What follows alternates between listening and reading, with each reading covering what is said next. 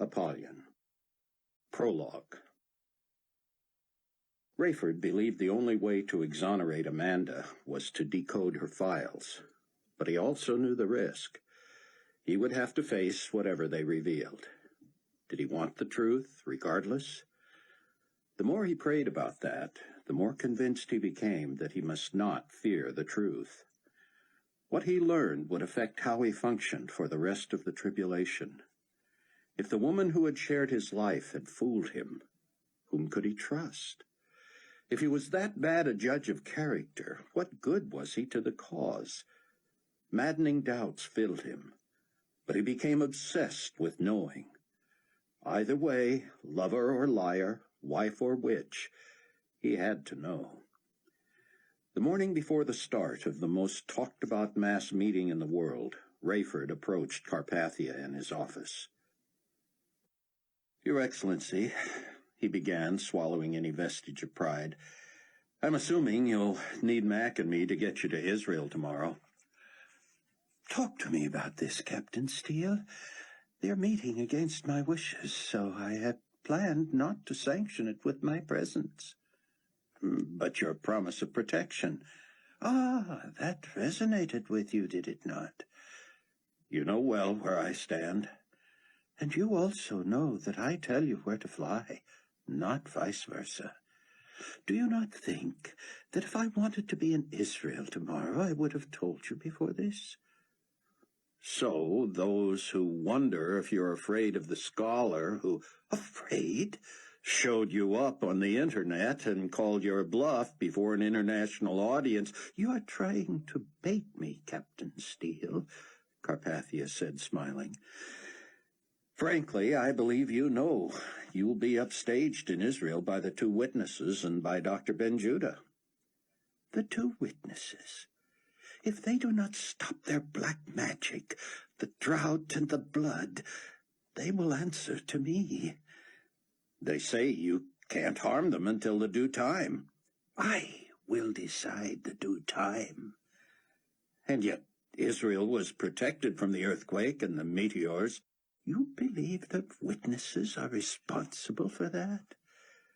"I believe God is." "Tell me, Captain Steele, do you still believe that a man who has been known to raise the dead could actually be the Antichrist?" Rayford hesitated, wishing Sion was in the room. "The enemy has been known to imitate miracles," he said. "Imagine the audience in Israel if you were to do something like that. Here are people of faith coming together for inspiration. If you are God, if you could be the Messiah, wouldn't they be thrilled to meet you?" Carpathia stared at Rayford, seeming to study his eyes. Rayford believed God. He had faith that regardless of his power, regardless of his intentions, Nikolai would be impotent in the face of the 144,000 witnesses who carried the seal of Almighty God on their foreheads. "If you are suggesting," Carpathia said carefully, "that it only makes sense that the global community potentate bestow upon those guests a regal welcome second to none, you may have a point." Rayford had said nothing of the sort, but Carpathia heard what he wanted to hear. "Thank you," Rayford said. "Captain Steele, schedule that flight." Chapter 1. Rayford Steele worried about Mac McCullum's silence in the cockpit of Global Community 1 during the short flight from New Babylon to Tel Aviv. "Do we need to talk later?"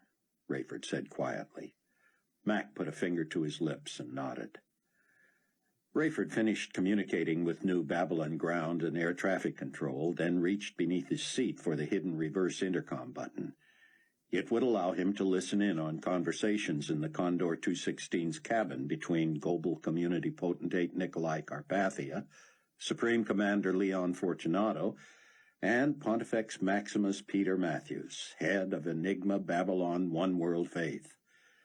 But just before Rayford depressed the button, he felt Mac's hand on his arm. Mac shook his head. Rayford shuddered. "They know?" he mouthed. Mac whispered, "Don't risk it till we talk." Rayford received the treatment he had come to expect on initial descent into Tel Aviv. The tower at David Ben Gurion cleared other planes from the area, even those that had begun landing sequences. Rayford heard anger in the voices of other pilots as they were directed into holding patterns miles from the Condor. Per protocol, no other aircraft were to be in proximity to the Condor, despite the extraordinary air traffic expected in Israel for the meeting of the witnesses. "Take the landing, Mac," Rayford said. Mac gave a puzzled glance, but complied. Rayford was impressed at how the Holy Land had been spared damage from the wrath of the Lamb earthquake. Other calamities had befallen the land and the people, but to Rayford, Israel was the one place that looked normal from the air since the earthquake and the subsequent judgments. Ben Gurion Airport was alive with traffic. The big planes had to land there, while smaller aircraft could put down near Jerusalem. Worried about Mac's misgivings, still Rayford couldn't suppress a smile. Carpathia had been forced not only to allow this meeting of believers, but also to pledge his personal protection of them. Of course, he was the opposite of a man of his word, but having gone public with his assurances, he was stuck. He would have to protect even Rabbi Tzion ben Judah, spiritual head of the tribulation force. Not long before, Dr. ben Judah had been forced to flee his homeland under cover of night, a universal bounty on his head. Now he was back as Carpathia's avowed enemy, leader of the 144,000 witnesses and their converts. Carpathia had used the results of the most recent trumpet judgments to twice postpone the Israel conference, but there was no stopping it again. Just before touchdown, when everyone aboard should have been tightly strapped in, Rayford was surprised by a knock at the cockpit door. "Leon," he said, turning, "we're about to land." "Protocol, Captain," Fortunato barked. "What do you want?" "Besides that you refer to me as Supreme Commander, His Excellency asked that you remain in the cockpit after landing for orders." "We're not going to Jerusalem?" Rayford said. Mac stared straight ahead. "Precisely," Fortunato said. "Much as we all know you want to be there." Rayford had been certain Carpathia's people would try to follow him to the rest of the tribulation force. Fortunato left and shut the door, and Rayford said, "I'll take it, Mac." Mac shifted control of the aircraft, and Rayford immediately exaggerated the angle of descent while depressing the reverse intercom button. He heard Carpathia and Matthews asking after Fortunato, who had clearly taken a tumble. Once the plane was parked, Fortunato burst into the cockpit. "What was that, Officer McCullum?" "My apologies, Commander," Max said. "It was out of my hands. All due respect, sir, but you should not have been out of your seat during landing." "Listen up, gentlemen," Fortunato said, kneeling between them. "His Excellency asked that you remain in Tel Aviv, as we are not certain when he might need to return to New Babylon. We have rented you rooms near the airport. GC personnel will transport you." Buck Williams sat in the bowels of Teddy Kollek Stadium in Jerusalem with his pregnant wife, Chloe. He knew she was in no way healed enough from injuries she had suffered in the great earthquake to have justified the flight from the States, but she would not be dissuaded. Now she appeared weary. Her bruises and scars were fading, but Chloe still had a severe limp, and her beauty had been turned into a strange cuteness by the unique reshaping of her cheekbone and eye socket. "You need to help the others, Buck," she said. "Now go on. I'll be fine." "I wish you'd go back to the compound," he said. "I'm fine," she insisted. "I just need to sit a while. I'm worried about Hattie. I said I wouldn't leave her unless she improved or became a believer, and she has done neither." Pregnant, Hattie Durham had been left home, fighting for her life against poison in her system. Dr. Floyd Charles attended her while the rest of the tribulation force, including new member Ken Ritz, another pilot, had made the pilgrimage to Israel. "Floyd'll take good care of her." "I know. Now leave me alone a while." Rayford and Mac were instructed to wait on the plane, as Carpathia, Fortunato, and Matthews were received with enthusiasm on the tarmac. Fortunato stood dutifully in the background as Matthews declined to make a public statement, but introduced Carpathia. "I cannot tell you what a pleasure it is to be back in Israel," Carpathia said with a broad smile. "I am eager to welcome the devotees of Dr. Ben-Judah and to display the openness of the global community to diverse opinion and belief. I am pleased to reaffirm my guarantee of safety to the rabbi and the thousands of visitors from all over the world. I will withhold further comment, assuming I will be welcome to address the honored assemblage within the next few days." The dignitaries were ushered to a helicopter for the hop to Jerusalem, while their respective entourages boarded an opulent motor coach. When Rayford and Mac finished post-flight checks and finally disembarked, a global community jeep delivered them to their hotel. Mac signaled Rayford not to say anything in the car or either of their rooms. In the coffee shop, Rayford finally demanded to know what was going on. Buck wished Chloe had been able to sleep on the flight from the States. Ken Ritz had procured a Gulfstream jet, so it was the most comfortable international flight Buck had ever enjoyed. But the four of them, Ken, Buck, Chloe, and Sion, had been too excited to rest. Sion spent half the time on his laptop, which Ken transmitted to a satellite, keeping the rabbi in touch with his worldwide flock of millions. A vast network of house churches had sprung up, seemingly spontaneously, with converted Jews, clearly part of the 144,000 witnesses, taking leadership positions. They taught their charges daily based on the cyberspace sermons and lessons from the prolific Ben-Judah. Tens of thousands of such clandestine local house churches, their very existence flying in the face of the all-inclusive enigma of Babylon one-world faith, saw courageous converts added to the church every day. Sion had been urging the local congregations to send their leaders to the great meeting of the witnesses, despite warnings from the global community.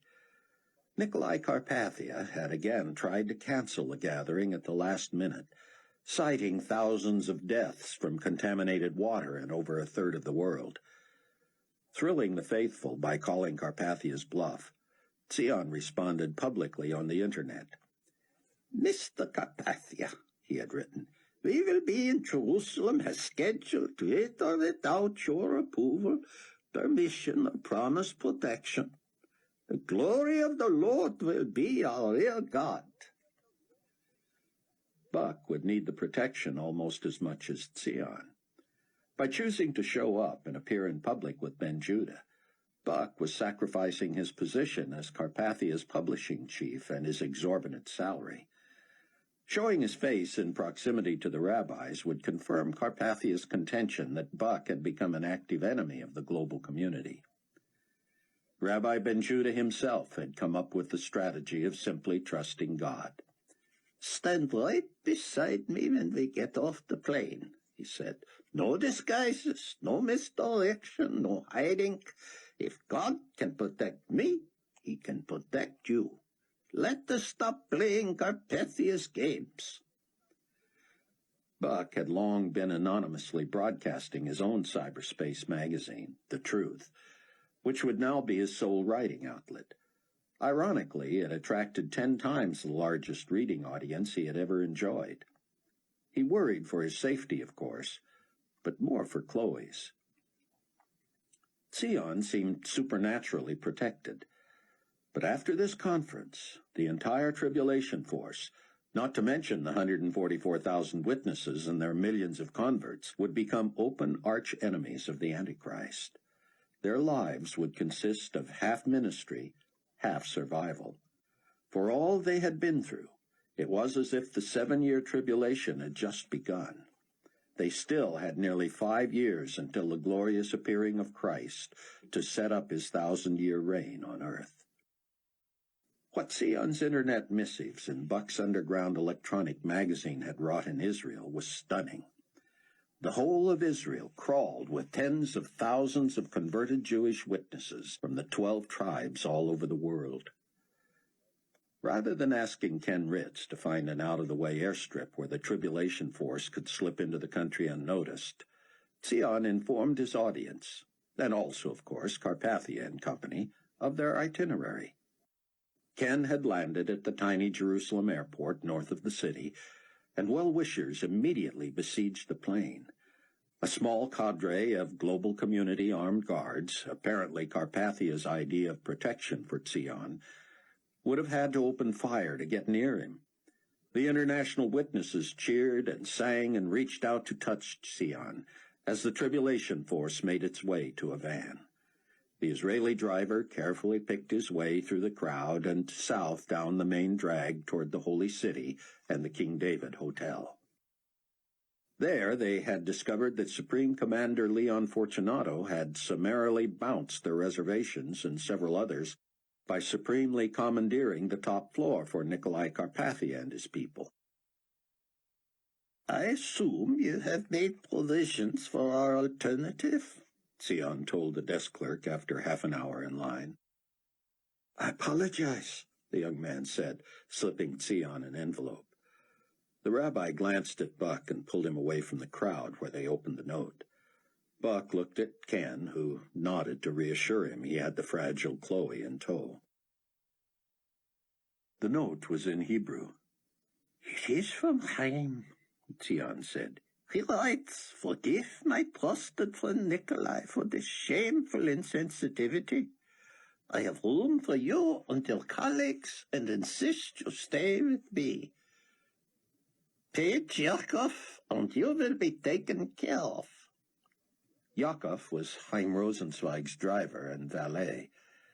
He loaded their stuff into a Mercedes van and soon had the tribulation force installed in guest rooms at Chaim's walled and gated estate, within walking distance of the old city. Buck tried to get Chloe to stay and rest while he and Ken and Sion went to the stadium. "I didn't come here to be on the sidelines," she said.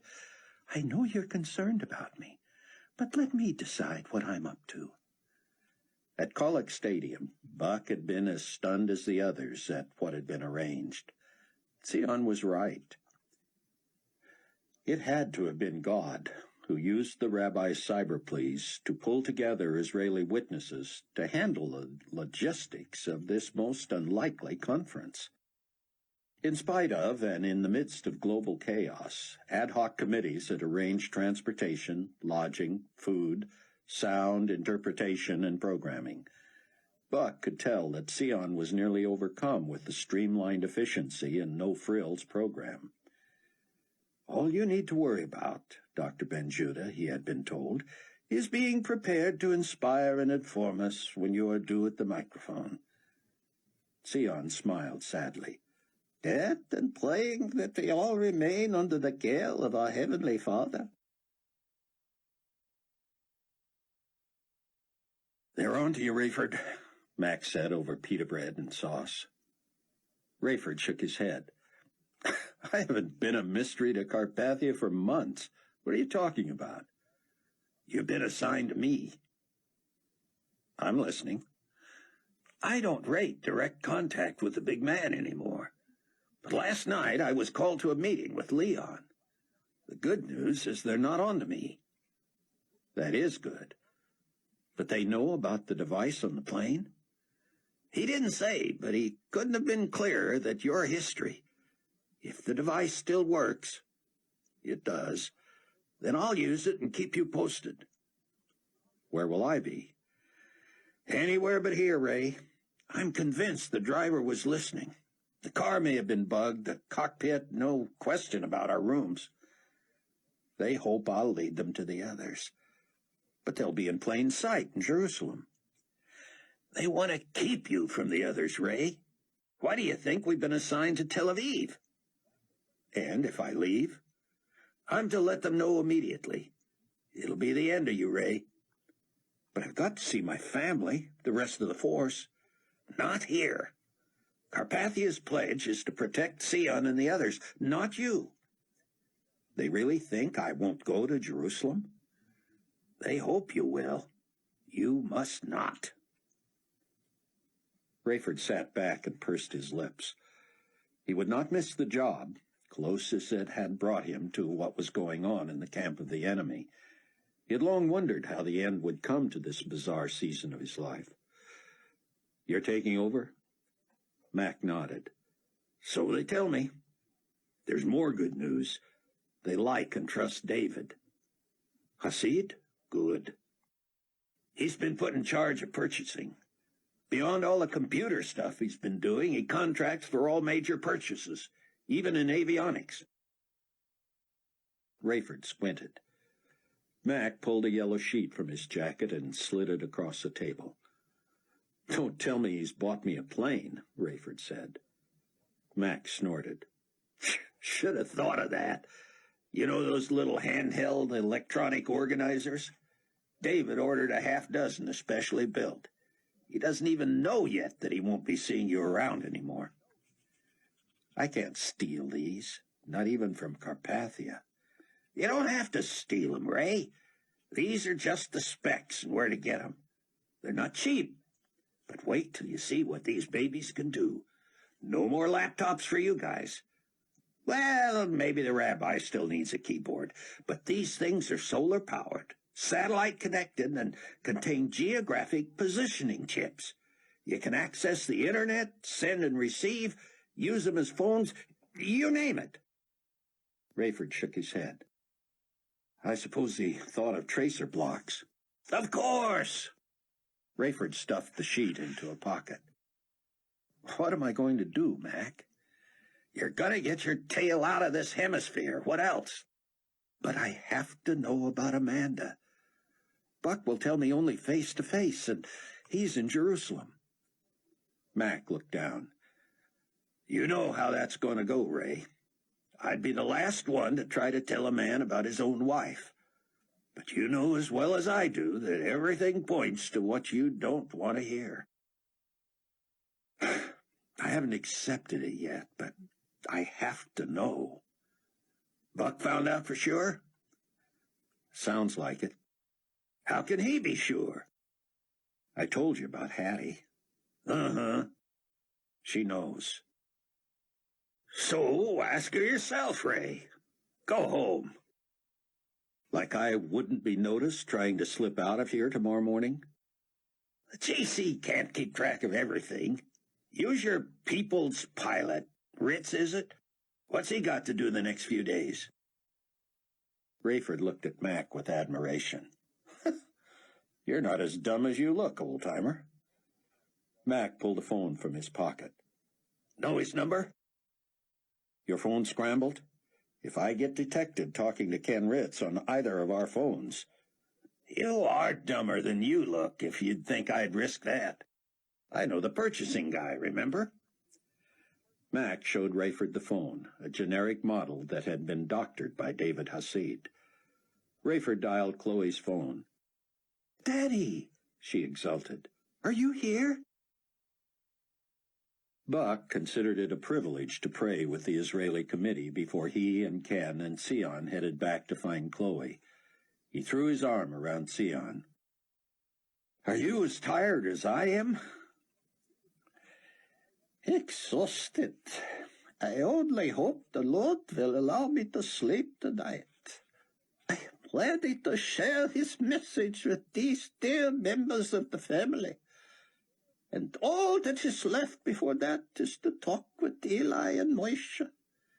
You will go with me, will you not?" "I wouldn't miss it." "Me either," Ken said. But the news from Chloe changed Ken's plans. "Daddy called. she whispered. He needs a ride home tomorrow. After she explained Rayford's situation, Ken decided to get the Gulf Stream out of the Jerusalem airport and into Ben Gurion that night. Buck was nearly despondent, wanting to talk to Rayford personally. "At least he can hear the truth about Amanda from the horse's mouth," he said.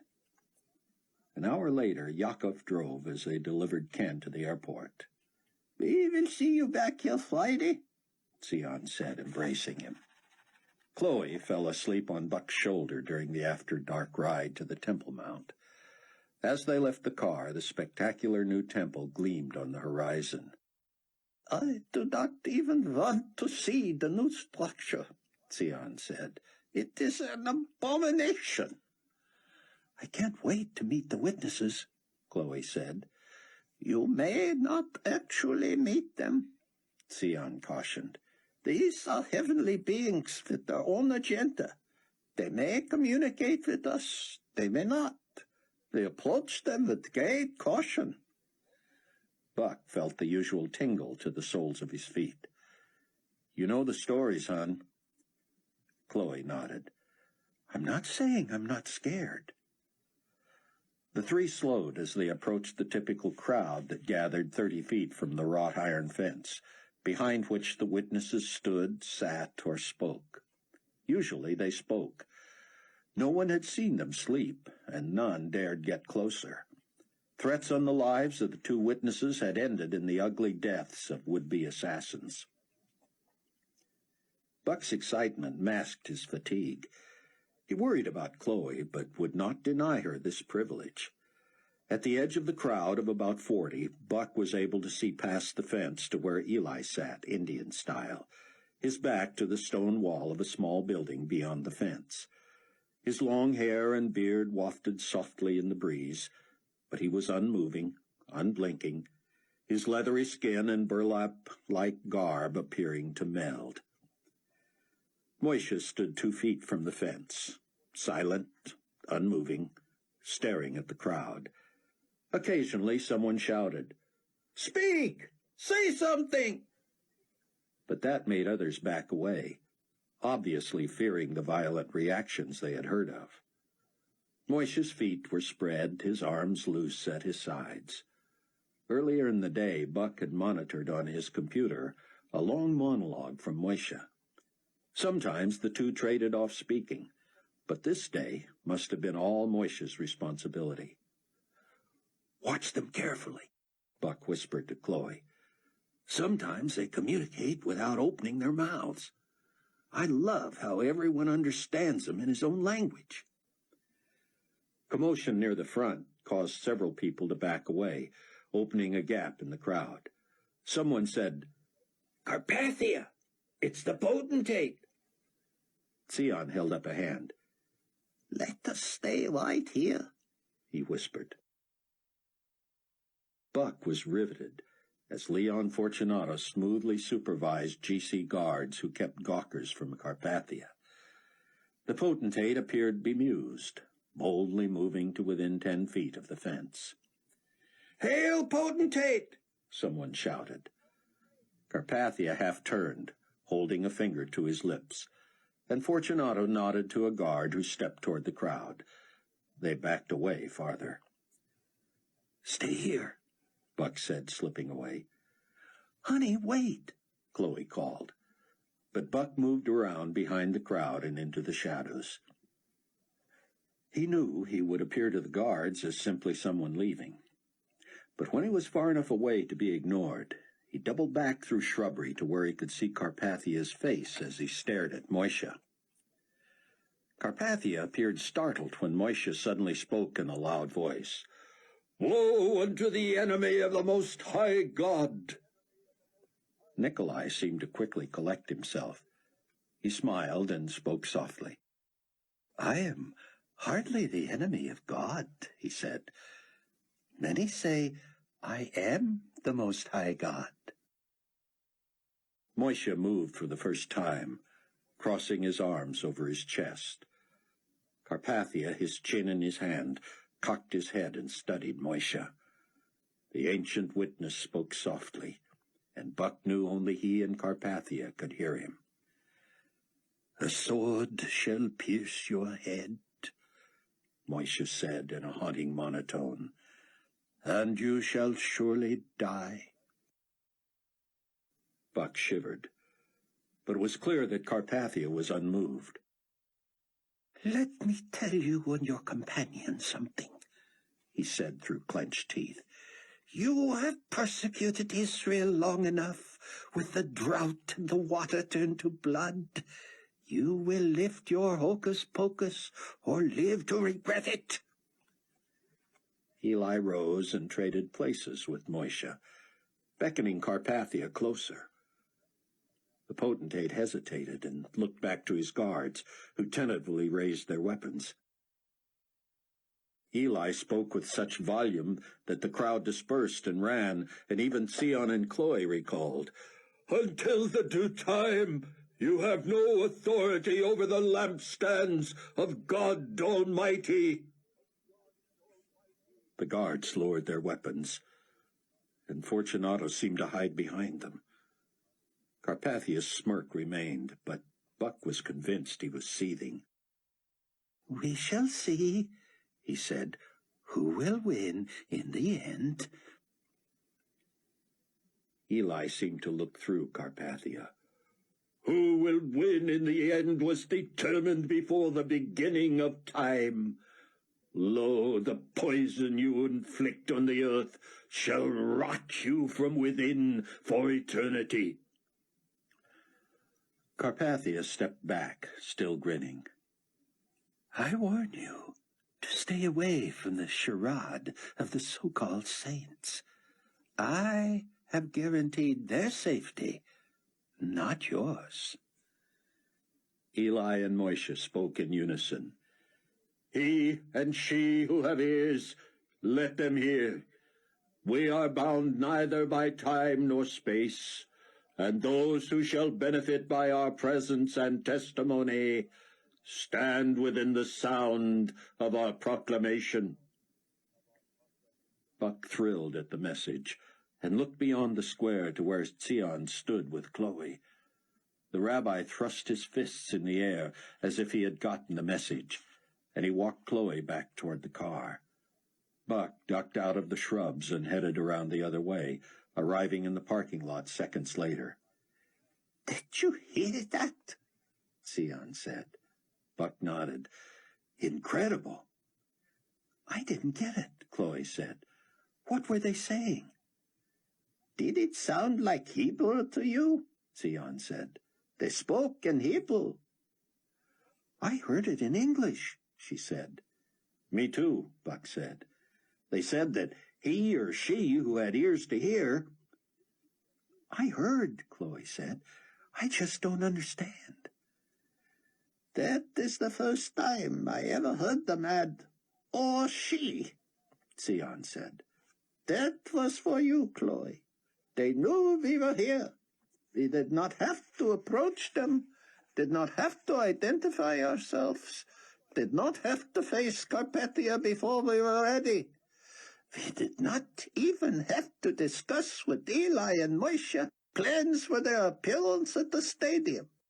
They said that those who would benefit by their presence and testimony stood within the sound of their proclamation." "They're coming," Chloe said. "That is what I gather," Sion said. "When?" "At just the right time." Chapter 2. Rayford had a lot in common with Ken Ritz and found him fascinating. Distraught over his own future and income, and fearful of what he might learn about his late wife, Rayford nonetheless enjoyed Ken's company. More than 10 years his senior, Ken was former military, gruff, to the point, and aglow in what Sion Ben Judah called his first love of Christ. Rayford and Ken spent hours in the air on the way home, bringing each other up to date on their pasts, and Rayford silently thanked God for a new friend. His relationship with Sion was as student to mentor, To Buck, he was the father-in-law. How he missed Bruce Barnes, his first friend and spiritual guide after the rapture. Ken seemed a gift from God. Ritz assured Rayford he would learn the Gulf Stream in no time. "You guys who drive the heavies can handle these skiffs like a bike racer going back to a trike." "I wish it were that easy," Rayford said. "But I'll count on you for driver's training." "Roger. And man, with your replacement there for Carpathia, what's his name again?" Mac McCullum. "Yeah, he gives us 3 pilots in the trib force. Now we got to talk Sawbones into getting out of that GC hospital before they catch on to him. That'll give us a doctor. So, 3 pilots, a doc, and a rabbi. Sounds like the start of a joke. The only member without a specialty is your daughter. And she's what I call the voice of reason. Nobody's more reasonable than Sion, of course, but Chloe's the voice of reason for guys like me who don't understand everything the scholar says." Rayford told Ritz about David Hasid. "I have no idea how long he'll be safe, but he gives us another pair of eyes and ears inside. Someday, both he and Mac will have to run. Then look at the lineup we'll have." "Hot dog," Ritz said, clapping. "I don't like being on the defensive, man. Let's take on that rascal." Rayford had never heard Nikolai referred to as a rascal, but he liked Ritz's attitude. Weary and wary after so long in Carpathia's orbit, he too longed to quit playing and get to war. Ritz seemed to grow uncomfortable when Rayford told him about Amanda. "I'm sorry for your loss," he said, when Rayford's story came full circle to the plane crash into the Tigris that had killed her. "So you've heard the rest, too?" Rayford asked, having left out the charges of her duplicity. "Yes, sir. I didn't come to any conclusions, but I can imagine how it all makes you feel." "But you didn't hear from Buck what he found out from Hattie?" "I didn't even know she was talking. Tell you the truth, I'll be surprised if she's still kicking when we get back." That wasn't what I wanted to hear. Buck hoped staying up late would make sleep come easily in the new time zone. But his brain was on Chicago time, and he lay staring at the ceiling. Chloe slept soundly beside him, and for that he was grateful. By dawn in Israel, when he felt Chloe stir, Buck was so exhausted he could neither move nor open his eyes. He felt the brush of her lips on his cheek, but couldn't even emit a groan. "Stay still, big guy," she whispered. "Huge day ahead." She got up, and Buck soon smelled breakfast. But he fell asleep and didn't rouse until early afternoon. Rayford was impressed with Ken Ritz's facility on the radio and on the ground at Palwaukee Airport at dawn in the Chicago suburbs. "You push this thing around like you own it," he said. "It'd be a good staff plane for the trib force, don't you think?" Buck's Range Rover sat gleaming behind a damaged hangar. As they approached, a young man angled toward them. "Rover cleans up pretty good, doesn't she?" he said, a shock of red hair in his face. "Yeah," Ritz said. "You been playing under the hood, too?" "Lucky for you. Timing was all screwed up." "I told you that, Ernie." "You also told me you wouldn't be back for another week. I only got into that engine 'cause I was bored." Ritz introduced Ernie to Rayford, who remained guarded until Ritz pulled the young man close and said, "Notice anything?" Ernie stepped toward Rayford and peered at his forehead. Ernie smiled and held his hair away from his face with both hands. Rayford embraced him. "Brother." "There's more of us around here, including the boss man," Ritz said. "But not too many, so we're careful. Ernie here's a Ben Judah groupie." "You got that right," Ernie said. "I can't wait for the big meeting. It's going to be on the net at noon tomorrow." We'll be watching, Rayford said, eager to get going. Half an hour later, he and Ken pulled behind the safe house in Mount Prospect in the amazingly smooth-running Rover. "We've got to stay close to Ernie," he said. "This vehicle needs to be as travel-worthy as whatever plane we wind up with." "Did you see the front curtain move when we came by, Ray?" "Until he saw it was us. Floyd was probably wondering how he was going to get Hattie underground." "You get a lot of snoops?" "Oh, hardly any. Blocks deserted. Roads, as you saw, nearly impassable. So far, this has been a perfect spot. You want to see Donnie's wife's grave?" Rayford had heard how Buck and Sion had found the place. He nodded as Dr. Floyd Charles came out, the obvious question on his face. "We tried to call you," Ritz said.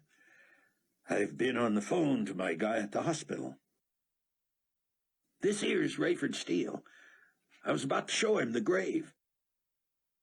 "Of the woman neither of us ever met, but I suppose you did, Captain." Rayford shook his head. "Knew who she was, is all. Hey, we're brothers, Doctor. Call me Ray." "Thanks. Call me anything you want except Floyd." "How's Hattie?" "Not well. Sleeping." "Is she going to make it?" Dr. Charles shook his head. "I'm not optimistic. The backup at CDC in Atlanta is ridiculous. She and I both have a hunch that's what's in her system was put there by the GC. If they ever get to the sample I sent, they'll disavow it or steer me wrong." They walked back to the primitive grave and stood in silence. "Wish we could put up some kind of marker," Rayford said. "But it would only be for us anyway, and we know who she was and where she is. We don't need to draw attention to this place." Rayford felt deep gratitude that the Tribulation Force was headquartered in what was once this woman's home. He couldn't help cataloging in his mind the deaths in his own circle. The list grew long and ultimately led to Amanda. He had grieved so much already, and he feared he would suffer many more losses before his own number came up. Floyd Charles gave Rayford a quick tour of the place, while they brought each other up to date on their respective situations. Rayford was impressed with the house, especially the underground shelter Donnie had fashioned before his own demise. The day would surely come when they would all have to live under rather than in the house. How soon, he could not guess. Nothing was predictable anymore, save for the judgments from heaven meticulously outlined on Sion's scriptural charts. Who would survive and for how long was all in God's control and timing. Rayford had heard death-rattle breathing before, but the emaciated frame of his former co-worker, friend, and object of flirtation strangely moved him. Rayford stood over Hattie, pitying her, hoping for her, praying for her. He wanted to know what she knew about Amanda, of course, but he was not so selfish as to wish she could stay alive only long enough to communicate that. He gently pushed her bangs off her forehead. In the dim light, he couldn't tell whether a mark was there. Dr. Charles shook his head. "She's been talking a lot lately, but she hasn't come to any decision yet. At least she hasn't decided the way we'd like." "Chloe thought she was close," Rayford said. "Lord knows she has enough information. I don't know what it'll take." "I plead with her all the time," the doctor said. "She's stubborn, waiting for something. I don't know. I'm at a loss." "Pray she survives another day," Rayford said, "and wake me if she comes to." "You want something to help you sleep?" Rayford raised his eyebrows. "I didn't figure you for a pill pusher." "I'm careful. Don't use them myself, but I'm sympathetic to globetrotters like you." "I've never had trouble sleeping." "Good for you." Rayford turned to head upstairs and stopped. How about you, Doc? Having trouble sleeping? I told you I don't use sleeping pills. That's not what I asked. Dr. Charles looked down and shook his head. How'd you guess? You look wasted, sorry to say. Floyd nodded without expression. You want to talk? Rayford said. You're tired. Hey, Doc. The way I understand it, when you leave the hospital, you're going to join us. We're like family. I make time for family. It's just that I didn't expect to tell anybody about this until everyone got back. Rayford pulled out a kitchen chair. About what? I'm in your boat, Rayford. Free of the GC, you mean? You've been fired?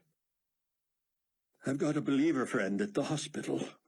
I was on the phone to him in the middle of the night, apparently when Ken was trying to reach me. He told me he didn't know where I was and didn't want to know, but he said, friend to friend, disappear. Rayford reached to shake his hand. Welcome to the club. You think anybody followed you here? No, I made sure of that, but I've been gone from the hospital so much and was apparently suspicious enough. If they don't know where you are, you're safe. And so are we. Dr. Charles leaned back against the refrigerator. Thing is, I don't want to be a burden.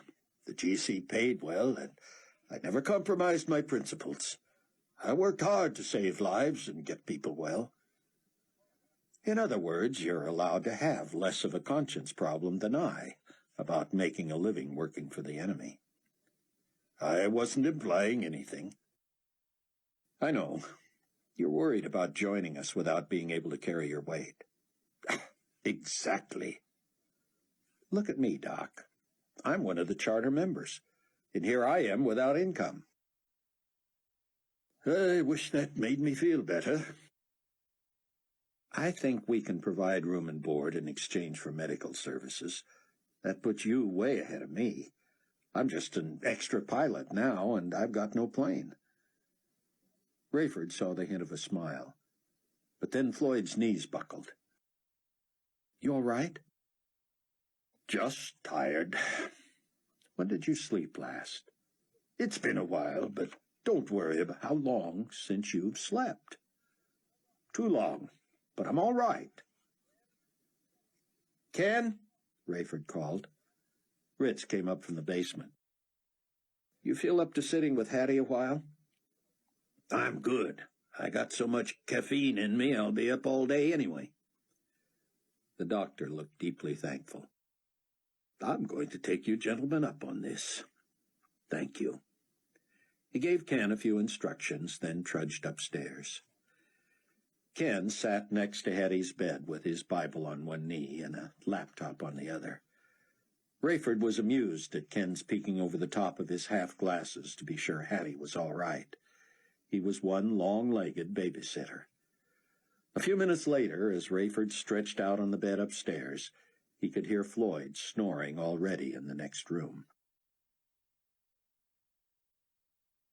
24 hours before the opening evening session of the meeting of the witnesses, Buck, Chloe, and Sion joined the local committee at the stadium for a final walkthrough of the program.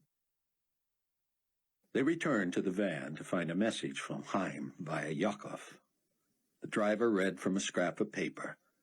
Dr. Rosenzweig was summoned to the quarters of the potentate and has come back with a personal request from the Supreme Commander. I can't wait, Buck said. I beg your pardon, sir? Just an expression. Can you tell us what the Oh, no, sir. I was merely asked to get you back to Dr. Rosenzweig as quickly as possible. Buck leaned closer to Sion. What do you make of it? What would Fortunato want?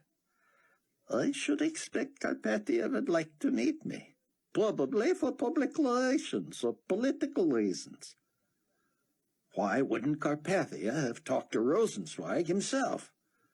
Protocol. You know that, Cameron. But they're old friends, Chloe said. They go way back. Didn't Dr. Rosenzweig introduce you to Carpathia in the first place, Buck? Buck nodded. No doubt Nikolai enjoys keeping him in his place. They arrived back at Chaim's complex to find him bubbling with enthusiasm. I am not a fool, Sion, the old man said. I am aware that you have pitted yourself against my friend and argued with him publicly via the internet. I am telling you, you may have him wrong. He is a wonderful man, a godly man, if I may say. The fact that he is humbly asking for a place on the program shows his goodwill and— A place on the program, Chloe said. Impossible. The stadium will be full of Jewish converts who are convinced Nikolai is Antichrist himself. Oh, sweetheart, Chaim said, smiling at her. Nikolai Carpathia, he seeks world peace, disarmament, global unity. My point exactly. Chaim turned to his protege. Sion, surely you can see that the only expedient thing to do is to cordially welcome him to the stage. You spoke with Carpathia yourself, Chaim? The older man cocked his head and shrugged. Of course not. He is a very busy man. Supreme Commander Fortunato is his most trusted. Too busy for you, Sion said. You are a national hero, an icon, the man who helped make Israel what he is today. Your formula was the key to Carpathia's power. How can he forget that and refuse to see an old friend like— He did not refuse me, Sion. If I had merely asked, he would have granted me an audience. Regardless, Sion said, Chloe is right. Much as I would love to humiliate him, it would be just too awkward. What kind of reception do you think he will get from the 25,000 witnesses we will cram into the stadium, and nearly 100,000 more at other sites around the city? Surely, out of Christian charity, they would be cordial to the world ruler. Sion shook his head and leaned forward, resting his hand on his former mentor's knee. Dr. Rosenzweig, you have been like a father to me. I love you. I would welcome you to the stadium with open arms. But I am not a believer, Sion. So why not welcome another with the same openness? Because he is more than simply not a believer. He is the enemy of God, of everything we stand for. Though you are not yet a believer, we do not consider you not yet a believer. Chaim rocked back and laughed. You said that with such confidence. I pray for you every day. And I appreciate that more than I can say, my friend. But I am Jewish born and bred. Though I am not religious, I do believe Messiah is yet to come. Do not hold out hope that I shall become one of your witnesses. Chaim, did you not hear my evidence the night I shared it with the world? Yes, it was fascinating, and no one can argue it was not persuasive. Look at what has become of it. But surely you do not claim it is for everyone. Buck could feel Sion's incredulity. Dr. Rosenzweig, the rabbi said, I would be so grateful if you would allow me to plead my case to you. If I could personally show you my texts, my arguments, I believe I could prove to you that Jesus Christ is the Messiah, and that Nikolai Carpathia is his archenemy. I would love to I will give you that privilege one day, my friend, Rosenzweig said. but not the night before one of the biggest days of your life. And I must tell you, I would sooner believe Jesus was the Messiah than that Nikolai is his enemy. That's simply not the man I know. I have the energy and the enthusiasm tonight, Doctor. Please. Well, Chaim said, smiling. I do not. I will make a deal with you, however. You grant Nikolai a place on the program during your opening night, and I will give you my full attention on these matters at a later date. Rosenzweig sat back, appearing pleased with his suggestion. Sion, clearly frustrated, looked at Buck, then at Chloe. He shrugged. I do not know, he said. I just do not know. Frankly, Doctor, I could wish that a dear old friend like you would listen to the heart of an admirer without condition. Rosenzweig stood and stepped to the window, where he peered through a sliver between the curtains.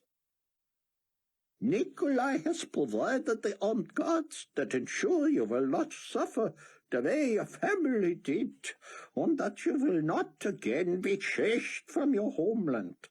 All I ask is that you treat the most powerful man in the world with the deference he deserves. If you choose not to, I will be disappointed, but I will not make this a condition of eventually letting you try to persuade me of your position. Sion stood and thrust his hands deep into his pockets. He turned his back to Buck and the others.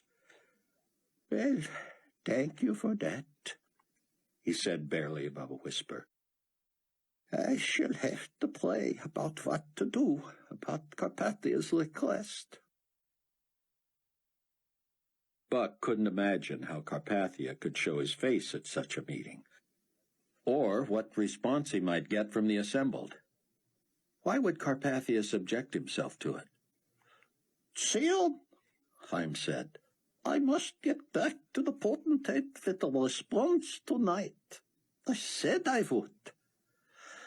I will not have an answer until I have prayed about it. If Mr. Fortunato insists, it is not his insistence, Sion. I gave my word. I do not have an answer. All I can tell him is that you are praying about it. Exactly. Sion, who do you think secured College Stadium for you? I do not know. Nikolai, do you think my countrymen would have offered it? You have aligned yourself with the two at the Wailing Wall who have cursed our country, your country. They have boasted of causing the drought that has crippled us. They turn water into blood, bring plagues upon us. It is rumored they will appear at the stadium themselves. I can only hope, Sion said. The men turned to face each other, both with hands spread. My dear Sion, Chaim said, you see what we have come to. If Nikolai is bold enough to address a stadium full of his enemies, he must be admired. I will pray, Sion said. That is all I can say. As they went off to bed, Buck heard Chaim on the phone with Fortunato. Leon, I am sorry. Late in the afternoon in Illinois, Rayford was awakened by footsteps on the stairs. The door opened. You awake, Ray? Rayford sat up, staring, squinting against the light. Should I get the doc? Hattie's waking up. Does she need anything? I don't think so. Then let him sleep. She seems okay. She's trying to talk. Tell her I'm coming down. Rayford staggered to the bathroom and splashed cold water on his face. His heart raced. He hurried stiff-legged down the stairs to find Ken gently giving Hattie a drink of water. Captain Steele, she rasped, eyes wide. She beckoned him close. Could you excuse us? She asked Ken. As he stepped away, she reached for Rayford. Nikolai wants me dead. He poisoned me. He can reach anywhere. How do you know, Hattie? How do you know he poisoned you? I knew he would. Her voice was weak and thin. She gasped for air as she spoke. He poisoned your friend, Bruce Barnes. Rayford sat back. You know this? He bragged about it. Told me it was a time-release thing. Bruce would get sicker and sicker, and if all went according to plan, he would die after he returned to the States. Are you strong enough to tell me more? Hattie nodded. I don't want to cause you to get worse. I can talk. Do you know about Amanda? Her lips trembled and she turned her face away. Do you? He repeated. She nodded, looking miserable. Tell me. I'm so sorry, Rayford. I knew from the beginning. Could have told you. He gritted his teeth, his temples pounding painfully. Told me what? I was involved, she said. It wasn't my idea, but I could have stopped it. Chapter 3. Rayford's mind reeled. The farthest he had allowed his imagination to take him was that Amanda might have been a plant at the beginning. Hattie could have told Carpathia enough about Rayford and his first wife to give Amanda a believable story about having met Irene. But even if that was true, Amanda surely could not have faked her conversion. He would not accept that. Did Carpathia have her killed because she became a believer? Hattie stared at him.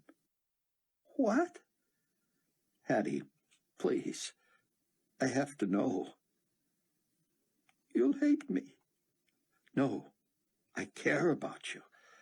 I can tell you feel bad about your part in this. Tell me. Hattie lay panting. It was phony, Rayford. All of it. Amanda. She nodded and tried to sit up, but needed Rayford's help. The emails were bogus, Rayford. I was trained to do it. I saw it all. The emails? The anonymous ones to Bruce. We knew someone would find them eventually. And the ones between Nikolai and Amanda, both ways. She didn't even know they were on her hard drive. They were encrypted and encoded. She would have had to have been an expert to even find them. Rayford hardly knew what to ask. But they sounded like her, read the way she expressed herself. They scared me to death. Nikolai has experts trained in that. They intercepted all your emails and used her style against her. Rayford was drained. Tears welled up from so deep inside that he felt as if his heart and lungs would burst. She was all I believed she was, he said. Hattie nodded. She was more, Rayford. She loved you deeply, was totally devoted to you. I felt so despicable the last time I saw her. It was all I could do to keep from telling her. I knew I should. I wanted to, but what I had done was so awful, so evil. She had shown me nothing but love from the first. She knew about you and me. We disagreed about everything important in life, and yet she loved me. I couldn't let her know I had helped make her look like a traitor. Rayford sat shaking his head, trying to take it all in. "Thank you, Hattie," he said. So, the reason he had not seen the seal of God on Amanda's forehead, besides her grotesque and discolored death mask, was that the plane had gone down before the mark appeared on any believers.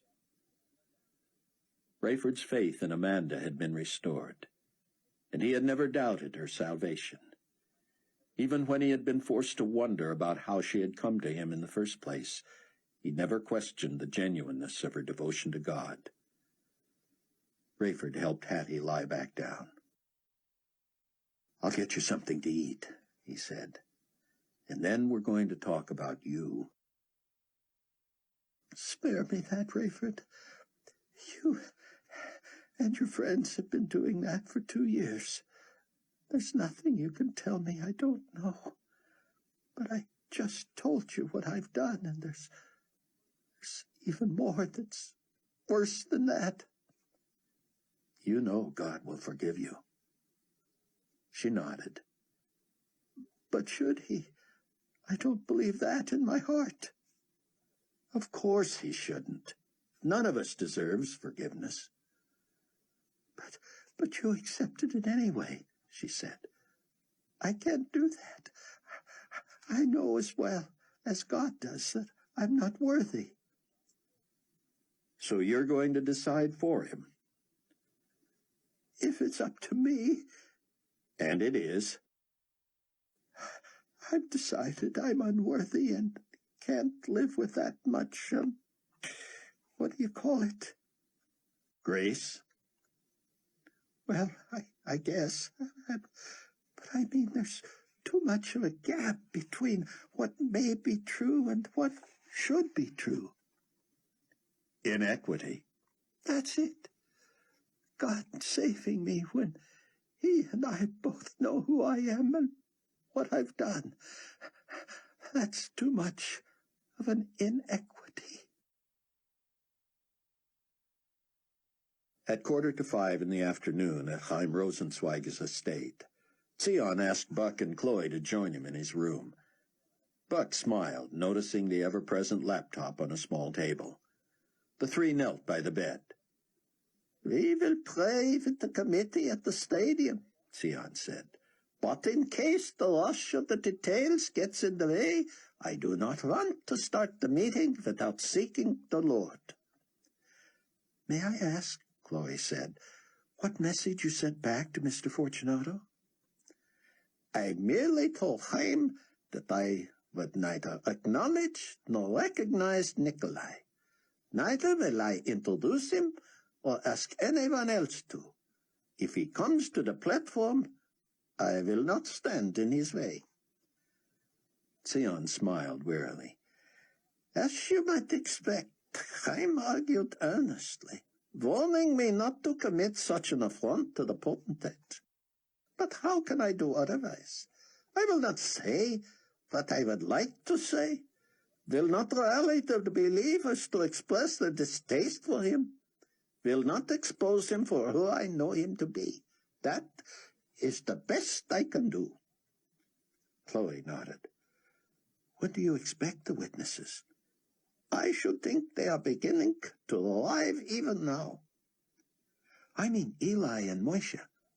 "Oh, I have left that with the Lord. They said they would be there, and the conference extends to 2 more whole days and nights. You can be sure I will gladly welcome them to the platform whenever they choose to appear."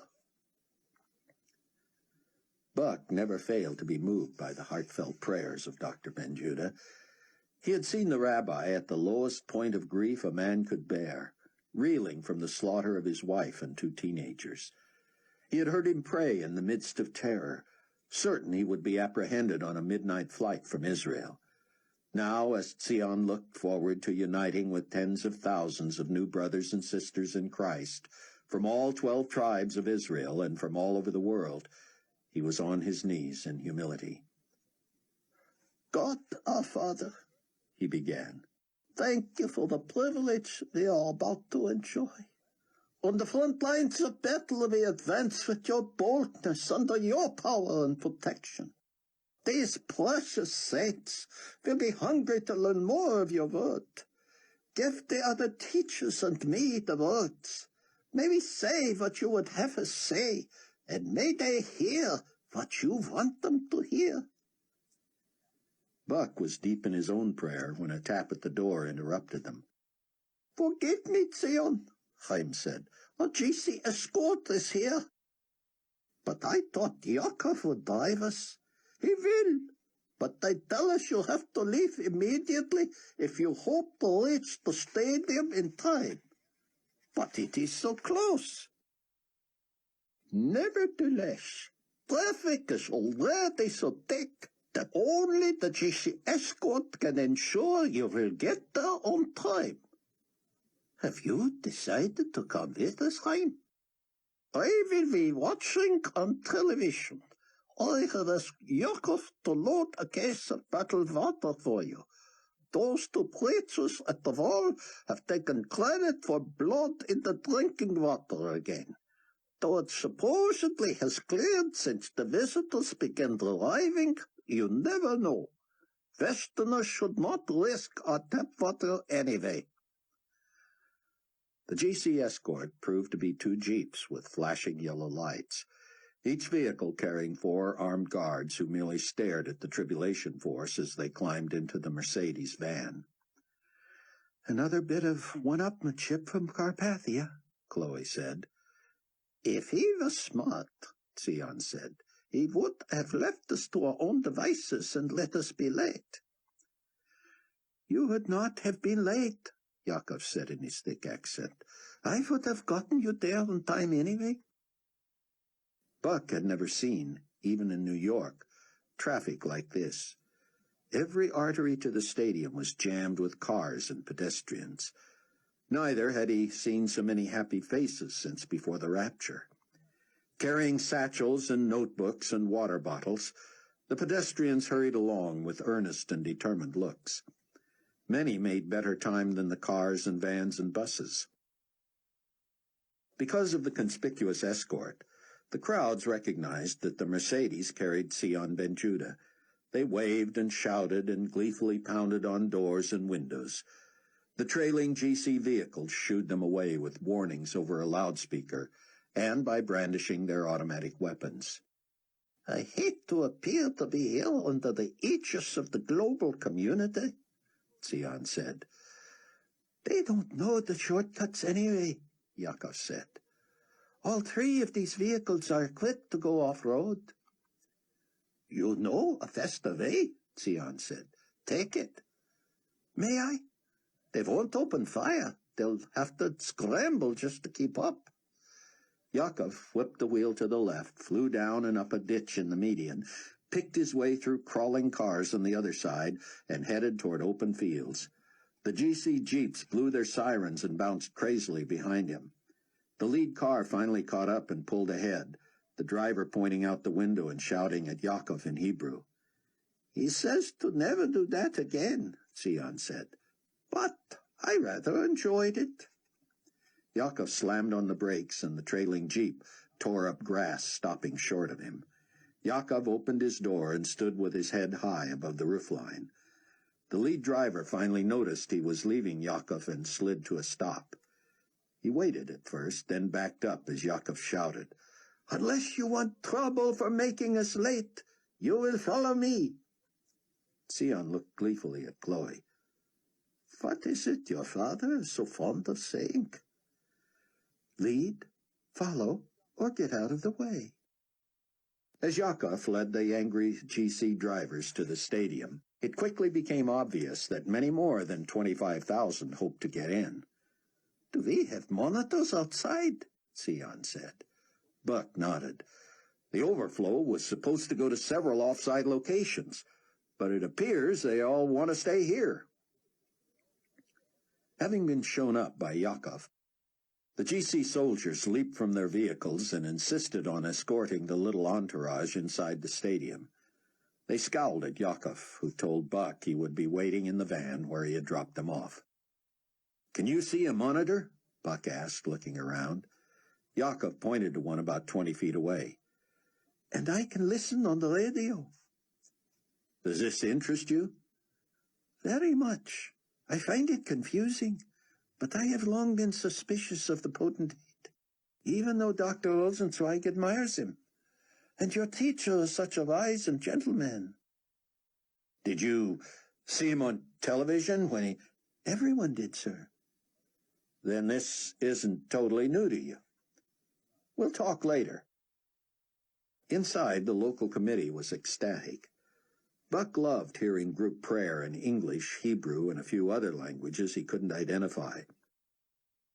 All over the room he heard Jesus the Messiah, and Jesu Christo, and Yeshua HaMashiach. On his knees next to Chloe, Buck felt her strong grip. She laid her head on his shoulder. "Oh, Buck," she said, "this is like heaven." He whispered, "And we haven't even started." As the stadium filled, shouts and chants resounded. "What are they saying?" Buck said. "Hallelujah and praise the Lord," someone said. "And they're spelling out the name of Jesus." The master of ceremonies, Daniel, addressed the group as the clock sped toward 7. "As you know, the program is simple. I will give a brief welcome and then open in prayer. I will lead in the singing of Amazing Grace, and I will then introduce Dr. Ben Judah. He will preach and teach for as long as he feels led. You 12 translators should have your copy of Dr. Ben Judah's notes and know which of the microphones at the base of the stage is yours." "And remember," Sion said quietly, "I cannot guarantee I will follow the script. I will try not to get ahead of you." People in the room nodded solemnly, and many looked at their watches. Buck heard the rumble of chants and singing above and was as excited as he had ever been. "All these people are our brothers and sisters," he told Chloe. 3 minutes before 7, as Sion stood apart from the others, head bowed, a young man rushed in. "The other venues are empty," he said. "Everyone is here. Everyone had the same idea." "How many?" someone asked. "More than 50,000 surrounding the stadium," he said. "At least twice as many outside as in. And they're not all witnesses. They're not all even Jewish. People are just curious." Daniel raised his hands, and the room fell silent. "Follow me down this corridor, up the ramp, and then up the stairs to the stage. You can watch from the wings, but translators go first and get into position at ground level in front of the platform. No one on the stage but Dr. Ben Judah and me. Quiet, please. Dear God in heaven, we are yours." With one hand still raised, he and Sion led the group toward the back of the stage. Buck peeked out to see every seat filled and people in the aisles in the infield. Many held hands. Others wrapped their arms around each other's shoulders and sang and swayed. The interpreters slipped out and down the steps to get into position, and the crowd quieted. At 7, Daniel strode to a simple wood lectern and said, "Welcome, my brothers and sisters, in the name of the Lord God Almighty." He paused for the interpreters, but before they could translate, the stadium erupted in cheering and applause. Daniel was taken aback and smiled apologetically at the translators. "I'll wait for you," he mouthed, as the thousands continued to cheer. When the applause finally died, he nodded to the interpreters, and they repeated his phrase. "No, no," came the response from the crowd.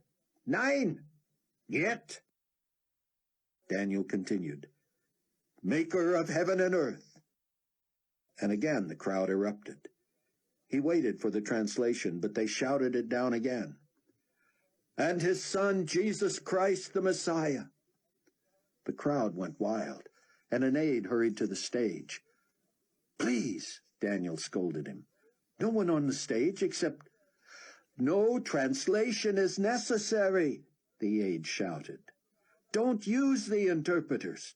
The crowd understands you in their own languages, and they want you to just keep going." As the crowd continued to exult, Daniel stepped to the front of the stage and beckoned the translators to gather before him. "You're not needed," he said, smiling. As they dispersed, looking surprised but pleased, he went back to the microphone. "Shall we express our appreciation to those who were willing—" Thunderous ovations rolled out of the stands. Finally, Daniel held up his hands to quiet the crowd. Every phrase from then on was greeted with resounding cheers. "You don't need to be told why you're here," he said. "We've long been known as God's chosen people. But how about this? Would you pray with me?" Silence descended quickly. Many knelt. "Father, we are grateful for having been spared by your grace and love. You are indeed the God of new beginnings and second chances. We are about to hear from our beloved Rabbi, and our prayer is that you would supernaturally quicken our hearts and minds to absorb every jot and tittle of what you have given him to say. We pray this in the matchless name of the King of Kings and Lord of Lords. Amen." A huge Amen echoed from the crowd. Daniel directed the massive congregation as he began to sing quietly, "Amazing grace, how sweet the sound that saved a wretch like me. I once was lost, but now am found. Was blind, but now I see." Buck could not sing. Amazing Grace had become his favorite hymn, a poignant picture of his faith. But 25,000 believers singing it from their hearts nearly knocked him over. The mass outside added their voices. Buck and Chloe stood weeping at the beauty of it. "When we've been there 10,000 years, bright, shining as the sun, we've no less days to sing God's praise than when we'd first begun." As the final strains trailed off, Daniel asked the crowd to sit. "The vast majority of us know our speaker tonight only as a name on our computer screens," he began. "It is my honor—" But the assembled had come to their feet en masse, cheering, clapping, shouting, whistling. Daniel tried to quiet them, but finally shrugged and walked away, as Sion, embarrassed, hesitated. He was nudged from the wings, and the cacophony deafened Buck. He and Chloe clapped too, honoring their personal pastor and mentor. Never had Buck felt so privileged to be part of the tribulation force and to know this man. Sion stood meekly at the lectern, spreading his Bible and his notes before him. The noisy welcome continued until he finally looked up with a shy smile and mouthed his thanks, holding up both hands to request silence. At long last, the crowd settled into their seats. "My beloved brothers and sisters, I accept your warm greeting in the name that is above all names. All glory and honor is due the triune God." As the crowd began to respond again, Sion quickly held up a hand. "Dear ones, we are in the midst of a mountaintop experience in which anything and everything said about our God could justifiably be celebrated. But we are guests here. There is a curfew. And I trust you will forgive me if I now request that we withhold expressions of praise from now until the end of the teaching. The crowd fell deathly silent so quickly that Sion raised his brows and looked around. "I have not offended you, have I?" A smattering of applause urged him to continue. "Later, it will be wholly appropriate if our master of ceremonies gives you an opportunity to raise your voices again in praise of our God. The Bible says, 'Let them praise the name of the Lord, for his name alone is exalted. His glory is above the earth and heaven.' Ladies and gentlemen," Sion continued, spreading his feet and hunching his shoulders as he gazed at his notes, "never in my life have I been more eager to share a message from the Word of God. I stand before you with the unique privilege, I believe, of addressing many of the 144,000 witnesses prophesied in the Scriptures. I count myself one of you, and God has burdened me to help you learn to evangelize. Most of you already know how, of course, and have been winning converts to the Savior every day. Millions around the world have come to faith already. But let me review for you again the basics of God's plan of salvation, so we may soon leave this place and get back to the work to which he has called us. You have each been assigned a location for all-day training tomorrow and the next day. On both nights, we will meet back here for encouragement and fellowship and teaching."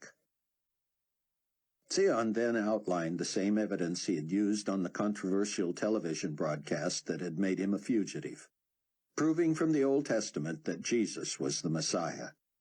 He recited the many names of God and finished with the powerful passage from Isaiah 9:6. "For unto us a child is born, unto us a son is given, and the government will be upon his shoulder, and his name will be called Wonderful, Counselor, Mighty God, Everlasting Father, Prince of Peace." The crowd could not contain itself, leaping to its feet. Sion smiled and nodded and waved encouragement, pointing to the heavens. "Yes, yes," he said finally. "Even I would not stifle your praise to the Most High God. Jesus himself said that if we do not glorify God, the very stones would have to cry out."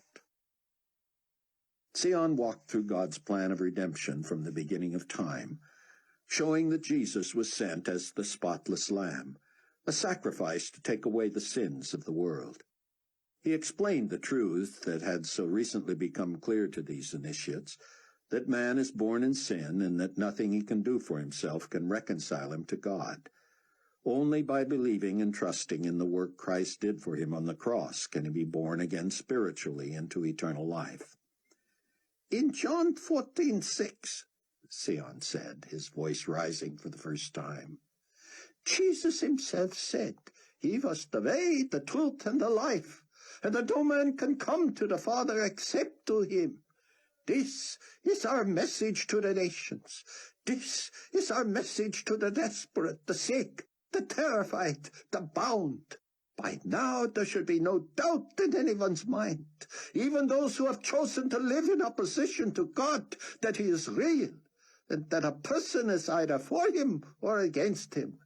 We, of all people, should have the boldness of Christ to aggressively tell the world of its only hope in him.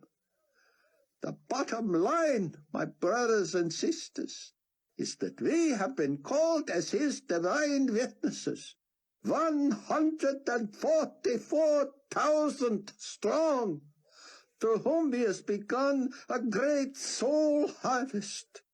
This will result in what John the Revelator calls a great multitude which no one could number. Before you fall asleep tonight, read Revelation 7. and thrill with me to the description of the harvest you and I have been called to reap. John says that it's made up of souls from all nations, kindreds, peoples, tribes, and tongues. One day they will stand before his throne and before the Lamb, clothed with white robes and carrying palms in their hands. Spontaneously, the crowd at Teddy Kollek Stadium stood as Sion's voice rose and fell. Buck held Chloe tight and wanted to shout Amen as Sion thundered on. They will cry with a loud voice, saying, Salvation belongs to our God, who sits on the throne, and to the Lamb. The angels around the throne will fall on their faces and worship God, saying, Amen, blessing and glory and wisdom, thanksgiving and honor and power and might be to our God forever and ever. Amen. The crowd began to roar again, and Sion did not quiet them. He merely stepped back and gazed at the floor. And Buck had the impression he was overcome and welcomed the pause to collect himself. When he moved back to the microphone, the standing thousands quieted again, as if desperate to catch every word. John was asked by one of the elders at the throne, Who are these arrayed in white robes, and where did they come from? And John said, Sir, you know. And the elder said, These are the ones who come out of the great tribulation and washed their robes and made them white in the blood of the Lamb. Sion waited through another reverberating response, then continued. They shall neither hunger any more nor thirst any more. The Lamb himself shall feed them and lead them to fountains of living water. And best of all, my dear family, God shall wipe away all tears from their eyes. This time, when the crowd began to respond, Sion stayed in the lectern and raised a hand, and they listened. We shall be here in Israel 2 more full days and nights, preparing for battle. Put aside fear. Put on boldness. Were you surprised that all of us, each and every one, were spared the last few judgments I wrote about? When the rain and hail and fire came from the sky, and the meteors scorched a third of the plant life and poisoned a third of the waters of the world, how was it that we escaped? Luck? Chance? The crowd shouted, No! No, Sion echoed. The scriptures say that an angel, ascending from the east, having the seal of the living God, cried with a loud voice to the 4 angels to whom it was granted to harm the earth and the sea. And what did he tell them? He said, Do not harm the earth, the sea, or the trees, till we have sealed the servants of our God on their foreheads. And John writes, I heard the number of those who were sealed. 144,000 of all the tribes of the children of Israel were sealed. And now, let me close by reminding you that the bedrock of our faith remains the verse our Gentile brothers and sisters have so cherished from the beginning. John 3:16 says, and here Sion spoke so softly, so tenderly, that he had to be right on the microphone, and people edged forward to hear. For God so loved the world that he gave his only. A faint rumble in the sky became a persistent thwack, thwack, thwack that drowned out Sion as a gleaming white helicopter drew every eye. The crowd stared as the chopper with GC emblazoned on the side slowly descended, its massive blades whipping Sion's hair and clothes until he was forced to back away from the lectern. The engine shuddered and stopped, and the crowd murmured when Leon Fortunato bounded from the craft to the lectern. He nodded to Sion, who did not respond, then adjusted the microphone to his own height. Dr. Benjuda, local and international organizing committee, and assembled guests, he began with great enthusiasm. But immediately thousands looked puzzled, looked at each other, shrugged, and began jabbering. "Translators!" someone shouted. "We need interpreters!" Fortunato looked expectantly at Sion, who continued staring straight ahead. "Dr. Benjuda," Fortunato implored, "is there someone who can translate? Whom are you using?" Sion did not look at him. "Excuse me," Fortunato said into the microphone, "but interpreters have been assigned. If you would come forward quickly, His Excellency your potentate would be grateful for your service." Buck stepped out and peered into an area near the front row in the infield where the interpreters sat. As one, they looked at Sion, but Fortunato didn't even know whom he was addressing. "Please," he said, "it isn't fair that only those who understand English may enjoy the remarks of your next two hosts." Hosts, Buck thought. That got even Sion's attention, and his head jerked as he glanced at Leon. "Please," Leon mouthed as the crowd grew louder. Sion glanced at the translators, who eyed him waiting. He raised his head slightly as if to give the okay. They hurried to their microphones. "Thank you kindly, Dr. Benjuda," Fortunato said. "You're most helpful, and His Excellency thanks you as well." Sion ignored him. With the sing-song cadence necessary to keep the interpreters on pace, Fortunato addressed the crowd anew. "As Supreme Commander of the global community, and as one who has personally benefited from his supernatural ability to perform miracles, it shall be my pleasure in a moment to introduce you to His Excellency, Global Community Potentate Nikolai Carpathia." Fortunato had ended with a flourish, as if expecting cheering and applause. He stood smiling and, to Buck's mind, embarrassed and perturbed when no one responded. No one even moved. Every eye was on Fortunato except Sion's. Leon quickly gathered himself. "His Excellency will personally welcome you. But first I would like to introduce the revered head of the new Enigma Babylon One World Faith, the Supreme Pontiff, Pontifex Maximus Peter II. Fortunato swept grandly back, beckoning to the helicopter, from which emerged the comical figure of the man Buck knew as Peter Matthews, former Archbishop of Cincinnati. He had become Pope briefly after the disappearance of the previous pontiff, but was now the amalgamator of nearly every religion on the globe save Judaism and Christianity. Matthews had somehow emerged from the helicopter with style, despite being decked out in the most elaborate clerical garb Buck had ever seen. "What in the world is that?" Chloe said. Buck watched agape as Peter II lifted his hands to the crowd and turned slowly in a circle, as if to include everyone in his pompous and pious greeting. He wore a high-peaked cap with an infinity symbol on the front, and a floor-length iridescent yellow robe with a long train and billowy sleeves.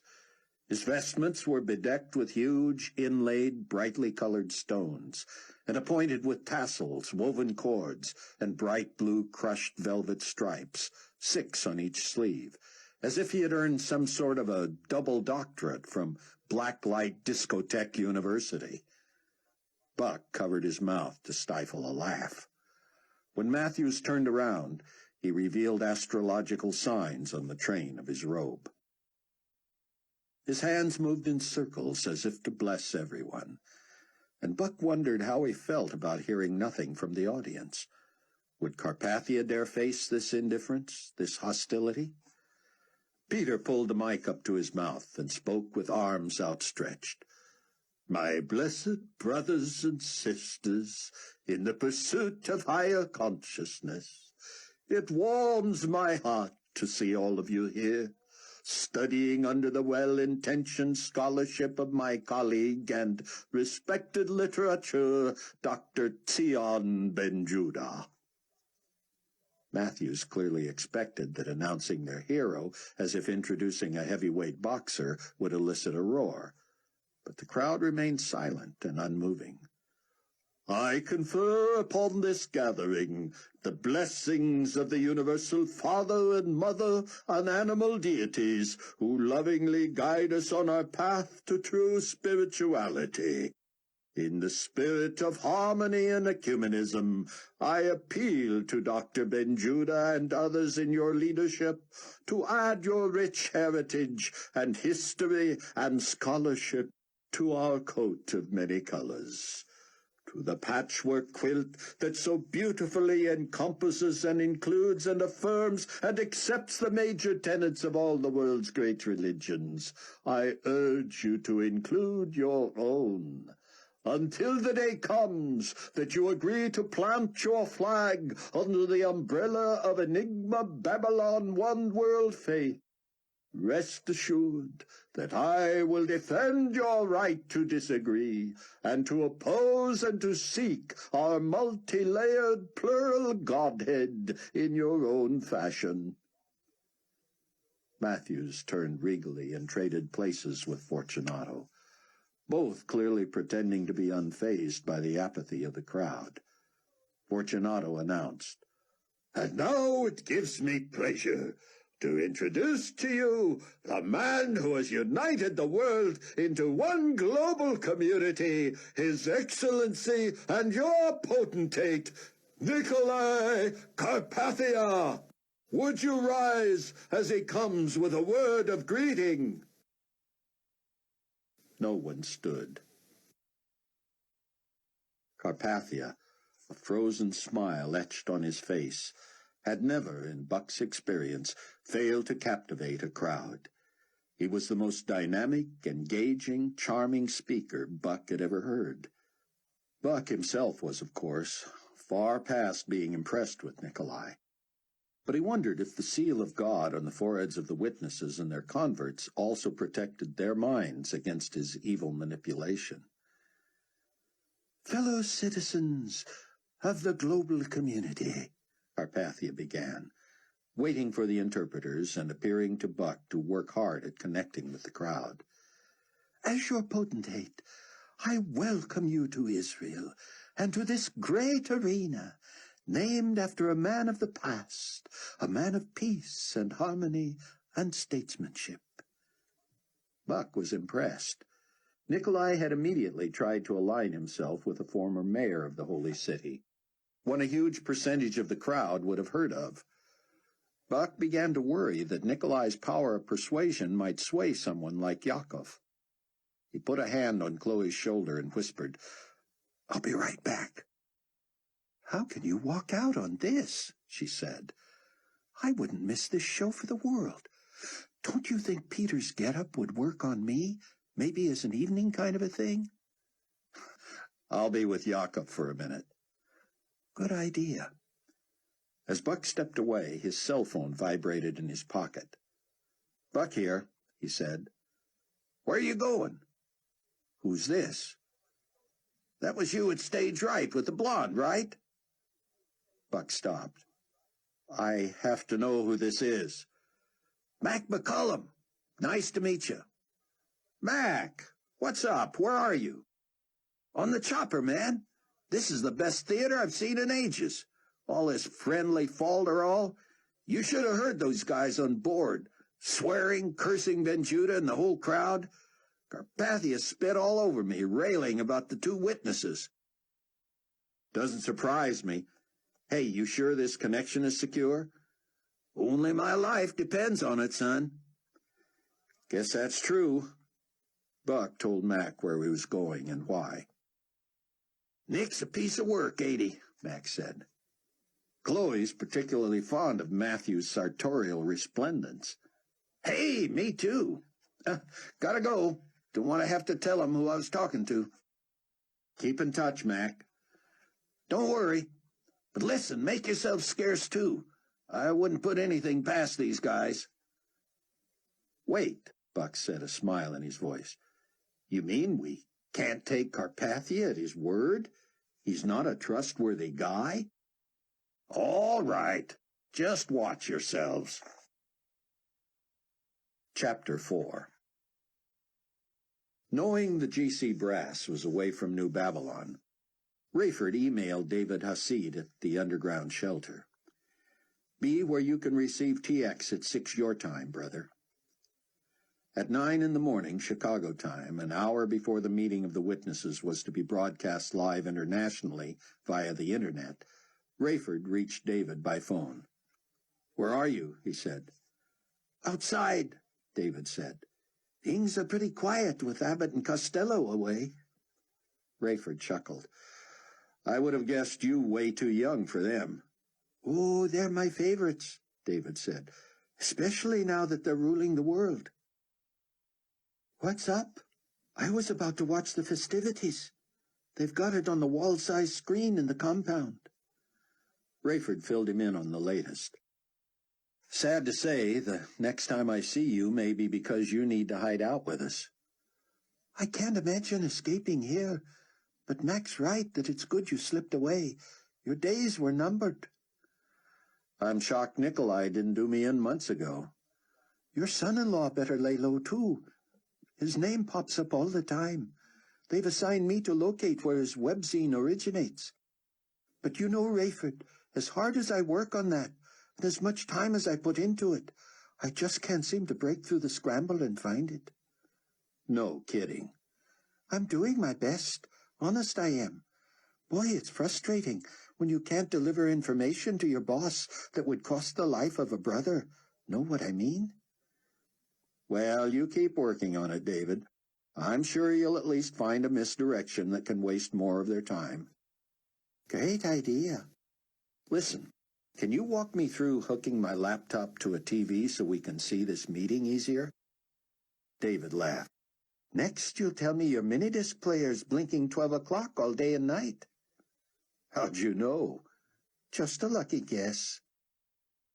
You know we consider you a member of the Tribulation Force, Rayford said, though the others have not met you. You and Mac are our guys inside now, and we know well how dangerous that is. David grew serious. Thanks. I'd love to meet everybody and be with you all, but like you say, when that happens, it'll be because I'm running, and from the most technologically advanced regime in history. I may not see you until heaven. Until then, you need a plane or anything? We're going to have to talk about that here. If all's fair in love and war, it might make sense for us to appropriate enemy equipment. You could abscond with millions worth and not cripple the GC. You wouldn't even scratch them. How much longer will you be underground? Not long. The new palace, yeah, it's a palace this time, is almost done. Spectacular. Wish I were proud to work here. It'd be a pretty good deal. After David got him set up, Rayford set the TV where he, Dr. Charles, Ken Ritz, and Hattie would be able to see it. Hattie lay rocking and groaning. She refused food or medication, so Rayford merely covered her. A few minutes before 10, he asked Ken to rouse Floyd, who wanted to watch with them. The doctor expressed alarm when he saw Hattie. How long has she been this way? About an hour, Ken said. Should we have woken you? The doctor shrugged. I'm shooting in the dark, experimenting with anecdotes for a poison that hasn't been identified. She rallies and I get encouraged, and then she reverts to this. He medicated her and fed her, and she slept quietly. Rayford was moved to tears by the broadcast from Israel, but the men laughing at Peter Matthews' apparel awoke Hattie. She slowly and apparently painfully pushed herself up onto her elbows to watch. Nikolai hates Matthews with a passion, she said. You watch. You'll have him murdered someday. Rayford shot her a double take. She was right, of course, but how did she know? Had it been in the plans as early as when Hattie worked for Carpathia? You watch, she repeated. When Nikolai emerged from the helicopter and joined Fortunato and Matthews on stage, Rayford's phone rang. First chance I had to call you, Ray, Max said. First off, nobody knows you're gone yet. Good job. Of course, I can play dumb only so long. Now listen, your son-in-law and daughter, is he a good-looking kid, early 30s, and she a cute blonde? That's them. Where are they? I can see the copter, but I don't see them. They're off camera in the wings. Mac, let me tell you what Hattie told me about. I've only got a second here, Ray. Let me call Buck. Will he have his phone on him, the one with the number you gave me? He should, but Mac, I'll check back with you, Ray. As Buck emerged from the stadium, Carpathia's eloquence reverberated. When Buck reached the van, he saw Yakov facing front, hands on the wheel. He seemed to be peering over the crowd at the monitor while listening to the radio. Buck reached for the door handle, but Yakov had locked himself inside and recoiled at the sound, looking terrified. "Oh, it's you," he said, unlocking the door. "Who were you expecting?" Buck said, climbing in. "I just didn't notice you. I apologize." "So? What do you make of all this?" Yakov held his hand out, palm down, to show Buck that he was trembling. Buck offered Yakov his bottle of water. "What are you afraid of?" "God," Yakov said, smiling self-consciously and declining the bottle. "You don't need to be. He loves you." "Don't need to be? Rabbi Ben Judah teaches that all these things we have endured are the judgments of God. It seems I should have feared him long ago. But, pardon me, I wish to hear the potentate." "You know Dr. Ben Judah is not a friend of his." "That is clear. He has been received most coldly." "Appropriately so, Yakov. He's an enemy of God." "But I owe it to him to listen." Buck was tempted to keep talking anyway, to nullify any deleterious effect Carpathia might have on Yakov. But he didn't want to be rude, and he wanted to trust God to work in the man's heart and mind. He fell silent as Carpathia's liquid tones filled the air. "And so, my beloved friends, it is not a requirement that your sect align itself with the one-world faith for you to remain citizens of the global community. Within reasonable limits, there is room for dissent and alternative approaches. But consider with me for a moment the advantages and privileges and benefits that have resulted from the uniting of every nation into one global village." Nikolai recited his litany of achievements. It ranged from the rebuilding of cities and roads and airports to the nearly miraculous reconstruction of New Babylon into the most magnificent city ever built. "It is a masterpiece. I hope you will visit as soon as you can." He mentioned his cellular solar satellite system, CellSol, that allowed everyone access to each other by phone and internet, regardless of time or location. Buck shook his head. All this merely ushered in the superstructure necessary for Nikolai to rule the world until the time came to declare himself God. Buck could see that Nikolai was succeeding in changing Yakov's mind. "This is hard to argue with," the driver said. "He has worked wonders." "But Yakov," Buck said, "you've been exposed to the teaching of Dr. Ben Judah. Surely you must be convinced that the scriptures are true, that Jesus is the Messiah, that the disappearances were the rapture of Christ's church." Yakov stared ahead, gripping the wheel tightly, his arms shaking. He nodded, but he looked conflicted. Buck no longer cared about rudeness. He would talk over Nikolai. He would not allow the enemy to steal this soul through slick talking. "What did you think of the teaching tonight?" "Most impressive," Yakov admitted. "I cried. I felt myself drawn to him, but mostly drawn to God. I love and respect Dr. Rosenzweig, and he would never understand if I became a believer in Jesus. But if it is true, what else can I do? Buck prayed silently, desperately. But, Mr. Williams, I had never before heard the verse that Dr. Benjuda said was the reason for this meeting. And he was interrupted, was he not? He did not finish the verse. You're right, he didn't. It was John 3:16, and it goes, "For God so loved the world, that he gave his only—" But Buck got no further than Sion had, when Yakov held up a hand to silence him. "The potentate is finishing," he said. Carpathia seemed to be wrapping up his remarks, but something was strange about his voice. Buck had never heard him struggle to speak, but he had grown hoarse. Carpathia turned away from the mic, covered his mouth, and attempted to clear his throat. "Pardon me," he said, his voice still raspy, "but I wish you and the rabbi here all the best, and welcome you once again. Excuse me." Nikolai turned pleadingly to Sion, who was still ignoring him. "Would someone have some water?" Someone passed a fresh bottle to the stage, where Nikolai nodded his thanks. When he opened it, the release of the pressure was magnified over the loudspeaker. But when he drank, he gagged and spit the water out. His lips and chin were covered in blood, and he held the bottle at arm's length, staring at it in horror. Yakov jumped from the car and moved closer to the monitor. Buck knew why. Even at that distance, it was obvious. The bottle contained blood. Buck followed as they heard Carpathia swearing, cursing Sion and his "Evil gaggle of enemies of the global community. You would humiliate me like this for your own gain. I should pull from you my pledge of protection and allow my men to shoot you dead where you stand."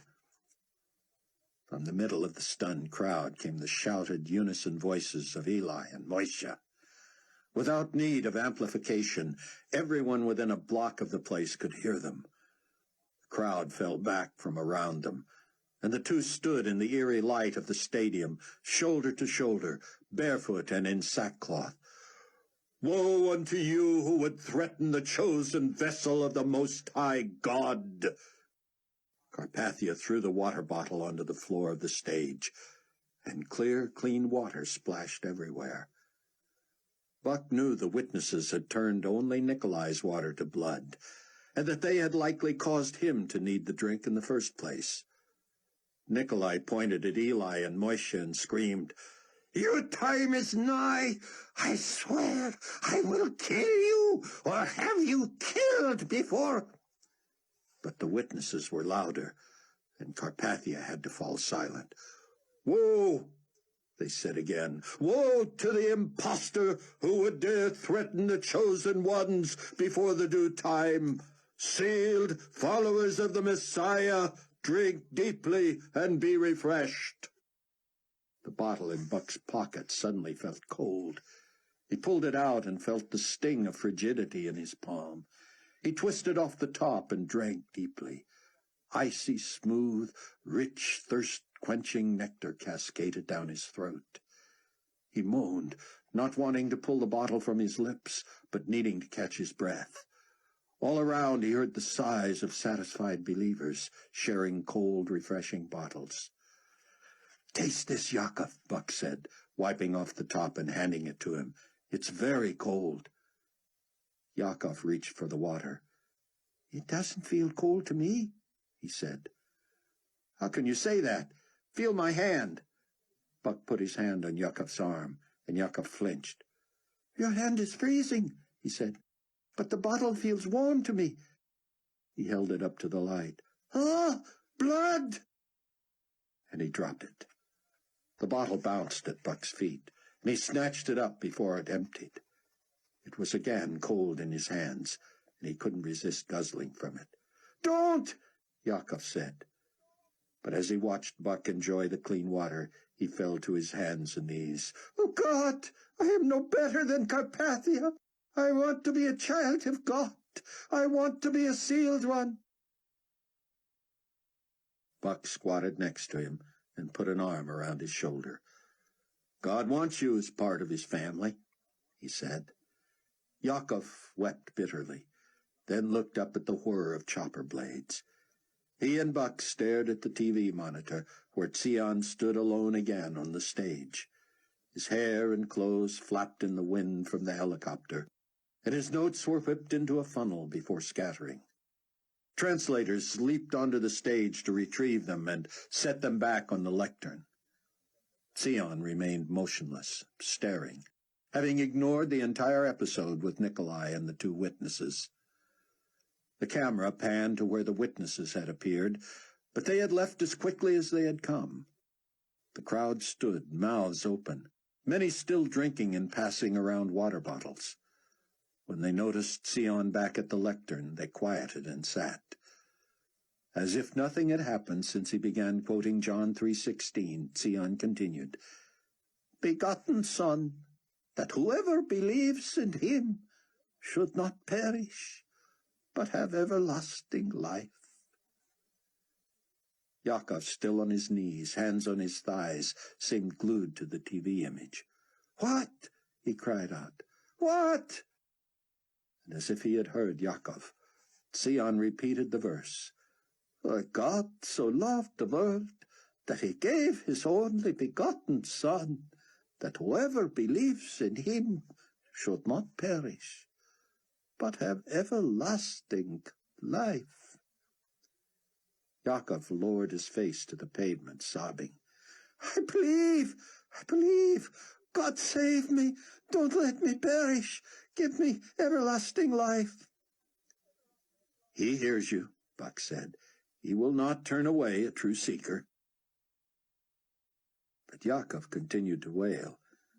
Others in the crowd had fallen to their knees. Tsian said, "There may be some here, inside or outside, who want to receive Christ. I urge you to pray after me. Dear God, I know I am a sinner. Forgive me and pardon me for waiting so long. I receive your love and salvation and ask you to live your life through me. I accept you as my Savior and resolve to live for you until you come again." Yakov repeated the prayer through tears, then rose to embrace Buck. He squeezed him so tight Buck could hardly breathe. Buck pulled away and thrust the water bottle into Yakov's hand again. "Cold!" Yakov exulted. "Drink," Buck said. Yakov held the bottle to the light again, smiling. It was clear. "And it's full." Buck stared. It was. Yakov put it to his lips and tilted his head back so far that he staggered, and Buck had to hold him up. He gulped, but not fast enough, and the cool, clear water gushed over his face and down his neck. Yakov laughed and cried and shouted, "Praise God! Praise God! Praise God!" "Let me look at you," Buck said, laughing. "Do I look different?" "You'd better." He took Yakov's head in his hands and turned him toward the light. "You have the mark," he said, "on your forehead." Yakov pulled away and ran back toward the van.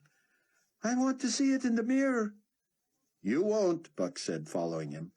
"For some reason we can't see our own. But you should be able to see mine." Yakov turned and stopped Buck, leaning close and squinting. "I do. A cross. And I have one, really?" "Really." "Oh, praise God." They climbed back into the van, and Buck dialed Chloe's phone. "This had better be you, Buck," she said.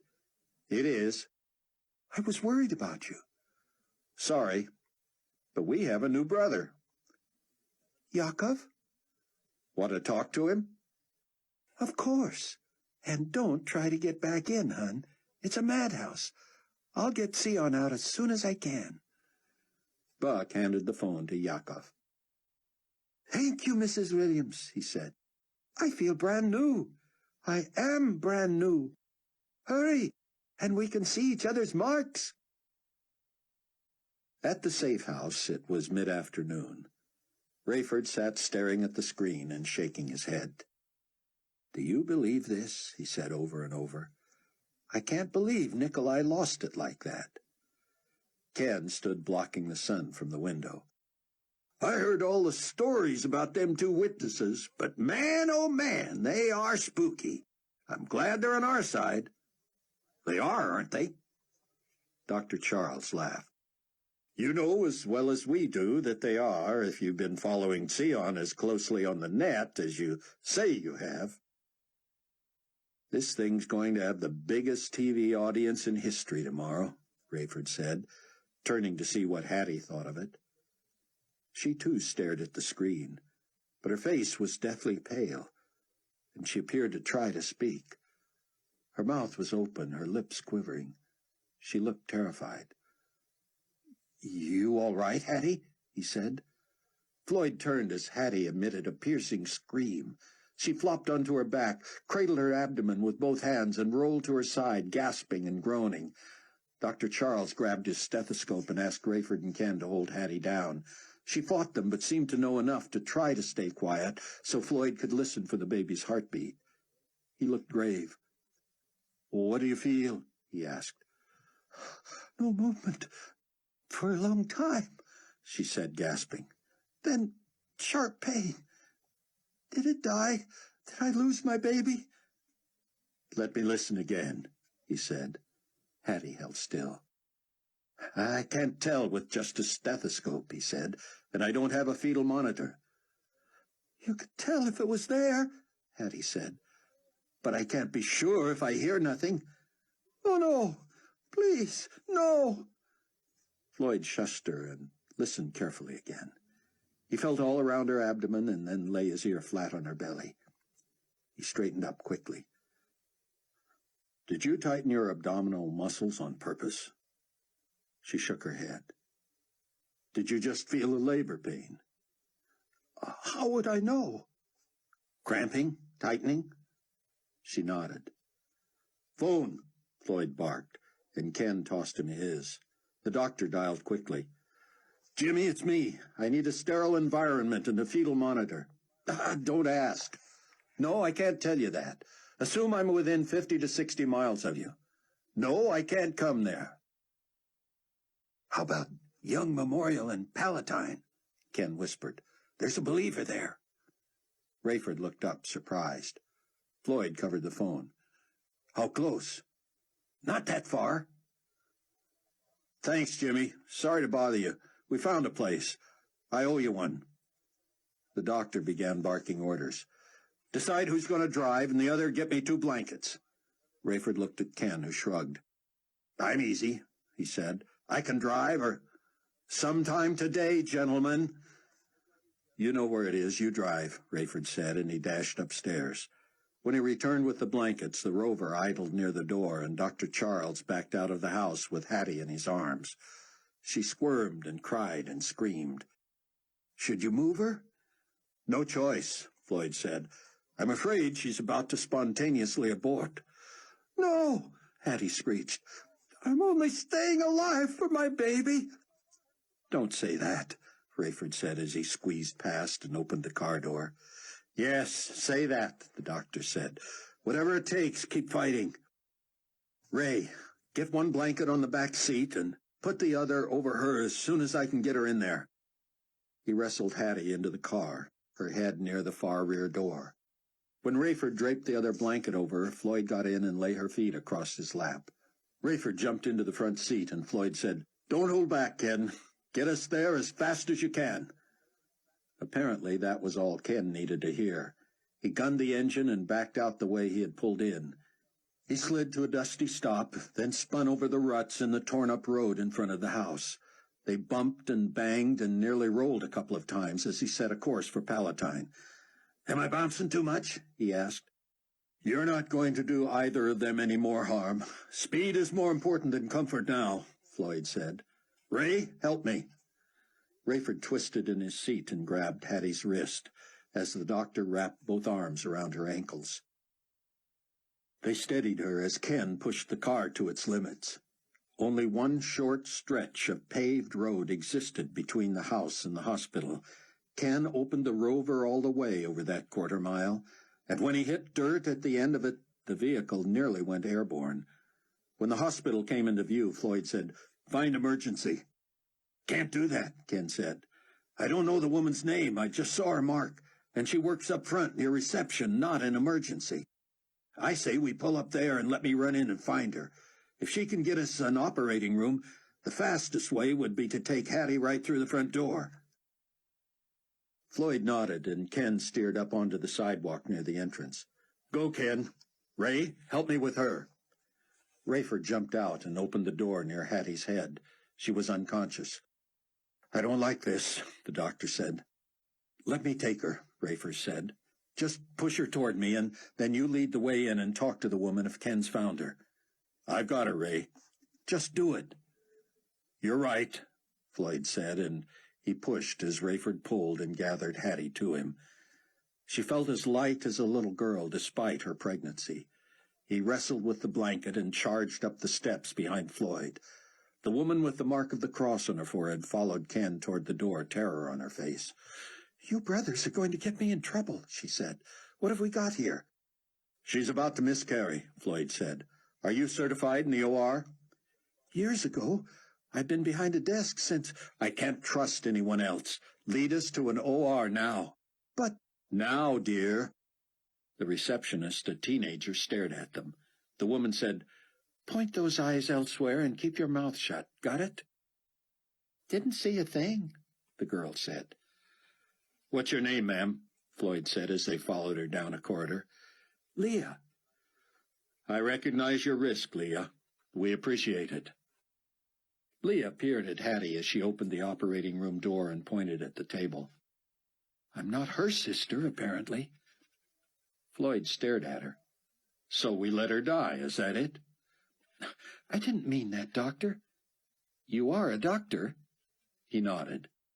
"I just meant you're going to a lot of trouble and danger for someone who isn't, you know." "One of us?" he said, rushing to the scrubbing area. He grabbed a gown from a stack and headed to the sink. "Scrub with me. You're going to assist." "Doctor, Let's go, Leah. Now." She stepped beside him at the sink. Ken stood near the still, unconscious Hattie. Rayford felt useless, waiting between the table and the scrub room. "Are we messing up the sterile environment in here?" he asked. "Try not to touch anything," Floyd said. "We're breaking a lot of rules."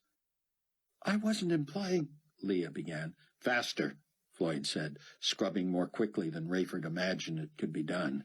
"We want to give this girl every chance to become one of us before she dies." "Of course. I'm sorry." "Let's concentrate on the patient. As soon as you're ready, I want you to paint her with betadine from sternum to thighs, and I mean paint. Use a liter if you have to. You don't have time to be precise, so just don't miss a thing. And have a fetal monitor on her by the time I get in there. If that baby is alive, I may try to take its C-section. You'll have to handle anesthesia." "I have no experience." "I'll walk you through it, Leah. How about we rise to the occasion?" "I'm going to lose my job." "Huh," the doctor said. "I hope that's the worst thing that happens to you. You see the people in this room?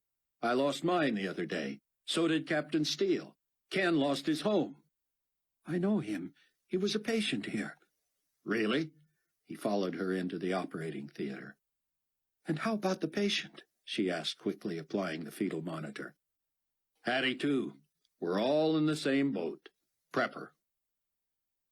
Ken and Rayford moved closer to the door. Floyd checked the fetal monitor and shook his head. He hooked her to various other monitors. "Actually, her respiration is not bad," he said. "BP's low, pulse high. Go figure." "That's weird, Doctor." "She's been poisoned." "With what?" "I wish I knew." "Doctor, did you call her Hattie?" He nodded. "She's not who I think she is she?" "I'm afraid so," he said, moving into position. You ever hear of another Hattie? Not in this century. Does her, boyfriend know what's going on, or should we plan a trip to a gulag somewhere when he finds out? He did this to her, Leah. When you've got the mark, you became his archenemy. So now you're on the front lines, that's all. That's all? Rayford watched, praying for Hattie as Floyd positioned the glaring overhead light.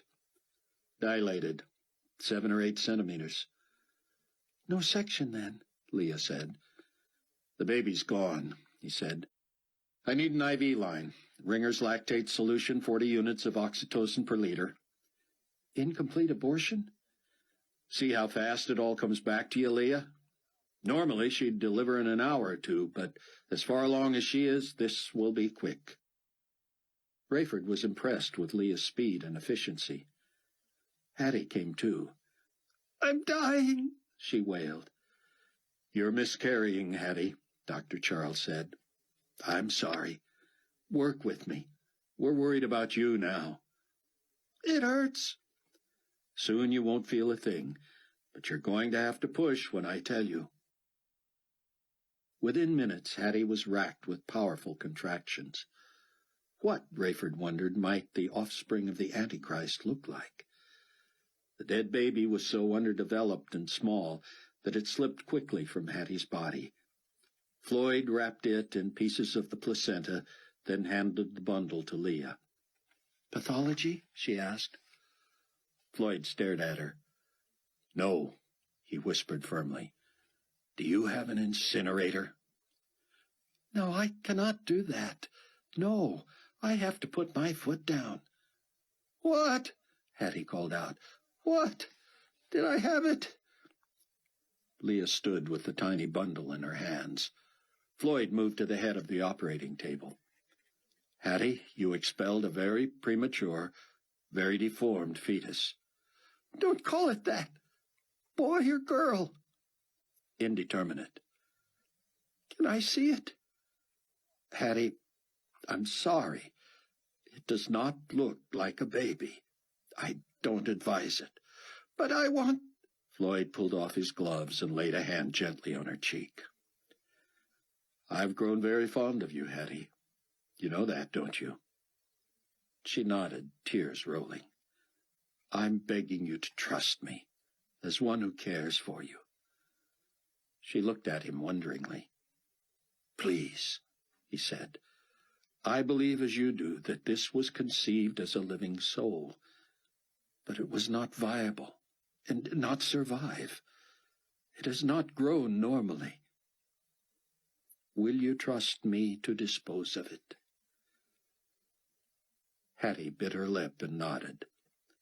Floyd looked to Leah, who still appeared resolute. He placed the baby in a carrier and carefully examined Hattie. He beckoned Leah with a nod. I need you to assist me with the uterine curettage to eliminate the rest of the placental tissue and any necrotic decidua. Worried about endometritis? Very good. Rayford could see by the look on her face and the set of her jaw that Leah was not going to dispose of the fetus. Apparently Floyd gathered that too. After performing the procedure on Hattie, he gently picked up the wrapped body. Where? He said. End of the hall, she whispered. 2 floors down. He walked out, and Hattie sobbed aloud. Rayford approached and asked if he could pray for her. Please, she managed. Rayford, I want to die. No, you don't. I have no reason to live. You do, Hattie. We love you. Chapter 5. Buck grew nervous in the van, waiting for Chloe and Sion. He assumed she would hustle Sion from the stage. Thousands would have given anything for a moment with him, not to mention committee members who might want a word. And no one knew how Carpathia might respond to what had happened on stage. He initially blamed it on Sion, but then the witnesses had appeared. Buck thought Nikolai should realize that Sion had no miraculous powers. Nikolai's quarrel was with the two witnesses. It was his own fault, of course. He had not been invited or even welcomed on stage. And the gall to have Fortunato and the pompous Peter II precede him. Buck shook his head. What else could one expect from Antichrist? Buck dialed Chloe's number, but got no answer. A busy signal he could understand, but no answer? A recorded voice spoke in Hebrew. Yaakov, listen to this. What is she saying? Yaakov was still beaming, having craned his neck and leaned out the window to see others' marks. He often pointed to his own and learned that fellow believers always smiled and seemed to enjoy pointing heavenward. The day would come, Buck knew, when the sign of the cross on the forehead would have to say everything between tribulation saints. Even pointing up would draw the attention of enemy forces. The problem was, the day would also come when the other side would have its own mark, and it would be visible to all. In fact, according to the Bible, those who did not bear this mark of the beast would not be able to buy or sell. The great network of saints would then have to develop its own underground market to stay alive. Yaakov put the phone to his ear, then handed it back to Buck. If you want to leave a message, press 1. Buck did. Chloe, he said, call me as soon as you get this.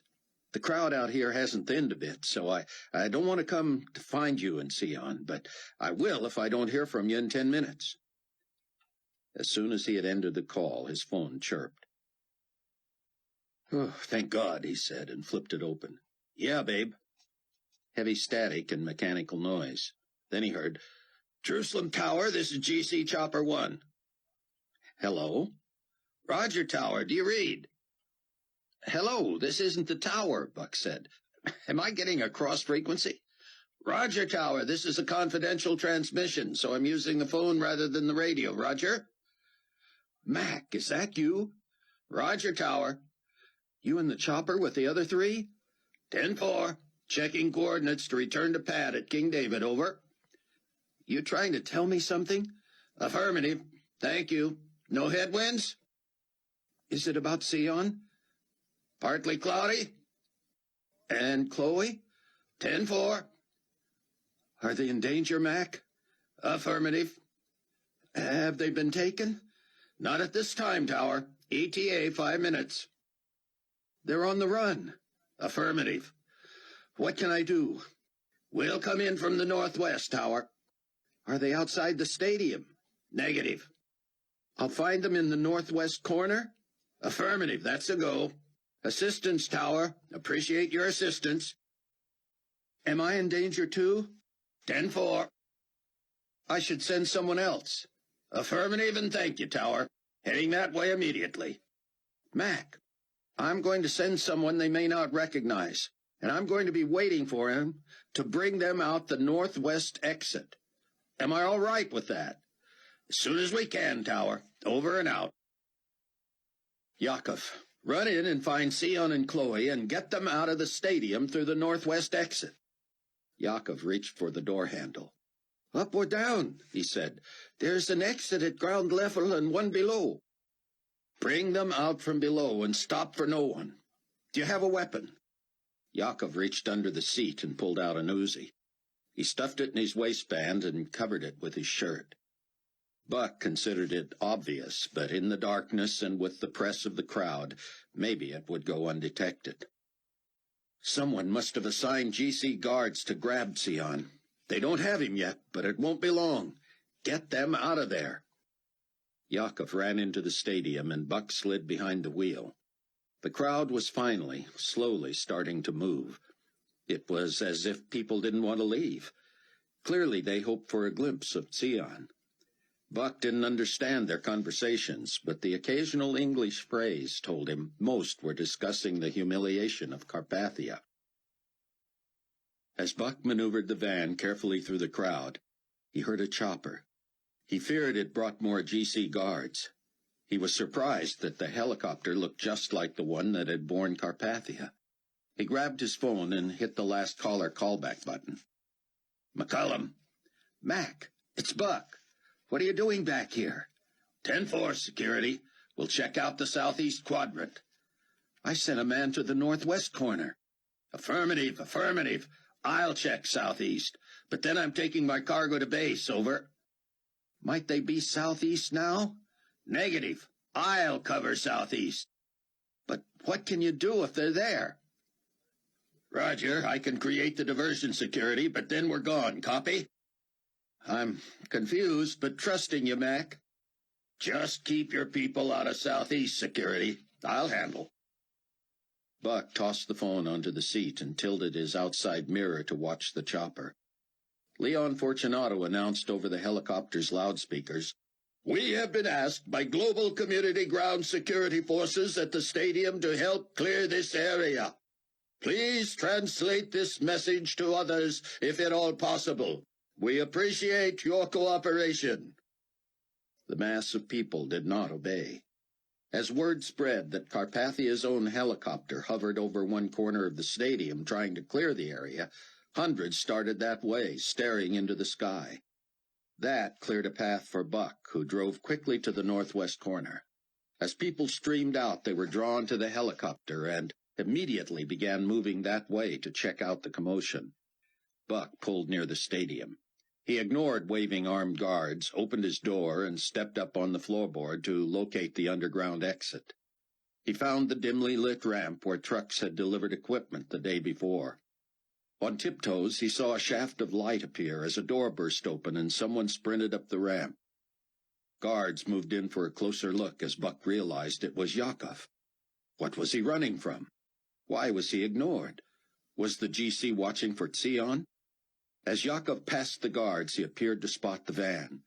Less than 50 feet away, he looked straight at Buck. He pulled the Uzi from under his shirt and sprayed bullets into the sky as he turned left.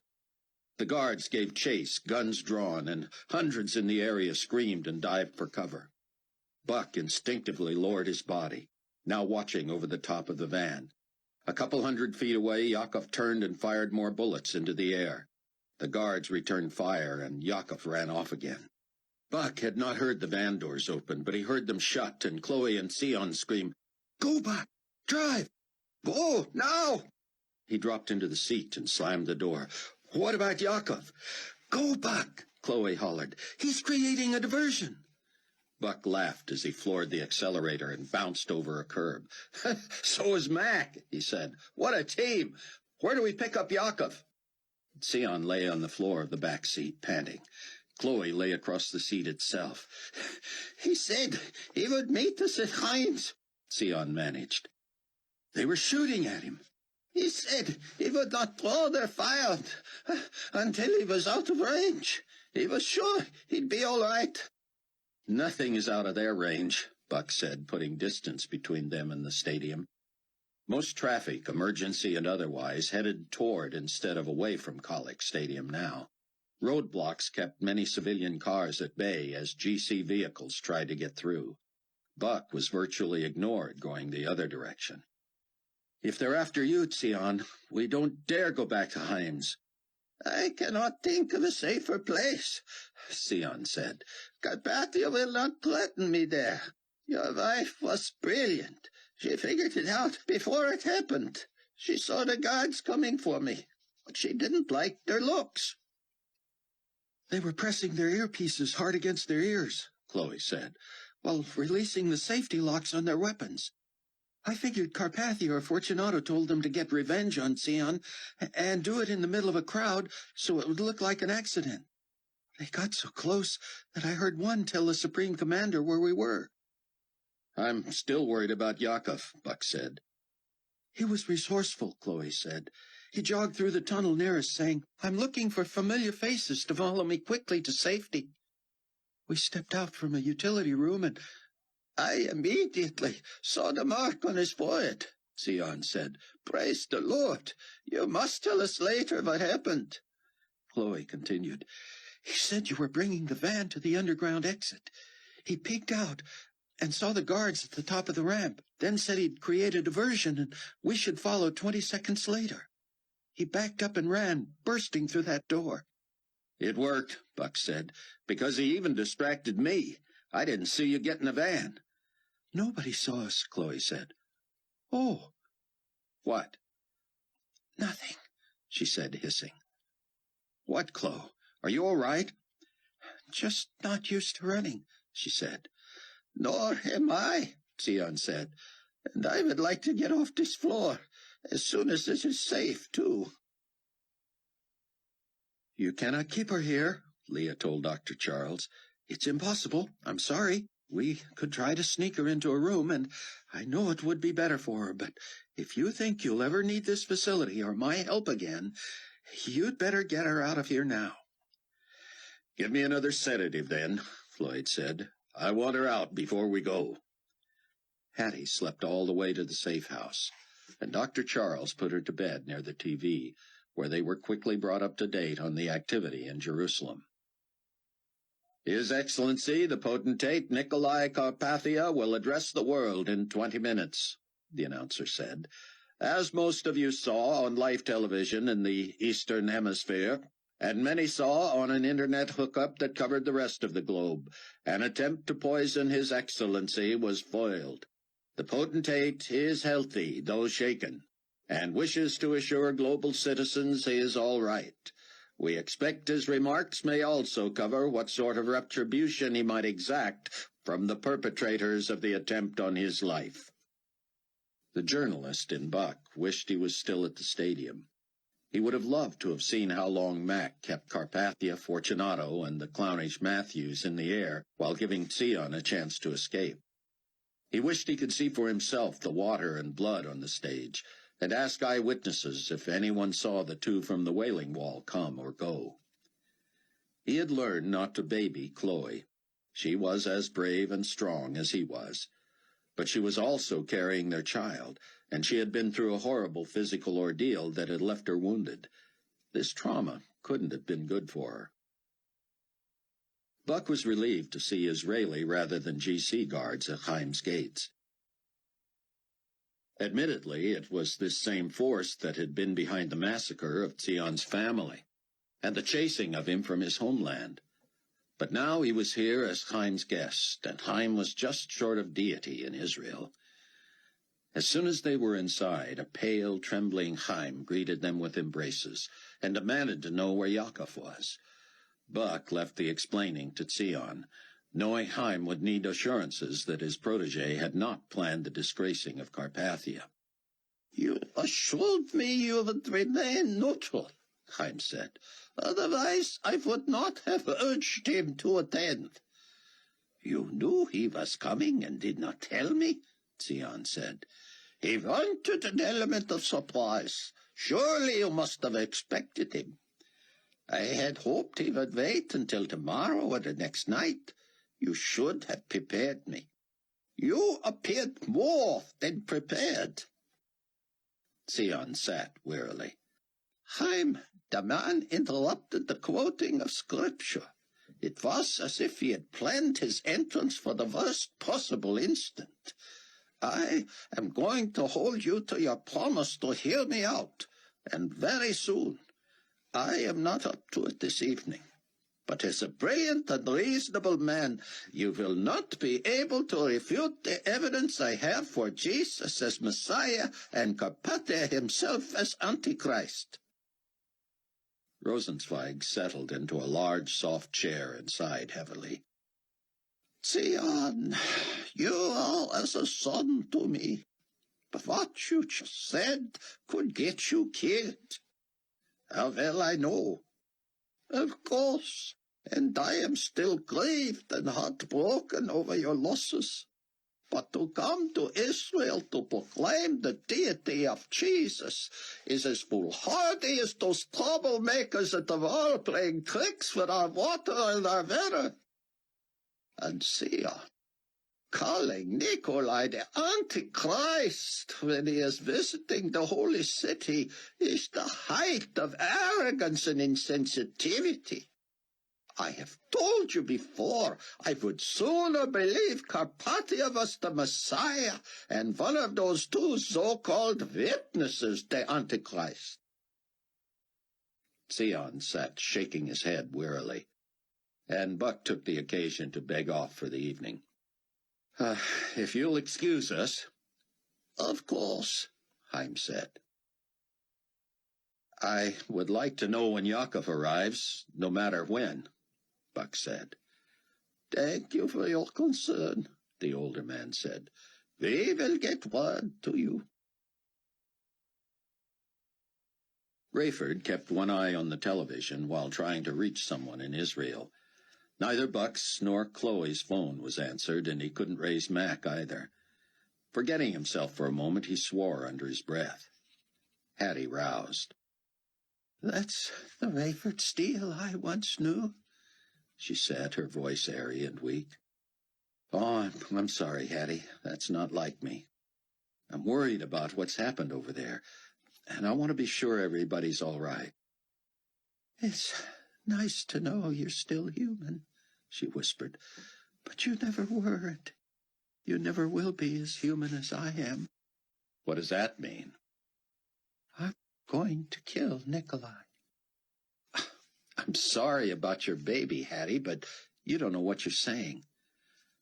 Rayford, would you lean closer? I'm sorry? Don't be afraid of me. I'm not going to be around much longer anyway. Don't say that. I just don't have the energy to talk louder. So, would you lean closer? Rayford felt conspicuous, though it was only the two of them in the room. He pursed his lips, looking around, and turned his ear to her. Go ahead, he said. Rayford, I was not with that man long enough for him to have affected me this much. I know I was no better or worse than the next girl. You knew that as well as anybody. Well, Just let me finish. Because Floyd obviously drugged me, and I'm about to fall asleep. I'm telling you, Nikolai Carpathia is evil personified. Tell me something I don't know. Oh, I know you people think he's the Antichrist. Well, I know he is. I don't think he has an ounce of truth in him. Everything that comes out of his mouth is a lie. You saw him acting like he was a friend of Matthew's. He wants him dead. He told me that himself. I told you he poisoned Bruce. He sent people to murder me after I was poisoned just to make sure. The poison had to have killed my baby. Anyway, I hold him responsible. He made me do things I should never have done. And you know what? While I was doing them, I enjoyed it.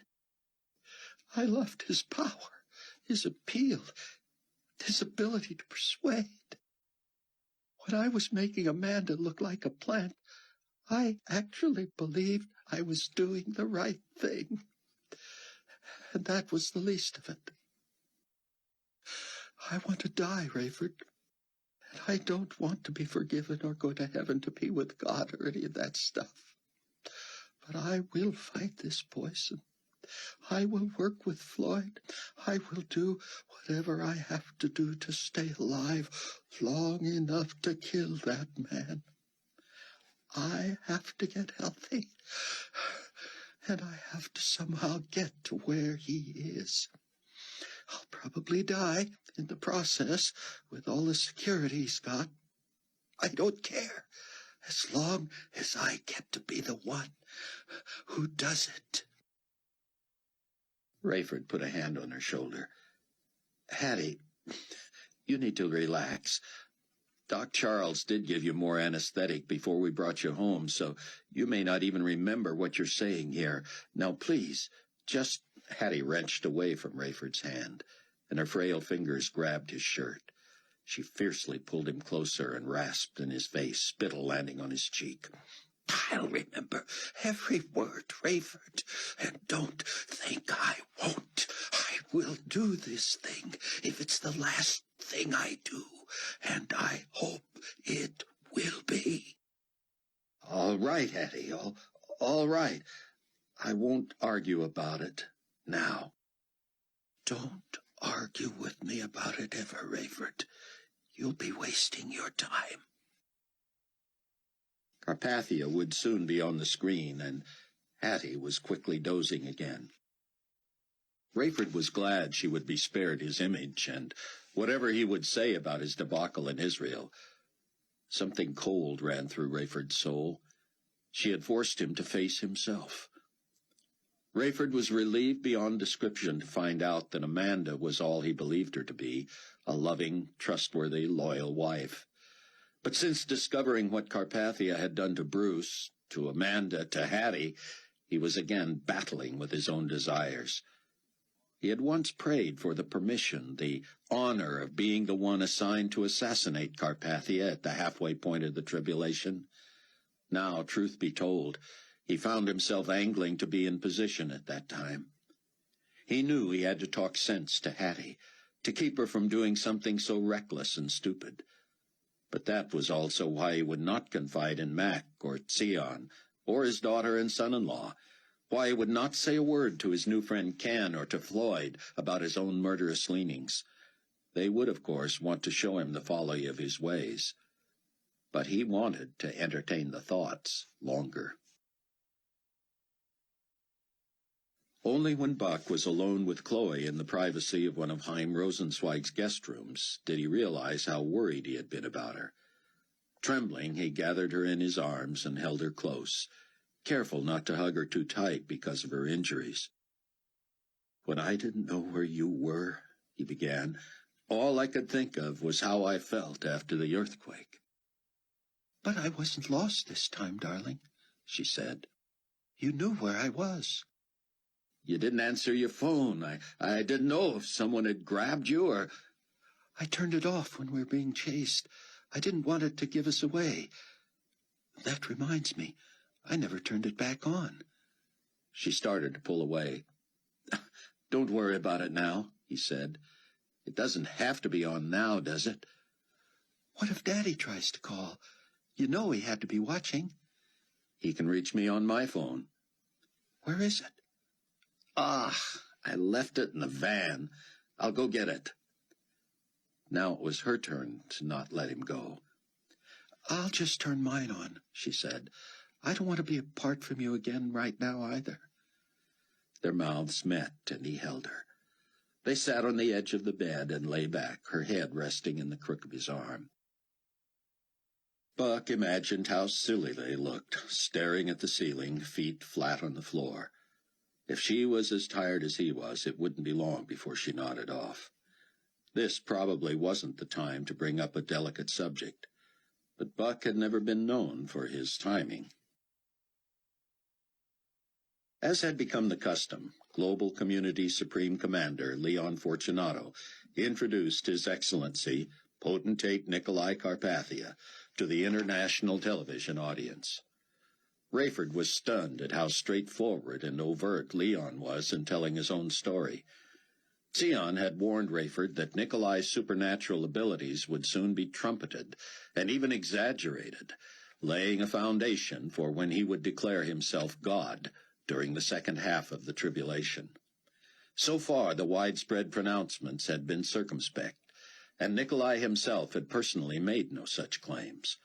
But on this day, Rayford had to wonder how Nikolai would respond to Fortunato's obsequious opening. And he also had to concede that the pair had done a masterful, if not supernatural, job of choreographing the ultimate spin on Nikolai's most public embarrassment. Chapter 6. "I'm worried about you," Buck said. "I'll be all right," Chloe said. "I'm glad I came, and I'm doing better than I thought I would. I know it was a little early for me to take such a trip, but it's worked out." "That's not what I'm worried about." She pulled away from him and rolled onto her side to look at him. "What then?" There was a knock at the door. "Excuse me," Sion said, "but did you want to watch the Carpathia response on television?" Chloe started to get up, but Buck stopped her. "Thanks, Sion. Maybe in a little while. If we miss it, you can recap it for us in the morning." "Very well. Good night, loved ones." Buck Williams, Chloe said, I don't know when I've felt so special. You've never missed a breaking news story in your life. Don't make me out to be too altruistic, hon. I have no magazine to write for anymore, remember? You do, too. You have your own. Yeah, but I'm the boss, and I sign the checks. There's no money for any checks, so what am I going to do, fire myself? Anyway, you chose me over the latest news. Buck rolled toward her and kissed her again. I know what he's going to say anyway. He'll have Fortunato on first to sing his praises, then he'll act all humble and self-conscious and attack Sion for embarrassing him after all he's done for the rabbi. Chloe nodded. So what's on your mind? The baby. She raised her brows at him. You too? He nodded. What are you thinking? That we weren't too smart, she said. Our baby will never reach 5. And we'll be raising him or her while we're trying to just stay alive. Worse than that, he said. If we were trying just to survive, we might hole up somewhere safe. The baby might be relatively secure for a while, but we've already declared ourselves. We're enemies of the world order, and we're not going to just sit by and protest in our minds. I'll have to be careful, of course, she said. Yeah, he said, snorting, like you have been so far. She lay there silently. Finally, she said, Maybe I'll have to be more careful, Maybe. I just wonder if we're doing right by the little one. It's not like we can change our minds now anyway, Buck. So what's the point? I'm just worried, and there's nobody else I can tell. I wouldn't want you telling anyone else. So tell me not to worry, or tell me you're worrying with me or something. Otherwise, I'm going to get all parental on you and start treating you like you don't have a brain. You've been pretty good about not doing that, Buck, I've noticed. Yeah, but sometimes I ought to do more of it. Somebody's got to look out for you. I like when you keep track of me a little. I don't feel demeaned by it. I need it and appreciate it. To a point, she said. Granted. And I'm also quite good at it. And subtle, he said, draping his arm over her. Buck, she said, we really should watch Carpathia, don't you think? He shrugged, then nodded. If we're going to have any chance of thwarting anything he does. They padded out to where Sion and Haim sat watching TV. No word on Yakov yet? Buck asked. Haim shook his head. And I am none too pleased. I merely asked him to go in and get them, Buck said. Playing decoy and drawing the gunfire was his idea. I wasn't happy about it either. The what? Haim demanded. Rayford was strangely buoyed, despite Hattie's threats against Carpathia. In his mind, that showed a level of sanity that, according to Dr. Charles, she had not had in weeks. He didn't consider himself a lunatic, despite his own admittedly unrealistic wishes to be God's hitman. What he longed for, down deep, was that Hattie get healthy enough to change her mind about God. She knew the truth. That wasn't the issue. She was the epitome of a person who could know the truth without acting on it. That was what Bruce Barnes had told Rayford was his own reason for having been left behind. As for Rayford, he had missed the point, despite his first wife's efforts to explain it, that nothing he did for himself could earn God's favor. As for Bruce, he knew all that. He knew salvation was by grace through faith. He simply never made the transaction, thinking he could slide by until later. Later came sooner, and he was left without his family. Ken appeared at the top of the basement stairs. "Doc and me was wondering if you wanted to watch down here," he said. "He thinks maybe Hattie'll rest better that way." "Sure," Rayford said, rising quickly.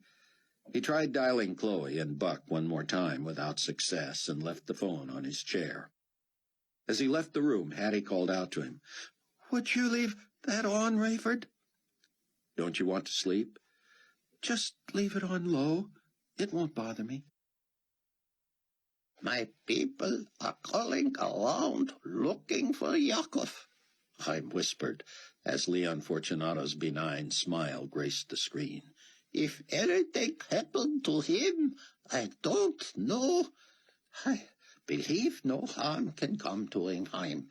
He has become a believer in the Messiah and even has the mark of a sealed tribulation saint on his forehead, visible to other believers. You're saying you can see it and I cannot? That's what I'm saying. Poppycock! How arrogant! "Can you see our marks?" Chloe asked. Pish-posh! You have no marks, Chaim said. We see each other's, Zion said. I see Buck's and Chloe's plain as day. Chaim waved them off bemusedly, as if they were putting him on, and Fortunato was introduced. "I'd better try to call Daddy before Carpathia comes on," Chloe said. She hurried to the bedroom and came back with her phone. She showed it to Buck. The readout showed Rayford had called since they were in the bedroom. She dialed his number. Rayford thought he heard his phone ring upstairs, but decided he was mistaken when it did not ring again. Looking around the basement, he wondered how a big, lanky man like Ken Ritz could live in a tiny, dark, dank spot like this. Ritz was slowly expanding it in his spare time, pointing toward the day when the entire tribulation force might have to live down there. Rayford didn't want to even think about that. Was it Rayford's imagination, or was Fortunato looking more dapper? He had not noticed while watching him at the stadium, but that was on a jerry-built setup from his laptop that wasn't as clear as this live satellite transmission directly to Ken's TV. Television usually didn't flatter a stocky middle-aged man, but Fortunato appeared trimmer, more bright-eyed, healthier, and better dressed than usual. "Ladies and gentlemen of the global community," he began, looking directly into the camera as if the lens was his audience's eyes, as Carpathia had long modeled. "Even the best of families has its squabbles. Since His Excellency Potentate Carpathia was reluctantly swept to power more than 2 years ago, he has made tremendous strides in making the entire Earth one village. Through global disarmament, vast policy changes in the former United Nations, and now the global community, he has made our world a better place to live. After the devastating vanishings, he brought about peace and harmony. The only blips on the screen of progress were the result of things outside his control. War resulted in plagues and death. But His Excellency quickly broke the back of the resistance.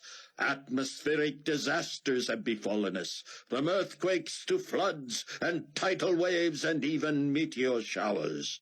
This was all due, we believe, to energy surpluses from whatever caused the vanishings. There remain pockets of resistance to progress and change. And one of the more significant movements in that direction revealed its true nature earlier this evening before the eyes of the world.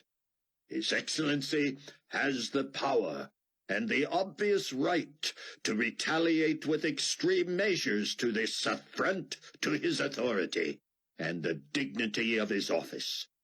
In the spirit of the new society he has built, however, His Excellency has an alternative response he wishes to share with you this evening. Before he does that, however, I would like to share a personal story. This is not second-hand or hearsay, not a legend or an allegory. This happened to me personally, and I assert the veracity of every detail. I share it because it bears on the very issue the potentate will address, spirituality and the supernatural. Fortunato told the world the story of his resurrection at the command of Carpathia, a story Rayford had heard too many times. Fortunato concluded, "And now, without further ado, your potentate and, to me may I say, my deity, His Excellency Nikolai Carpathia." Chloe had been talking quietly on the phone during Fortunato's bouquet to Carpathia. While Leon uncharacteristically stumbled while both making way for Carpathia and bowing deeply to him, Chloe hung up. Hattie lost her baby, she said sadly. You reached your dad? Hattie answered. She sounded fairly lucid, all things considered. Chloe suddenly laughed, making Buck jerk to see the TV. Fortunato tried to back out of Carpathia's presence while bowing and tripped over a light cord. Out of camera range, he had apparently tumbled and rolled heavily, distracting even the usually unflappable Carpathia and causing him to temporarily lose contact with the lens. Carpathia quickly recovered and grinned magnanimously and condescendingly. "Fellow citizens," he began, "I am certain that if you did not see what happened earlier this evening at Teddy Kollek's Stadium in Jerusalem, you have by now heard about it.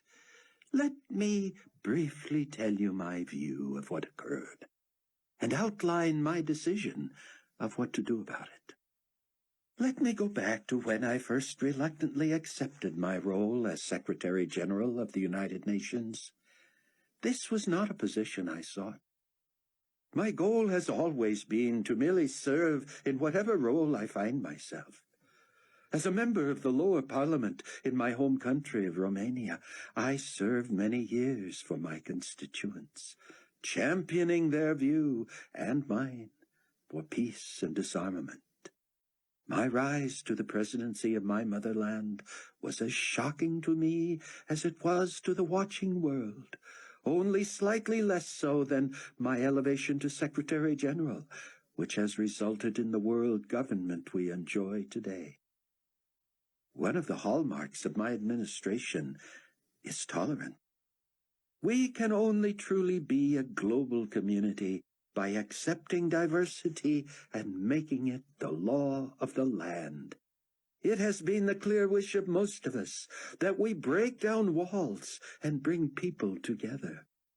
Thus, there is now one economy, highlighted by one currency, no need for passports, one government, eventually one language, one system of measurement, and one religion.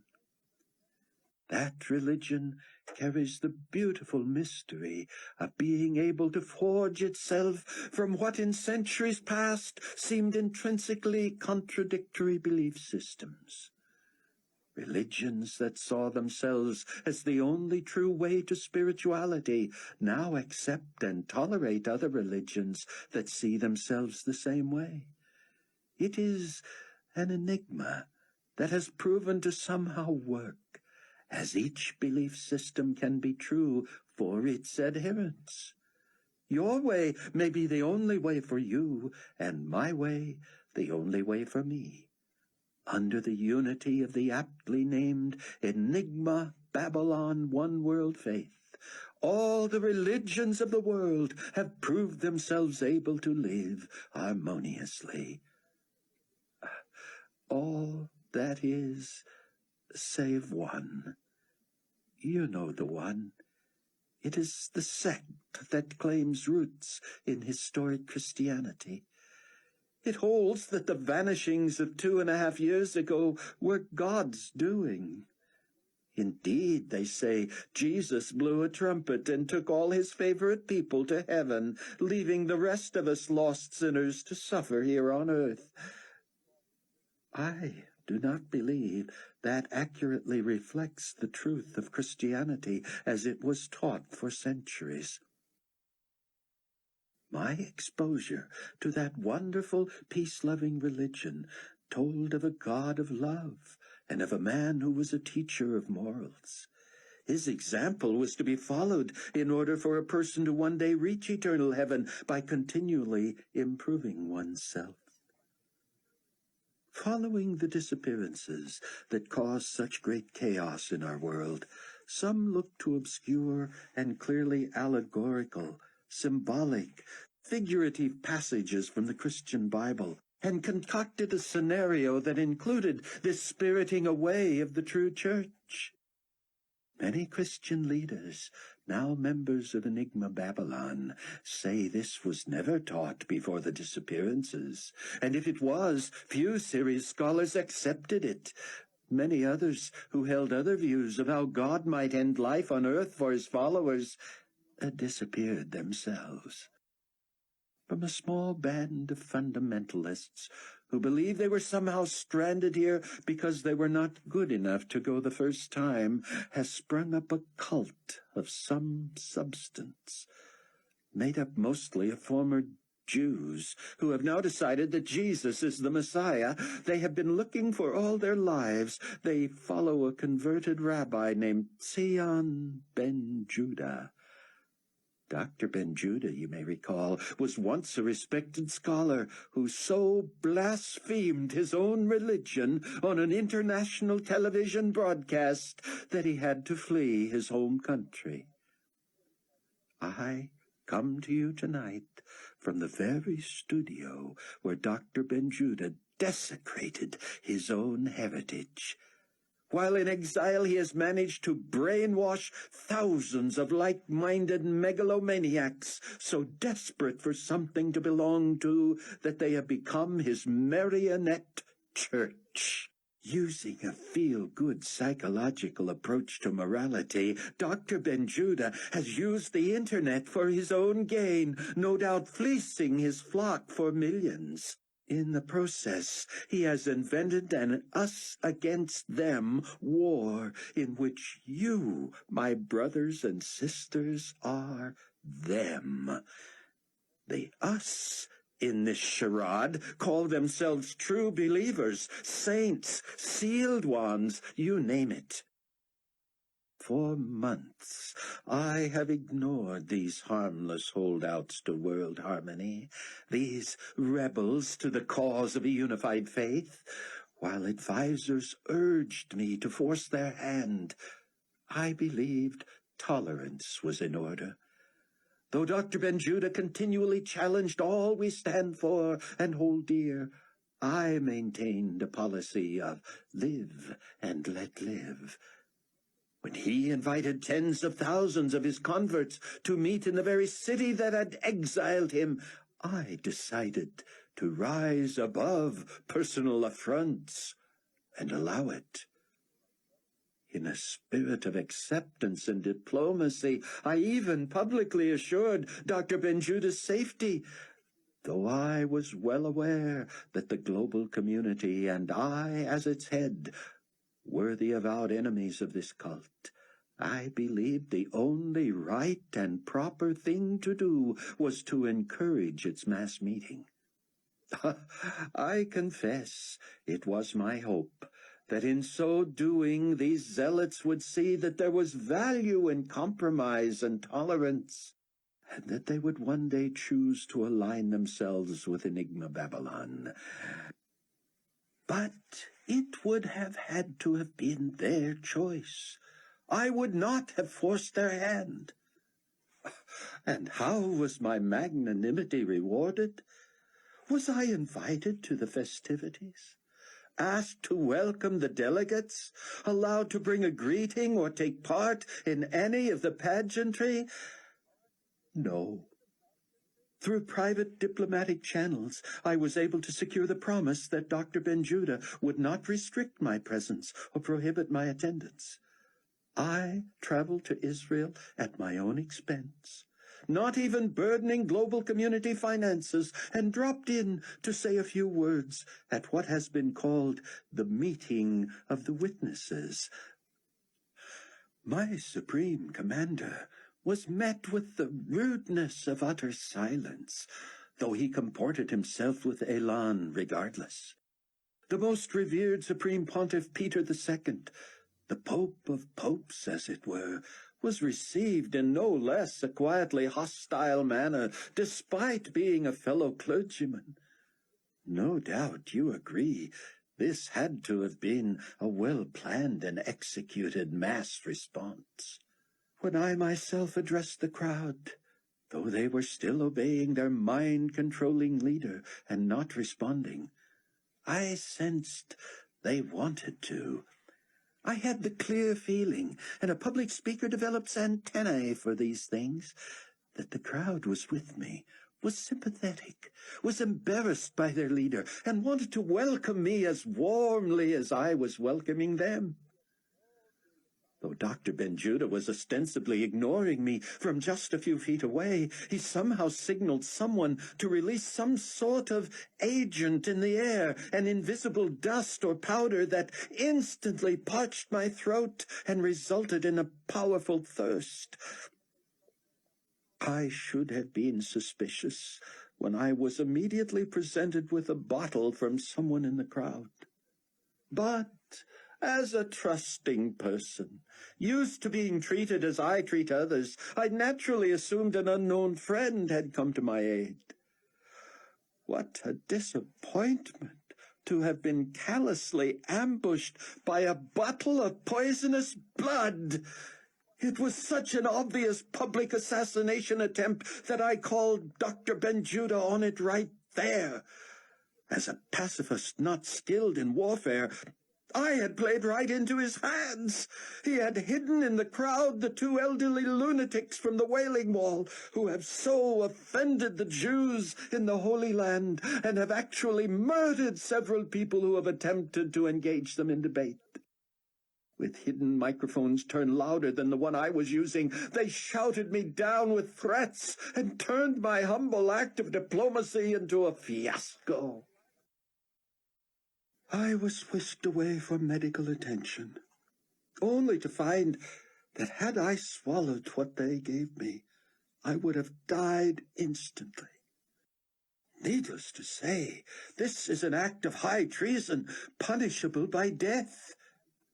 Now, let me say this. My wish is that we still come together in a spirit of peace and harmony. Let it be said that these words from the Scriptures came first in this context from me. Come now, and let us reason together. There is no doubt in my mind that the whole of this ugly incident was engineered and carried out by Dr. Benjuda.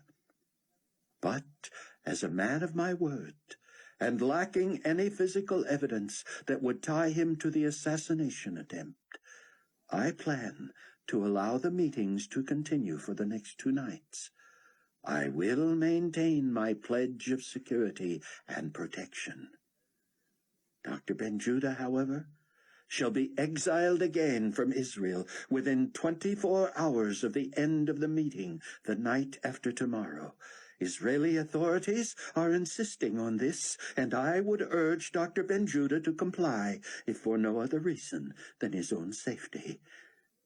As for the two who call themselves Eli and Moshe, let this serve as public notification to them as well.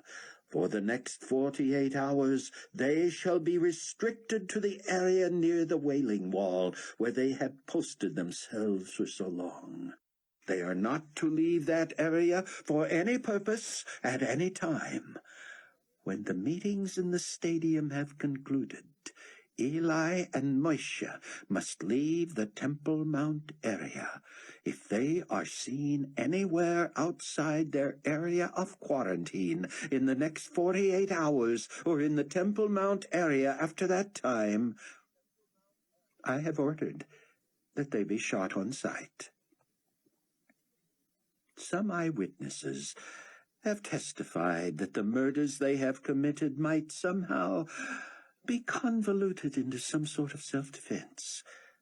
I reject this, and am exercising my authority as potentate to deny them trial. Let me be clear. Their appearance anywhere but near the Wailing Wall for 48 hours, or their showing their faces in public anywhere in the world after that, shall be considered reason to kill. Any global community officer or private citizen is authorized to shoot to kill. I know you will agree that this is a most generous response to an ugly attack, and that allowing the meetings to continue proves a spirit of accommodation. Thank you, my friends, and good night from Israel. Rayford looked up as Ken Ritz rocked back and slapped his thighs. "I don't know about you boys," Ritz said, "but I got me some tinkering to do. For one thing, I got to find out how we can get us some of those millions the rabbi's been fleecing off the flock. With none of us having any income anymore, we're going to need some cash." "You got a minute, Ray?" Floyd said, rising. "Sure, Doc." They climbed the stairs, and Floyd bent over the sleeping Hattie for a moment. "Seems fine for now," he said. "But can you imagine postpartum blues on top of what she's already going through?" "You get that even with a miscarriage?" "It makes more sense with a miscarriage, if you think about it." Rayford turned off the TV and followed Floyd to the porch. They both carefully surveyed the horizon and listened before talking. Rayford had grown used to that since he'd arrived. At Global Community Headquarters, it was a matter of knowing whom you could talk to. Out here, knowing you were not being spied on was paramount. "I've got a problem, Rayford, but I hardly know you." "Friendships, acquaintances, everything has to necessarily be telescoped these days," Rayford said. "You and I could live together the rest of our natural lives, and it would be less than 5 years. If you've got something on your chest, you might as well shoot. You want to criticize me? Fire away. I can take it. My priorities are different than they used to be, needless to say." "Oh, no, it's nothing like that. In fact, I figure you got cause to scold me a bit after today." "For snapping at me in the heat of battle? Hey, I've done my share of that. In medical emergency situations, you're in charge. You bark at whomever you have to bark at." "Yeah, but even though I know Sion is sort of our pastor, you're the chief. I need you to know that I know that and respect it." "There's no time for hierarchy anymore, Doc. Now, what's on your mind?" "I've got a Hattie problem." "We all do, Floyd. She was an attractive, bright girl once. Well, maybe more attractive than bright, but you're seeing the worst of her just now. And I think she's coming around. You might appreciate her more in a few weeks. Just so you know, I got the drift that she and you used to work together, and that, while you never actually had an affair—" Yeah, okay. Not proud of it, but I acknowledge it. Anyway, this isn't about her being in a bad way and being so difficult. I'm moved by how you all seem to care so much for her and want her to become a believer." Rayford sighed. "This business of her believing but not wanting to accept has me buffaloed. She's even halfway logical about it. She's not one who has to be convinced she's unworthy, is she? She's so convinced she refuses to accept what she knows is free." "So, what's your problem, Doc? You think she's a lost cause spiritually?" Floyd shook his head. "I wish it was that easy. My problem makes 0 sense. You said yourself there's nothing attractive about this girl. It's obvious that when she was healthy, she was a knockout. But the poison has done its work, and the illness has taken its toll. She makes no sense when she talks, and spiritually, she's bankrupt. So, you want to throw her out, and that makes you feel guilty?" Floyd stood and turned his back to Rayford. "No, sir." What I want is to love her. I do love her. I want to hold her and kiss her and tell her. His voice grew quavery. I care so much for her that I've convinced myself I can love her back to health in every way, physically and spiritually. He turned and faced Rayford. Didn't expect that one, did you? As Buck and Chloe lay in bed, Buck said, Will you be able to sleep if I go out for a while? She sat up. Out? It's hardly safe. Carpathia is too focused on Eli and Moisha to worry about us right now. I want to see if I can find Yakov, and I want to see what the witnesses will do in response to Nikolai's threats. You know what they'll do, she said, lying back down. They'll do what they want until the due time. And woe to the one who tries to make points with the potentate by trying to kill them before that. Just the same, I'd like... Do me this favor, Buck. Promise you won't leave this place until I'm sound asleep. Then I'll worry only when I have to, if you're not here when I wake up in the morning. Buck dressed and went looking to see if Sion was still up. He wasn't, but Rosenzweig was on the phone. Leon, I insist on talking with Nikolai. Yes, I know all about your tested titles, and I remind you that I knew Nikolai as a friend before he was His Excellency and the potentate and this and that. Now please, put him on the phone. Well, then you tell me what has happened to my driver. Rosenzweig noticed Buck, motioned for him to sit, and hit the speaker button on the phone. Leon was in mid-threat. Our intelligence sources tell us your man turned. Turned what? He's not Jewish anymore? Not Israeli? Doesn't work for me? What are you talking about? He's been with me for years. If you know where he is, tell me and I will come get him. Dr. Rosenzweig, with all due respect, sir, I'm telling you your man is one of them. We wanted GC guards to personally escort Rabbi Ben-Judah back to Yakov's vehicle, but he came running from the stadium firing off a high-powered weapon. Who can say how many guards and innocent civilians were killed? I can. None. It would have been all over the news. I heard the same story. Your people were coming after Ben-Judah to exact revenge for the embarrassment to Nikolai and might have done who knows what to him if he had not slipped away on his own. He wasn't on his own. He was with Buck Williams' wife, who was proven to be an American subversive who escaped from one of our facilities in Minnesota where she had been detained for questioning. Rosenzweig glanced at Buck, who sat shaking his head slowly as if wondering where they dreamed up this stuff. Fortunato continued. She was suspected of looting after the earthquake. Leon, is Yakov alive? There was a pause. Rosenzweig grew irate. I swear, Leon, if something has happened to that young man... Nothing has happened to him, Doctor. I'm trying to train you to address me properly. Oh, for the sake of heaven, Leon, are there not more important things to worry about right now, like people's lives? Supreme Commander, Dr. Rosenzweig. Supreme nincompoop! Rosenzweig shouted. I'm going out to search for my Yakov, and if you have any information that would help me, you'd better give it to me now. I don't need to be spoken to that way by you, sir.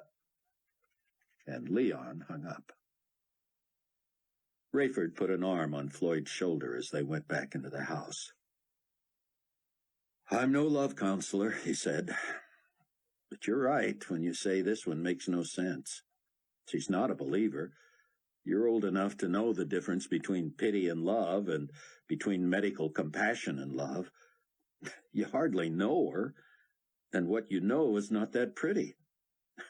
It doesn't take a scientist to see that this is something other than what you think it is. You lonely? Lose a wife in the rapture? Uh-huh. Better tell me about her. Chapter 7. Buck peeked in on Chloe before heading out with Chaim. She appeared sound asleep. "Do you mind driving?" Chaim asked. "It has been so long since I was allowed." Allowed? Chaim smiled wearily. "Once you become, how shall I say it, a personality in this country, especially in this city, you're treated like royalty. I cannot go anywhere unescorted. I was not even famous when first you did the cover story on me." You were revered, however. Chaim checked with his gateman Jonas for the latest word on Yaakov. "Stefan," Buck heard him say. Then something urgent and frustrated in Hebrew. Chaim directed Buck to the last stall in the garage, and Buck slid behind the wheel of an ancient sedan. "I don't want everyone to know I am coming. The Mercedes is well known. You drive a stick shift, do you not?" Buck feathered the throttle and quickly caught on to the vagaries of the manual transmission. He worried more about the bald state of the tires. Any idea where we're going? "Yes, I am afraid I do," Chaim said. "Yaakov is an alcoholic." Buck shot him a double take. You have an alcoholic as your driver? "He's dry. Recovering, they call it. But in times of crisis, he reverts." Falls off the wagon? "I do not know that expression." It's an old Americanism. Early in the 20th century, the Women's Christian Temperance Union would roll the temperance wagon into town, decrying the evils of alcohol and calling on offenders to give it up and get on the wagon. When a sober man went back to drinking, it was called falling off the wagon. "Well, I'm afraid that is what has happened here," Chaim said, pointing where Buck was to turn. As they moved into smaller neighborhoods with houses and buildings closer together, Buck began noticing things he hadn't seen on the drive from Chaim's to the stadium. Jerusalem had grown seedy. How he had loved to visit this city just a few years before. It had had its run-down areas, but overall it had been kept with pride. Since the disappearances, certain types of crime and lewd activity had sprung up that he never expected to see in public here. Drunks staggered along, some with their arms slung around ladies of the evening. As Buck drove farther into the city, he saw strip clubs, tattoo parlors, fortune-telling shops, and triple X-rated establishments. What has happened to your city? Chaim grunted and waved dismissively. "This is something about which I would love to speak to Nikolai. All that money spent on the new temple and moving the Dome of the Rock to New Babylon? Ach! This Peter the Second fellow wearing the funny costumes and welcoming the Orthodox Jew into the Enigma Babylon faith. I am not even a religious man, and I wonder at the folly of it. What is the point? The Jews have maintained for centuries that they worship the one true God, and this somehow now fits with a religion that accepts God as man and woman and animal and who knows what else. And you see what effect it has had on Jerusalem. Haifa and Tel Aviv are worse. The Orthodox are locked away in their gleaming new temple, slaughtering animals and going back to the literal sacrifices of centuries gone by. But what impact do they have on this society? None. Nikolai is supposed to be my friend. If he will see me, I will inform him of this and things will change. When my Yaakov, A wonderful spirited man, by the way, falls off the wagon, as you put it. He winds up on the same street, in the same bar, and in the same condition. How often does this happen? Not more than twice a year. I scold him, threaten him, have even fired him. But he knows I care for him. He and his wife, Hannelore, still grieve over 2 little ones they lost in the disappearances. Buck was chagrined to realize he had pushed Yakov spiritually without getting to know him. He just hoped Chaim was wrong about Yakov and that they would not find him where the old man expected to. Chaim pointed Buck to a parking place in the middle of a row of cars and vans that lined a crowded street. It was after midnight now, and Buck was suddenly overcome with fatigue. "The harem?" he said, reading the neon sign. "You sure this is only a bar?" "I'm sure it is not, Cameron," Rosenzweig said. "I don't want to think about what else goes on in there. I've never been inside.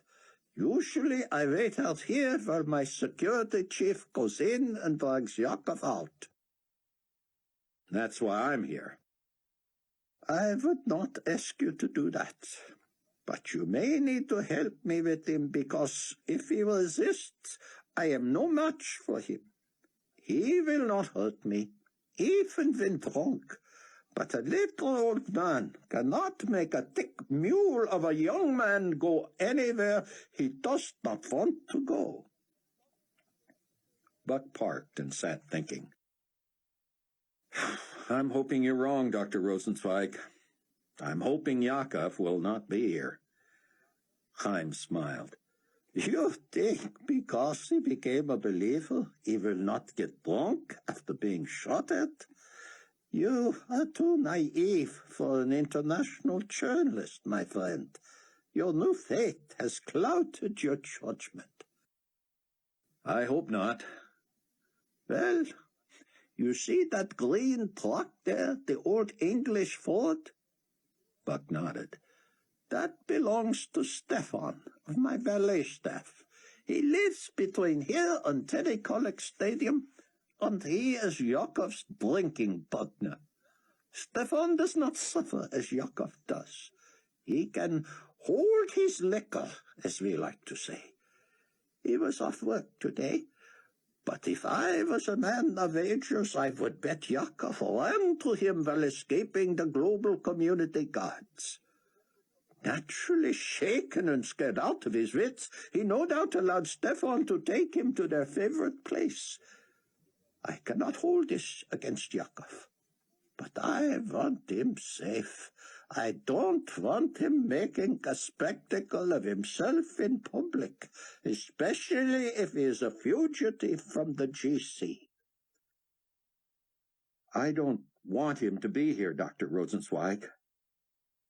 I don't either. But I am not a young man with stars in his eyes. Wisdom is supposed to come with age, Cameron. I wish less came with it, frankly. I have gained wisdom I cannot now recall. I have what I call mature moments, where I recall in detail something that happened 60 years ago, but cannot remember that I told the same story half an hour before. "I'm not even 33 yet, and I have my share of those." Chaim smiled. "And your name again was?" "Let's go look for Yakov," Buck said. "I say he's not in there, even if Stefan is." "I hope Yakov is," Chaim said, "because if he is not, that means he is lost, or caught, or worse." Dr. Floyd Charles's story was so similar to Rayford's it was eerie. He, too, had had a wife serious about her faith, while he, a respected professional, played at the edges of it. "Fairly regular church attendee?" Rayford asked from experience. "Just didn't want to get as deep into it as your wife?" "Exactly," Floyd said. "She was always telling me my good works wouldn't get me into heaven. and that if Jesus came back before I died, I'd be left behind. He shook his head. I listened without hearing. You know what I mean? You're telling my story, brother. You lose kids, too? Not in the rapture. My wife miscarried one, and we lost a 5-year-old girl in a bus accident her first day of school. Floyd fell silent. I'm sorry, Rayford said. It was awful, Floyd said with a thick voice. Gigi and I both saw her off at the corner that morning, and LaDonna was as happy as she could be. We thought she'd be shy or scared. In fact, we kind of hoped she would be. But she couldn't wait to start school with her new outfit, lunchbox and all. Gigi and I were basket cases, nervous for her, scared. I said putting her on that big old impersonal bus made me feel like I was sending her off to face the lions. Gigi said we just had to trust God to take care of her. Half an hour later, we got the call. Rayford shook his head. Made me bitter, Floyd said. Drove me farther from God. Gigi suffered, sobbed her heart out till it almost killed me. But she didn't lose her faith. Prayed for LaDonna, asked God to take care of her, to tell her things, all that. Real strain on our marriage. We separated for a while. My choice, not hers. I just couldn't stand to see her in such pain and yet still playing the church game. She said it wasn't a game and that if I ever wanted to see LaDonna again, I'd get right with Jesus. Well, I got right with Jesus, all right. I told him what I thought of what he let happen to my baby girl. I was miserable for a long time. They sat at the kitchen table where Rayford could hear Hattie's steady, rhythmic breathing. You know what convinced me? Floyd said suddenly. Rayford snorted. Besides the rapture, you mean? That got my attention. I was actually convinced before then. I just never pulled the trigger. Know what I mean? Rayford nodded. You knew your wife was right, but you didn't tell God. Exactly. But what convinced me was Gigi. She never stopped loving me through it all. I was a rascal, man. Mean, nasty, selfish, rude, demeaning. She knew I was grieving, suffering. Light had gone out of my life. I loved LaDonna so much, it was as if my heart had been ripped out. But when I was trying to cover the pain by working all hours and being impossible to my co-workers and everyone else, Gigi knew just when to call or send a note. Every time, Rayford, every stinking time, she would remind me that she loved me, cared about me, wanted me back, and was ready to do whatever I needed to make my life easier. Wow. Wow was right. She was hurting just as bad as I was, but she would invite me for dinner, bring me meals, do my laundry. And she was working, too.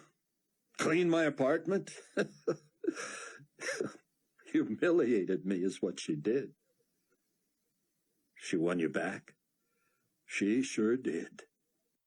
Even lifted me out of my grief. It took a few years, but I became a happier, more productive person. I knew it was God in her life that allowed her to do that. But I still thought that if there was anything to this heaven and hell business, God would have to look kindly on me because I was helping people every day. I even had the right motive. Oh, I loved the attention, but I helped everybody. I did my best work, whether the patient was a derelict or a millionaire. It made no difference to me. Somebody needed medical attention, they got my best. Good for you. Yeah, good for me. But you and I both know what it is got me when Jesus came back. left behind. Floyd checked on Hattie. Rayford got them Cokes from the refrigerator. "I don't want to badmouth an old friend," Rayford said, "but I suggest you think about the kind of woman your wife was before you consider Hattie as a replacement." Floyd pursed his lips and nodded. "I'm not saying Hattie couldn't become that kind of person," Rayford added. "I know, but there's no evidence she wants to be." "Know what I'm going to do?" Rayford said, rising. "I'm going to call my daughter and tell her I love her." Floyd looked at his watch. "You know what time it is where she is?" "I don't care. And she won't either." Buck and Haim got stares from both men and women as they approached the harem. The place was much bigger inside than it looked from outside.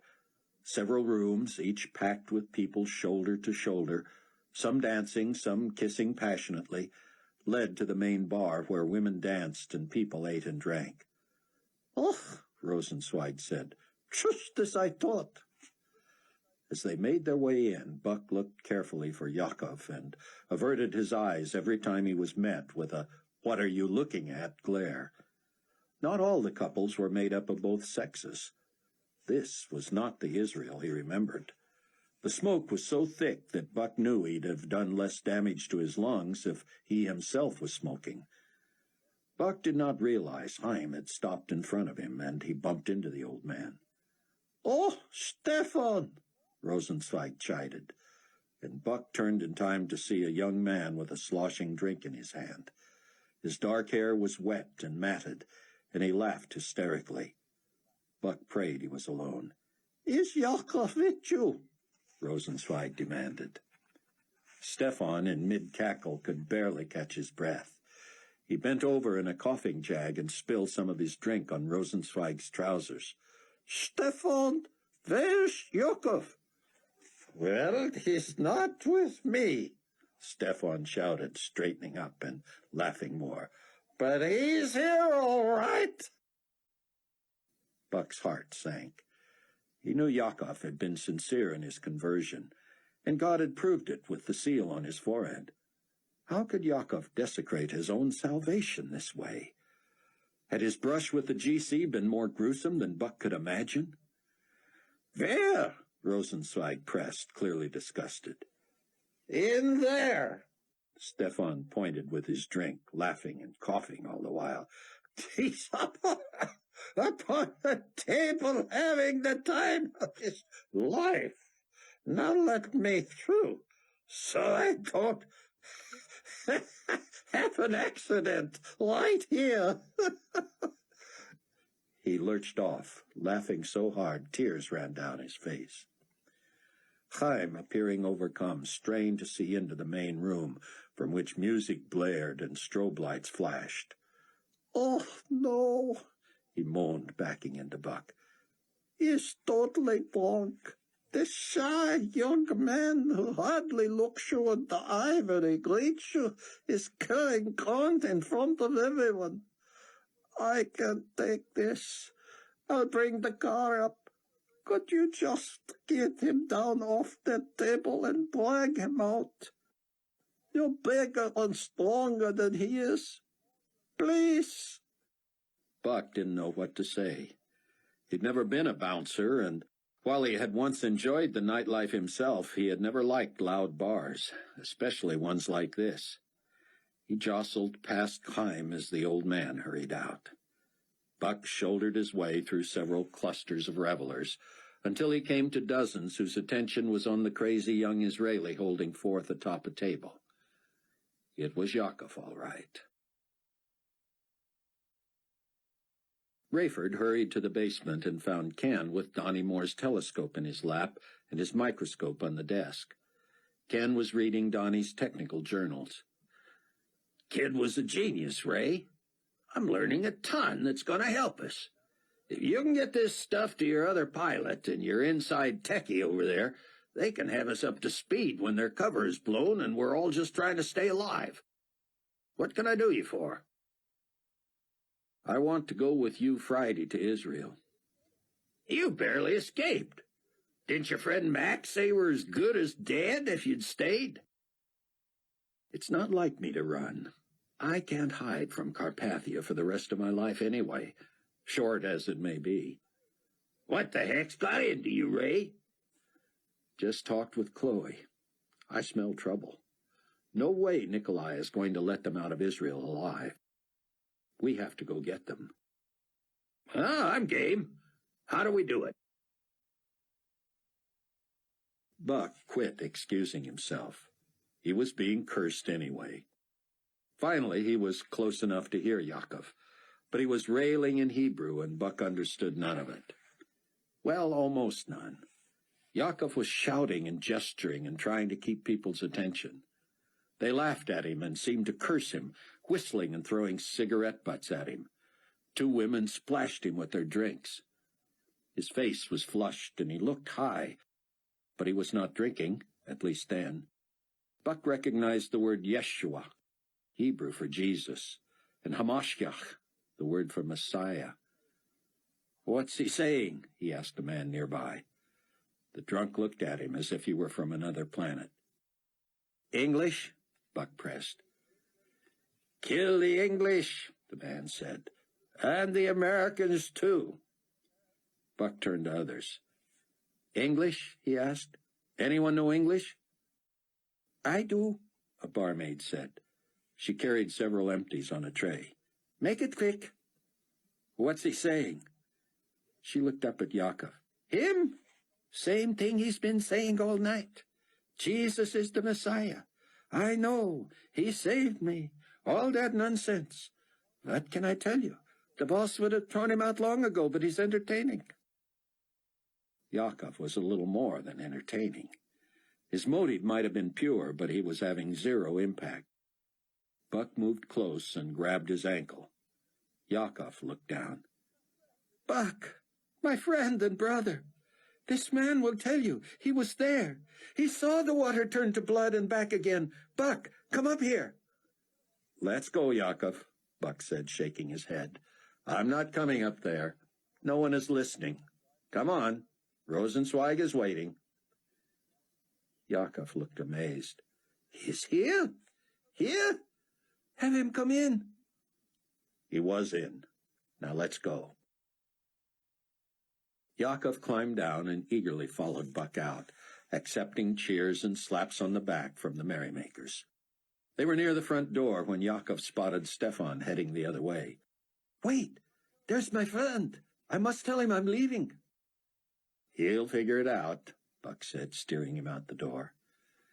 In the car, Rosenzweig glared at Yaakov. "I was not drinking, Doctor," he said. "Not one drop." "Oh, Yaakov," Rosenzweig said as Buck pulled away from the curb. "the smell is all over you, and I saw you atop the table." "You can smell my breath," he said, leaning forward. "I don't want to smell your breath." "No, come on, I'll prove it." Yaakov breathed heavily into Rosenzweig's face, and Heim grimaced and turned away. Rosenzweig looked at Buck. "He had garlic today, but I do not smell alcohol." "Of course not," Yaakov said. "I was preaching. God gave me the boldness. I am one of the 144,000 witnesses, as Rabbi Ben-Judah says. I will be an evangelist for God." Heim slumped in his seat and raised both hands. He said, "I wish you were drunk." After hearing what had gone on behind the scenes in Israel, Ken agreed it was likely Carpathia would manufacture some tragedy outside his control. Something he can blame on somebody else, but no matter how you slice it, people we care about are gonna die. "I don't want to be foolhardy, Ken," Rayford said, "but I'm not going to hide here and just hope they get out." "I've been sky-jockeying that son-in-law of yours since the disappearances, and you'd have to go some to be more foolhardy than that boy. We're going to have to get in touch with your co-pilot over there, though. I can teach you a lot about the Gulf Stream, but Nobody can put it down without a runway. Meaning, you're going to be looking at a quick pickup, right? Probably from this Rosen whatever estate. Yeah, I'm going to suggest to Sion that he announce plans for Saturday, something Carpathia will believe he wouldn't want to miss. Then we get in there after midnight Friday and get them out of there. Unless they meet us somewhere near the airport, we're going to have to drop in and get them. And that means a chopper. Can't we rent one? I could ask David Hasid, our guy inside the GC, to have one waiting for us at Jerusalem or Ben Gurion. Fine, but we're going to need 2 flyers. No way McCullum can get away to help us. What am I, chopped liver? Ken smacked himself in the head. Listen to me. What an idiot. You're trained in a copter, then? Mac brought me up to speed. I land near the complex and shuttle them to you at the airport, right? You'd better get a layout of the place before we go. You're going to have precious little time as it is, putting one of them noisy jobs down in a residential area. Somebody sees you in their yard, the gendarmes will be there before you can get airborne again. Does your wife know where you've been? Rosenzweig asked Yakov as Buck pulled in front of his apartment building. I called her. She wants to know what in the world I'm talking about. Why did you go to that awful place first? I escaped to Stefan's house. He wanted to go. I thought, what better place to start preaching? You're a fool, Rosenzweig said. Yes, I am. Buck tossed Yakov his cell phone. Call your wife so you don't scare her to death when you walk in. But before Yakov could dial, the phone rang. What's this? He said. I didn't do that. Push send and say, Buck's phone. It was Chloe. She needs to talk with you right away, Mr. Williams. Buck took the phone and told Yakov, wait here until we can warn your wife you're coming. Chloe told Buck about the call from her father and his request for a schematic of Rosenzweig's estate. I'll bring it up when it's appropriate, Buck whispered. Later, when he finally drove through the gates at Heim's place, the time didn't seem right to raise the issue of the schematic. Rosenzweig was still a Carpathia sympathizer and would not understand. He might even spill the beans. Buck remained in the car as Rosenzweig got out. You're not coming in? May I borrow your car for a while? Take the Mercedes. This'll be fine, Buck said. If Chloe is still up, tell her she can call me. Where are you going? I'd rather not say. If you don't know, you don't have to lie if anyone asks. Oh, this is entirely too much skullduggery for me, Cameron. Be safe and hurry back, won't you? You and your friends have another big day tomorrow. Or should I say today?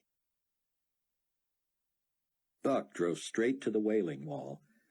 As he expected after the squabbling between the 2 witnesses and Carpathia and the threats Nikolai made on international television, huge crowds pressed near the fence where Eli and Moshe held court. The GC was well represented, armed guards ringing the crowd. Buck parked far from the Temple Mount and moseyed up like a curious tourist. Moshe and Eli stood back to back with Eli facing the crowd. Buck had never seen them in that position and wondered if Moshe was somehow on the lookout. Eli was speaking in his forceful, piercing voice, but at that moment he was competing with the head of the GC guard unit in his bullhorn. The guard was making his announcement in several languages, first in Hebrew, then in Spanish, then in an Asian tongue Buck couldn't place. Finally, he spoke a broken English with a Hebrew accent, and Buck realized the GC guard was an Israeli. Attention, ladies and gentlemen. I have been asked by the Global Community Supreme Commander to remind citizens of the proclamation from His Excellency Potentate Nikolai Carpathia. Here the crowd erupted into cheering and applause. that the two men you see before you are under house arrest. They are confined to this area until the end of the meeting of the witnesses Friday night. If they leave this area before that, any GC personnel or private citizen is within his rights to detain them by force, to wound them, or to exterminate them. Further, if they are seen anywhere, repeat, anywhere, after that time, they shall be put to death. The crowd near the fence cheered wildly again, laughed, taunted, pointed fingers, and spat toward the witnesses. But still the crowd hung back at least 30 feet, having heard of, if not seen, those whom the witnesses had killed. While many claimed the two capriciously murdered people who got too close, Buck himself had seen a mercenary soldier charge at them with a high-powered rifle. He was incinerated by fire from the witnesses' mouths. Another man who had leaped toward them with a knife had seemed to hit an invisible wall and fell dead. The witnesses, of course, seemed unaffected by the proclamation or the guard with the bullhorn. They remained motionless and back to back. But there was a vast difference between how they now appeared and how they had looked when Buck first saw them. Because of the incredible interest drawn to them by the meetings televised from Colic Stadium, and their being mentioned by both Leon Fortunato and Carpathia himself, the news media had converged upon this place. Gigantic Klieg lights illuminated the area, a glaring spotlight bathing the witnesses. But neither squinted nor turned from the glare. The extra light only served to emphasize their unique features: strong, angular faces, deep-set dark eyes in craggy sockets under bushy brows. No one ever saw them come or go. None knew where they were from. They had appeared strange and weird from the beginning, wearing their burlap-like sackcloth robes and appearing barefoot. They were muscular and yet bony, with leathery skin, dark-lined faces, and long, scraggly hair and beards. Some said they were Moses and Elijah reincarnate. But if Buck had to guess, he would have said they were the two Old Testament characters themselves. They looked and smelled centuries old, a smoky, dusty aroma following them. Their eyes were afire, their voices supernaturally strong and audible for a mile without amplification. An Israeli shouted a question in Hebrew, and the GC guard translated it into all the languages. He wants to know if he would be punished for killing these men now, where they stand. The crowd cheered anew as each people group understood what he said. Finally, the GC guard answered. If someone was to kill them this very night, he would be punished only if an eyewitness testified against him. I don't know that there are any eyewitnesses here at all. The crowd laughed and agreed, including the other guards. Buck recoiled. The GC had just given permission for anyone to murder the witnesses without fear of reprisal. Buck was tempted to warn anyone so foolish that he had personally seen what happened to previous would-be assassins. But Eli beat him to it. Barely moving his lips, but speaking so loudly he seemed to be shouting at the top of his lungs, Eli addressed the crowd. Come nigh and question not this warning from the Lord of hosts. He who would dare come against the appointed servants of the Most High God, yea, the lampstands of the one who sits high above the heavens, the same shall surely die. The crowd and the guards stumbled back at the force of his voice, but they soon inched forward again, taunting. Eli erupted again. Tempt not the chosen ones, for to come against the voices crying in the wilderness is to appoint one's own carcass to burn before the eyes of other jackals. God himself will consume your flesh, and it will drip from your own bones before your breath has expired. A wild, cackling man brandished a bulky, high-powered rifle. Buck held his breath as the man waved it above the crowd, and the rest screamed warnings at him. The weapon had a sight on the stock that identified it as a sniper's rifle, with kill power from 1,000 yards. Why, Buck wondered, would a man with such a weapon risk showing it within reach of the witnesses and their proven power to destroy? The GC guard stepped between the man and the wrought iron fence, behind which the witnesses stood. He spoke to the man in Hebrew, but it was clear he did not understand. "English!" the man screamed, but he did not sound American. Buck couldn't make out his accent. "If you do this thing," the guard started over in English, "as a service to the global community, you must take full responsibility for the consequences." "You said there were no eyewitnesses." "Sir, the whole world is watching on television and the internet." "Then I'll be a hero. Out of my way." The guard did not move until the man leveled the weapon at him. Then the guard skipped into the darkness, and the man stood alone facing the fence. And nothing else. The witnesses were gone. "Threaten to burn my flesh, will you?" the man raged. "Face this firepower first, you cowards!" The GC guard came back on the bullhorn, speaking urgently. "We shall search the area behind the fence. If the two are not there, they are in violation of the direct order of the potentate himself, and may be shot at will by anyone without fear of indictment." Chapter 8. Though it was now the wee hours of Thursday morning on the Temple Mount, the atmosphere was festive. Hundreds milled about, chattering about the gall of two old men to defy Carpathia and make themselves vulnerable to attack by anyone in the world. They were fair game, and within minutes they would surely be dead. Buck knew better, of course. He had sat under the teaching of Bruce Barnes and then Sion ben Judah, and he knew what the witnesses meant by the due time. Bible prophecy called for the witnesses to be given the power by God to prophesy 1,260 days, clothed in sackcloth. Both Bruce and Sion held that those days were counted from the time of the signing of an agreement between Antichrist and Israel for 7 years of peace, which also coincided with the 7-year tribulation. Such an agreement had been signed only little more than 2 years before, and 1,260 days divided by 365 equaled 3.5 years. Buck calculated that the due time was more than a year away.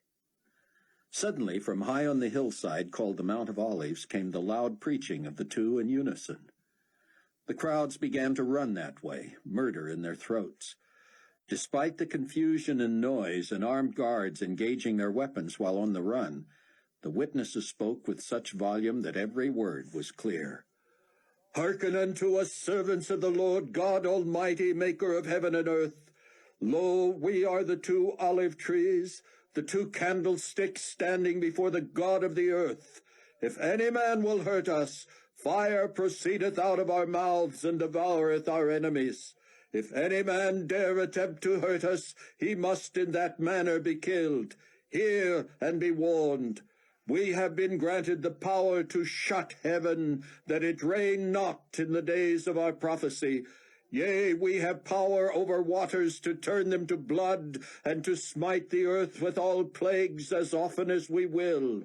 And what is our prophecy, O ye generation of snakes and vipers, who have made the holy city of Messiah's death and resurrection likened unto Egypt and Sodom? That Jesus of Bethlehem, the son of the Virgin Mary, was in the beginning with God, and he was God, and he is God. Yea, he fulfilled all the prophecies of the coming Messiah, and he shall reign and rule now and forevermore, world without end. Amen. The rabid cries of angry Israelis and tourists filled the air. Buck followed, his own panting filling his ears. No media lights had reached the witnesses, and nothing illuminated them from the sky, yet they shone bright as day in the dark grove of olive trees. It was an awesome, fearful sight, and Buck wanted to fall to his knees and worship the God who was true to his word. As the crowd reached the base of the sloping hill and slipped in the dewy grass, Buck caught up. "It is ours to bring rain," the witnesses shouted. and a freezing gush of water poured from the skies and drenched the crowd, including Buck. The place had not seen a drop in 24 months, and people craned their necks, pointed their faces to the sky, and opened their mouths. But the rain had stopped the instant it began, as if Eli and Moishe had opened and shut a tap in one motion. "And it is ours to shut heaven for the days of our prophecy." The crowd was stunned, complaining and murmuring, grumbling threats anew. As they started again toward the illumined pair on the hillside, now less than 100 yards away, the prophets stopped them with their voices alone. "Stand and hear us, O ye wicked ones of Israel, you who would blaspheme the name of the Lord God your Maker by sacrificing animals in the temple you claim to have erected in his honor. Know ye not that Jesus the Messiah was the Lamb that was slain to take away the sins of the world? Your sacrifices of animal blood are a stench in the nostrils of your God. Turn from your wicked ways, O sinners. Face yourselves for the corpses you already are. Advance not against the chosen ones, whose time has not yet been accomplished." But sure enough, as Buck watched in horror, 2 GC guards rushed past him and past the crowd, weapons raised. Slipping and sliding on the moist hillside, their uniforms became muddy and grass-stained. They crawled combat-style up the hill, illuminated by the light radiating from the witnesses. "Woe unto you who would close your ears to the warnings of the chosen ones," the witnesses shouted. "Flee to the caves to save yourselves. Your mission is doomed. Your bodies shall be consumed. Your soul shall be beyond redemption." But the guards pressed on. Buck squinted, anticipating the awfulness of it. The crowd chanted and raised fists at the witnesses, urging the guards to open fire. Gunshots resounded, echoing, deafening, the exploding cartridges producing yellow and orange bursts from the barrels of the weapons.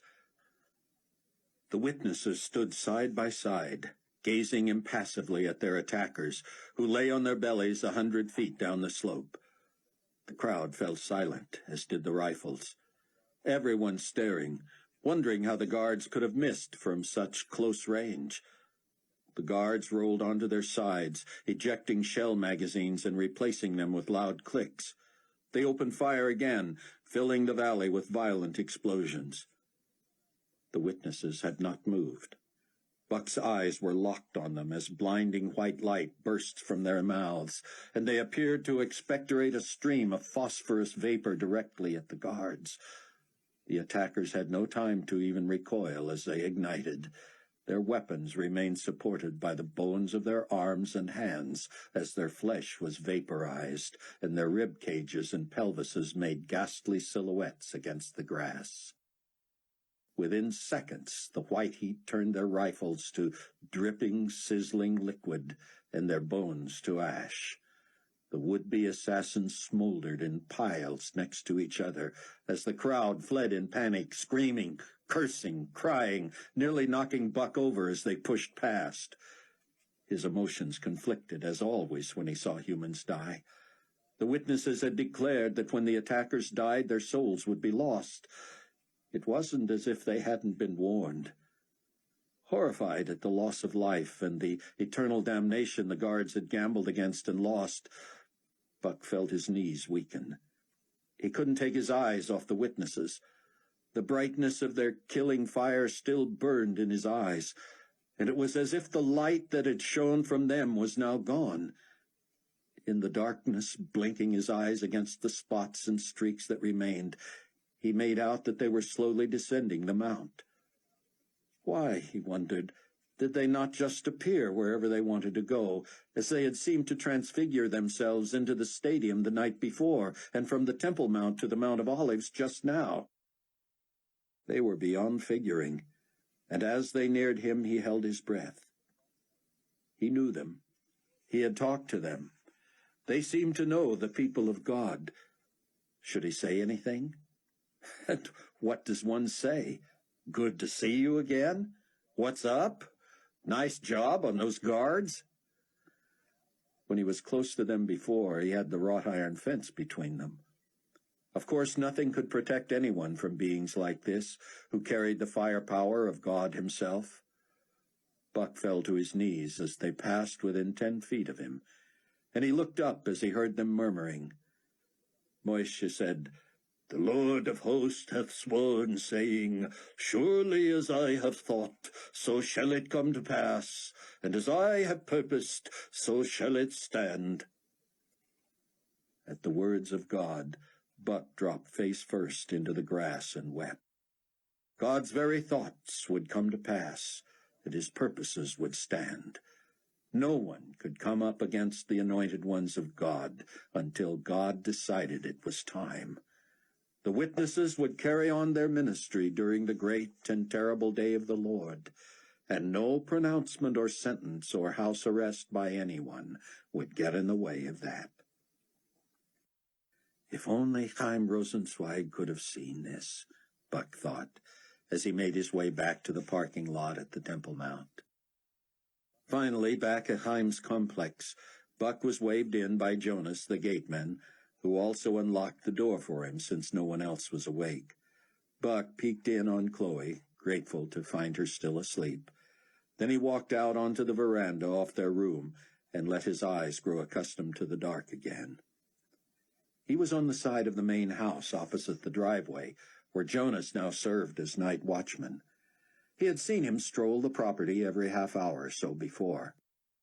Buck waited until Jonas came by again, then checked out the possibilities just past the railing of the patio. Up one side was a metal drain pipe, old but still intact and solid. On the other side was a wire embedded into the stucco with wire brads. The wire, he assumed, was either for telephone or television. Regardless, it would not support him. The drain pipe, however, had protruding seams every few feet that made it unnatural for climbing. If, that is, a man was fearless. Buck had never put himself in that category, but he was reluctant to arouse Rosenzweig's suspicions by asking for house plans, and he was certain he had never seen a passageway to the roof. He had to know whether a chopper could set down there, and this was the only way he knew to find out. Buck rubbed his hands until they felt sufficiently dry. He tied his canvas shoes tighter and hitched up his pants. Standing on the edge of the railing, he hoisted himself up and began shinnying up the drain pipe. When he was 10 feet above the veranda and passing a small mottled glass window on the 3rd floor, he made the mistake of looking down. He still had 10 feet to go to reach the roof, but even if he fell from where he was, the railing was likely to cut him in two. He was not in trouble, but a wave of panic showed up on the doorstep of his mind. There was no wiggle room here, no leeway, no margin for error.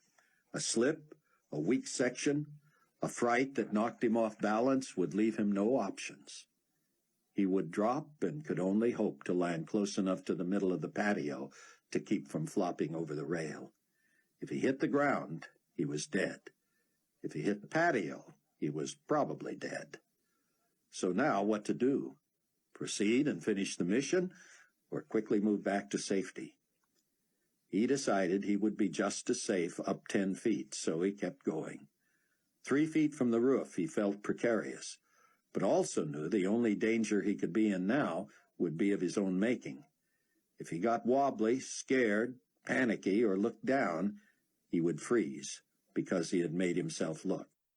As he lifted his left leg over the lip at the flat roof line, he gained a mental picture of himself, a human fly, by his own design, hanging from the edge of the roof of a 3-story building. I'm an idiot, he decided, but he felt much better with the roof solidly beneath him. It was a bright, starry night now, crisp and calm. He detected utility boxes, fans, exhausts, ductwork, and vents here and there. What Rayford, or whoever, would need, he decided, was a fairly large, unencumbered area in which to set down a chopper. Buck tiptoed across the roof, knowing that footsteps from above are often magnified below, and found pay dirt on the other side. In fact, to his surprise, he discovered an ancient helipad. The markings were faded, but whatever this building had been before, it was bequeathed to the national hero. It had required a landing area for a helicopter. He assumed Rosenzweig knew that and could have easily saved him this adventure. He also deduced that if someone once used the helipad, there had to be easy access to and from it within the house. Buck looked and felt around the area until he found a heavy metal door. It was rusted and bent, but it was not locked. He could only imagine how the creaking and groaning of metal would sound inside if he was not careful in forcing it open. Buck played with it for several minutes, getting it to budge just a fraction each time. When he felt he had sufficiently prepared it for a wider push, he set his shoulder against it and wrapped his fingers around the edge to keep it from moving too far too fast. With a grunt and one driving step, he made the door move about 8 inches. It made a noise, but not much of one. He assumed no one had heard it. If guards came running or if he roused someone inside, well, he'd just quickly identify himself and explain what he was up to. Buck tried to slither through the opening, but he needed another couple of inches. These he accomplished by nudging the door a quarter inch or so at a time. When he finally got through, he found himself at the top of a wood staircase, musty and dusty and cobwebbed. It was also creaky, as he learned with his first step on the top landing. He felt for a light switch in the pitch dark, not hoping for much. Finding nothing, he gingerly felt for the edge of the top step with a tentative foot. He was startled when something brushed his forehead. He nearly fell back on the stairs, but held himself by pressing against the hoary wood walls. He had to fight to keep his balance, the backs of his legs pressing against the steps. Feeling around in the dark, he grabbed a single swaying bulb with a twist switch in its housing. Was it possible it still worked? How fortunate could a man be in one night? He turned the switch, and the light sprang to life. Buck quickly shut his eyes against the intrusion and heard the telltale pop of the filament breaking. He should have expected nothing less from a bulb that probably hadn't been used in years. He opened his eyes to a halo of yellow residue from the brief flash. Blinking, he tried to reproduce behind his eyelids the image that had to have been temporarily projected and burned there. He kept his eyes shut until his brain drew a rudimentary block picture of 3 more steps down to a large door. Buck didn't know what else to do but trust his split-second vision. He felt his way down the stairs and found he had been correct. Another landing presented itself, and he felt the door. This one was wood, big, heavy, solid. He found the knob, and it turned freely, but the door did not budge, and he could tell it was not stuck. It felt locked, dead-bolted. His fingers found the lock above the handle. There would be no opening this door without a key. He would have to get back into his room the way he had come. Buck was encouraged, however, as he retraced his steps. Somehow he would find that door from inside the house and broach with Chaim the subject of a key. When he reached the drain pipe, he was forced to look down before swinging out over the ledge and heading back. That was a mistake. Now he would have to talk himself into and through this. And how long had he been gone? He decided to wait through one more guard walk-around to be sure. He soon realized he must have just missed one, because nearly half an hour later Jonas shuffled by and out of sight again. Buck gripped the top of the pipe with both hands, swung his lead leg over the side till he felt the lip of the first seam, and climbed straight down. He was about to reach the top of the patio railing outside his and Chloe's room when he was certain he saw something below in his peripheral vision. If he had to guess, he thought he saw the curtain move. Was Chloe awake? Had she heard him? Could she see him? He didn't want to scare her. But what if this was GC? What if they had already infiltrated the place? It could also be Chaim's own security. Might they take action before he was able to identify himself? Buck hung from the drain pipe, feeling like an idiot, his feet pigeon-toed on a seam. He should have just dropped lightly onto the patio and re-entered the room, but he had to be sure no one was at the window. He let go with one hand and leaned down as far as he could. Nothing. He spread his knees and tried to lower his head to get a sight line. Were the curtains open? He thought he had left through a shut drape. As he tried to peer farther, first one foot, then the other slipped off the seam, and his fingers supported his full body weight. He could only hope no one was watching through the window, because no one he knew, certainly not himself, could hang for long that way. As Buck's fingers gave way, he dropped straight down, his nose inches from the glass door. When his feet hit the patio, he found himself staring into another pair of eyes, wide and terrified and set in a ghostly pale face. Besides being startled at the image, Buck's weight made his knees bend as he landed, but he was so close to the door that they banged into it, driving him off his feet and straight back into the railing. The top caught him just above his backside, and his weight carried him backward over the rail. He grabbed the wrought iron as he flopped, desperate to keep from hurtling all the way to the ground on his head. With a loud grunt, Buck saw the sky as he flipped back, and his feet soon followed. He hung from the top of the rail by his hands, upside down, the back of his head pressed against the bars and his feet dangling near his face.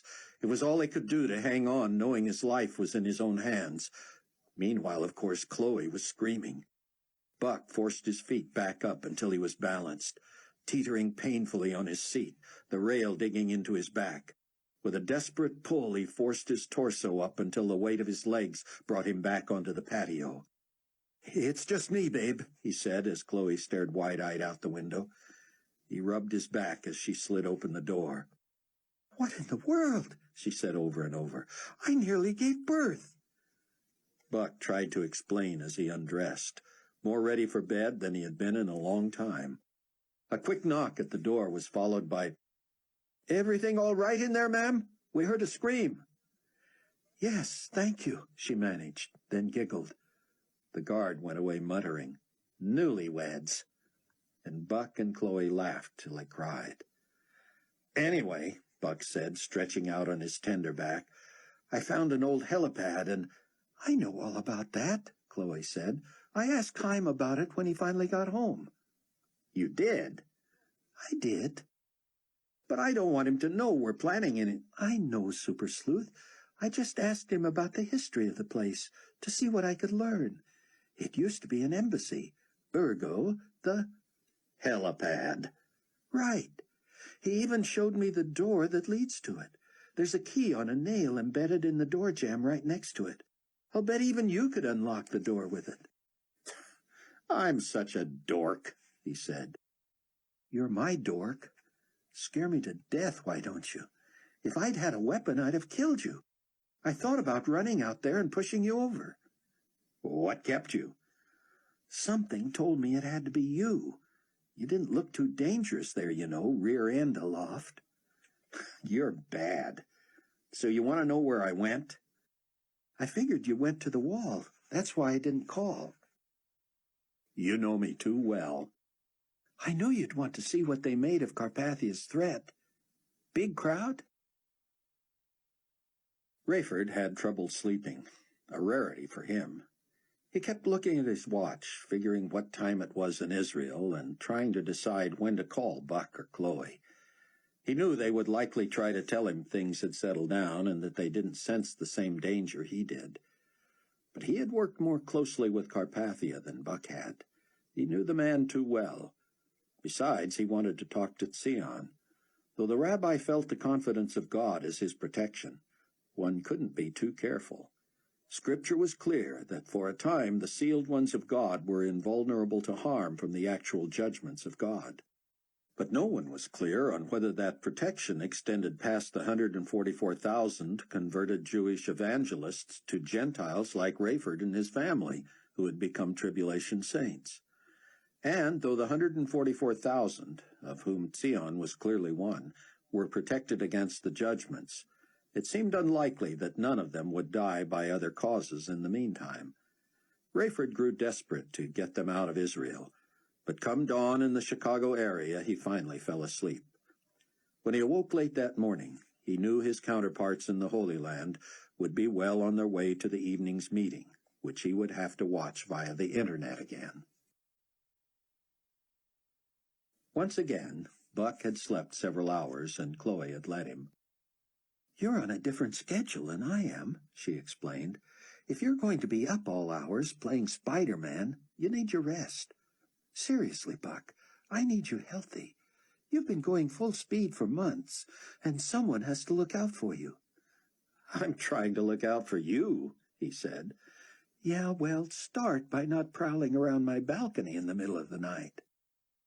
Chaim had negotiated with Fortunato that Yakov not be charged in connection with the incident the night before if Chaim agreed to not have him serve as Sion's driver anymore.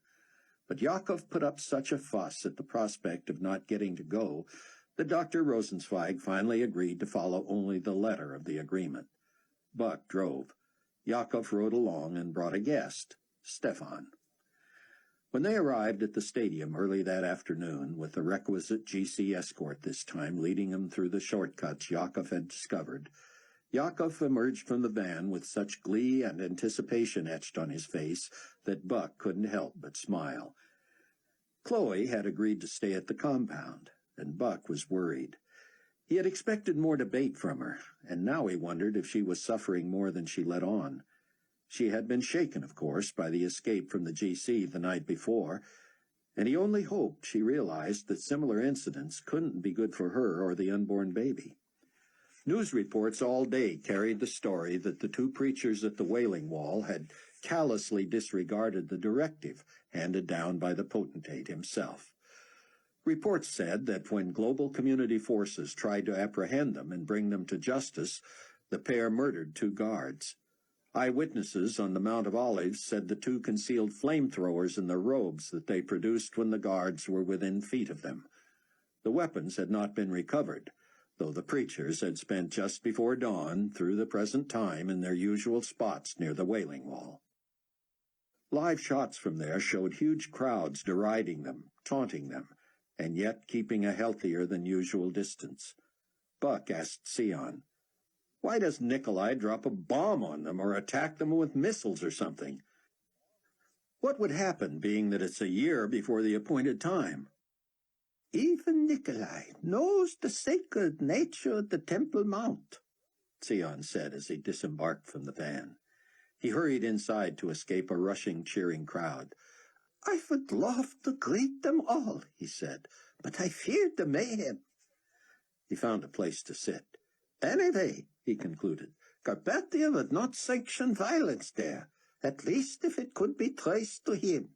His threat to kill them if they remain there after the end of tomorrow night's meeting is some sort of ruse.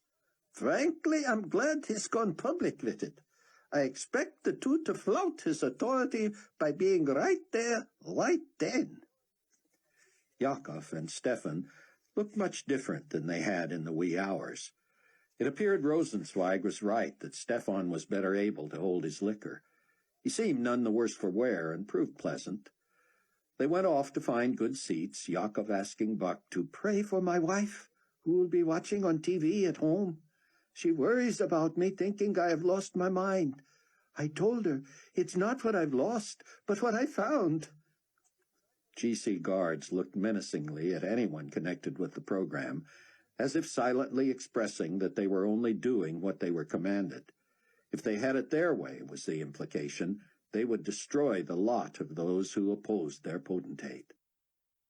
No fireworks were expected this second night. Surely Nikolai and his people knew better than to make another appearance. But because of the noise the previous night's controversies had engendered, the crowd was bigger than ever. The converts were back, but more curious skeptics were on hand too. Again the evening began with a simple greeting, the hearty singing of a hymn, and the introduction of Zion ben Judah. He was greeted with wave upon wave of cheers and applause, all of which he largely ignored, except to smile and raise his hands for silence.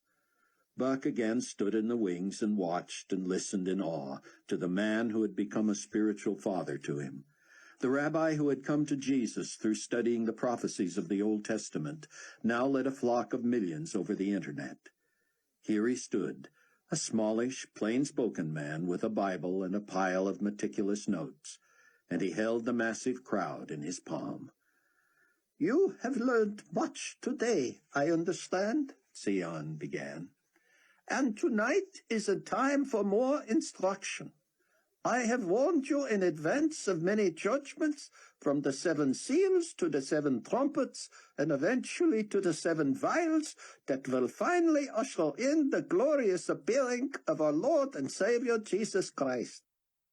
I have traced the beginning of the 7-year tribulation period from the signing of the unholy alliance between the one world system and the nation of Israel. By following the judgments that have befallen the world since then, I have calculated that we are waiting on the precipice. We have endured all 7 sealed judgments, and the first 3 of the 7 trumpet judgments. The middle or 4th trumpet judgment is next in God's timing. To prove to the wondering world and to the unconvinced that we can know whereof we speak, I will tell you now what to expect. When this occurs, let no man deny that he was warned, and that this warning has been recorded in the Scriptures for centuries. God is not willing that any should perish, but that all should come to repentance. That is the reason for this entire season of trial and travail. Though he waited as long as his mercy could endure and finally raptured his church, still he rains judgment after judgment down upon an unbelieving world. Why? Is he angry with us? Should he not be? But no, 1,000 times no! In his love and mercy he has tried everything to get our attention. All of us remaining on the earth to this day were delinquent in responding to his loving call. Now, using every arrow in his quiver, as it were, he makes himself clearer than ever with each judgment. Is there doubt in anyone's mind that all of this is God's doing? Repent. Turn to him. Accept his gift before it is too late. The downside of the judgments that finally catch some people's attention is that thousands also die from them. Don't risk falling into that category. The likelihood is that 3/4 of us who were left behind at the rapture will die, lost or redeemed, by the end of the tribulation. I want to tell you tonight of the 4th trumpet judgment, in the hope that it will not take that catastrophe to finally convince you, for it could just as easily kill you. Chapter 9. Just after noon on Thursday in Chicago, Rayford and Ken joined Doc Charles and Hattie to watch the meeting. The pilots had their flight plans out and doodled with charting their course to the Middle East. Assuming word got to Sion, he would announce something official or ceremonious for Saturday, and that would trigger Rayford and Ken's attempt to get to Israel. They would plan to arrive around midnight Friday and pick up their passengers shortly thereafter. Rayford's head jerked up as all 4 watchers heard Sion say, I plan to summarize all this in a small thank you session to the local committee on Saturday at noon, when we meet near the Temple Mount. Bingo, Rayford said. Teach me the Gulf Stream this afternoon so I can share the load both ways. Long as you're confident of chopper duty. Got one lined up? That part'll be easy. Oh boy, back in the battle. Hattie gave Rayford a long look. You like this stuff? Funny you would ask that, he said, knowing how you feel about Carpathia. I expect to die going after him. You act like you can't lose. We've already won, Ritz said. It's just a matter of going through the motions. The Bible's already told the story, and as Sion says, we win. Hattie shook her head and rolled onto her side, her back to them. You're pretty glib for dealing with a man like Nikolai. Ken caught Rayford's eye. You realize when we have to leave with the time change and all? Well, of course you do. You've been flying these routes a lot longer than I have. Buck found it hard to believe all that had happened in the 24 hours since Theon had last addressed the crowd. He missed Chloe, but felt more settled and at peace than he had in a long time. The earth groans under the effects of our fallen condition, Theon began. We've all lost loved ones in the rapture, and in the 10 judgments from heaven since then. The great blast of the Lamb earthquake devastated the globe, save for this very country and nation. The first 3 judgments alone scorched 1/3 of the earth's trees and grass, destroyed 1/3 of the ocean's fish, sank 1/3 of the world's ships, and poisoned 1/3 of the earth's water, all as predicted in the scriptures. We know the sequence of these events, but we don't know God's timing.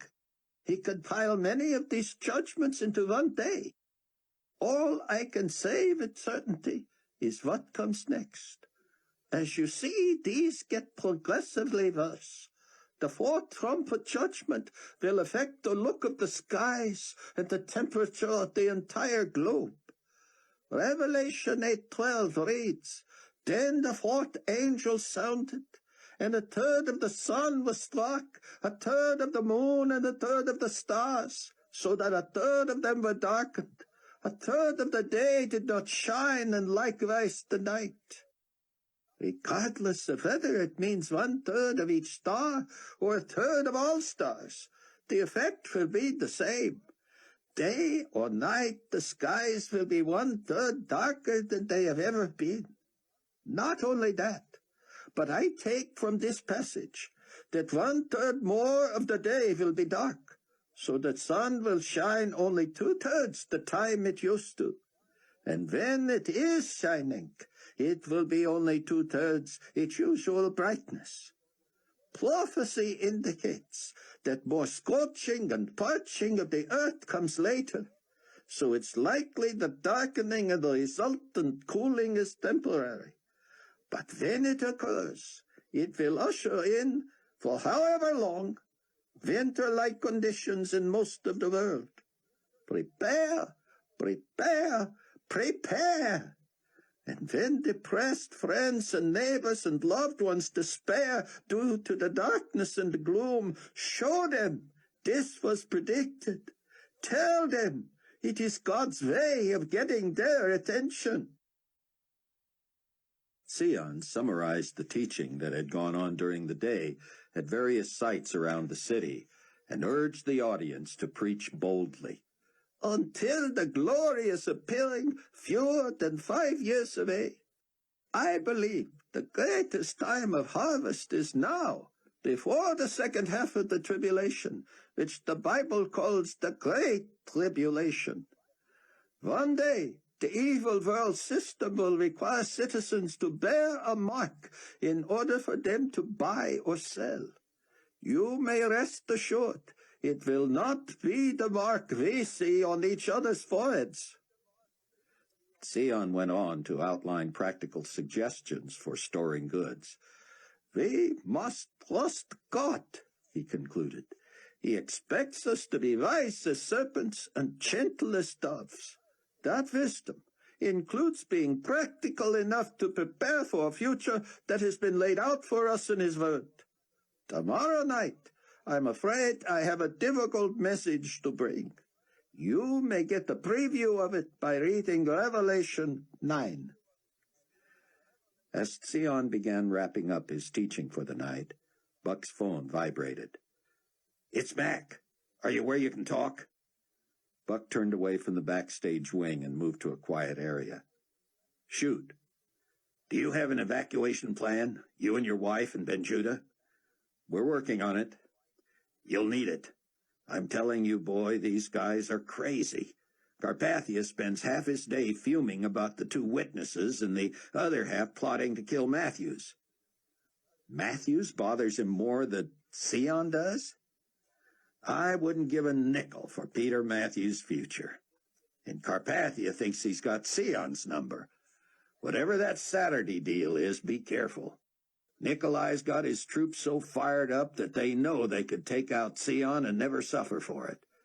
Nikolai would paint it as a setup, dissension among the ranks of the believers or something, and he would still look like a hero. This connection is secure, right, Mac? Of course. We'll be gone long before that rally. Good. Need anything? I'm in contact every day with David Hasid. Rayford's trying to get a chopper to get us from Jerusalem to one of the airports. You can't just sneak out and get a ride? We trust hardly anyone, Mac. Good for you. I'm going to recommend David get you a chopper that looks like ours. White with GC on it? Nobody'll mess with you if they see that. Until we leave it on a runway and fly off in a Gulf Stream. Ritz has a Gulf? I'm jealous. Come with us, Mac. You know I'd love to, but somebody has to be the ears here. We're not going to be able to watch tomorrow night's meeting, are we? Rayford said as Ken ran him through the paces of the Gulf Stream over Palwaukee Airport. Sure we are. Hook your laptop to my satellite tracking system, and I can force it to lock onto the internet feed. It'll be a little tricky bouncing around up there, but you'll at least be able to hear it. Rayford completed a fourth consecutive smooth landing, and Ritz pronounced him ready. As they sat in a rebuilt hangar, finalizing their route, the young mechanic approached. Captain Steele, Ernie said, I took a call while you were in the air. Was your phone off or something? Yeah, Rayford said, turning it back on. I didn't want to be distracted. I heard you had one of them wake-up features where it'll ring even when it's off. Yeah, but you can override that, too. Cool. Anyways, Miss Hattie Durham wants you to call her. Rayford called her on the drive back to the safe house.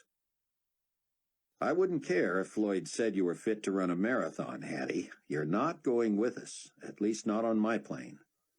Your plane? Ritz said, laughing from behind the wheel of the Rover. Or Ken's plane, I mean. It ain't mine either, bro, Ken said. Whoever's plane. Anyway, Hattie, there's no way Floyd would release you to travel. Let me talk to him. He doesn't even know I'm calling. I know what he'd say. That's why I haven't said anything to him. And don't you either, Rayford. Hattie, you're acting like a child. You think I'd let you go with us on a dangerous mission, sick as you've been? You know me better than that. I thought maybe you owed me. Hattie, this discussion is closed. You want to ride to the Middle East so you can kill Carpathia. Find it elsewhere. Let me talk to Ken. He's not going. Just let me talk to him. Rayford handed the phone to a puzzled-looking, scowling Ritz. Yeah, doll, he said. No, sorry, that's just an expression we old flyboys use. Well, sure, I'd like to be a doll, too. Oh, no, ma'am. I can't see any way. Well, now, I hate to have you think less of me, but the truth is, if I could be manipulated by the pouting of a spoiled, pretty little girl, I wouldn't be looking back on 2 divorces now, would I? You can beg and cry for someone else, honey, 'cause I sure ain't gonna be responsible for you overseas, not 48 hours after you miscarried. Now I'm awful sorry for you, and like everybody else in your life, I got sort of a soft spot for you. But that's the reason I'm not going to be party to any foolishness like this. Well, I understand that. I'd like to kill him myself. But I got a job to do, and it's dangerous enough as it is. I'm getting people out of there, not worrying about killing anybody, at least this trip. How about you get yourself healthy, and I'll see about running you over there for Nikolai target practice another time. No, I'm not poking fun at you. You are being a little silly here, though, don't you think? Ritz shook his head and flapped the phone shut as he handed it back to Rayford. Little Spitfire hung up on me. You gotta like her spunk, though. And she is a gorgeous thing, ain't she? Rayford shook his head. Fritz, you've got to be on the feminists' top 10 most wanted list. Man, what a throwback. Rayford nearly panicked when he didn't see Hattie in her bed as they walked in. "She in the bathroom?" he asked Floyd. "I wish," the doctor said. "She's walking somewhere." "Walking?" "Calm down. She insisted on walking around and wouldn't let me help her. She's on the other side." Rayford checked the empty, more damaged half of the duplex. Hattie walked slowly on the uneven floor of an unfurnished room, her arms folded. He just stared at her, not asking the obvious question. She answered it anyway. "Just trying to build my strength." "Not for this trip." "I've resigned myself to that. But Ken promised it." "Ken was talking through his hat, and you know it. Now, would you please do yourself and all of us a favor and follow Doc's orders?" "I know my body better. It's time I started building back up. He said himself I may be out of the woods with the poison, whatever it was, but that's only because my baby took the brunt of it. Nikolai has to pay for that." Hattie was suddenly short of breath. "See," Rayford said, "you're overdoing it." He helped her back to the other side of the house, but she refused to lie down. "I'll just sit a while," she said. Floyd was visibly angry. "She's going to be a whole lot of fun to deal with while you guys are gone." "Come with us," Ken said. "She looks like she's getting pretty self-sufficient to me." "Not a chance. She may not know how sick she is, but I do." "Let's hope we're not bringing you back any more wounded," Ken said. Rayford nodded. "I've already seen enough casualties in this war to last me a lifetime." Mac confirmed to Buck that the plot against both the witnesses and Sion was set for Saturday noon near the Temple Mount.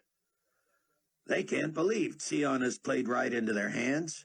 They're planning what will appear to be a terrorist bombing that should kill anyone within 200 feet of the wall." "Sion thought Carpathia wouldn't try anything at a site so sacred to the Jews?" "It would never be traced to him. They're already trying to pin it on Matthews. Funny thing is, Matthews wants the credit for it. He says the witnesses and Sion are the greatest enemies to religion he's ever seen. He's livid. You're going to be gone, right?" "By 1 a.m. "Perfect. A replica chopper's been delivered, and as far as I know, everything's in place. And your host is none the wiser?" "Rosenzweig's still holding out for Carpathia's being a misunderstood good guy. He'll be as surprised as anyone when we disappear in the middle of the night. He's usually one of the first to bed, so we're all going to make sure of that. We can't pack or do anything that might tip him off until we're sure he's asleep. If worse comes to worse, though, he'd keep quiet until we were long gone." A strange wrinkle in the Friday night plan was that everyone, it seemed, wanted to go to the stadium. The threats against the witnesses, the public feud between Carpathia and Ben Judah, everything had come to a head. The place would be jammed. While Chloe had assured Buck she was glad to have taken a night off, she wanted to be there and promised to be careful and take it easy. Yes, she said she would even sit through the meeting. Yakov was back on driving detail. Dr. Rosenzweig deciding the sanction against him was ludicrous. "But what if the GC escort sees him behind the wheel?" Buck asked, not wanting to create unnecessary turmoil. "Then they can report it to Fortunato, and I will insist on talking personally with Nikolai. But Cameron, they don't care. They will see him brazenly behind the wheel and will assume a new deal has been made. You know his wife will be along." "What?" "And Stefan." "Oh, Chaim, this is getting to be a circus." "And their boss." "Their boss? Now who's that?" Chaim smiled at him. "You don't know who my driver and valet's boss is?" "You? You want to go?" "I not only want to, I shall. And I want us all jammed into that Mercedes just like a school trip." It will be festive and grand. Chaim, this is not advisable. Don't be silly. You and Theon have been begging me to go. I have been watching. I am intrigued. I might even give Theon his audience tonight. Tonight? Tonight. He is speaking on some more terrible things supposedly coming from the heavens. He will be in a mood to keep going and to try to convince his old friend that Jesus is the Messiah. But he'll be very tired later, Chaim. And won't you be also? Too tired for a good debate? You don't know what to choose, Cameron, and you certainly don't know your own rabbi. I'm surprised at you. A good, missionary, or what do you call it, evangelist like you, and you want now to postpone the appointment with the prospective convert? Are you really? Probably not, but who is to say? You must not treat lightly the curious, am I right? Buck shook his head. Under normal circumstances. But you are just having fun with us. A promise is a promise, my young friend. I am a man of my word. You know Theon must prepare for the noon meeting at the Temple Mount tomorrow. That's not until noon. He's a dozen or so years older than you, my friend. But he is almost 30 years younger than I. He is robust. And who knows, if he is right, he has the power of God on him. He'll survive. He can talk to an old man until the wee hours and still be prepared for his little get-together tomorrow. And I will be there too. Buck was frantic by the time he got alone with Theon. The rabbi was less concerned about Rosenzweig's presence in the stadium as with his plan to be at the Temple Mount the next day. But we'll be gone by then, Buck said. He'll know that meeting is off. We need to make sure everyone knows we're gone so no one makes the mistake of being at the Mount. Nikolai could be so angry at our escape that he'll trigger the attack anyway to kill your followers. Theon nodded grimly. I want to believe the sealed are protected, but I just don't know if that protection extends beyond the judgments of God. Obviously, the Lord himself has charge over the carrying out of the judgments, and he can instruct his agents to leave alone the sealed. But he has given Antichrist tremendous latitude. I would not want to be responsible for their harm by making incorrect assumptions. Buck looked at his watch. In an hour, they were expected at the stadium. One thing we know for sure, if my teacher is right, is that the two witnesses at the wall will not be harmed, regardless of what Nikolai engineers tomorrow. If they're there, Theon said, smiling. Well, they'll be there, Buck said. What makes you say that? Because Nikolai warned them not to appear in public under penalty of death. What would be more public than where they have stood for more than 2 years? You have a point, Theon said, patting Buck on the shoulder. You must have a good teacher. Rayford was on the phone to Dr. Floyd Charles at the safe house as Ken piloted the Gulf Stream over the Atlantic. I'm tempted to slip her a Mickey medical school style, Floyd said. I haven't heard that expression in ages, Rayford said. How does that work? Just like doping somebody's drink, Floyd said. Only we tell them it's an innocuous IV. I could put her out for 24 hours, but then her immune system would be all screwed up. You're not really considering it. Nah, she's driving me batty, though. I had to physically restrain her to keep her from doing laps up and down the stairs. The stairs? That's what I said.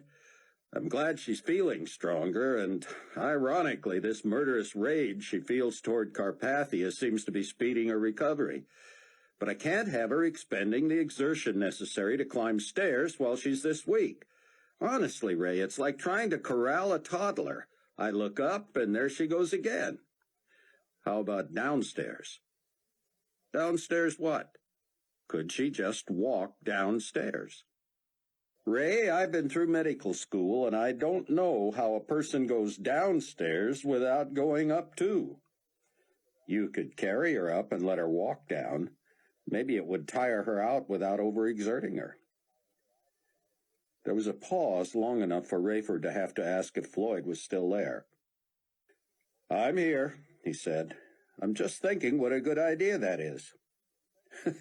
Left you speechless, did it? Every once in a while, even pilots come up with something useful. Problem is, Ray, I look for reasons to touch her, to hold her, to comfort her. Now you're telling me to pick her up and carry her, and you want me to rethink my feelings for her? Get a grip, Doc. You're no teenager anymore. I hoped your obsession with her wasn't purely physical, but I should have known. You hardly know her, and what you know drives you batty by your own admission. Just behave yourself until we can get back and help you keep your senses. Yeah, I mean it now. I know. I hear you. And Doc, remember that our absolute #1 top priority with her is her soul. Yeah. I didn't hear any enthusiasm there, Floyd. No, I got it. If you care a whit about her beyond your adolescent need to have her in your arms, you'll want above all else to make her part of the family. Buck, we've got a problem, Chloe said, pulling him into an empty room. I just casually walked through our route to the helipad so there'd be no surprises, and that key is gone. What? The key Rosenzweig had on a nail on the frame next to the access door. It's gone. Does he suspect we're up to something? How could he? I was as casual and subtle as I could be. He brought it up. I only asked him about the history of the house. Did that door look as solid to you from inside as it felt to me from the outside? It's like a brick wall, Buck. If we had to break through it or knock it down, we'd wake the dead, not to mention the guard staff and Haim himself. We've got to find the key, or get him to tell us what he did with it. You think Yakov would know anything about it? Buck shrugged. If I asked him, he'd sure know something was going on. I can't get between them. But he's a brother, Buck. Brand new. I'm not saying he'd betray us on purpose. You heard about his wife? That she's going along tonight, yes. How does she feel about his faith? So you haven't heard? No. Haim said Yakov claims his wife is now a believer too. Haim thought it was humorous and asked me to use my Jesus vision tonight to see if she had the secret mark too. Buck shook his head. Talk about a soul harvest. I'm praying for Rosenzweig himself. Yakov's wife, Hannelore, proved to be German-born Jew, sandy-haired and small with shy azure eyes. She joined Yakov, Stefan, Buck, Chloe, Zion, and Haim in the driveway, and the guard staff opened the doors of the Mercedes for them. Chloe embraced her tightly, and though she was a stranger, reached up to brush Hannelore's hair from off her forehead. Buck hugged her too, whispering, "Welcome to the family." My wife, she does not understand English too good, Yakov said. Well, how about it? Haim said, his eyes bright. Does she have the... And here he lowered his voice an octave and growled, "Secret mark?" As a matter of fact, she does, Dr. Rosenzweig, Chloe said, clearly not amused at his teasing. Oh, good then, he exulted, moving up to the front passenger seat. You're all one big happy family then, aren't you? And how about you, Stefan? Have you joined the ranks of the tribulation saints? Maybe tonight, Stefan said. Almost last night. My, Haim said. I shall be left in the minority, shouldn't I? Only Yakov and Haim fit in the front seat. So Hannelore sat directly behind Yakov with Chloe in the middle and Sion behind Chaim. Buck and Stefan crammed into the rear compartment. Yakov had begun to pull slowly down the driveway when Jonas stepped in front of the car and signaled that Chaim should lower his window. He spoke urgently to Chaim in Hebrew. Buck, with his face inches from Sion's head, whispered, "What's going on?" Sion turned toward the window and spoke softly. "They've gotten a call from Leon. He's sending a helicopter. The roads are more jammed than ever. The stadium is already full. They had to open the gates 2 hours ahead." He listened some more. "The gateman told Fortunato there were 7 of us. Too many for a helicopter anyway. Apparently, Fortunato told him to tell Chaim we were on our own if we refused GC assistance. Chaim is saying the gateman did the right thing. Just a minute." He's whispering. "Oh, no." "What?" "Fortunato has warned that Yakov not be in our party. Chaim is angry, demanding that the gateman get Leon back on the phone." Jonas signaled that Yakov should pull the vehicle to the guardhouse at the gate. A phone was extended to Chaim, who immediately began arguing passionately in Hebrew. "Then I will speak in English, Leon. I thought you knew every language in the world, as your boss seems to. I may call him potentate because I have always admired him, but I will not even call you sir, let alone supreme, whatever you are. Now you listen to me. I am a personal friend of the potentate. He has pledged the security of my guests. I will be sitting with Jakob in the stadium tonight, and yes, out in the crowd. I will not hide backstage. To you, he may be only a driver or a valet. To me, he is part of my family, and he will not be threatened. Running from your guards and shooting harmlessly into the air may have been foolhardy, but he would not have done it if he didn't feel our guests were in danger from the very people who had promised their safety." Sion reached up and laid a hand on Rosenzweig's shoulder, as if to calm him. Buck could see the blood rise on the back of the old man's neck and the veins bulge in his temple. "I need not remind you that it was not so long ago that Rabbi Zion Ben Judah lost his family for merely expressing his beliefs on television.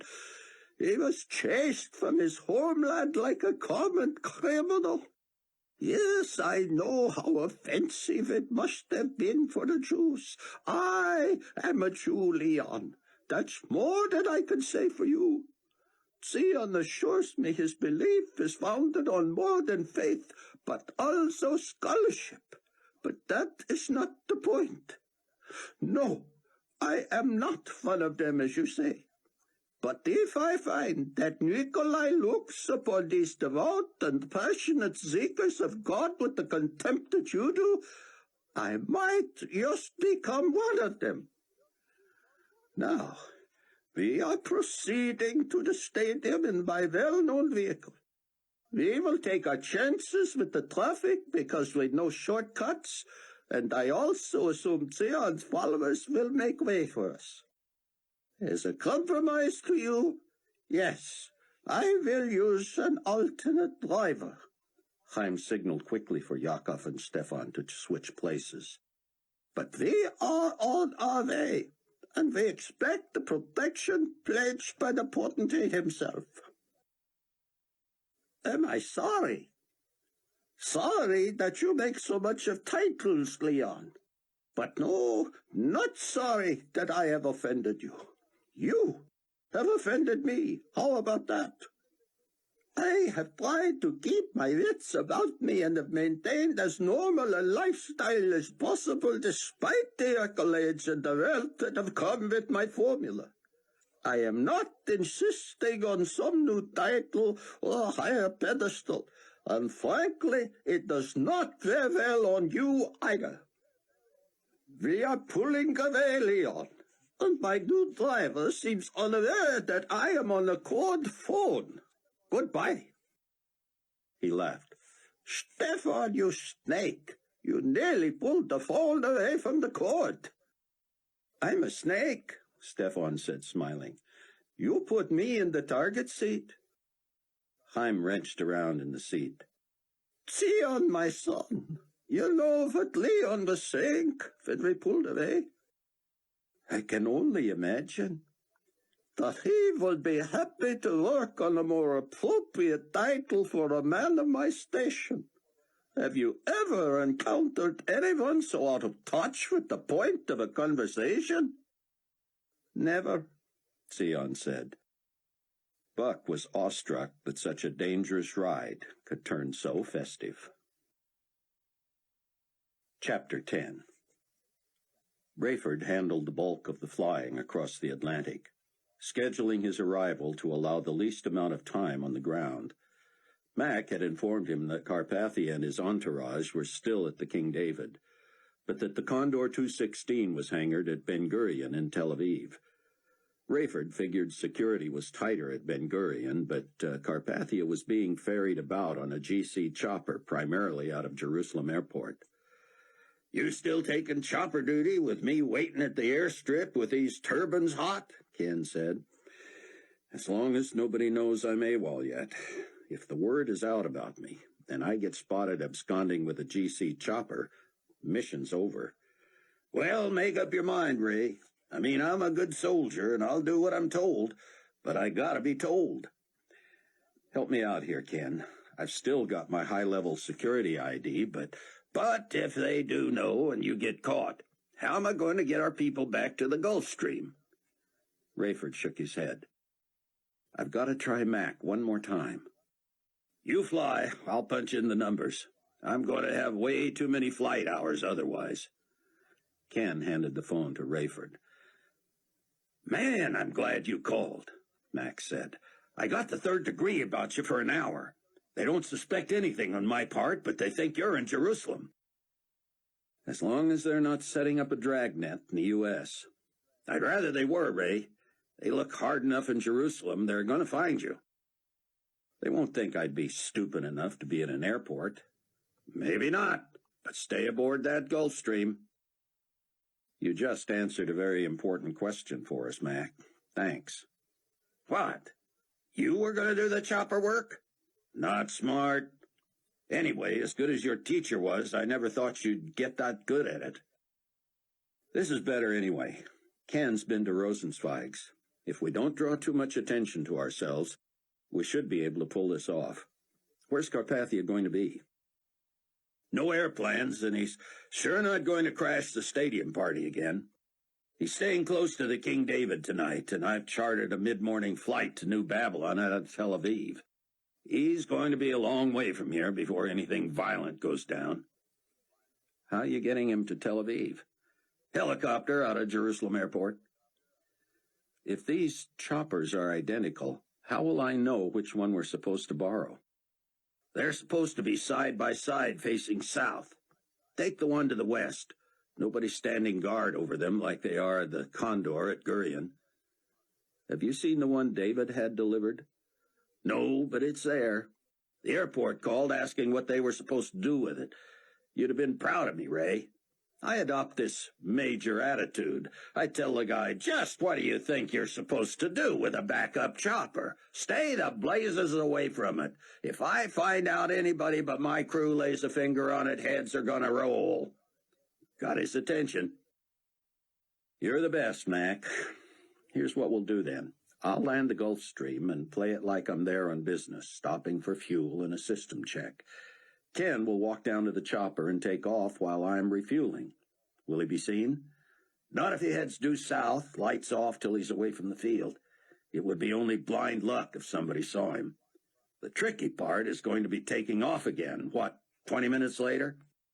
You don't want to get cleared too long before he sets down with your passengers, or you'll look suspicious. Obviously, you'll coordinate that by secure phones so the tower can't eavesdrop. Taxi down to the far end of the runway where it's darker and Ken can land, again without lights. Somebody may see all that, but you're a quarter mile from anyone who can hurt you, so get going.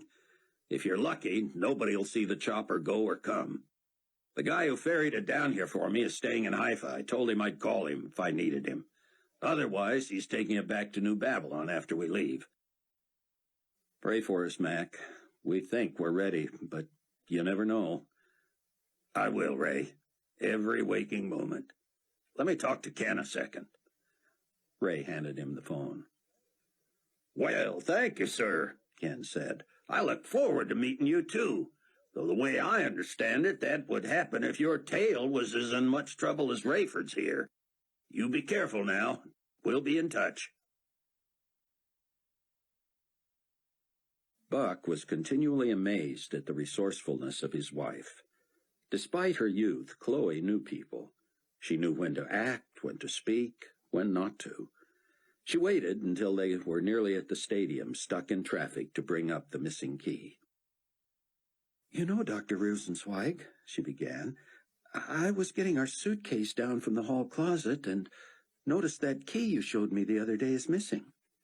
Oh, it is not missing. If I know where it is it? She laughed. "No, I just wanted to tell you in case you didn't know." Were you afraid I would accuse you of having taken it? He said, his eyes alive with humor. Chloe shook her head. "I just noticed, that's all." "It is in safekeeping," he said. She shrugged, doing a good job, Buck thought, of pretending it was no concern of hers. "It just seemed foolish of me to leave it hanging right there all these years. A security risk, you know." "Oh," she said, "I should think it would be more of a security risk if you hung it outside." That tickled the old man so that the car bounced and swayed as he laughed. "In the States," she continued, "we don't have many doors that can be key-locked both inside and out." "Really? They are common here, especially for doors hardly ever used. I imagine in the embassy days of the compound, that door was used frequently and was likely locked or unlocked with a key only on the outside." Chloe appeared more interested in the teeming crowds outside the van. "Yakov," Haim said, "you do still have that key, do you not?" "I do," he shouted from the rear next to Buck. "And right now it's digging into my leg through my pocket." Haim leaned back toward Chloe as with a secret. "I am certain that is the only key I have for that lock. I can't imagine needing that exit, but it seems reckless to not have copies made. Yakov will take care of that Monday." She nodded and turned to catch Buck's eye. What was he supposed to do, he wondered, pickpocket it? He did not want Yakov to know of their escape until they were long gone. Rosenzweig either, despite his escalating war of words with Leon Fortunato. As Stefan was directed into a private parking spot next to the west entrance, Buck found himself grateful that this was the last night of the conference. It had been beyond anything he could have imagined. But where would they put all these people? Every night the crowds grew. Now people were shoulder to shoulder, the stadium full, crowds milling about outside and spilling into traffic. The news media, admittedly controlled by the global community, was everywhere. Clearly, this was Nikolai's way of monitoring every detail. The entourage filed into the staging area where the local committee waited. Buck was impressed with the authoritative tone Sion suddenly affected. He must have felt like the shepherd he was, and that the tens of thousands inside and outside the stadium were his flock. The previous 2 days he had deferred to the master of ceremonies and the local committee, and merely appeared on stage and preached when it was his turn. Now he seemed to take charge, at least of certain details. "Buck," he said, beckoning him with a raise of his chin. As Buck approached, Sion gripped his elbow and pulled him toward the MC. "You know Daniel, of course." Buck nodded and shook hands with him. "Daniel, listen," Sion continued. "I want 5 seats in the reserved section held for my guests. They will include Dr. Rosenzweig, 2 of his staff members, 1 of their wives, and Buck's wife. Understood? Of course. And I would like Buck cleared to be backstage as usual. He turned to Buck. Chloe will be all right without you? More than all right, sir. The question is, how will I get along without her? Sion was apparently too focused to see the humor. Daniel, I would like Dr. Rosenzweig recognized in an understated, dignified manner. He has not asked for this. It is merely a courtesy appropriate to his standing within the country. I'll handle it. After your greeting and welcome, announce the Saturday rally for the local committee at the Temple Mount. Recognize Dr. Rosenzweig. Pray, lead in a hymn, and get me on. No fanfare this time. They know who I am. But, sir, please, Daniel, we are on the front lines here, and it is becoming increasingly dangerous. We are enemies of the world system, and will have many opportunities to expose them down the road. Making a fuss over me serves no purpose, and merely... Begging your pardon, Doctor. Mr. Williams, I'm sure you agree that these people will be eager to express themselves on what may be the last time they have opportunity to see Dr. Ben-Judah in person. Please let me, if they respond spontaneously, I will accept it in the spirit offered. But I want no grand introduction. You should be able to do it without even using my name. Take that as a personal challenge. Daniel looked crestfallen. Oh, sir, are you sure? I know you can handle it. Rayford, with nothing but water in view, took a call from Floyd Charles. What's up, Doc? He said. Never heard that one before, Floyd said. I hate to bother you, but this seemed important. Hattie spent a lot of time on the phone with a kid named Ernie, a friend of Ken's. I met him. She apparently happened onto him when she was trying to reach you out there. Yeah, so? Well, she'd like to see him. Does she know he's got to be 10 years younger than she is? So, about the same age difference as Buck and your daughter? Rayford paused. What, you're worried about a relationship? Have you talked to this kid? Yeah, he's a believer. Seems nice enough. He's a mechanical whiz. But him and Hattie? Don't even worry about it. She's your patient, Floyd, but she's also a grown woman. We don't have any authority over her. That's not what I'm worried about, Rayford. She'd like him to come here. Whoops. That's what I thought. We don't want him knowing where we are, do we? No. He's a brother and all, but we don't know who he knows, whether he's mature enough to keep his mouth shut, that kind of thing. That's what I thought. Just checking. Don't let her even hint at where we're located. Gotcha. I might reward her for good behavior and run her out to Palwaukee in a day or two. She can put a face to a name that way anyway.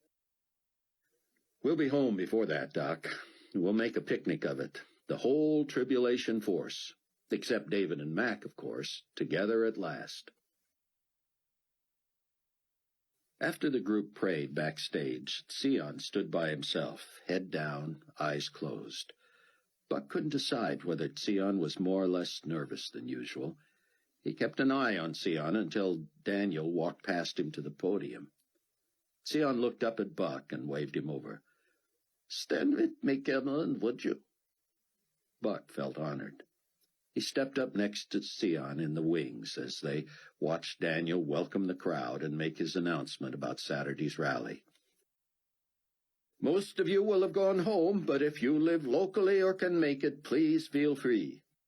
Remember, however, that this is just a thank you to the local committee. He then had Dr. Rosenzweig stand to warm applause. "How will you get the key?" Sion asked. I'm not sure yet, but I may simply ask Yakov for it and tell him to ask no questions. I believe he'll trust me until I can explain. Sion nodded. "I feel a particular burden tonight, Cameron," he whispered suddenly. Buck didn't know what to say. When Sion bowed his head again, Buck put an arm around his shoulder and was shocked to find the man trembling. Daniel prayed, then led the singing of Holy, Holy, Holy. "Excellent choice," Sion murmured, but he did not sing. Buck tried to and nodded when Sion said, "Pray for me." The song ended. Sion looked to Buck, who lifted a fist of encouragement in his face. Daniel said, "And now I invite you to listen to a message from the Word of God." Buck was thrilled to see the crowd rise and clap. No shouting, no cheering, no whistling, just a long and respectful and enthusiastic season of applause that seemed to overwhelm Sion. He waved shyly, and when he had finished arranging his notes, stepped back until the applause died out. "God has put something on my heart tonight," he said. "Even before I open his word, I feel led to invite seekers to come forward and receive Christ." Immediately, from all over the stadium and even outside, lines of people, many weeping, began streaming forward, causing the saints to burst into applause again. "You know the truth," Sion said. "God has gotten your attention. You need no other argument. You need no other plea. It is enough that Jesus died, and that he died for thee." The seekers kept coming.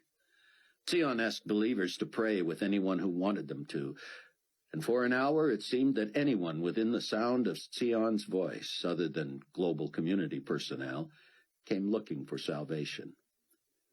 "The Global Community Broadcasting Network is beaming this all over the world and onto the Internet," Sion said.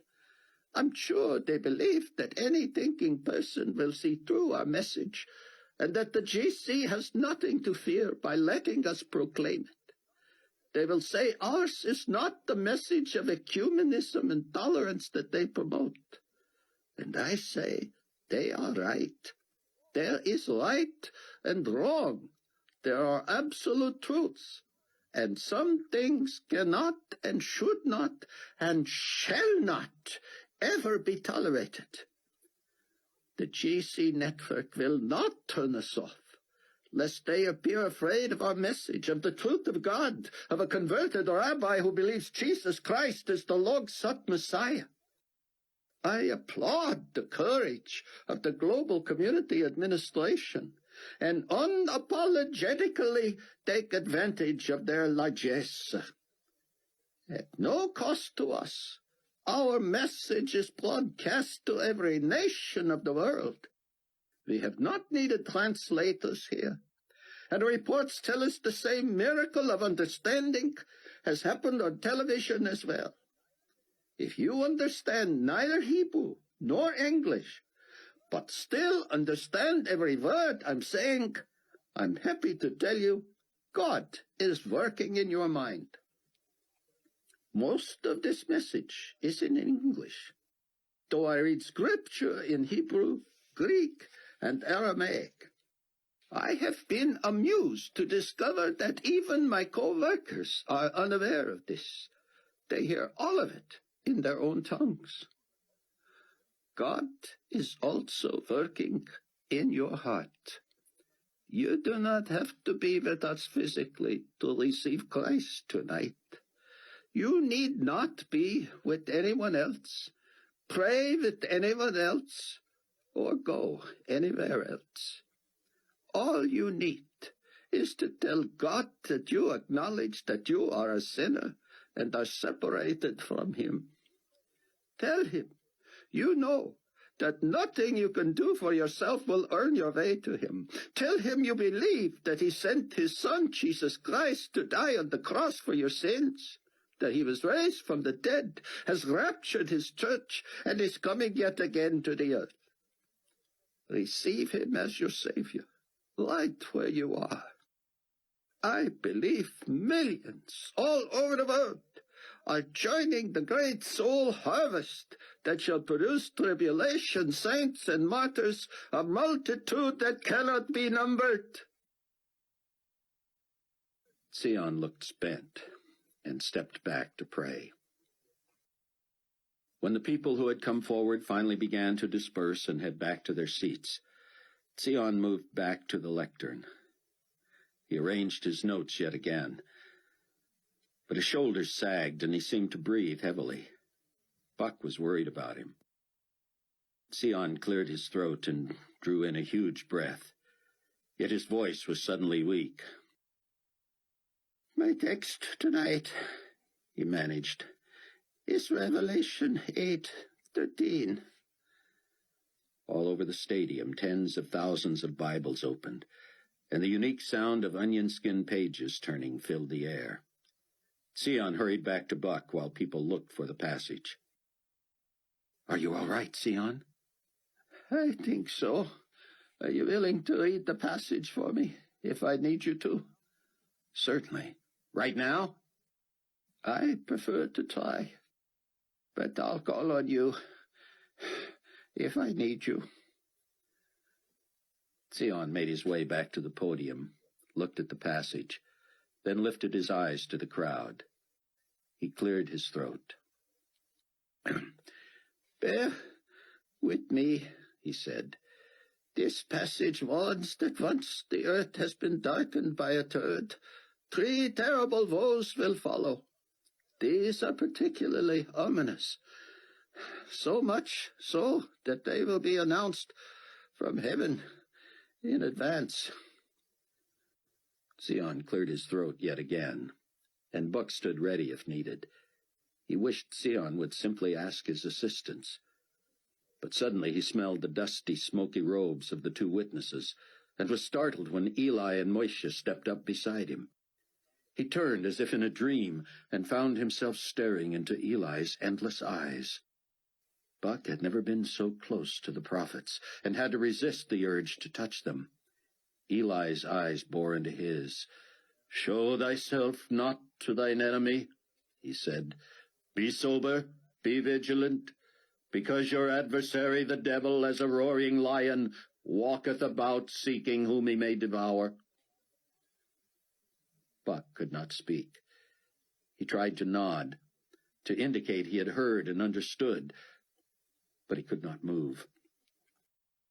Moishe leaned between him and Eli and added, "Resist him, steadfast in the faith." They moved past him and stood directly behind Sion. The crowd seemed so stunned that they didn't cheer or applaud, but pointed and stood and leaned forward to listen. Moishe said, "My beloved brethren, the God of all grace, who hath called us unto his eternal glory by Christ Jesus, after that ye have suffered a while, make you perfect, establish, strengthen, settle you." To Buck it appeared as if Sion might fall over, but he merely made way for the 2. Neither stepped close to the microphone, however. Moishe loudly quoted Sion's passage so that every ear could hear in the stadium and on global television. "And I beheld and heard an angel flying through the midst of heaven, saying with a loud voice, Woe, woe, woe to the inhabitants of the earth by reason of the other voices of the trumpet of the 3 angels, which are yet to sound." All around Buck came the sound of the engaging of high-powered GC rifles. Guards dropped to one knee to raise their weapons and take a bead on the 2 witnesses. He wanted to shout, "It's not the due time, you fools!" But he worried for Sion's safety, for Chloe and their friends, for his own. But no one fired. And just when it appeared 1 or 2 might squeeze their trigger, Eli and Moishe strode off the stage, past Buck, and past the very guards who had them in their sights. The guards scrambled away from them, some falling, their weapons clattering on the concrete floor. Buck heard Sion say from the podium, "If we never meet again this side of heaven, or in the millennial kingdom our Savior sets up on earth, I shall greet you on the internet and teach from Revelation 9. Godspeed as you share the gospel of Christ with the whole world." The meeting ended early, and Sion, as frightened as Buck had ever seen him, hurried directly to him. Get our passengers into the van as quickly as possible. Chapter 11. Rayford and Ken sat silently during the bizarre telecast from Israel, where it was not yet 9 o'clock, as they streaked toward the Middle East Friday night. "Still on schedule to touch down at midnight," Rayford said. "Oh, sorry, Ken, I didn't mean to wake you." Ken massaged his eye sockets with his thumbs.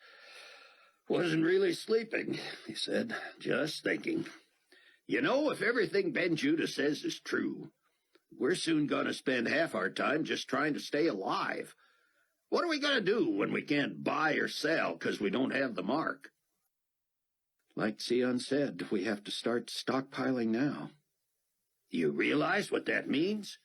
We're going to be a whole separate, like invisible society of believers. There may be 1 billion of us, but we're still going to be in the minority, and we're still going to be seen as criminals and fugitives." "Don't I know it?" "We won't be able to trust anybody with the other mark." "Don't forget, there'll be a lot of people with neither mark." Ken shook his head. "Food, power, sanitation, transportation, all controlled by the GC. We'll be scrambling around, scratching out an existence in a huge underground black market. How much money have we got?" "The Trib Force? Not much. Buck and I made good salaries, but that's gone. Sion and Chloe have no sources of income either. We can hardly expect Mac and David to have to worry about us, though I'm sure they'll do whatever they can. I haven't talked to Floyd about any reserves he might have had." "I have a good bit stashed away." "So do Buck and I, but nothing like we're going to need for aircraft and fuel, let alone survival." "This ain't going to be pretty, is it, Ray?" "You can say that again, but please don't." Ken pulled a yellow legal pad from his flight bag. Rayford noticed the pages were dog-eared with handwriting on more than half of them. "I know we never signed anything or made any pledges when we joined," Ken said, "but I've been doing a lot of thinking.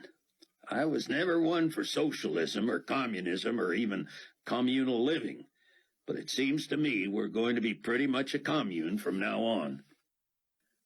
"In the New Testament sense, like Sion says." "Right. And I don't know about you, but I don't have a problem with that." Rayford smiled. "I've learned to believe the Bible completely," he said, "if that's what you're asking." "I don't know what you're going to do about future members and all that, but we may have to get formal about giving everything we have to the cause." Rayford pursed his lips. So far that had not been an issue. "Sort of like asking everybody to make all their resources available to everybody else." "If they're serious about joining." "I'm willing. And I know Buck and Chloe and Sion would be. It's just that we bring relatively little materially. Between Buck and me, we wouldn't have more than $500,000. That used to sound like a lot, but it won't last long. And it won't finance any offensive against Carpathia." "You'd better get that converted to gold, and fast." "Think so?" "I'm 90% precious metal," Ritz said. "As soon as we went to 3 currencies, I could see what was coming. Now we're down to 1, and no matter what happens, I've got a tradable commodity. I got absolutely obsessed with saving when I turned 40. Don't even know why.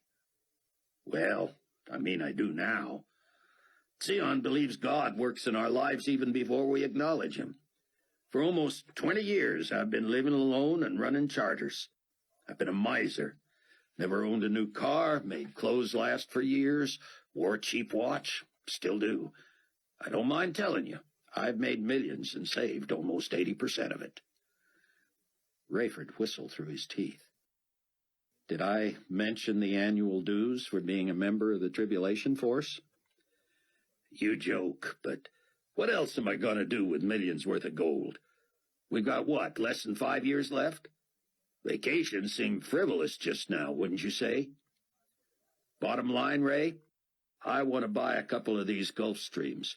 Then I want to put in an offer on Palwaki." "The airport?" It's virtually a ghost strip now anyway. Owner tells me I run more flights out of there than anybody. I know he'd like to sell, and I'd better do it before Carpathia makes it impossible. The place would come with several small planes, a couple of choppers, fuel tanks, tower, sundry equipment.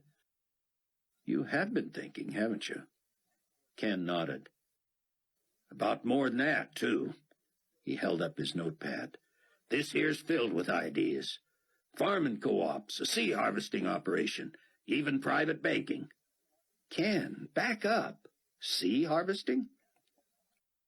I read about Carpathia doling out royalties to his 10 guys, the 10 kings, Sion calls them, for the rights to harvest their waterways for food and oil, and I got thinking they were onto something. He could easily shut down somebody's farm, bomb it, raid it, burn it, confiscate equipment, all that, but how could he patrol all the oceans? We get believers who have fishing experience and equipment. I'm talking about commercial guys here, and we provide them a market of millions of saints. We somehow coordinate this, help process the shipping and billing, take a reasonable percentage, and finance the work of the tribulation force. Rayford checked his settings and then turned to stare at Ken. Where do you come up with this stuff? Ha! Thought I was a clod kicker, didn't you? I knew better, because Mac likes to play that role, and he's smart as a whip. But do you have background in this, or you wouldn't believe me if I told you? I'd believe anything right now. London School of Economics. Now you're putting me on. Told you. You don't believe me. What, are you serious? It was 35 years ago, but yeah, mustered out of the Air Force, planned to go commercial, but wanted to bum around Europe first. Wound up liking England. I really don't remember the whys of that now, but I knocked over LSE with my high school records. You did well in high school? Salutatorian, baby. Made the speech and everything. Thought I was going to be an English teacher. I only talk like this 'cause it's easier, but yours truly is eminently cognizant of the grammatical parameters. Amazing. I amaze myself sometimes. I'll bet you do. The departing crowd seemed festive, but Buck could not see his party and didn't want to lose sight of Sion. The rabbi stood chatting with Daniel and the local committee, but he looked agitated and distracted, as if he wanted to be on his way. Buck scanned the stadium, especially the reserved section, but he didn't see any of the 5 he was looking for. He thought autograph seekers or well-wishers might surround Rosenzweig, perhaps even zealous believers who would try to convert him. But there were no clusters, just lines of people happily filing out under the stern watch of GC guards. Buck looked back to Sion and the others backstage. That group seemed to be thinning too, and he didn't want Sion left alone. He was among the most recognizable people in the world, so he wouldn't be able to blend into any crowds. Buck hurried to Daniel, but Sion, now deadly serious, intercepted him. Cameron, please, get the others and let's go. I want to speak with Chaim tonight, but nothing must get in the way of our schedule. Everything is set, and we can't leave Rayford and Ken exposed. I know, Sion. I'm looking for the others, but Sion gripped Buck's arm. Just go and find them, and let's get to the van. I have a terrible feeling I can only assume is from the Lord.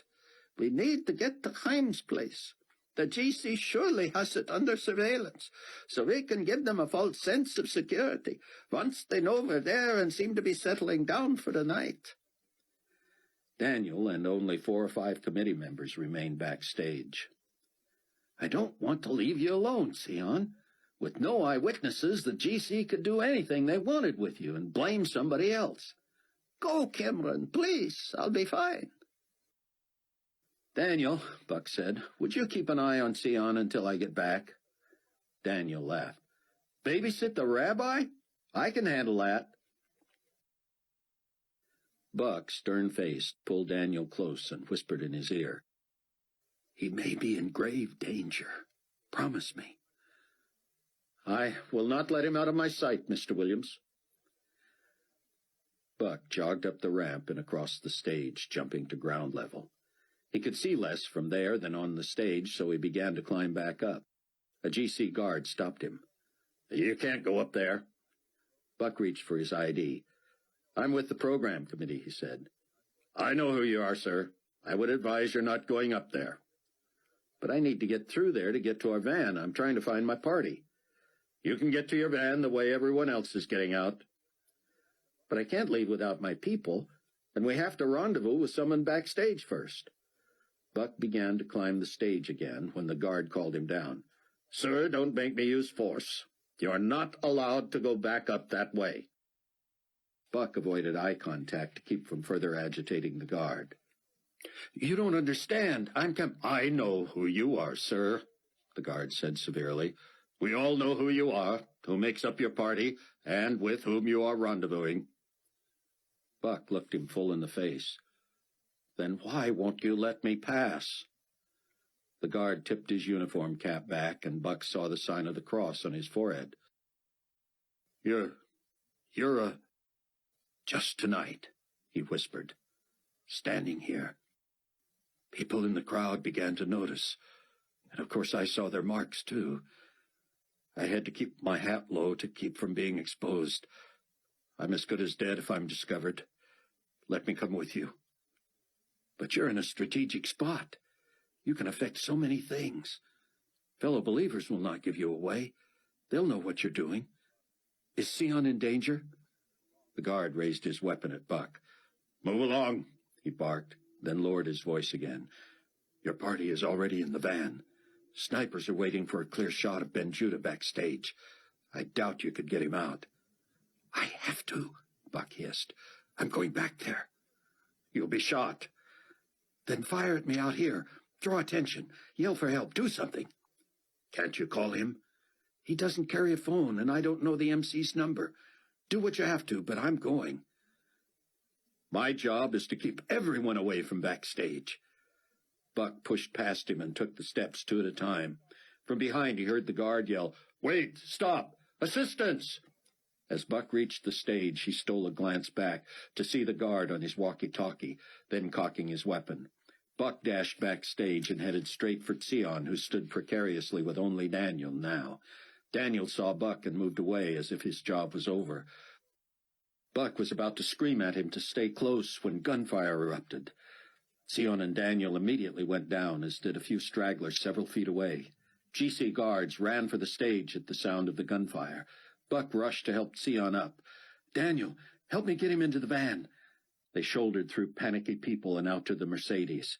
Outside, people screamed and pushed to get as far from the stadium as they could. The back door and the back seat side doors stood open. Buck jumped in the back as Daniel pushed Sion in and shut the door. They all kept their heads below window level until Stefan pulled out onto the street. From inside the stadium came the pop, pop, pop of more shooting, and Buck could only pray that the GC was not taking out its frustration by creating more martyrs. Sion wept as he watched the crowd sprint from the area. "This is what I feared," he said, "bringing these people into the enemy camp, leading them to the slaughter." Chaim was strangely quiet. He neither spoke nor seemed to move. He sat facing straight ahead. At a traffic light, he seemed distracted when Stefan took his hands off the wheel, made fists with both hands, and shook them before his own face as if celebrating. Chaim glanced at him and looked away. The light changed, but a GC guard still held the traffic, letting a line go from the other way. Stefan took the moment to turn the rearview mirror toward himself. He pushed his hair back and stared at his forehead. Chaim looked at him with a bored expression. "You can't see your own, Stefan. Only others can see yours." Stefan turned around in the seat. "Well?" he said. "Yes," Chloe said, and Sion nodded. Stefan tried to shake hands with everybody behind him, and Chaim raised both hands in resignation, shrugging and shaking his head. "I won't know for sure unless it happens to me." Buck saw GC guards running toward the intersection. "Go, Stefan," he said. Stefan turned back to see the traffic director still holding him.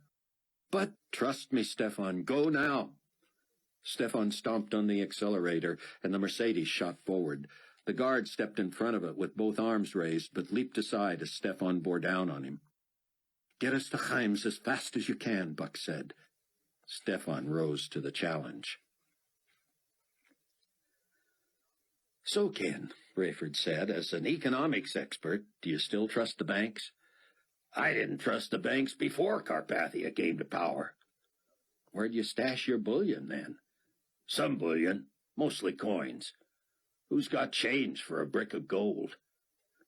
Rayford snorted. "Who's got change even for a gold piece?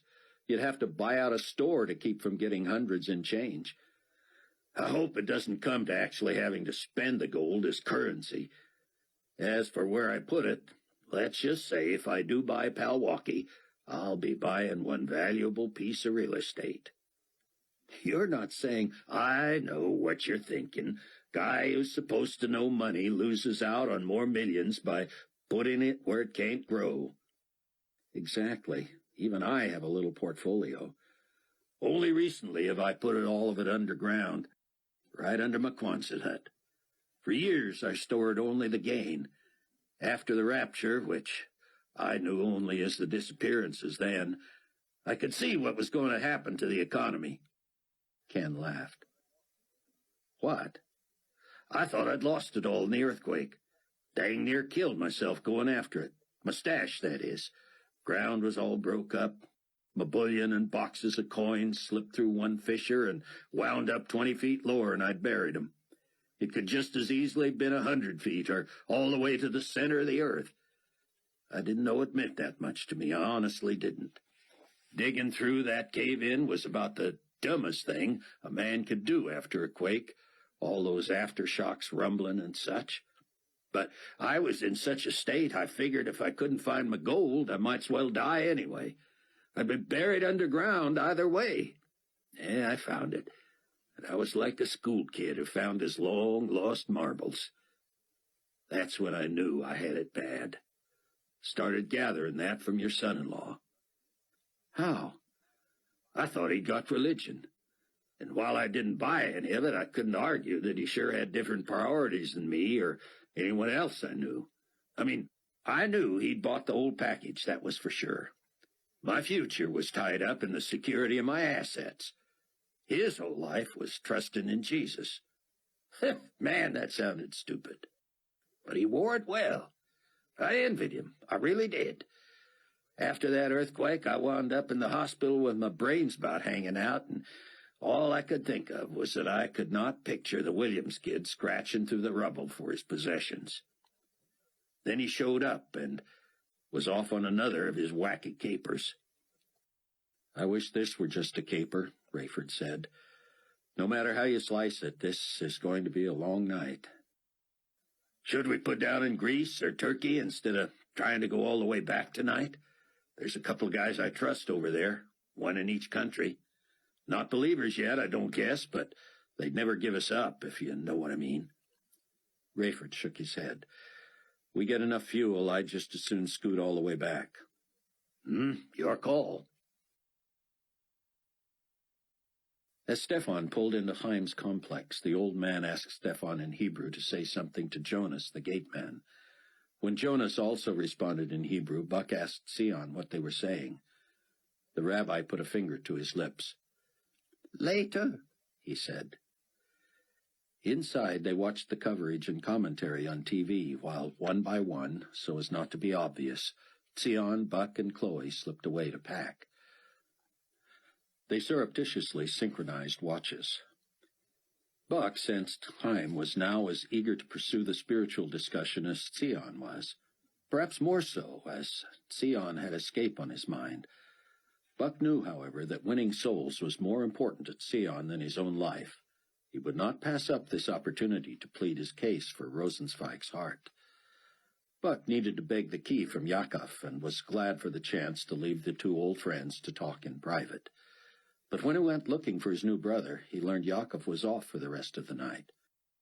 "Where can I find him?" he asked. "At home, I presume," another staff member told him in broken English. He provided the number, and Buck dialed him. No answer. Where else might he be? Buck asked. The man spoke conspiratorially. You did not hear it from me, but there's a bar called the Harem. It is in the... I know where it is, Buck said. Thanks. He hurried back into the house and interrupted Chaim and Sion. I'm sorry, he said, but I need a word with Yakov, and he's not at his apartment. Oh, Chaim said. He said something about going to Hannelor's mother's. He will be at the Temple Mount tomorrow, though. I really want to speak to him tonight. Chaim gave him the woman's name, and Buck looked it up.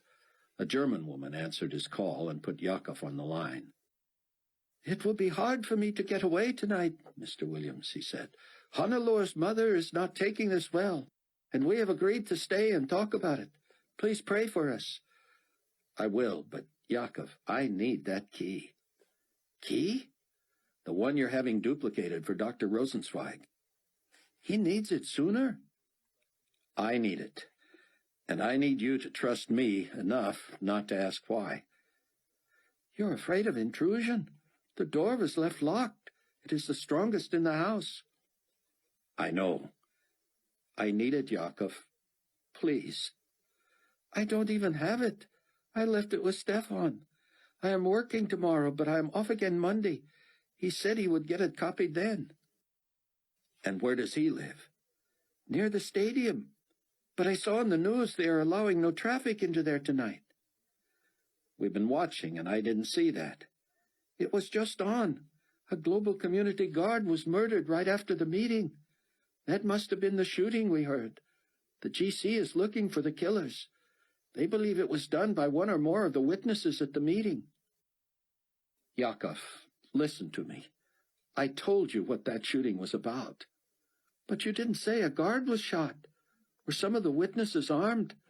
Maybe they were protecting you when they thought the guard was really shooting at you. Oh, please, God, I hope not. You never know, my friend. Anyway, you will not get into Stefan's neighborhood tonight without being stopped, and you know they will recognize you. Yakov, I need a favor. Oh, Mr. Williams, I want to help you, but I cannot go to Stefan's tonight. We're trying to convince my mother-in-law that this whole thing was not Stefan's idea. She has always hated him, blaming him for everything bad I have ever done. Now she is saying she wishes he and I were still drunks and not crazy religious people, enemies of the potentate. She is threatening to take Hannelore from me. I just need you to not mention to Dr. Rosenzweig that I asked for the key. There was a long silence. I realize I'm asking you to keep something from you, from the man I owe my life to. He's been like a father to me. You must tell me all about this for me to agree to that. If I kept something from him that caused him harm, I would never forgive myself. Why would you need that key, and for him not to know about it? Yakov, you know he is not a believer yet. I know, but that does not make him our enemy.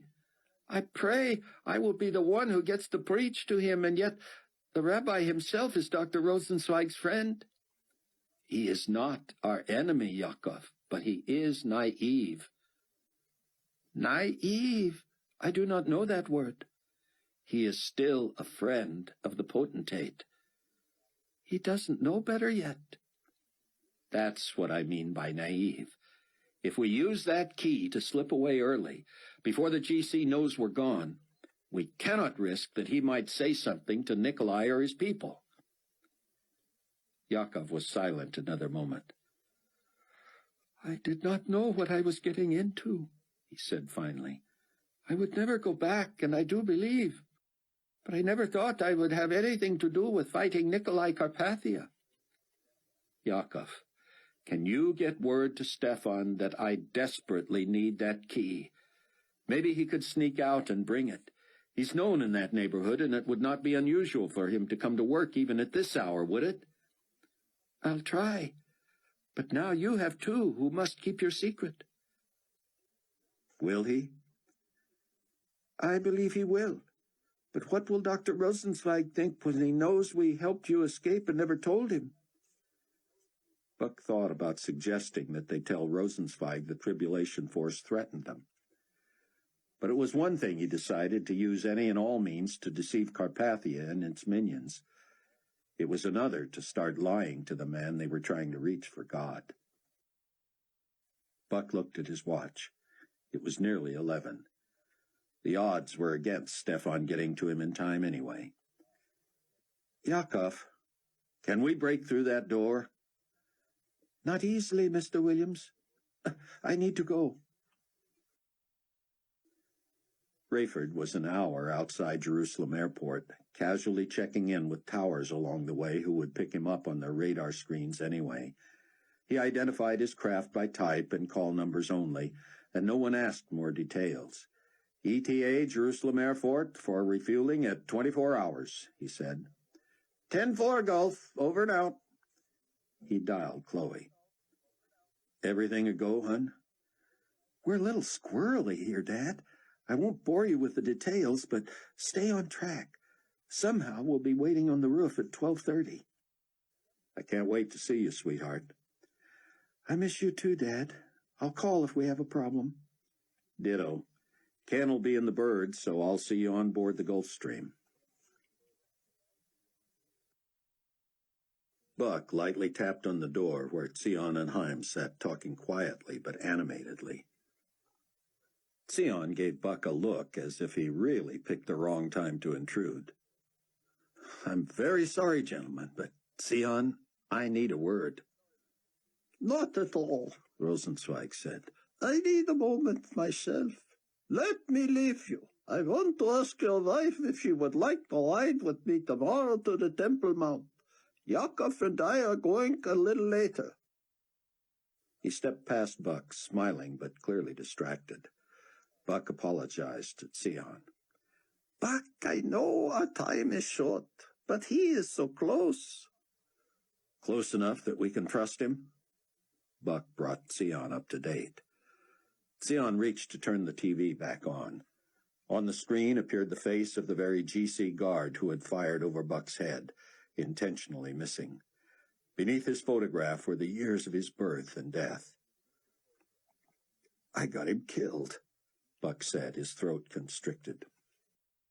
You likely saved my life, Sion said. Praise God, he is in heaven now.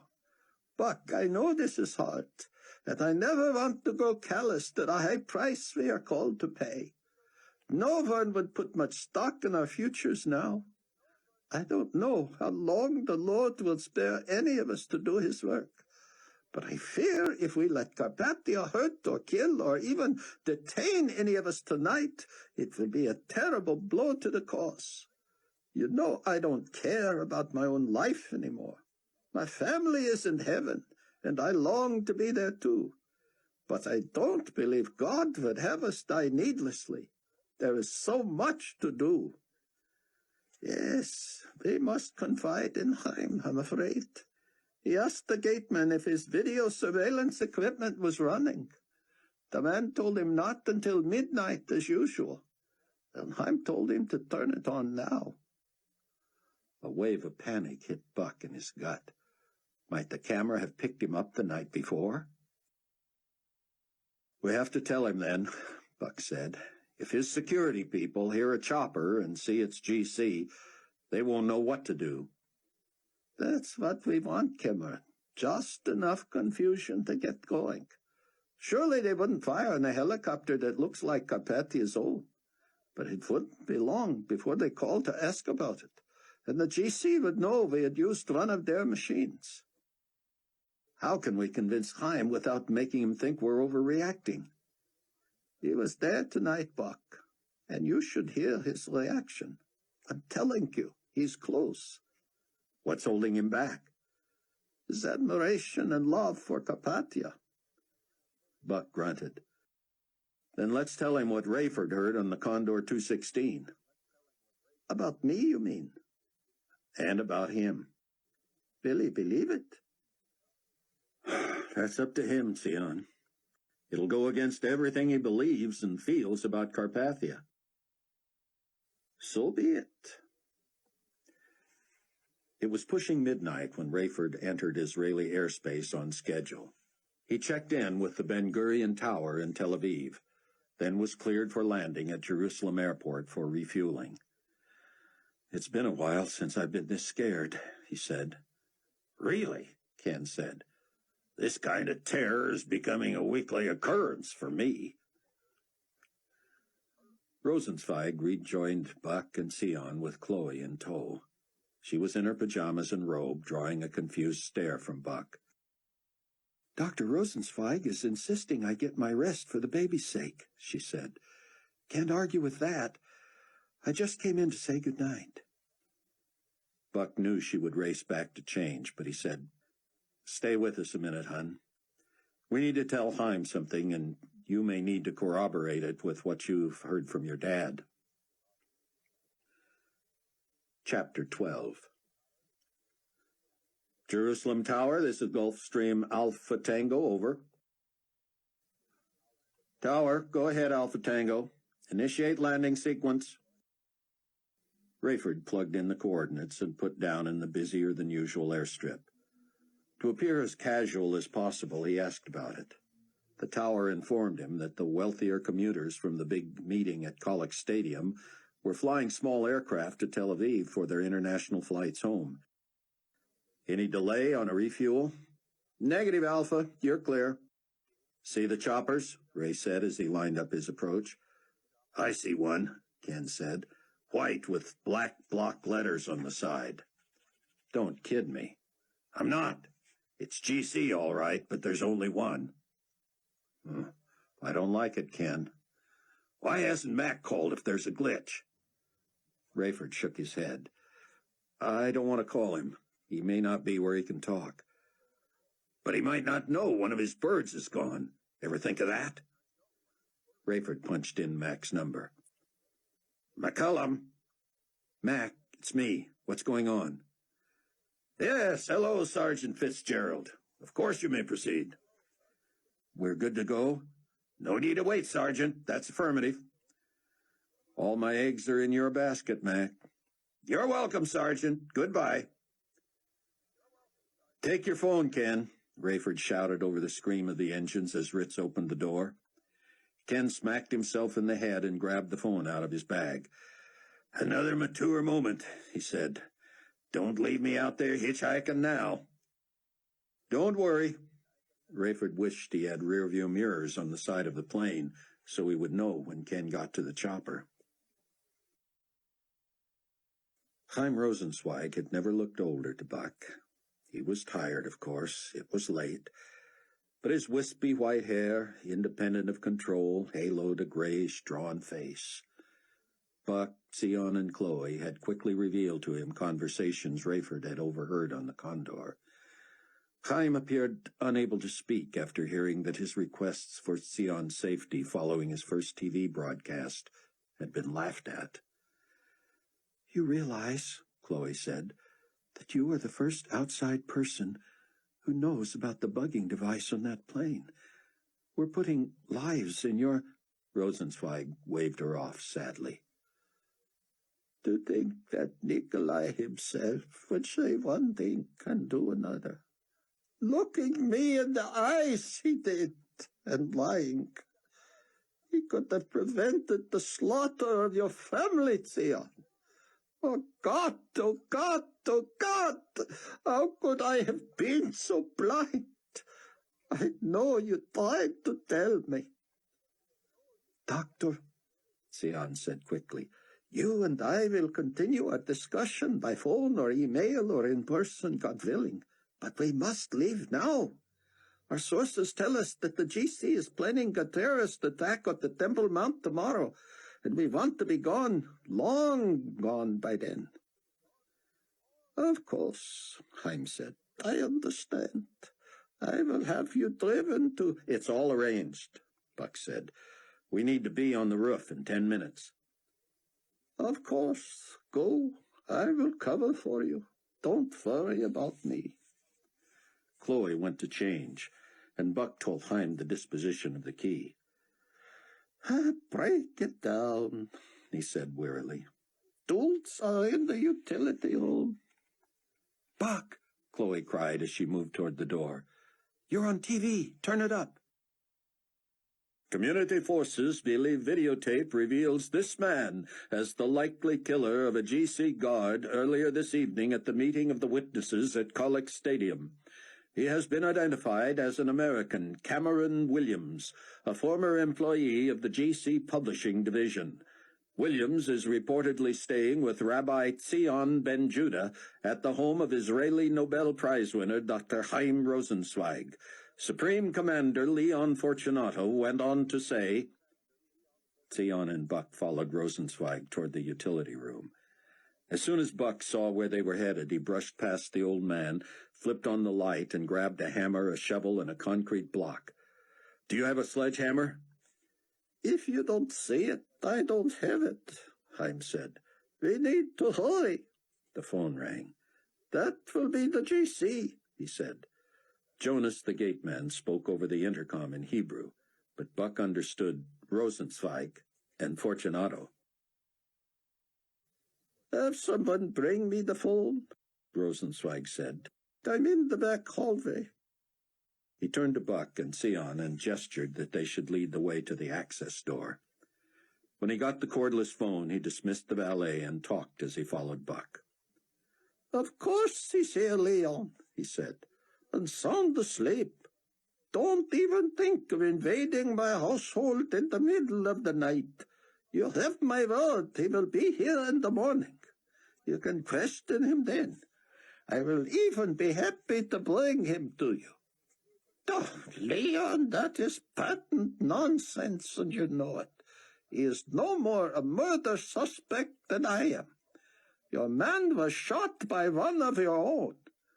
Have you found a murder weapon? Fingerprints? Check the bullets, and they will trace to your weapons.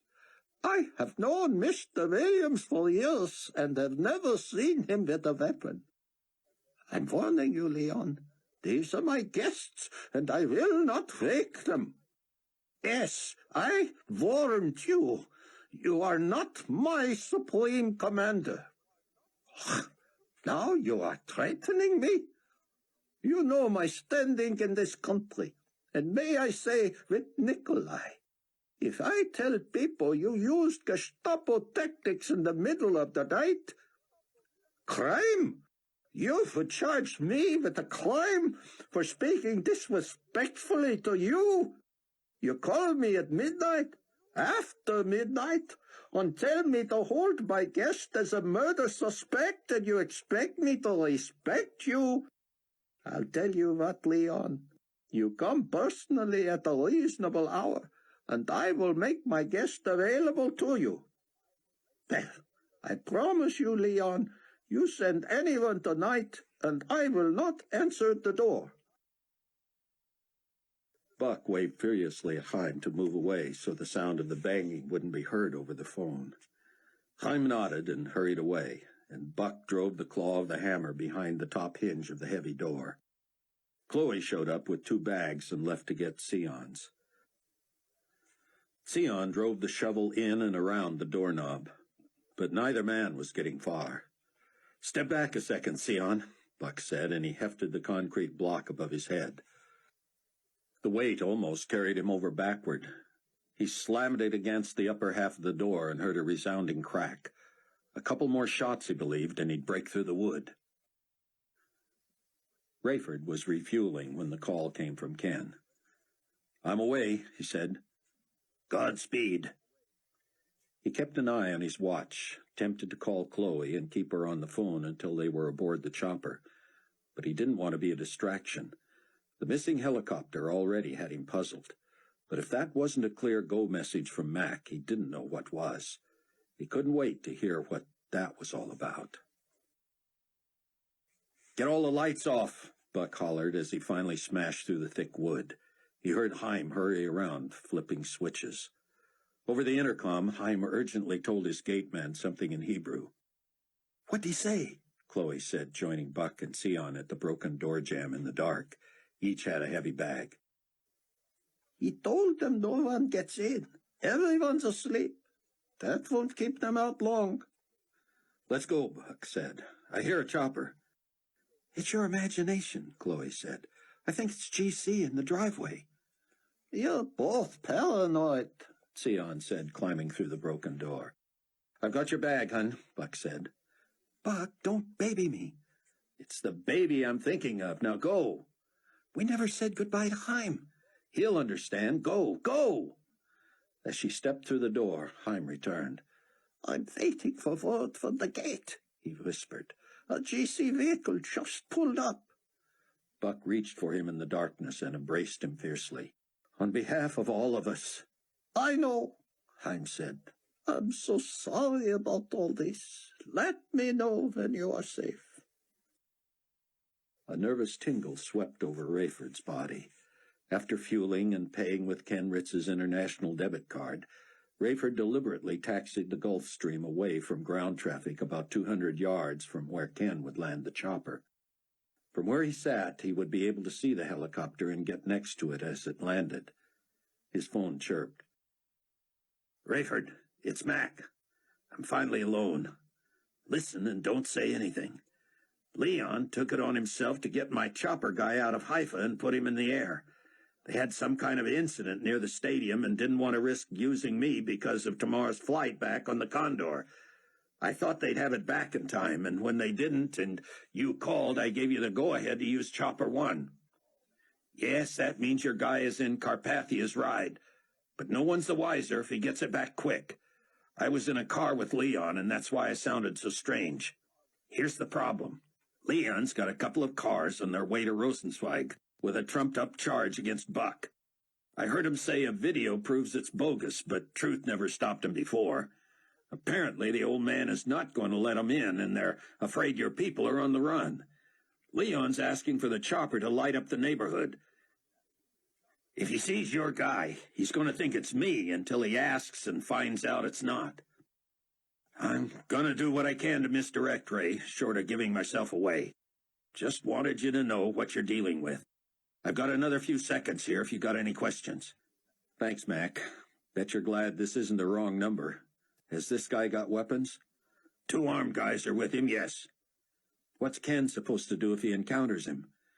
Play cool like he's supposed to be there, but evade as soon as possible. That kid knows I'm not in the air. I'd better get off in case Ken's trying to reach me. We were both right, Chloe whispered as they stepped out into the cool night air. 2 GC vehicles were being stalled outside the gate, and a chopper illuminated the ground with a huge light. Doesn't Ken know where we are? I can't imagine, Buck said, but we can't flag him down without giving ourselves away to those guys. Come on, Ken. Right here, man. Suddenly, from right above them, GC Chopper 1 descended, whipping their hair and clothes. Ken opened the door and shouted, "Let's go! Let's go! Let's go!" Buck threw their bags in and helped Chloe climb aboard. He didn't dare peek down to see what kind of attention they were drawing from the guards on the ground. Sion and Buck leaped aboard. Ken was on the phone. "We're not alone, Ray. 2 on the ground, 1 in the air. All right, I'm going." Ken swept up and away, heading north. Sion, Buck, and Chloe huddled together, holding hands and praying. Buck wondered how long it would be before the ground troops alerted the other helicopter. 3 minutes later, with Ken speeding toward Jerusalem Airport, he found out. From over the radio came an urgent call. "GC Chopper 1, this is Chopper 2, over." Ken hollered into the phone. "Don't worry, Ray, I won't answer it. Anyway, I thought we were Chopper 2. Tell me later, I'm on my way." "Mac's voice? How could I do that? I only talked to him on the phone once." "All right, I'll try. I'm coming fast, so be ready."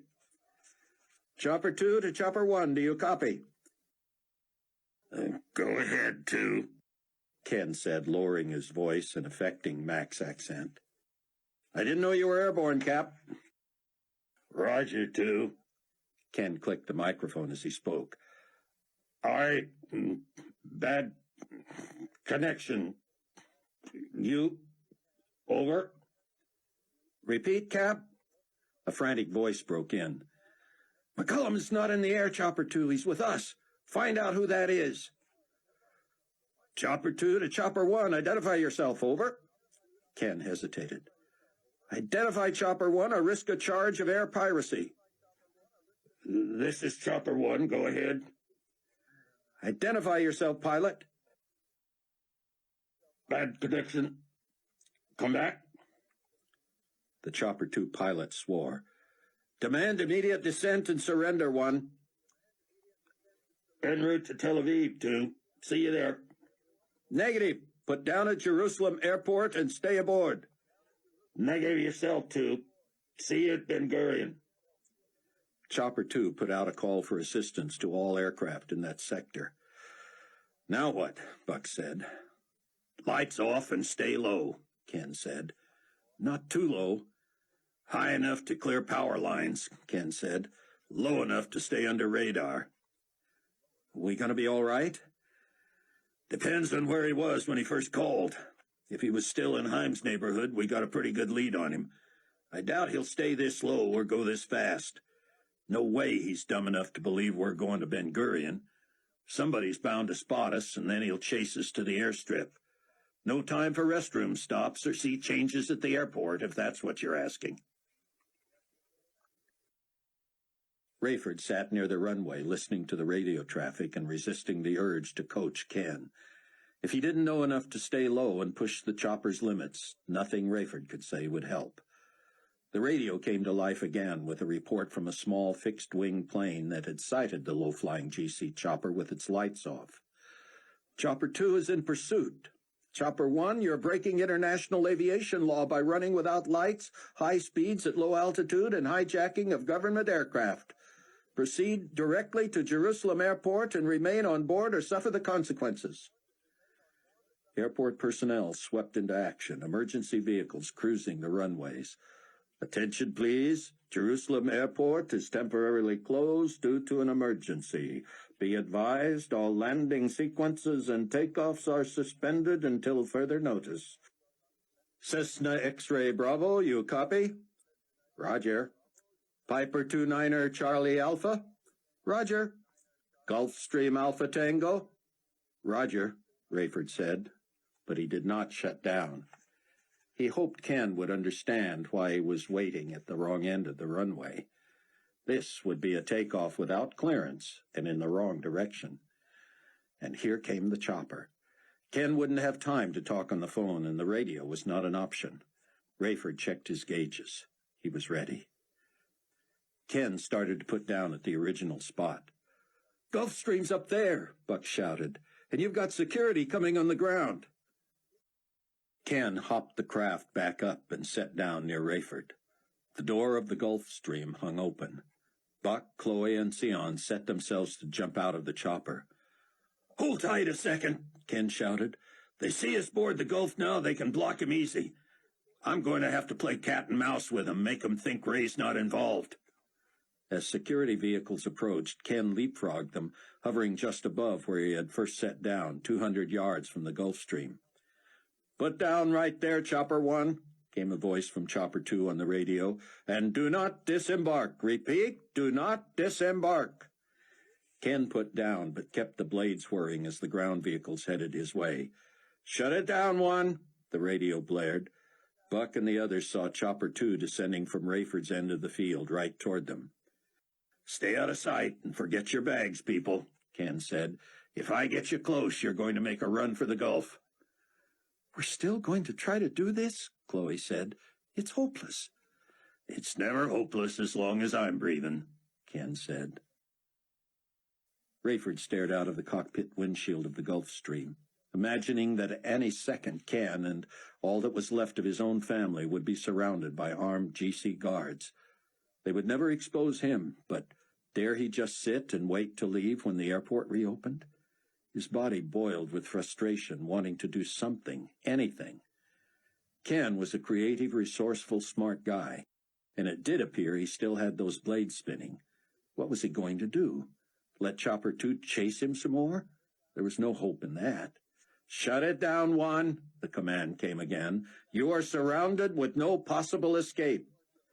Chopper 2 was within 30 feet of Ken, also on the ground now with blades engaged.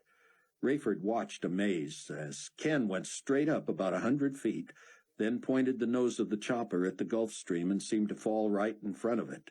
It hit the tarmac at such an angle that it slid 50 feet and spun to a stop next to the open door. "Let's go, kids," Ken shouted. "Right now." He smacked the door open with a running back-like stiff arm and grabbed Buck, tugging him past the front seat and out. Buck waited on the ground and caught Sion as Ken handed him off. Sion charged up the steps of the Gulf Stream and stood ready to shut the door. Buck was grateful Ken took a little more time with Chloe. "Go all the way in," he said. "Sion's got the door." Rayford watched in horror as GC vehicles raced his way yet again. He had to get airborne. Betting ground control could not see people boarding his plane, he got on the radio. "Gulf Alpha Tango to ground control, requesting permission to get out of the way of this activity." "Roger, Gulf, just stay out of the way of security vehicles." Rayford started rolling, though he knew only 2 had boarded.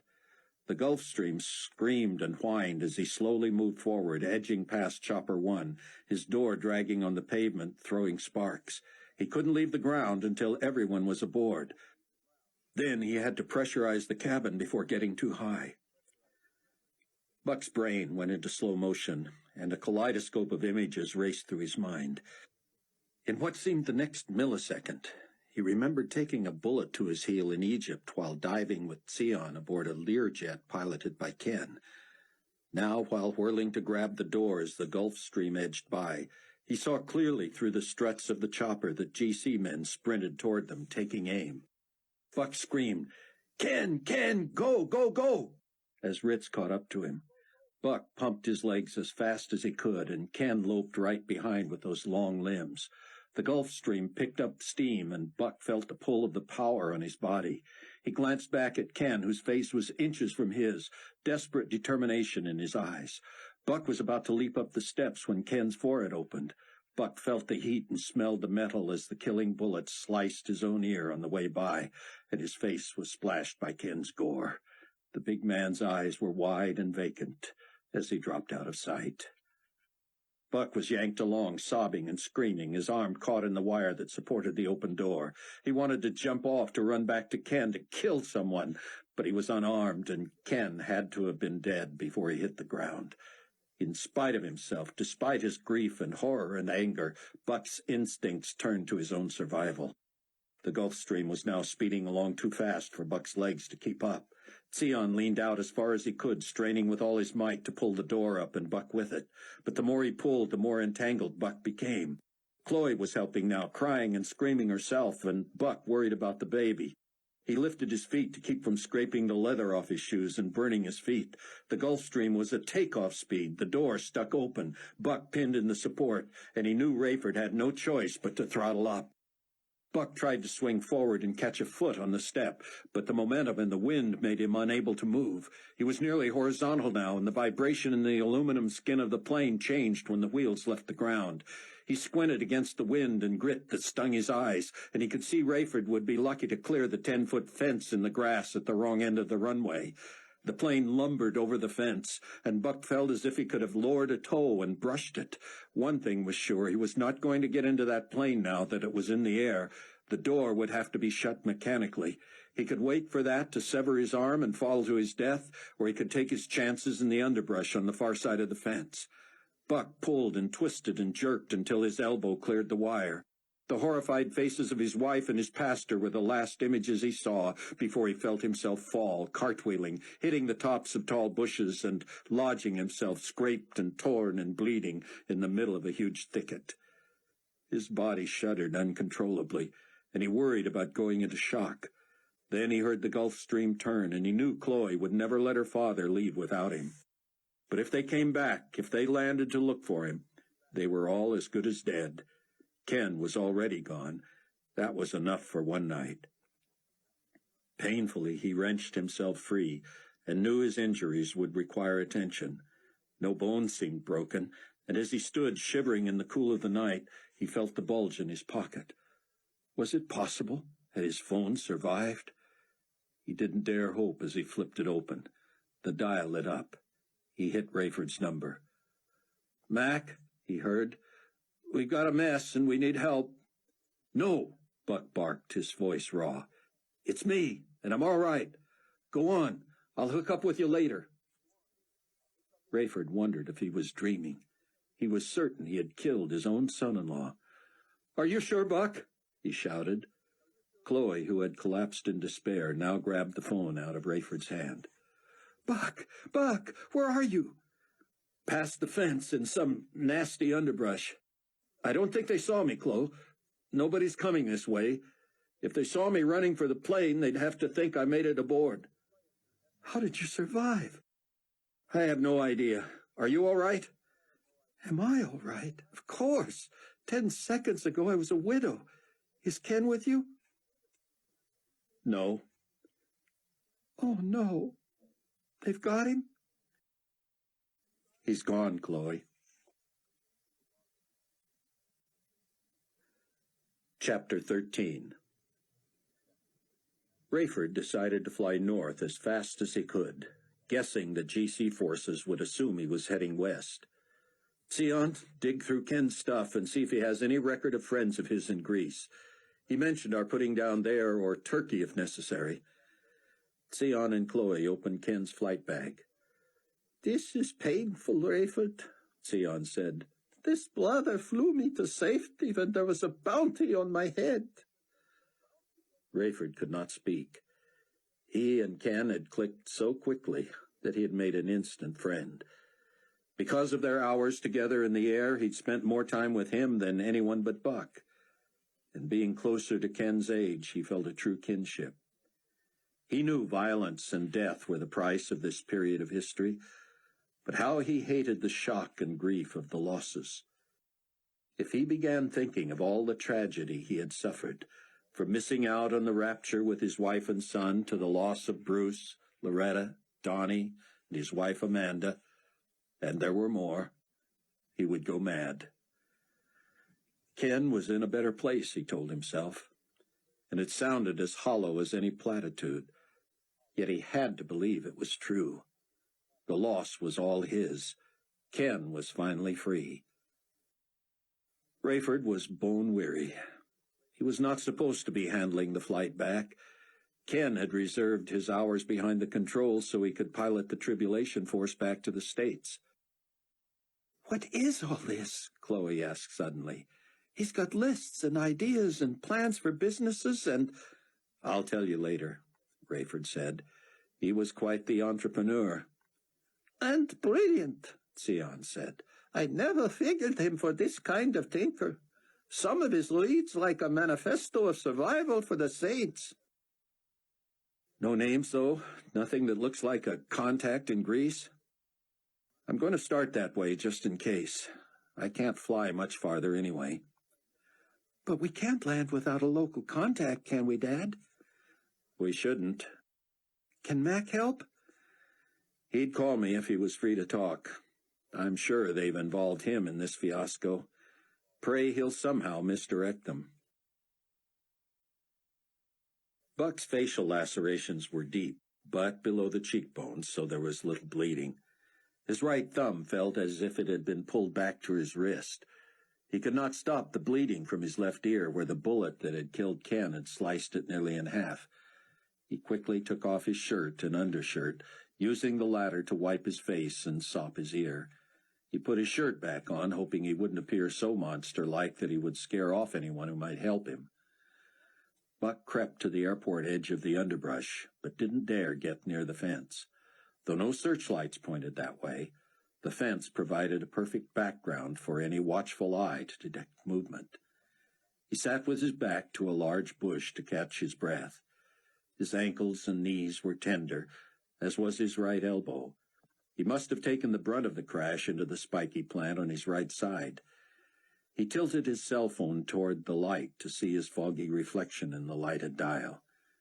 Feeling a sting below the cuff, Buck pulled his pant legs up a few inches to find both shins bleeding into his socks. His muscles ached, but under the circumstances he felt fortunate. He had his phone, and he could walk. We might have found something, Sion said. In Rayford's peripheral vision, he could see the rabbi showing a phone directory page to Chloe. That looks Greek to me. What do you think, Dad? He's got a number for a Lucas Miklos, nicknamed Laszlos. What city? Doesn't say. Any other notations? Can you tell if it's a friend or a business contact? Try the number. It's all we've got. Wait, Sion said. There's a star by the name and an arrow pointing down to the word lignite. I don't know that word. I don't either, Rayford said. Sounds like a mineral or something. Dial him up, Chloe. If I'm landing in Greece, I've got to start initial descent in a few minutes. Buck couldn't remember the name of Yakov's mother-in-law, and he never caught Stefan's last name. He didn't want to call Heim. His place had to be crawling with GC. He walked in the darkness, staying in the shadows, and made a huge loop around the airport and onto the main road. There he could either hitchhike or flag a taxi. Not knowing where else to turn, he would go to the Wailing Wall. Nikolai had publicly warned Moishe and Eli to disappear from there by the end of the stadium meeting, which told Buck they would be there for sure. Yes, hello, ma'am, Chloe said. Does anyone there speak English? English? I'm sorry, I don't understand you. Does anyone there... She covered the phone. I woke her. She sounds scared. She's getting someone. Sounds like she's waking him up. Yes. Hello, sir? Are you Mr. Miklos? Do you speak English? Not so good? Do you understand English? Oh, good. I am sorry to wake you, but I am a friend of Ken Ritz's from America. Chloe covered the phone again. He knows him. Chloe asked where he lived, whether there was an airstrip in town, and if they could visit him and talk about Ken if they landed there. Within minutes, Rayford was in touch with the tower at Ptolemy in northern Greece. Macedonia, Sion said. Praise God. We're not safe yet, Sion, Rayford said. We're depending on the kindness of a stranger. For the first time, Buck was grateful the global community had chosen the American dollar as its currency. He was cash-rich, and that might keep eyes averted and mouths closed. Somewhere deep in his wallet, too, was his ever-useful phony identity, as long as he could keep from being searched and having both IDs exposed. Mr. Miklos was suspicious, Chloe reported, but once I convinced him we were friends of Ken's, he even told me what to tell the tower. Tell them you're Learjet Foxtrot Zulu. That's the plane of one of his suppliers. He runs a mining company. He will be there to meet us. This looks nothing like a Lear, Rayford said. He said the tower won't even pay attention. When Buck reached the road, he was surprised to see traffic still heavy. Witnesses must have still been streaming out of Jerusalem, and all the air traffic told him the airport had reopened already. He saw no roadblocks. The GC had to assume he had boarded the Gulf Stream. He moved to the side of the road leading into Jerusalem, which was much less congested than the other side.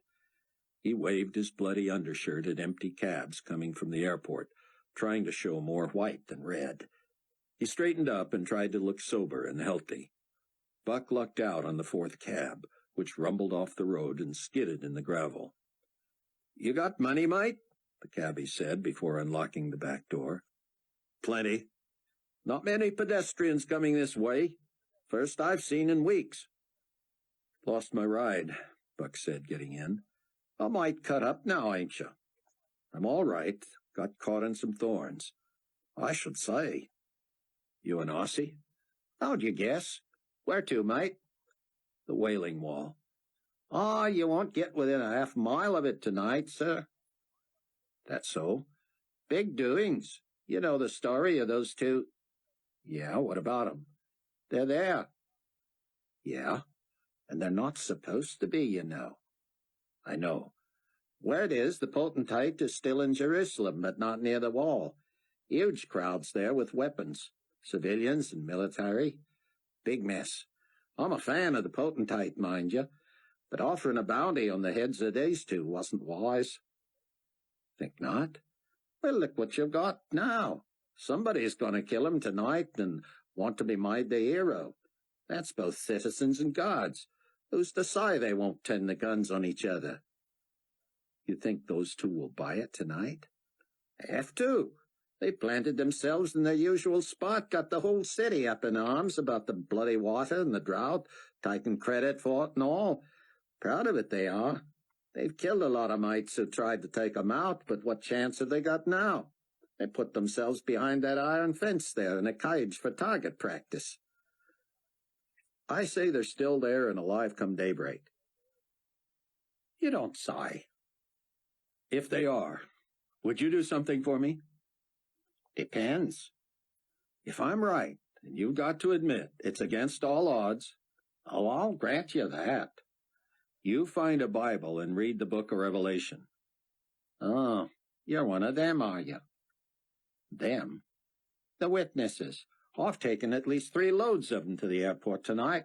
Every last one of them's wanted to get me to join ranks. You're going to try to save me, mate? I can't save you, friend, but I'm surprised God hasn't gotten your attention by now. Oh, I can't deny something strange is happening, but I've got a pretty good gig going, if you know what I mean, and I don't guess God would look kindly on it. Lots of money on the other side of the street, you know. Worth more than your soul? Just might be.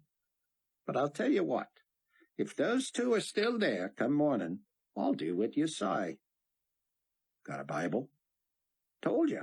Had 3 carloads of your type tonight, got 3 Bibles. Want to make it 4? No, but I could use one of those if you can spare it. I'm a businessman, Mike. I'll sell it to you. Rayford parked the jet at the end of a runway with similar-sized craft, and he and Chloe and Sion walked cautiously into the mostly deserted terminal. A middle-aged couple eyed them warily from a dark corner. He was short and stocky, with full, dark, curly hair. She was heavy-set, her hair in curlers under a scarf. After shy handshakes, Lucas Miklos said, "Kindlitz gave you my name?" "We found you in his address book, sir," Rayford said. Miklos flinched and sat back. "How do I know you know him?" "I'm afraid we have bad news for you." "Before you start with the bad news, I must know I can trust you. Tell me something about Ken that only a friend would know." Rayford looked at the others and spoke carefully. "Former military, flew commercially, owned his own charter company for many years, tall, late 50s. Did you know he used to fly one of my suppliers when first I began serving energy plants?" "No, sir, he did not mention that." "He never spoke to you of me?" "Not by name. He mentioned he knew someone in Greece who might provide hospitality on our way from the States." "To where?" "To Israel." "And you were there for what?" "For the meeting of the witnesses." Miklos and his wife looked at each other. "Are you believers?" Rayford nodded. "Turn your face to the light." Rayford turned. Miklos looked at him, then at his wife, then turned his face to the light and pulled the curls back from his forehead. "Now, you're not going to tell me this is Dr. Ben-Judah?" "It is, sir." "Oh-ho," Miklos said, slipping off the chair and onto his knees on the tile floor. He took Ben-Judah's hands in his and kissed them while his wife clasped her hands before her face and rocked, her eyes closed. "I know you look familiar from the TV, but it's really you." No, Sion said. "It's nice to meet you too, but I'm afraid the news is not good about our brother Ken." The cabbie stopped in an alley behind a nightclub where he apparently had an arrangement. A bouncer met him. "No, he's not a John stallion, and he ain't coming in either. Get him a turban and a neck scarf, and I'll pay you later." Stallion reached in and grabbed the Aussie by the throat. "You'll get your cut, you overgrown child," the cabbie said. "Now get the clothes and let me get out of here." A minute later, Stallion tossed the gear through the back window of the cab, pointed threateningly at the driver. "I'll be back," the Aussie said. "Trust me." Buck pulled the rolled cap over his head and tucked the scarf under it, covering his ears and the back of his neck. If he held his head a certain way, it also covered most of his face. Where does he get this stuff? "Sure you want to know?" Some drunk's going to be surprised when he wakes up. Buck's ear had stopped bleeding, but he still needed medical attention. Know where I can get antibacterial and a stitch or two without a lot of questions? Cash leaves a lot of questions unasked, mate. At 3:00 in the morning, as close as they could get to the Temple Mount, Buck paid the Aussie handsomely.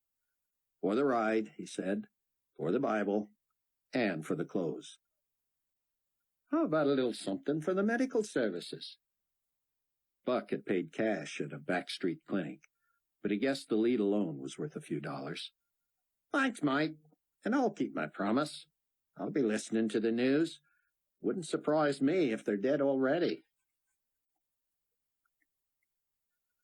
Lucas Miklos owned a late-model luxury car and lived in an opulent home that was being repaired after the earthquake.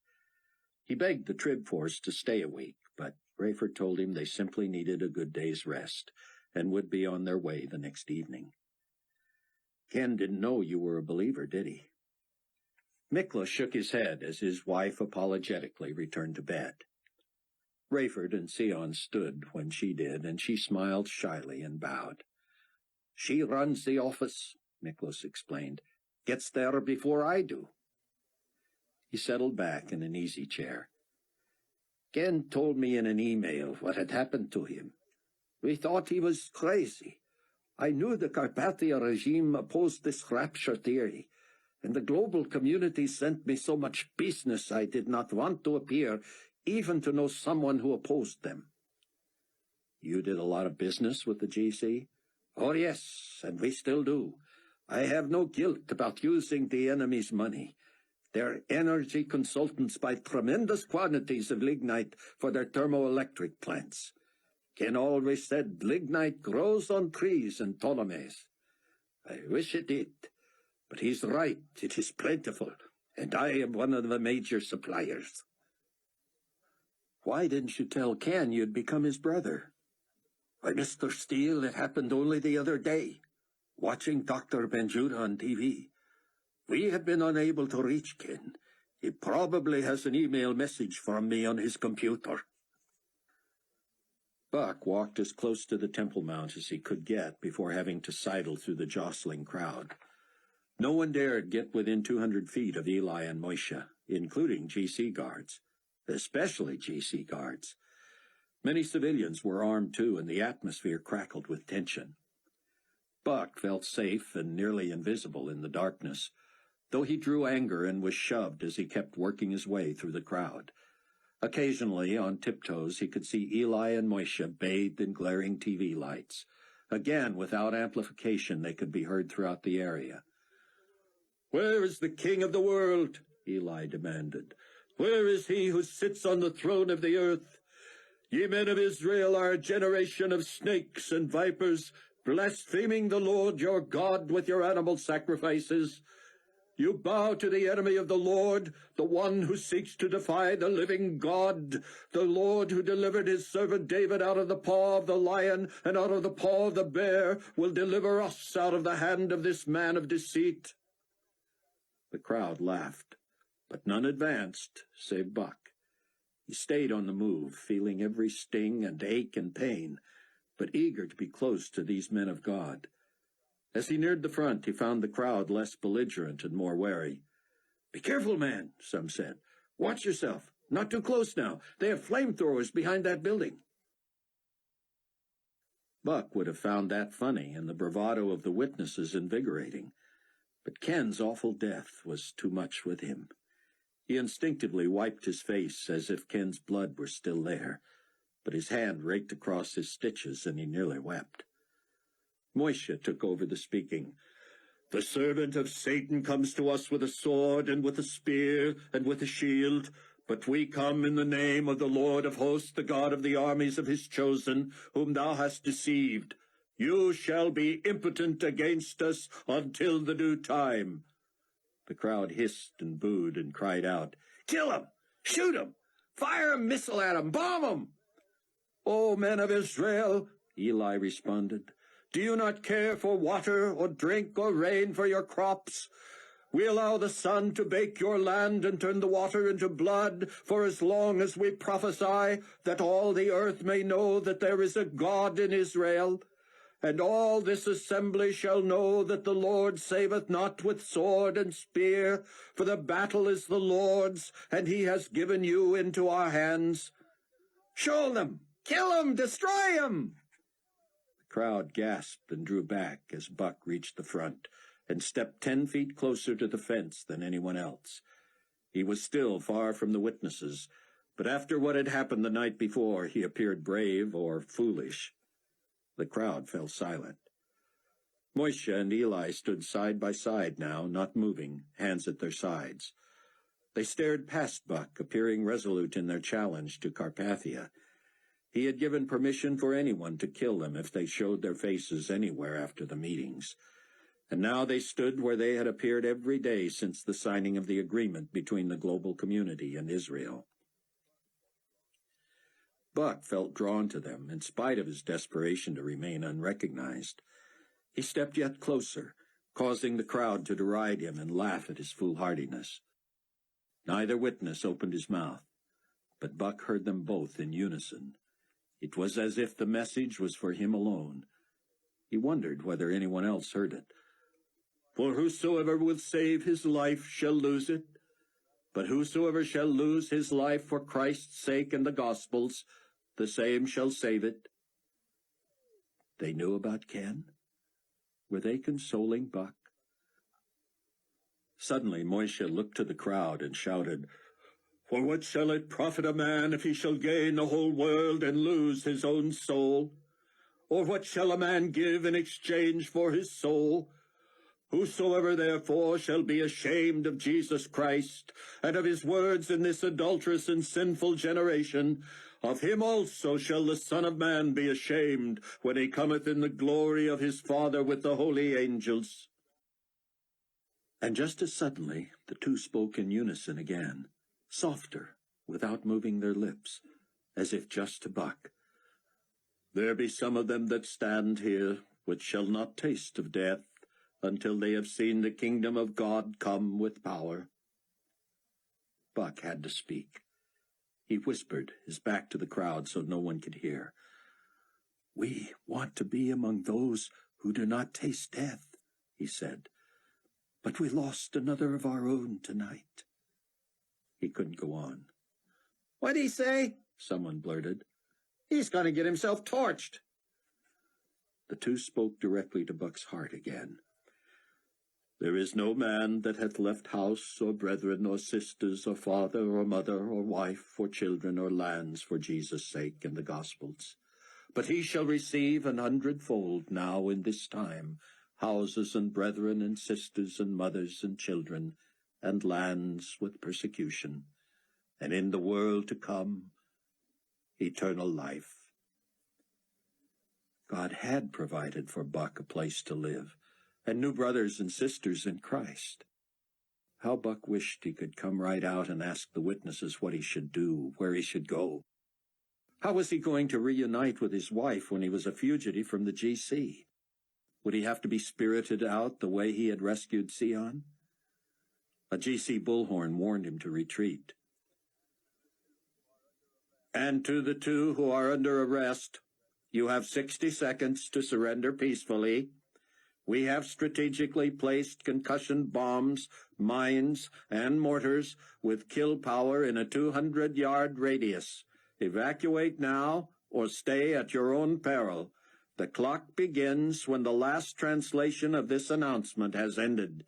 In the meantime, the ranking officer of the global community, under direct authority of the Supreme Commander and the Potentate himself, will offer to escort the fugitives to a waiting vehicle."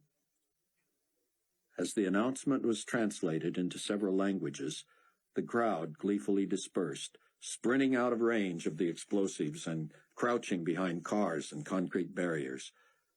Buck slowly backed away, never taking his eyes from Moishe and Eli, whose jaws were set. From the right, a lone GC guard, decked out in military ribbons, but unarmed and with his hands in the air, hurried toward the witnesses. When he was within 10 yards, Eli shouted so loudly that the man seemed paralyzed from the sound wave alone. "Dare not approach the servants of the Most High God, even with an empty hand. Save yourself. Find shelter in caves or behind rocks." The GC man slipped and fell, then fell again as he scrambled to get away. Buck picked up his pace too, but was still walking backward, his eyes on the witnesses. From a branch high above him came 2 loud, echoing reports from a rifle. The sniper was less than 50 feet from Eli and Moishe, and what happened to the bullets Buck could not say. A burst of flame shot from Moishe's mouth straight to the soldier, who somehow kept a grip on his weapon until his flaming body slammed to the stony ground. Then the rifle bounced 20 feet away. He burned quickly into a pile of ashes as if in a kiln, and his rifle melted and burned too. Silence fell over the area as guards, crowd, and Buck waited for the igniting of the threatened weapons. Buck was now back with the rest of the onlookers, huddled beneath the low-slung roof of a portico across the way. When he was sure the minute had long passed, the air grew cold as winter. Buck shivered uncontrollably as those around him groaned and wept in fear. A wind kicked up and howled, and people tried to cover exposed skin and huddle together against the frigid blast. Hail fell as if a cosmic truck had unloaded tons of golf-ball-sized spheres of ice all in one dump. In 10 seconds, the downpour stopped, and the area was 10 inches deep in melting ice. The power that supplied electricity for the TV lights popped and sizzled and blew out, plunging the area into darkness. In 3 locations simultaneously, what appeared to be boxes of explosives burned, emitted a series of muffled pops, then disintegrated into ash. Such was the extent of the murderous attack on the witnesses. 2 helicopters aimed gigantic searchlights on the Temple Mount as the temperature rose, Buck guessed, into the 90s. The shin-deep hail turned to water in an instant, and the sound of it running away was like a babbling brook. Within minutes, the mud turned to dust, as if it were the middle of the day and the sun had baked it. And all the while, the crowd whimpered and whined every time the circling choppers lit up the area near the wall. Eli and Moishe had not moved an iota.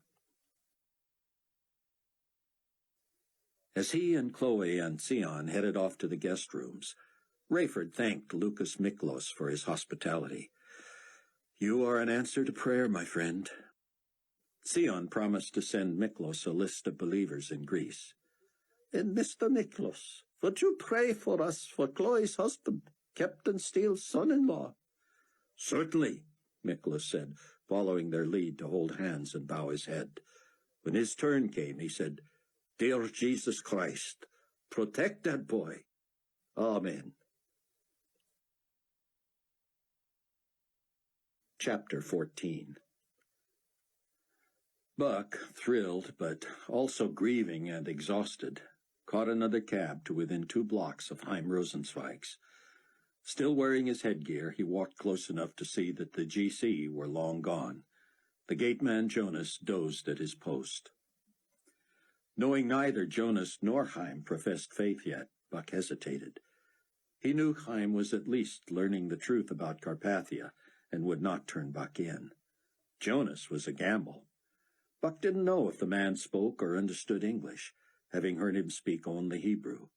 The man had to know some English, didn't he, serving as the first contact with visitors? Emboldened by the exhilarating challenges of Eli and Moishe, Buck took a deep breath, gently touched an itching stitched wound below his eye, and walked directly to the gatehouse. He didn't want to startle the man, but he had to wake him. He tossed a pebble at the window. Jonas did not stir. Buck knocked lightly, then more loudly. Still he did not rouse. Finally, Buck opened the door and gently touched Jonas's arm. A burly man in his late 50s, Jonas leaped to his feet, eyes wild. Buck whipped off his disguise, then realized his face had to look horrible. Red, blotched, swollen, stitched. He looked like a monster. Jonas must have taken the removal of the headdress as a challenge. Unarmed, he grabbed a huge flashlight from his belt and reared back with it. Buck spun away, wincing at the very thought of a blow to his tender face. "It's me, Jonas. Cameron Williams." Jonas put his free hand to his heart, forgetting to lower the flashlight. "Oh, Mr. Williams," he said, his English so broken and labored that Buck hardly recognized his own name. Finally, Jonas put the light away and used both hands to help communicate, gesturing with every phrase. "They," he said ominously, pointing outside and waving as if to indicate a sea of people.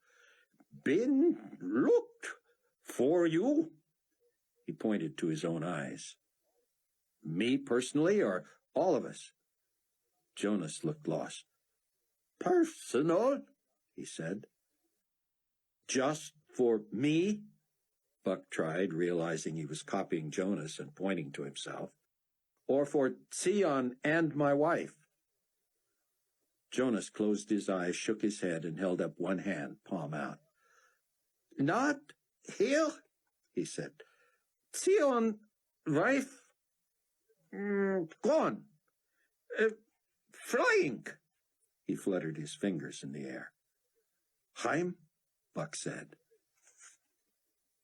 "Sleeps," Jonas demonstrated with a hand to his cheek and his eyes shut. "May I go in and sleep, Jonas?" The man squinted at this puzzle. "I call." He reached for the phone. "No, let Chaim sleep. Tell him later." "Later?" "Morning," Buck said. "When he wakes up." Jonas nodded, but still had his hand on the phone as if he might dial. "I'll go in and sleep," Buck added, acting it out like charades. "I'll leave a note on Chaim's door so he won't be surprised. Okay?" "Okay." "I'll go in now?" "Okay." "All right?" "All right." Buck watched Jonas while backing away and heading for the door. Jonas watched him too, let go of the phone, waved and smiled. Buck waved, then turned and found the door locked. He had to go back and explain to Jonas that he would have to let Buck in. Finally, for the first time since the chopper had left the roof hours before, Buck could relax. He left a note on Chaim's door with no details, just that he was in the guest room with much to tell him and that he would likely see him late morning. Buck looked at himself in the bathroom mirror. It was worse than he thought, and he prayed the so-called clinic he had visited at least had a modicum of sterility. The stitching looked professional enough, but he was a mess. The whites of his eyes were full of blood. His face was a patchwork of colors, none close to his complexion. He was glad Chloe didn't have to see him like this. He locked the bedroom door, let his clothes fall by the bed, and stretched out painfully, and heard the soft chirp of his phone. It had to be Chloe, but he didn't want to stand up again. He rolled over, reached for his pants, and as he struggled to free the phone from the back pocket, his weight shifted, and he tumbled out of bed. He wasn't hurt, but the racket woke Chaim. As Buck answered his phone, he heard Chaim crying over the intercom, "Jonas! Jonas! Intruders!" By the time it was sorted out, he and Chloe were up to date. Chaim had heard the whole story, and the sun was beginning to peek over the horizon. It was agreed that Chloe and Sion and Rayford would go on home to Mount Prospect, and that Chaim would work on finding a way for Buck to get back when he had recuperated. Chaim was even angrier than Buck had seen him on the phone to Leon. He said the TV news had been running and rerunning the videotape of Buck talking with the GC guard who was killed a few seconds later. The tape makes it obvious you were unarmed, that he was fine when you left him, and that you neither turned around nor returned. He fired over your head, and moments later he was spun around by bullets from high-powered rifles at close range. We all know they had to have come from the weapons of his own compatriots, but it will never get that far. It will be covered up. He will be accused of working with you or for you, and who knows what else will come of it. The what else turned out to be a news story concocted by the GC. Television reports said that an American terrorist named Kenneth Ritz had hijacked Nikolai Carpathia's own helicopter to stage an escape by the Tzion Ben Judah party from house arrest at Chaim Rosenzweig's. The reports claimed Rosenzweig had hosted Ben Judah, murder suspect Cameron Williams, and Williams' wife, and had agreed to lock them under house arrest for the GC. Scenes of Dr. Rosenzweig's roof access door, clearly broken from the inside, show conclusively how the Americans escaped. A global community spokesman said Ritz was shot and killed by a sniper when he opened fire on GC forces at Jerusalem Airport.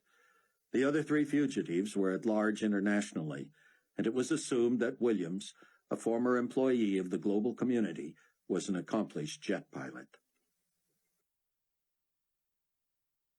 The stateside members of the Tribulation Force followed the news carefully, keeping in touch with Chaim and Buck as often as possible. Rayford was amazed at the improvement in Hattie after such a short time. Her illness and despair and stubbornness had synthesized into a fierce hatred and determination. She grieved the loss of her child so deeply that Rayford was haunted by her stifled wails in the night. Chloe, too, battled anger. "I know we should expect nothing less from the world system, Daddy," she said, "but I feel so helpless I could explode. If we don't find a way to get Buck back here soon, I'm going over there myself. Have you ever wished you could be the one God uses to kill Carpathia when the time comes?" "Chloe," Rayford said, hoping his response sounded like scolding rather than a cover for the fact that he had prayed for that very privilege. What was happening to them? What were they becoming? Word came from Buck that Yakov had helped him get set up under cover with Stefan. Rayford felt better about that than his staying with Chaim. It was clear global community security forces believed Buck had escaped with the others, but living under an alias in a lower middle-class neighborhood made him less vulnerable and gave him a chance to heal. He told Rayford by phone that within a few weeks he would attempt to return to the States commercially, probably from a major European airport. "Since they're not looking for me over here, I should be able to slip out under a phony name." Meanwhile, Rayford had stayed in touch with Mac McCullum and David Hasid, and used David's leads to replace everyone's computers and add to their bag of tricks the hand-sized units that could both access the Internet and serve as solar-powered, satellite-connected global phones.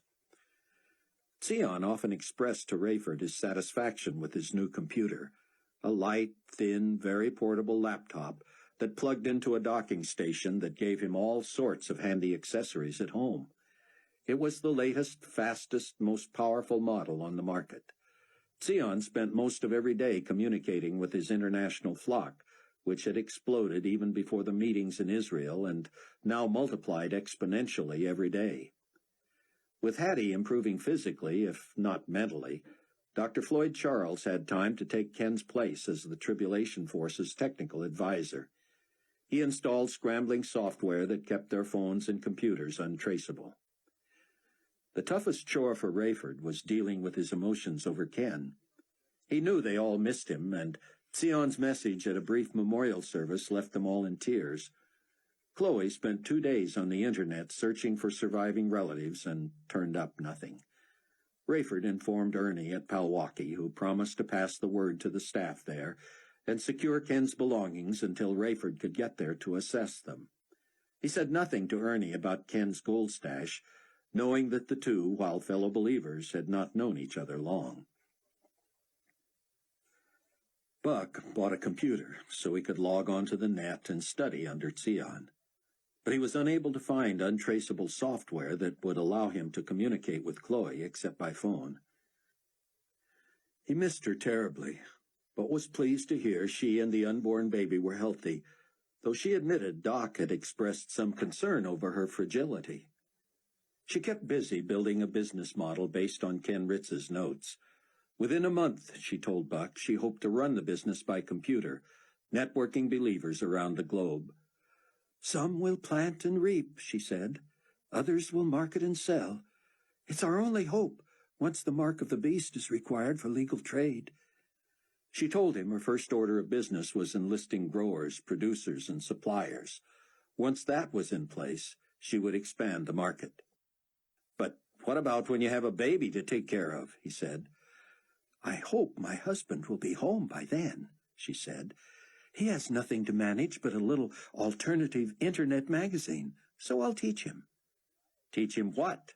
Your business or child care?" "Both," she said.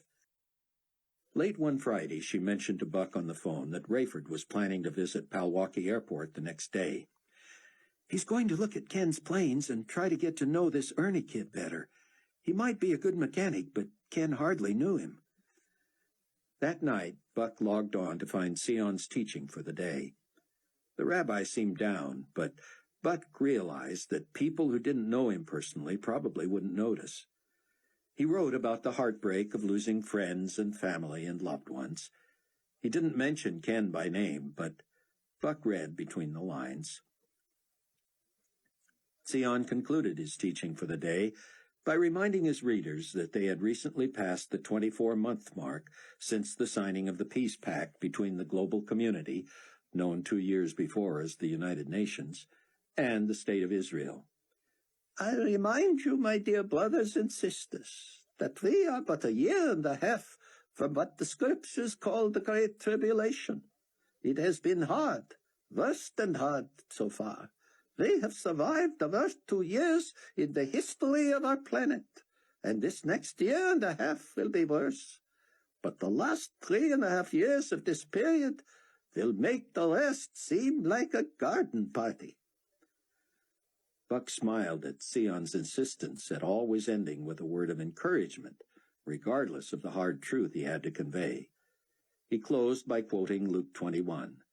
"There will be signs in the sun, in the moon, and in the stars, and on the earth distress of nations, with perplexity, the sea and the waves roaring, men's hearts failing them from fear and the expectation of those things which are coming on the earth, for the powers of heaven will be shaken. Then they will see the Son of Man coming in a cloud with power and great glory. Now, when these things begin to happen, look up and lift up your heads, because your redemption draws near." The next morning at 7 in Israel, Buck was watching a television news report of Nikolai Carpathia's response to Eli and Moishe, who were still wreaking havoc in Jerusalem. The reporter quoted Supreme Commander Leon Fortunato speaking for the potentate. "His Excellency has decreed the preacher's enemies of the world system and has authorized Peter II, Supreme Pontiff of Enigma Babylon One World Faith, to dispose of the criminals as he sees fit. The potentate does not believe, and I agree, that he should involve himself personally in matters that should be under the purview of the global community's religious division. His Excellency told me just last night, and I quote, 'Unless, that is, we discover that our Pontifex Maximus is impotent when it comes to dealing with those who use trickery and mass hypnosis to paralyze an entire country.'" Of course, it being a balanced broadcast, Buck was not surprised to see a furious Peter Matthews spitting a reply. "Oh, the problem is mine now, is it? Has His Excellency finally ceded authority to where it belongs? Of course, not until it was proven his military had no power over these impostors. When the two lie dead, the rains will fall again in Israel.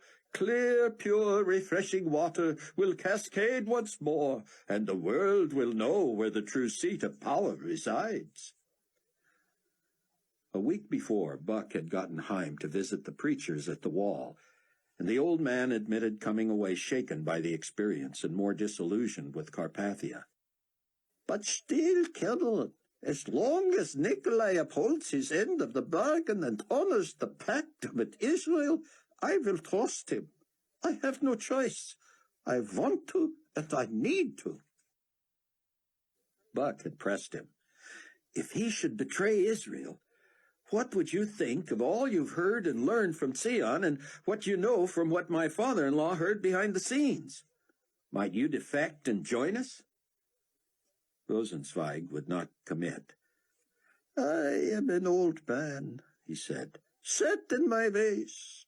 I regret I am a hard sell. You and the fellow believers are most impressive, and I hope against hope you are not proven right in the end, for I will be most miserable. But I have cast my lot with the world I can touch and feel and see.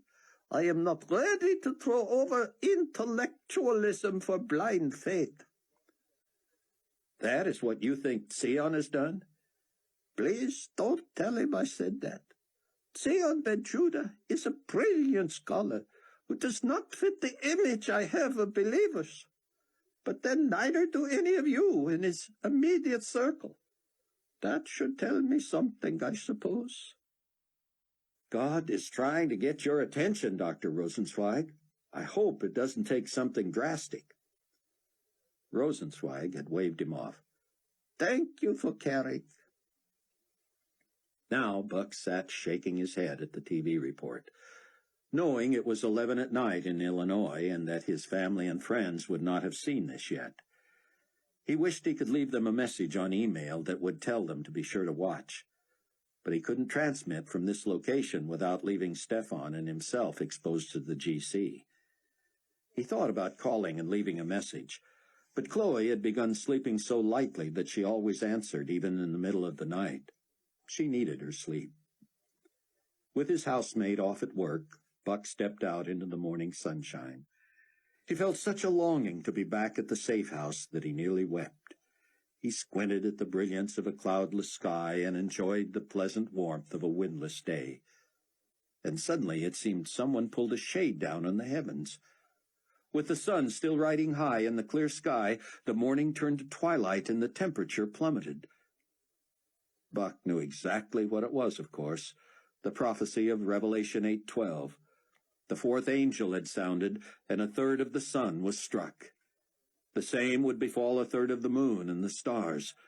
Whereas the sun shone for around 12 hours every day in most parts of the world, it would now shine no more than 8, and at only 2/3 its usual brilliance. Even knowing it was coming did not prepare Buck for the awe he felt at God's power. A lump formed in his throat and his chest grew tight. He hurried into the empty house and fell to his knees. God, he prayed, you have proven yourself over and over to me, and yet I find my faith strengthened all the more every time you act anew. Everything you promise, you deliver. Everything you predict comes to pass.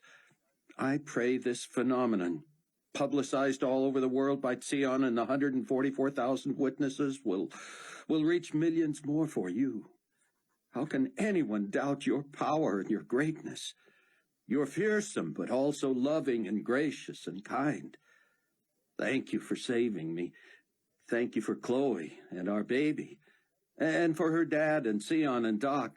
Thank you for the privilege of having known Ken. Protect our people wherever they are, and give me the chance to meet Mac and David. Show us what to do, guide us in how to serve you best. I give myself to you again, willing to go anywhere and do anything you ask. I praise you for Yaakov and Hannelore and Stefan and these new brothers and sisters who have taken me in. I want Chaim for you, Lord. Thank you for being such a good and great God. Buck was overcome, realizing that the darkening would affect everything in the world, not just brightness and temperatures, but transportation, agriculture, communications, travel, everything that had anything to do with him and his loved ones reuniting. He wanted to warn the tribulation force, but he waited until 7 o'clock in the morning, Chicago time. They liked to rise with the sun, but it wasn't going to rise for them. Buck wondered what darkened stars looked like. It wouldn't be long. He dialed Chloe and woke her up. Rayford had awakened early and looked at his watch. It was 7:15 and still dark. He lay staring at the ceiling, wondering if they were in for some bad weather or just a cloudy day. At 7, he heard Chloe's phone ring. It would be Buck, and Rayford wanted to talk to him. He would give her a few minutes, then go down and give her the high sign. Rayford lay back and breathed deeply. He wondered what Palwaukee would produce that day. Did he dare raise with young Ernie the subject of hidden treasure? That would depend on how their conversations went. He assumed it would take a while to develop trust. Ernie was very young. Chloe sounded agitated, and she was calling for him. He sat up. It was way too early for anything with her baby. Was something wrong with Buck? "Dad, come down here." He dragged on a robe. She met him at the bottom of the stairs, the cell phone to her ear. "Look a little dark for 7, she said. "Buck says the sun was struck at 7 in the morning over there, while we were sleeping. Talk to Daddy, hon. I'm going to start getting people up around here." To Buck, Rayford sounded stunned. "Incredible," he said over and over. "We're going to have to determine what this means to all our solar-powered stuff. I thought Doc was already working on that." "He was. We just didn't like his conclusions. For some reason, the sum is not equal to its parts in a deal like this. You can't just figure you're going to have a third less power. He put his big calculator to it and said it's a third less power on top of being a third less time every 24 hours. He sketched out a model of what it will mean just to us, and we didn't like it. Couldn't argue with it, and couldn't store much power in advance, but we sure hope he's wrong." "He won't be," Buck said. "Smart guys never are. Hang on a second, Rayford. I want to see who this other call is from." Buck punched in caller ID. He got back on with Rayford. "It's Rosenzweig. I'd better call Chloe back." "I'll tell her. Watch your phone power now." "Right." He hit the switch. "Dr. Rosenzweig." Cameron, I need to see you. I need some counsel. "You, want to meet now?" Can you manage it? "I suppose you know what's really happening," Buck said. Of course I do. I was at the last meeting when Theon spoke of this prophecy. "You admit it's too obvious to be anything else?" What thinking man wouldn't know that? Thank you, God, Buck thought. The problem, and what I need to talk to you about is, what do I say? The media's all over this and want to comment for tomorrow's broadcasts. I told a half-dozen that I am a botanist, and the best I can tell them is what it will mean to photosynthesis. What will it mean, by the way? Well, it'll bollocks it all up, if you want my technical response. But the newspeople are reminding me that I have always spoken out on scientific subjects, even outside my area of expertise. You recall Nikolai had me speculating on the causes of the disappearances. I almost convinced myself with that spontaneous atomic reaction blather. You almost convinced me too, Doctor, and I was an international news correspondent. Well, I just heard from Fortunato, and he wants me to corroborate the global community view of this phenomenon. How can I help? We need to strategize. I am considering bursting their bubble. I might imply that I will endorse their view. Wait till you see it. And when I get on the air, I will say what I want. I owe at least that to Leon. You're worried what Carpathia will think. Of course. It'll be a test of your relationship. Exactly. I'll find out how free a citizen I am. I have given Leon nothing short of grief for making it appear I had worked with him on detaining the three of you. I could have exposed the whole strong-arm regime. But Nikolai apologized personally and asked that I not embarrass him. He did? You never told me that. It didn't seem appropriate. You have no idea how close I came to telling him that I would trade a friend's free passage out of the country for my agreeing to let that news report slide. I just couldn't muster the courage to ask. Probably wise, Buck said. I can't see him making that kind of trade. Finding out I'd been here right under their noses would have infuriated him. I did have the audacity to ask if he had considered that his tactics against Ben Judah and his people might be the reason for all the plagues and judgments. He chided me for buying into all that fiction. Now I must meet with you, Cameron. Can we meet somewhere private?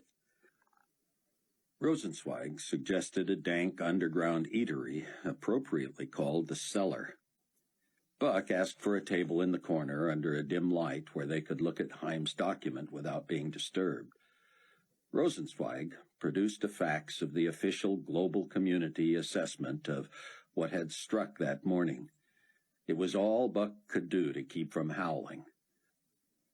The fax contained all kinds of legalese, insisting on its confidentiality, its for-your-eyes-only nature, its personal direction to Dr. Heim Rosenzweig only, and all this under penalty of prosecution by the Supreme Commander of the global community under the authority of His Excellency, blah, blah, blah, blah. It read, Dr. Rosenzweig, His Excellency wishes me to convey his deep personal appreciation for your willingness to endorse the official policy statement of the Global Community Aeronautics and Space Administration regarding the natural astronomical phenomenon that occurred 0700 hours New Babylon time today. Of course, I agreed only to review it, but Leon proceeds with his typically presumptuous tone. Anyway, here's the party line. Buck read. The GCASA is pleased to assure the public that the darkening of the skies that began this morning is the result of an explainable natural phenomenon and should not be cause for alarm. Top scientific researchers have concluded that this is a condition that should rectify itself in 48 to 96 hours. It should not significantly affect temperatures, except in the short run, and the lack of brightness should not be misconstrued as lack of solar power and energy. While there may be some short-term impact on smaller solar-powered equipment, such as cell phones, computers, and calculators, there should be no measurable impact on the power reserves held by global community power and light.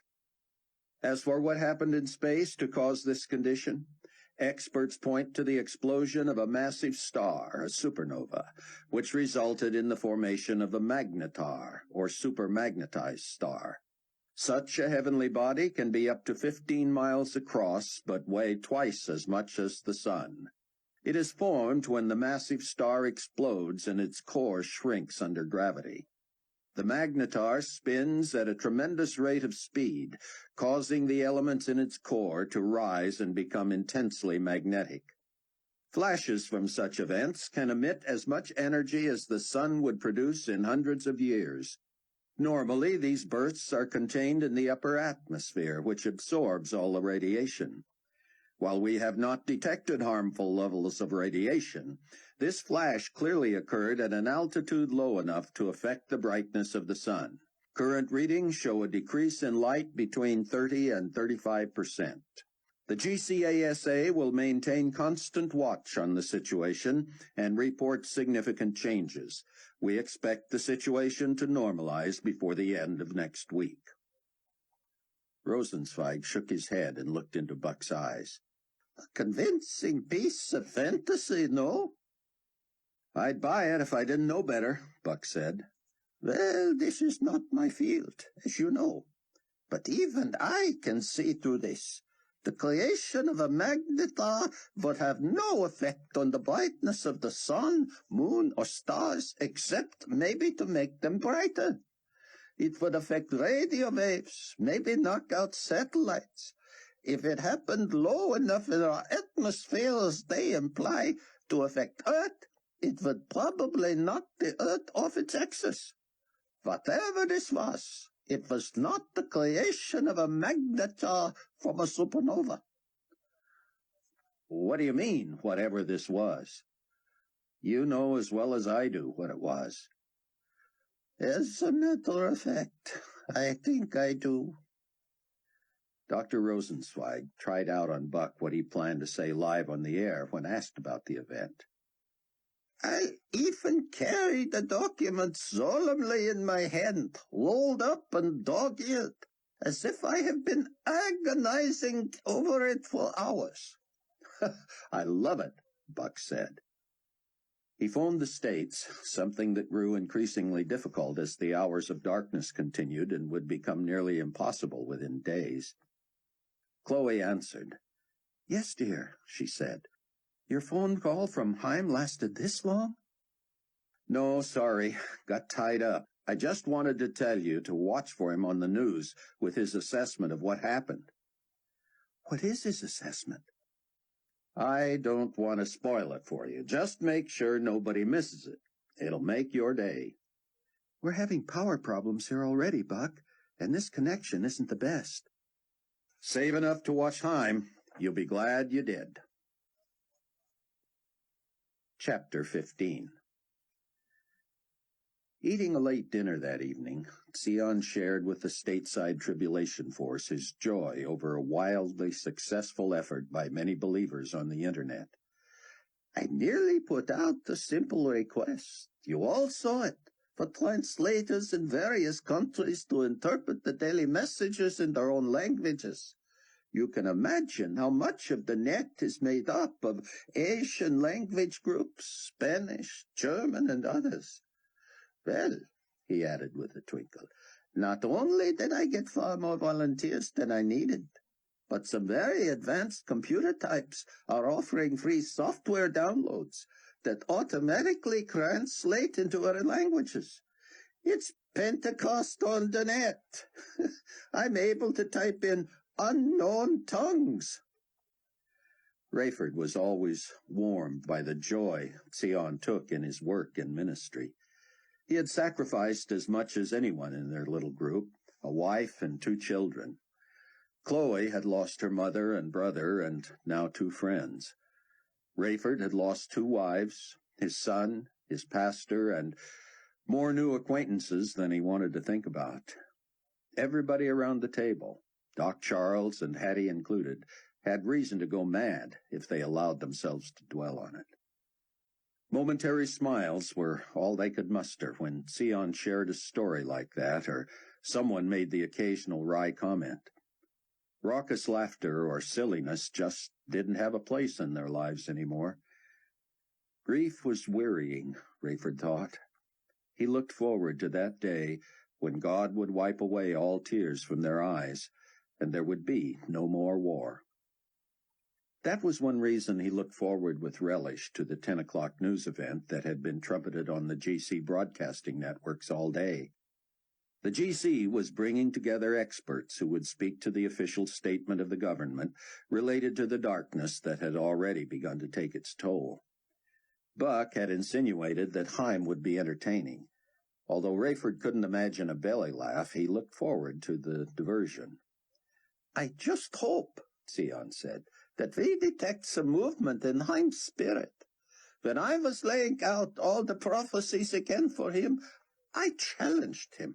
I said, Haim, how can a man with such a mind as yours ignore the mathematical impossibility of so many dozens of prophecies referring to just one man unless he is the Messiah? He started with the typical argument about not knowing whether the Bible is authentic. I said, my mentor, you would doubt your own Torah? Where do you think I am coming up with this stuff? I tell you, young people, it won't be long for him. I just don't want him to wait too long.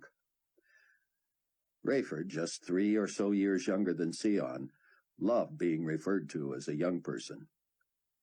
Hattie spoke up, her voice stronger than ever.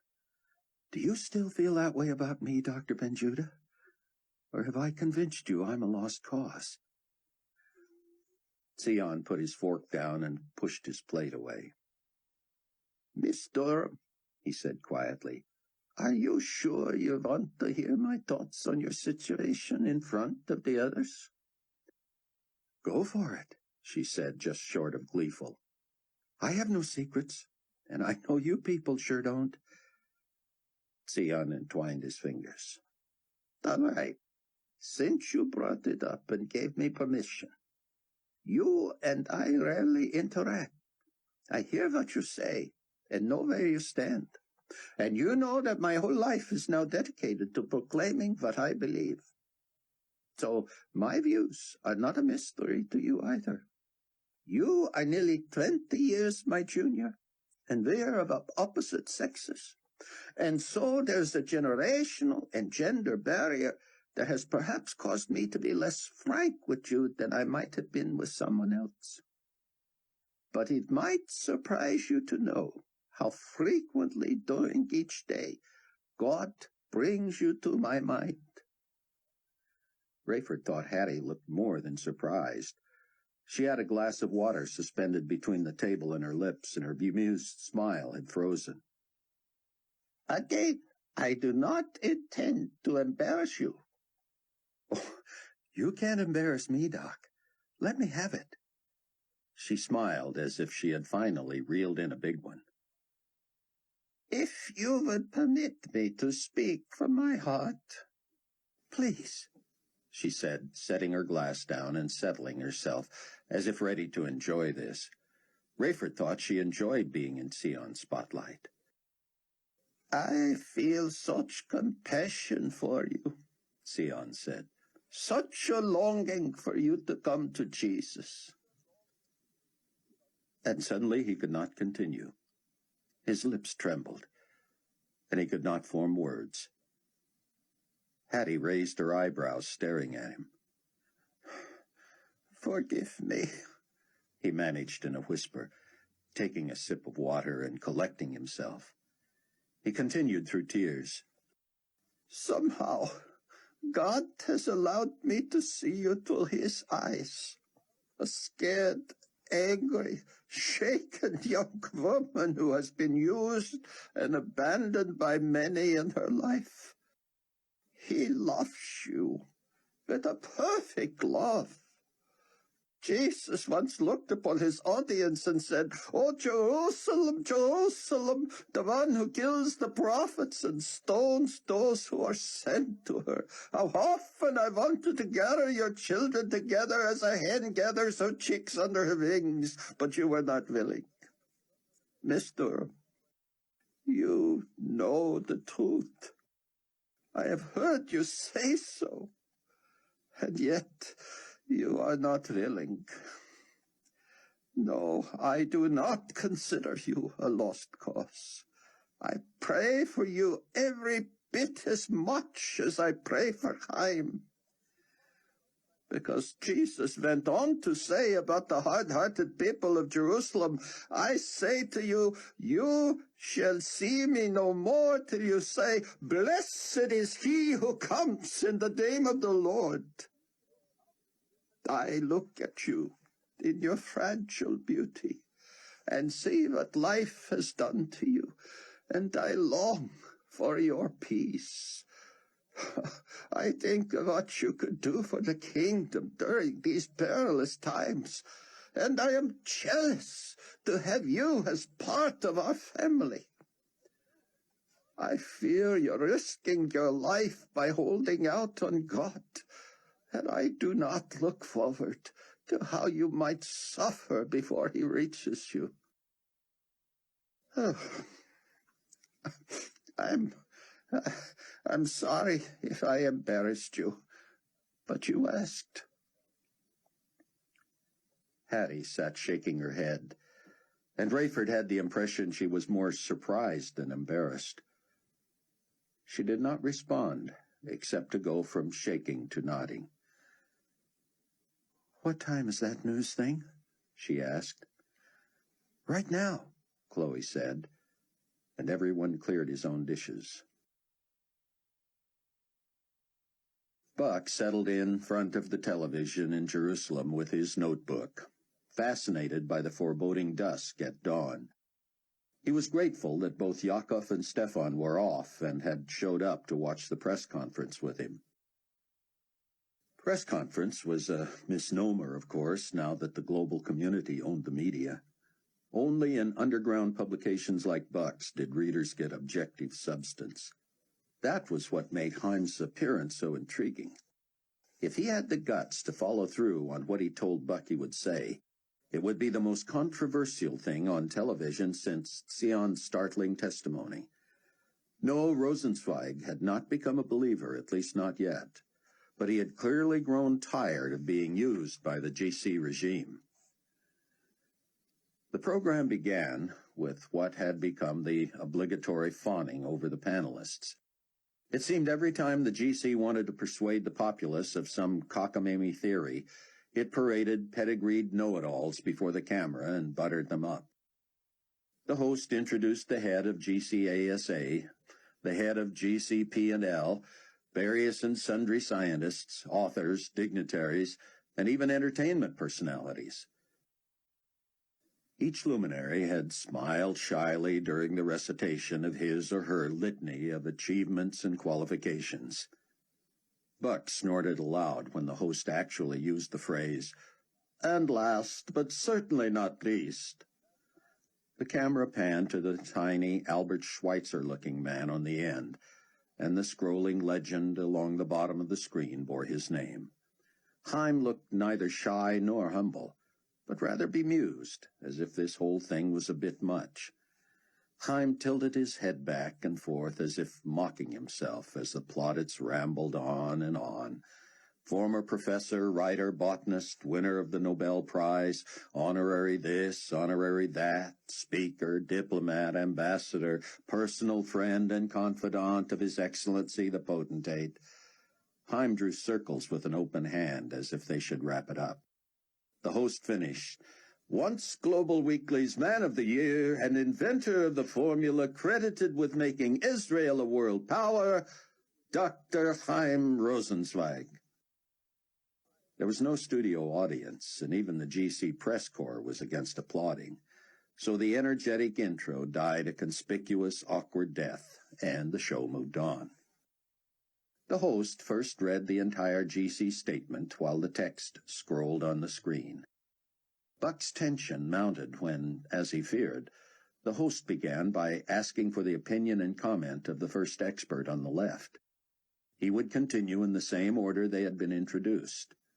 Buck worried that viewers would lose patience and nod off from boredom by the time they got around to Haim. One advantage to the GC-controlled media: despite 500 channel choices, this was on every station. Buck had to remind himself that even for millions who ignored what they considered the ravings of a madman like Tzion Ben-Judah, the sudden darkness was frightening.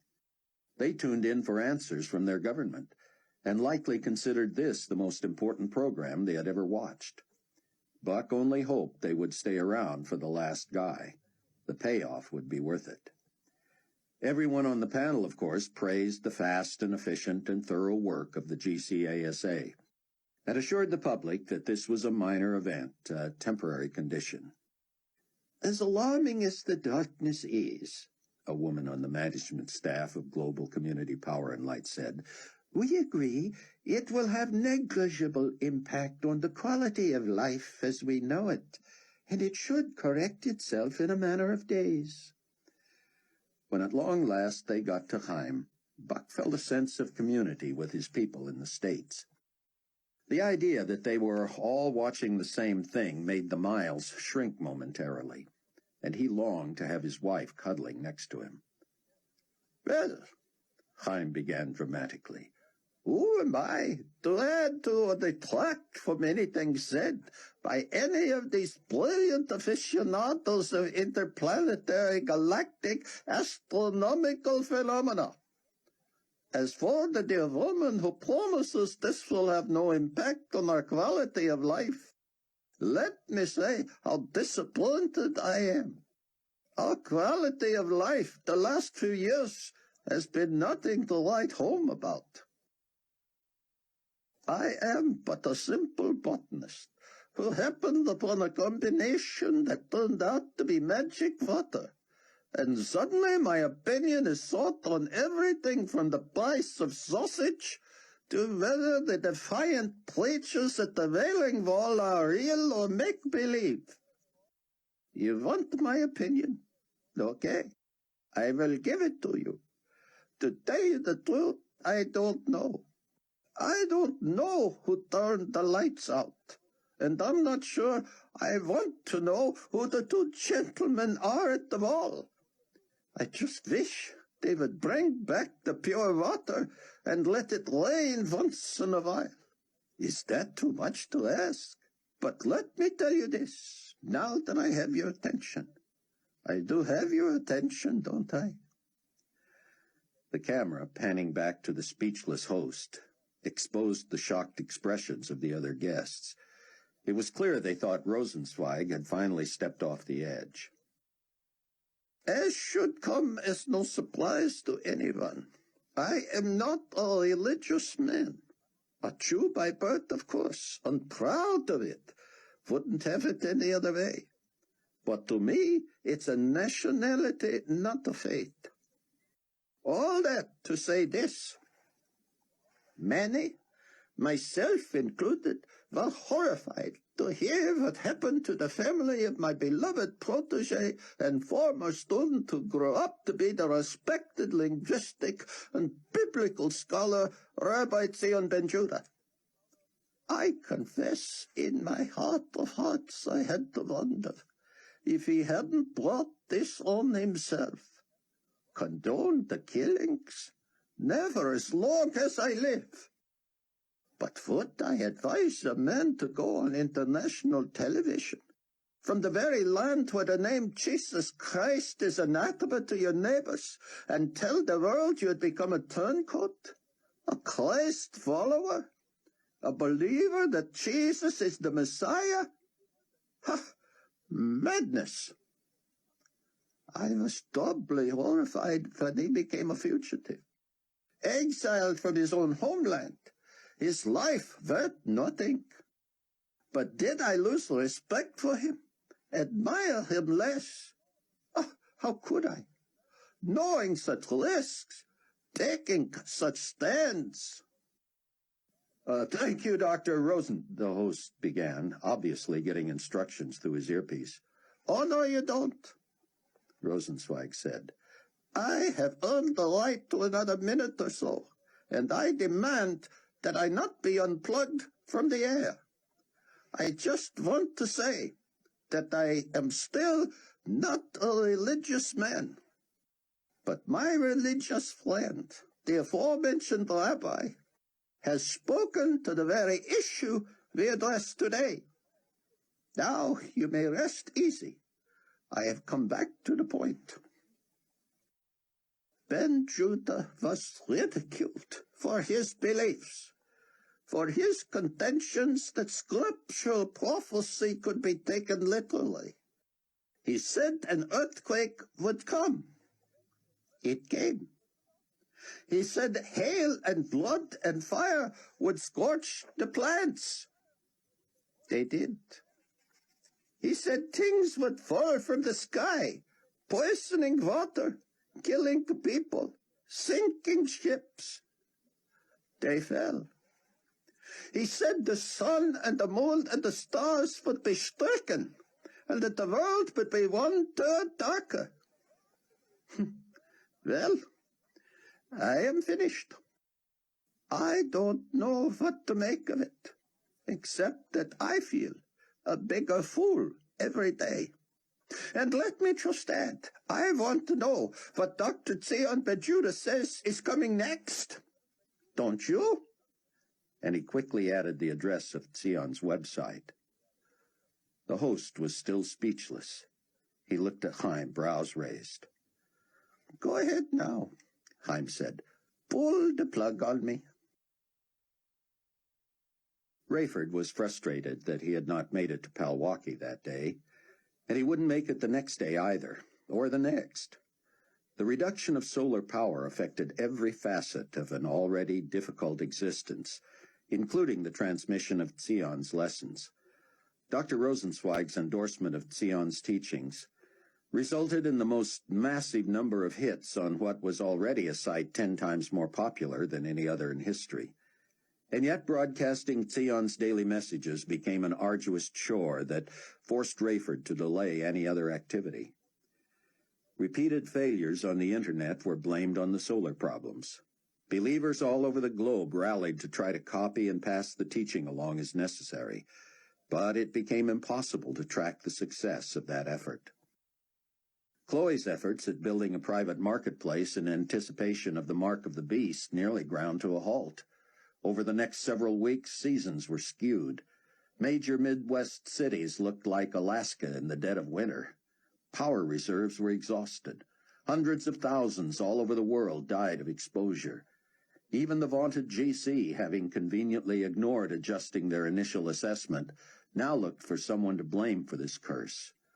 Confused in the tragic panic surrounding the crisis was the role of Ben-Judah. Had he predicted it, as Rosenzweig had asserted, or had he called it down from heaven? Peter II decried Ben-Judah and the two preachers as reckless practitioners of black magic, proving it by showing live shots of the Wailing Wall. While snow swirled and drifted, and Israelis paid top dollar for protective clothing, stayed inside, and used building material for fuel, there stood Eli and Moshe in their same spot. They were still barefoot, still clad only in their loose-hanging sackcloth robes, arms bare. With only their deeply tanned skin, their beards, and long hair between them and the frigid temperatures, they preached and preached and preached. Surely, the self-ascribed Supreme Pontiff railed, if there is a devil, he is a master of these two. Who other than deranged demonic beings could withstand these elements and continue to spout irrational diatribes? Nikolai Karpathy himself was strangely silent and his visage scarce. Finally, when the global community seemed powerless, he addressed the world. During a brief season of solar activity at midday in the Middle East, Mac was able to place a call to Rayford, who answered a cell phone with ancient batteries that had been recharged by a generator. The connection was bad, and they couldn't talk long. "Watch the potentate tonight if you can, Ray," Mac shouted. "We're warm as toast even in the snow here because he's marshaled all the energy we need for the palace. But when he goes on TV, he's going to be wearing a huge parka he had shipped in from the Arctic." Mac was right. Rayford and Floyd worked to store as much energy as they could from various sources so they could watch on the smallest TV in the safe house. The whole lot of them huddled to watch and stay warm. Hattie continuing to maintain, "I don't know about the rest of you, but I'm only getting what I deserve." Zion said, My dear, you will find that none of the sealed of the Lord will die due to this judgment. This is an attention-getter aimed at the unbelievers. We suffer because the whole world suffers, but it will not mortally harm us. Don't you want the same protection? She did not answer. Buck, shivering underground with Stefan and Yakov, could not find the power to watch Karpathia on TV. The group listened on a radio with a signal so weak they had to hold their collective breath to hear him. In Mount Prospect, Rayford, Sion, Chloe, Floyd, and Hattie watched as Carpathia came on TV in a bare studio, clapping his mittens and bouncing on his toes as if freezing to death. "Citizens of the global community," he intoned, "I applaud your courage, your cooperation, your sense of loyalty and togetherness as we rise to the challenge of enduring yet another catastrophe. I come to you at this hour to announce my plan to personally visit the two preachers at the Wailing Wall, who have admitted their roles in the plagues that have befallen Israel. They must now be forced to admit that they are behind this dastardly assault on our new way of life. Apparently they are invulnerable to physical attack. I will call upon their sense of decency, of fairness, of compassion, and I will go with an open mind, willing to negotiate. Clearly they want something. If there is something I can bargain with that will not threaten the dignity of my office or harm the citizens I live for, I am willing to listen and consider anything. I shall make this pilgrimage tomorrow, and it will be carried on live television. As the global community headquarters in New Babylon naturally has more power reserves than most areas, we will record this historic encounter with the hope that all of you will be able to enjoy it when this ordeal is finally over. Take heart, my beloved ones. I believe the end of this nightmare is in sight." "He's going personally to the wall," Buck said. "Is that what I just heard?" Stefan nodded. "They should go." "They won't let anybody near the place," Yakov said. "They might," Buck said. He suggested the three of them bundle up as thickly as possible and find a location with a clear view of the wrought iron fence. "We can build a shelter there that looks like just a wood box." "We're down to our last few sheets of plywood for fuel now," Stefan said. "That green stuff in the cellar." "We'll bring it back with us," Buck said, "and use it for fuel later." The plan proved his most foolhardy yet. His face was still tender in spots and numb in others since getting the stitches out several weeks before. He had not expected to have to deal with frostbite in Israel. He and his two compatriots found a stairway that led to an abandoned building with a sealed door, fewer than 100 yards from the wall. With Carpathia expected at noon, they built their shelter in the pitch blackness of the morning. If others ventured out in the howling blizzard, Buck and his friends didn't see them. They were raw and cold by the time they climbed into their rough-hewn box with slits for viewing. Buck, ever the journalist, just had to see what the thing might look like to a passerby. "I'll be right back," he said. "You're going out in this again," Yakov said. "Just for a minute." Buck jogged 100 feet from the staircase and tried to make out the box in the blowing snow and low output from a nearby light pole. Perfect, he thought. It would draw no one's attention. As he trudged back, he squinted in the darkness toward the wall, knowing the witnesses were there but unable to see them. He detoured to get closer. From what he could tell, they were not by the fence. He drew closer, confident he could not surprise or frighten them, and that they would know in their spirits he was a believer. He stepped as close to the fence as he had ever been, recalling one of the first times he had ever conversed with them from just a few feet away. A break in the wind allowed him to see the two sitting, their backs against the stone building. They sat casually, elbows on knees, conversing. They were not huddled, still impervious to the elements. Buck wanted to say something, but nothing came to mind. They didn't seem to need encouragement. They didn't seem to need anything. When in unison they glanced up at him standing there, he just nodded with his stiff neck, like a kid in a binding snowsuit, and raised both fists in support. His heart leaped when he saw them smile for the first time, and Eli raised a hand of greeting. Buck ran back to the shelter. "Where you been, man?" Yakov said. We thought you got lost or frozen or something. Buck just sat, wrapping his arms around his knees, hunching his shoulders, and shook his head. "I'm fine," he said. GC troops kept crowds several blocks away once the motor coach arrived bearing Nikolai and his entourage. The wind and snow had stopped, but the noonday sun hardly warmed the area. Carpathia remained on the bus as TV personnel set up lights and sound and cameras. Finally, they signaled the potentate, and several of his top people, led by Fortunato, disembarked. Carpathia was the last to appear. He approached the fence behind which the two witnesses still sat. As the world watched on television, Carpathia said, I bring you cordial greetings from the global community. I assume, because of your obvious supernatural powers, that you knew I was coming. Eli and Moishe remained seated. Moishe said, God alone is omnipotent, omniscient, and omnipresent.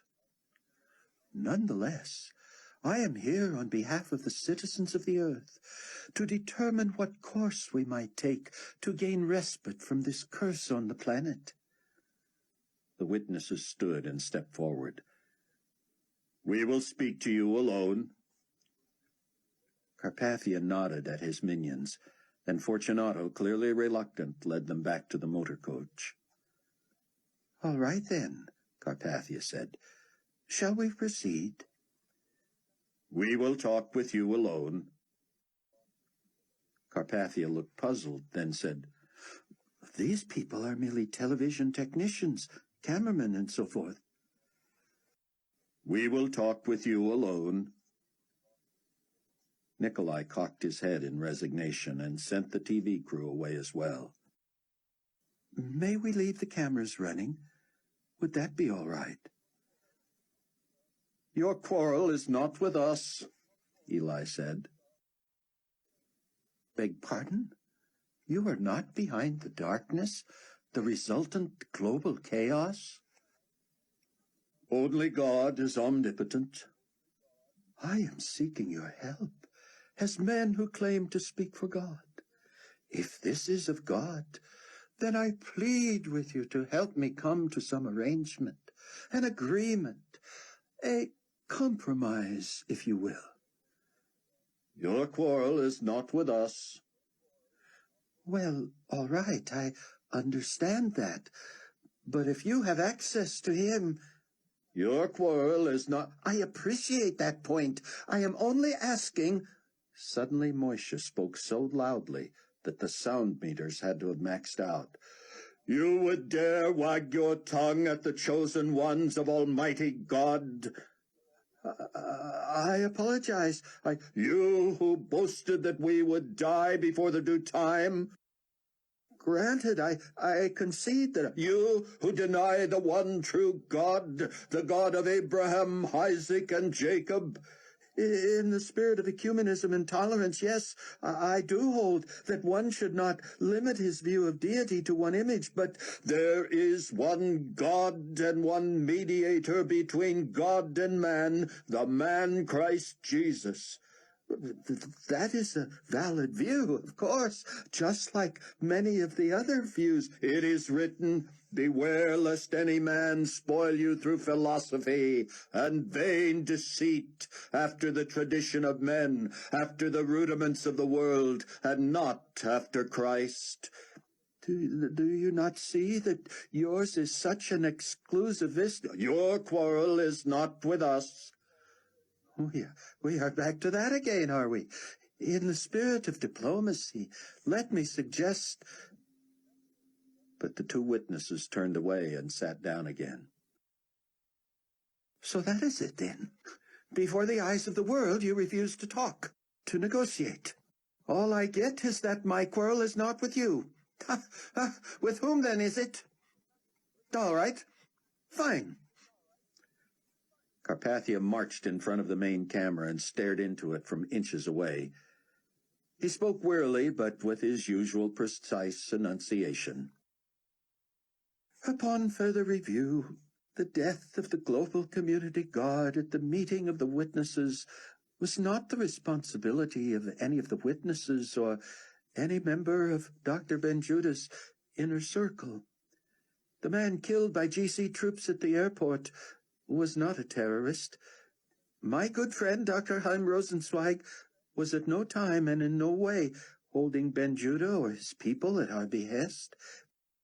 As of this moment, no one sympathetic to Dr. Benjudah and his teachings is considered a fugitive or an enemy of the global community. All citizens are equally free to travel and live their lives in a spirit of liberty.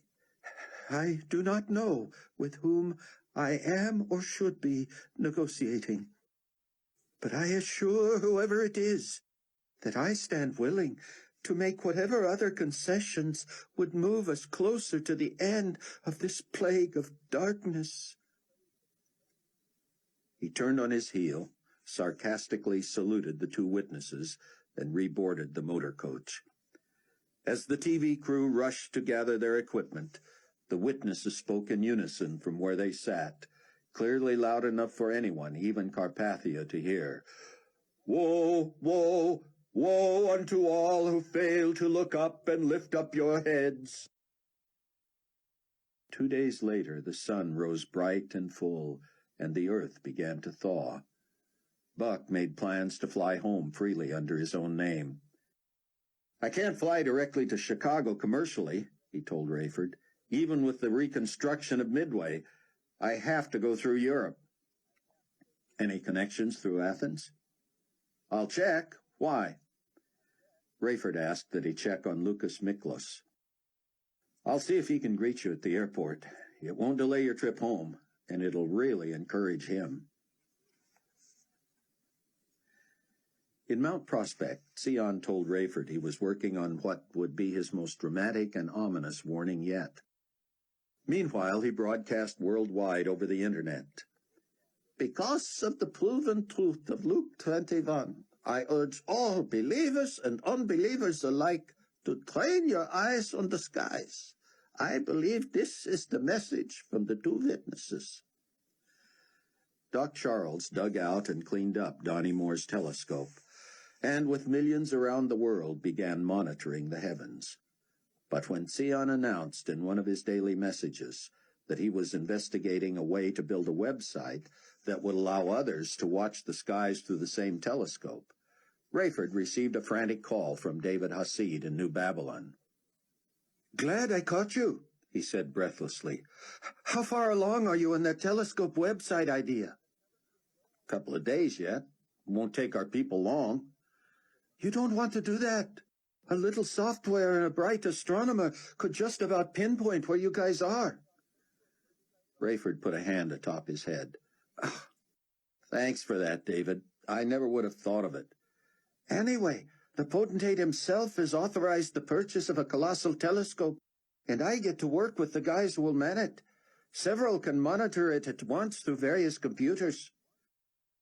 Well, David, you know what we're looking for. I sure do. Chapter 16. The following week, news programs reported that stargazers from around the globe were tracking what appeared at first to be a shooting star. But this one, first seen during nighttime hours in Asia, did not streak across the sky for a second or two and disappear. Neither was this hurtling object in an orbital trajectory. Astronomers were fond of explaining that due to the speed of light and the distance from the Earth of even the nearest stars, shooting stars were events that actually occurred years before and were just being seen now. But after several hours of every amateur and professional telescope jockey in the world tracking it, it was becoming clear that this was no ordinary star. Neither was this an event that had happened years before. Experts unable to identify it agreed it was tiny, it was falling straight, and it had been descending a long time. It radiated little heat, but seemed to emit its own light as well as reflecting light from stars and the sun, depending on the time of day. The more closely it was studied, the less a threat it appeared to Earth. The head of the GCASA said it had every chance of burning up as it hit Earth's atmosphere. But even if it remains intact, it has a high probability of landing harmlessly in water. From what we are able to speculate about its mass and density, if it was to hit land, it would suffer far more damage than it could inflict. In all likelihood, it would be vaporized. Still, none seemed able to turn their telescopes from it. Eventually, the unidentified falling object was projected to land somewhere in an uninhabited region of the Fertile Crescent, near what many believed was the cradle of civilization. GC scientists reached the projected touchdown point in time to see the impact, but they reported that it appeared to slip past the Earth's surface into a deep crevice. Aerial studies of the area showed the impossibility of vehicular or foot traffic to more closely evaluate the object and its effect, or lack thereof, on the Earth's crust. As planes circled and shot still pictures and videotape, however, a geological eruption registered high on the Richter scale of seismology sensors all over the world. This thing that fell to Earth, whatever it was, had somehow triggered volcano-like activity deep beneath the Earth's surface. The shock wave alone blew the surveillance planes off course and forced their pilots to fight to stay airborne and escape the area. Astounding scientists, the first evidence of what happened beneath the Earth was a mushroom cloud, 1,000 times bigger and launched with that much more power and speed than any in history produced by bombs or natural phenomena.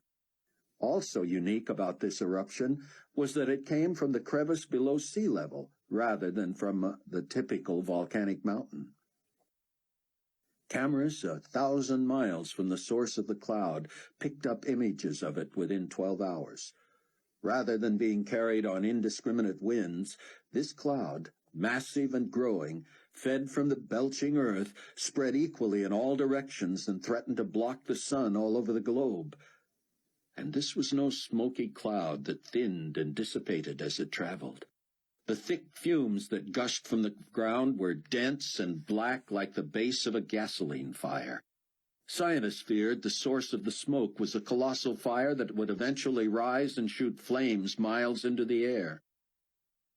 Early the following Monday afternoon in Jerusalem, Buck was devastated to learn that his flight to Athens and then on to the States had been canceled. The billowing cloud of smoke that blanketed the earth had affected daylight again. Buck had looked forward to a 2-hour layover during which he would meet Lucas Miklos. He was then to switch planes and fly non-stop the rest of the way to Chicago's Midway Airport. He was to proceed from there to Mount Prospect, only after determining that he would not lead any enemies to the safe house. He and the stateside members of the Tribulation Force had developed options to misdirect tails and shake them free. Instead, Buck hurried to Chaim Rosenzweig's home under the cover of darkness. "Be wary of Carpathia's claim that you are not still the suspect," Chaim said. "Nikolai is not speaking to me. Leon is fuming. While they cannot casually renege on their agreement, they will soon find some justification." "Don't worry. I'm so eager to see Chloe I may fly under my own power." "Be careful of Enigma Babylon." "What's Peter up to now?" "You haven't heard." Buck shook his head. "Too busy getting ready to go." Chaim turned on the TV. "I could quote this by heart. I've heard it so many times today. It's the only thing in the news outside the smoking volcano." Matthews, in full clerical regalia again, spoke to the camera. "The global community may have a tacit agreement with black magic religious terrorists, but the time has come to enforce the law. Enigma Babylon One World Faith is the accepted religion for the whole world. As much as it is in my power, and a careful reading of the Global Community Charter reveals that this clearly falls within my purview, I will prosecute offenders, so that all may be clear. I consider exclusivist, intolerant, one-way-only beliefs antithetical to true religion. If, because of misplaced diplomacy, the global community administration feels it must allow diversions from cosmic truth, Enigma Babylon itself must go on the offensive. To be an atheist or an agnostic is one thing. Even they are welcome beneath our all-inclusive banner. But it is illegal to practice a form of religion that flies in the face of our mission. Such practitioners and their followers will suffer. As a first initiative in a sweeping effort to rid the world of intolerance, it shall be deemed criminal as of midnight, Tuesday, Greenwich Mean Time, for anyone to visit the website of the so-called Tribulation Force. The teachings of this cult's guru, Dr. Zion Ben Judah, are poison to people of true faith and love, and we will not tolerate this deadly toxin pushed like a drug. Technology is in place that can monitor the internet activity of any citizen, and those whose records show they have accessed this site after the deadline shall be subject to fine and imprisonment. A global community reporter interrupted. A two-part question, Supreme Pontiff. One, how does imprisoning people for what they access on the web jibe with tolerance, faith, and love? And two, if you can monitor everyone's internet activity, why can't you trace where Ben Judah transmits from and shut him down? I'm sorry, one of his aides said as Peter II was ushered away, but we established in advance that we would not have time for questions. I'd like to get a peek at that reporter's forehead, Buck thought. It made him wish his cover had not been blown and that he was still working from the inside. It was early morning in the Chicago area as Rayford pulled away from the safe house in Buck's Range Rover. Despite the smoky skies, he felt he had to get to Palwaukee and check on the condition of Ken Ritz's Suburban. It seemed in better shape than the Rover. The Trib Force could use it, but Rayford didn't know how a dead man's belongings should be disposed of, especially those of a man with no living kin. Rayford suddenly heard a voice, as if someone were in the car with him. The radio was off, and he was alone, but he heard, clear as if from the best sound system available, "Woe, woe, woe to the inhabitants of the earth, because of the remaining blasts of the trumpet of the three angels who are about to sound." His phone chirped. It was David from New Babylon. "Captain Steele, I'm outside right now, and I don't know what kind of spin we're going to put on this one. But I'll bet my life it'll never make the news." "I heard it. It doesn't have to make the news." "Everybody in here saw it before we heard it. Well, at least our equipment detected it. We can't see a thing through this cloud of smoke. But because we have huge radio receivers pointed at the sky anyway, it was plain as day here. I asked a Turkish guy what language it was in, and he said his own. Well, I heard it in English, so you know what I think." "You saw the angel?" "Okay, we worked all night, because somebody's probe detected something. The digital facsimile made it look like some sort of heavenly body, a comet or something. He gets it all tracked in and measured and whatnot, and we all start studying it. Well, I'm no astronomer, so I haven't got a clue what I'm looking at. I tell them it looks small to me and not very thick. They're all congratulating me because it gave the lead guy an idea. He says, all right, let's assume it's closer and smaller, a lot smaller. So he turns the dials and resets the probe, and all of a sudden, the computer is spitting out images we can see and understand. It looked transparent and sort of human-like, but not really.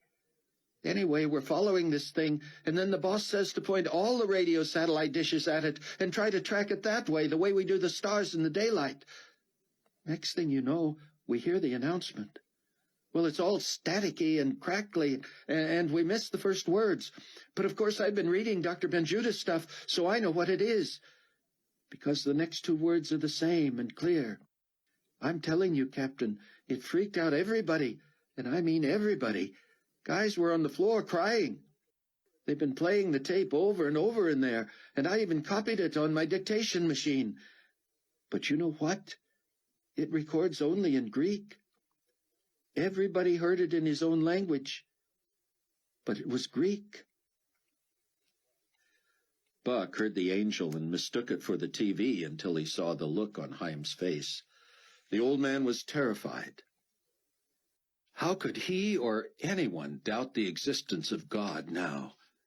This was no longer about ignorance. It was about choice. Rayford parked near the hangar where Ken Ritz had lived before moving to the safe house. There, his head under the hood of Ritz's Suburban, was Ernie, the new believer. He looked up and squinted through the haze as Rayford approached. Ernie smiled, shook his hand with enthusiasm, and pushed his greasy hat back on his head. The mark on his forehead stood out clearly, as if he was proud of it, but he was also shivering. "That was scary, wasn't it?" he said. "Shouldn't be, to those of us who knew it was coming," Rayford said. "You have nothing to fear, not even death. None of us wants to die, but we know what comes next." "Yeah," Ernie said, adjusting his hat again. "But still—" "How's Ken's car doing?" Ernie turned back to the engine. "Pretty good shape for all it's been through, I'd say." "You find this therapeutic?" "I'm sorry," Ernie said. "I was never much of a student." "What's that mean?" "Does it help you remember Ken without it being too painful for you?" "Oh, well, I didn't really know him that long. I mean, I was shocked, and I'll miss him. But I did stuff for him. He paid me, you know." "But you both being believers—" "Yeah, that was good. He put me onto that Ben Judah guy's website." A car pulled up to the rebuilt tower across the way, and two men, in shirts and ties, got out. One was tall and black, the other stocky and white. The first went into the tower. The other approached Ernie and Rayford. Ernie emerged from under the hood again and pulled his cap low across his brow. "Hey, Bo," he said. "Did you hear that voice out of the sky?" "I heard it," Bo said, obviously disgusted. "If you believe it was a voice from the sky, you're loopier than I thought." "Well, what was it then?" Ernie said, as Bo studied Rayford. "Those crazy fundamentalists again, playing with our minds. Some kind of loudspeaker trick. Don't fall for it." Ernie emitted an embarrassed laugh and looked self-consciously at Rayford. "Howdy," Bo said, nodding to Rayford. "Can I help you with something?" "No, thanks. Just a friend of Ken Ritz." "Yeah, that was awful." "Actually, I just came by to see about his belongings. I don't believe there were any living relatives." Ernie straightened up and turned around so quickly that even Bo seemed taken aback. It was clear both wanted to say something, but each looked at the other and hesitated. Then they both spoke at once. Bo said, "And so you just thought you'd come by and see what you could—" while Ernie was saying, "No, that's right. No relatives. In fact, he told me just a week or so ago that—" Ernie conceded the floor first, and the man backed up and finished his thought. "You'd come by and see what you could make off with, is that it?" Rayford recoiled at such insensitivity, especially on the part of a stranger. "That's not it at all, sir. Where do you get off calling me sir? You don't know me." Caught off guard, Rayford's old nature took over.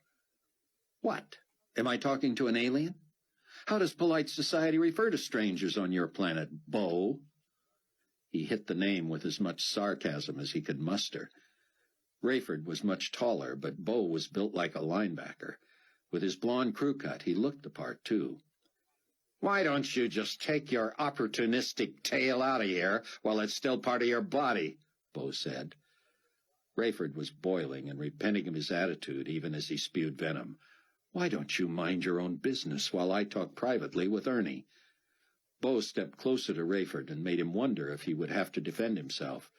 "Because Ernie's on my payroll," Bo said, "and everything on this property is my business, including Ritz's effects." Rayford took a deep breath and regained control of his emotions. "Then I'll be happy to talk to Ernie on his own time. And And on his own property, Bo added. Fine. But what gives you the right to Ken Ritz's stuff? What gives you any right to it? I haven't claimed any right to it, Rayford said, but I think its disposition is a valid question. Ernie looked ill. Bo, sir, Ken told me that if anything ever happened to him, I could have his stuff. Yeah, right. He did. The planes, this car, his personal junk, whatever I wanted. Rayford looked suspiciously at Ernie. He didn't want to question a fellow believer, especially in front of an outsider, but he had to. I thought you'd told me you two hardly knew each other. I'll handle this, Bo said. That's bull, Ernie, and you know it. Ritz was part owner of this airport, and... Rayford cocked his head quickly. That didn't mesh with what Ken had told Rayford about wanting to buy the place. Bo must have noticed Rayford's reaction and assumed he knew more than Bo thought.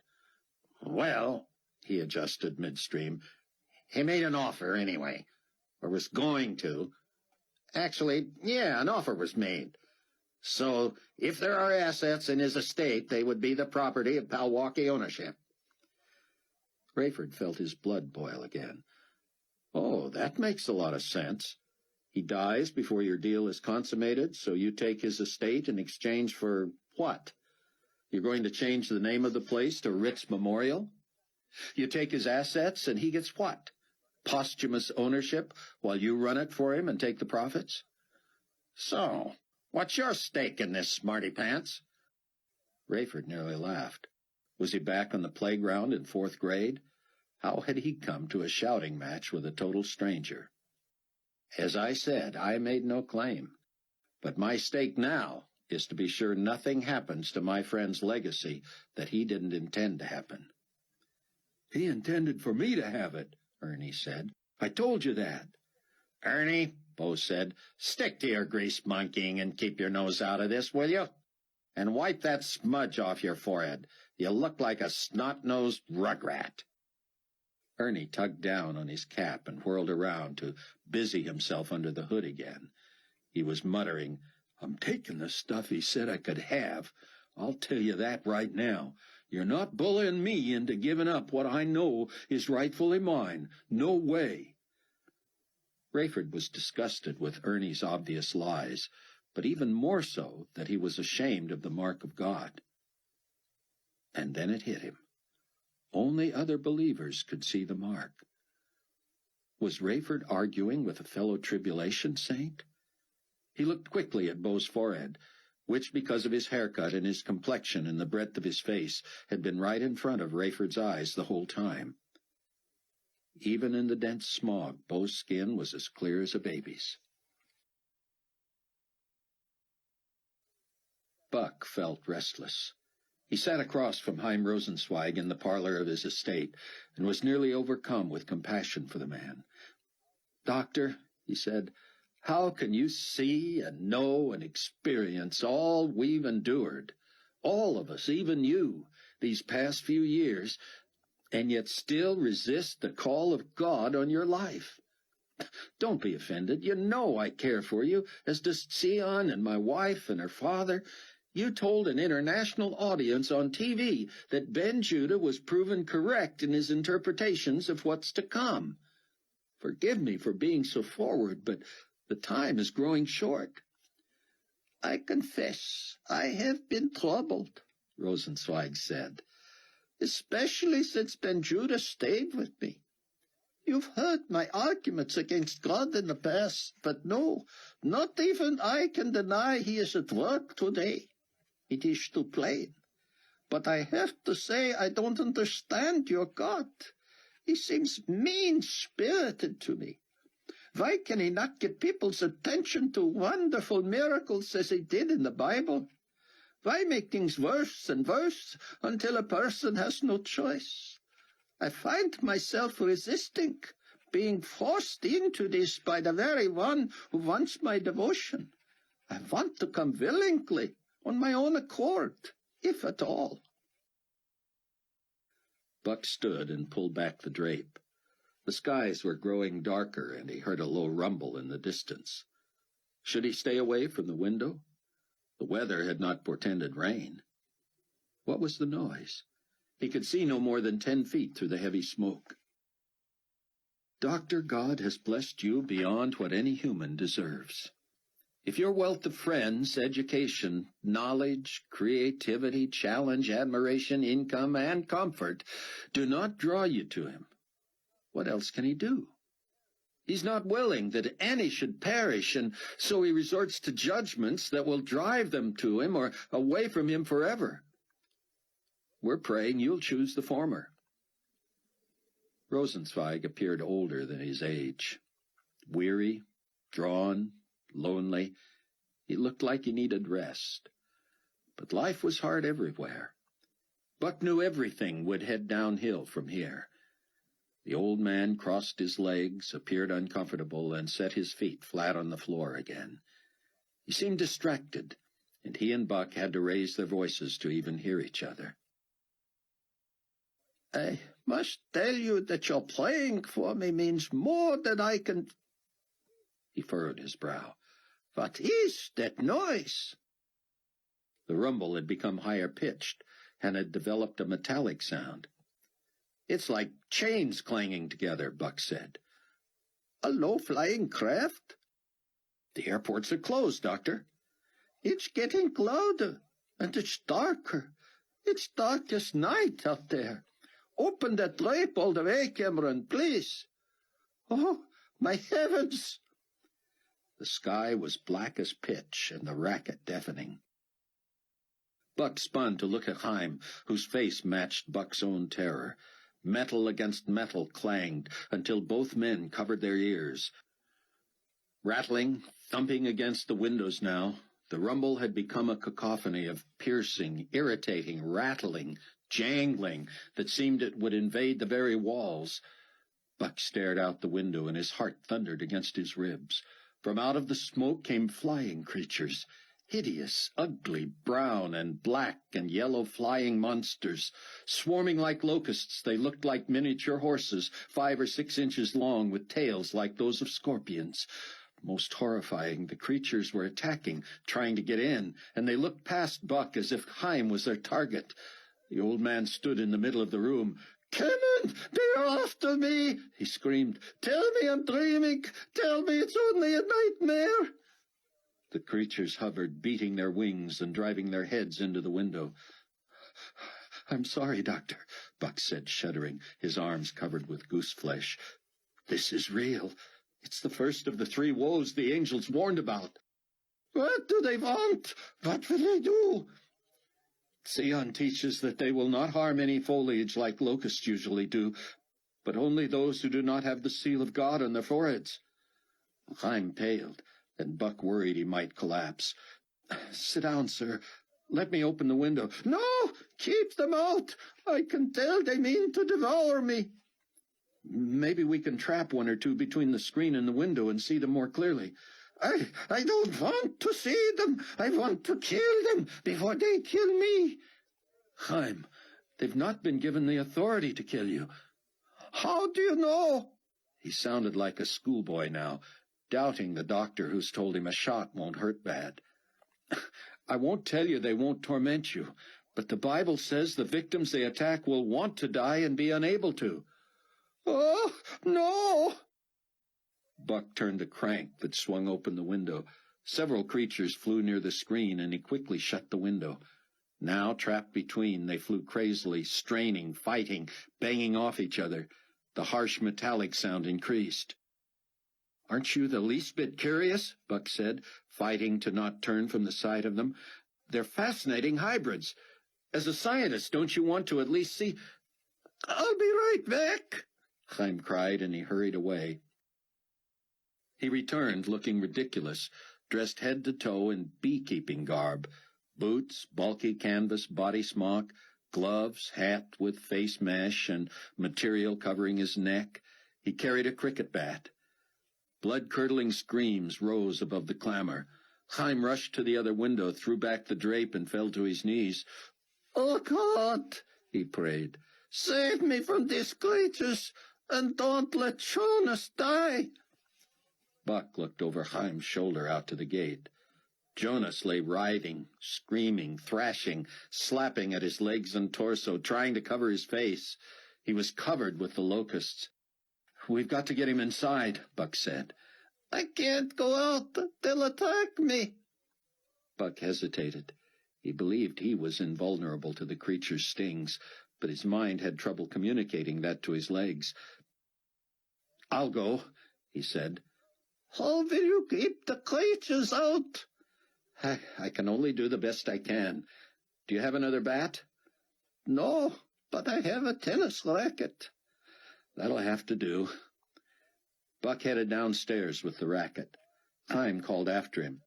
"I'm going to lock myself in this room. Be sure you've killed or kept out all of them before coming back in, and put Jonas in the front guest room. Will he die?" "He'll wish he could," Buck said. He waited at the front door.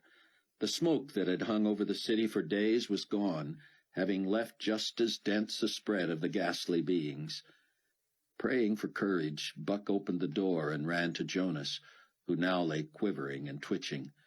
"Jonas, let's get you inside." But he was unconscious. Buck set the racket down and used both hands to grab the big man by the shoulder and roll him over. His face showed one welt, and he was beginning to swell. A barrel-chested, beefy man, Jonas was going to be difficult to move. Buck tried to remember the fireman's carry, but he couldn't get enough leverage to get Jonas off the ground. The locusts, too tame a description for these revolting beasts, flew menacingly around Buck's head. Some even landed. He was astonished at their weight and thickness, and while he was relieved they didn't sting or bite, he heard their hisses and believed they were trying to drive him away from Jonas.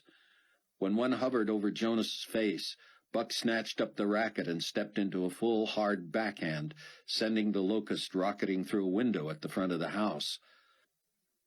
The sensation of beast on strings felt as if he had smacked a toy metal car. His first order of business, if he ever got back into the house, was to board up that window and get rid of that animal. Buck tucked the racket under his arm and resorted to pulling Jonas by his wrists on his back up to the house. About 10 feet from the stairs, their progress stopped, and Buck discovered Jonas's waistband and belt had torn up grass as he slid.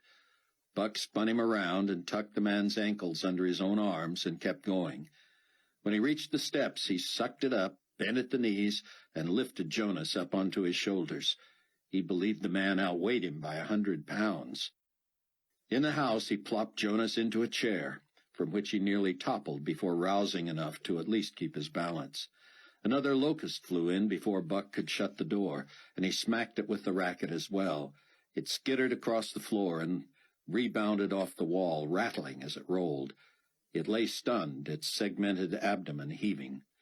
Buck's first target chose that moment to attack, and Buck knocked it out of the air again.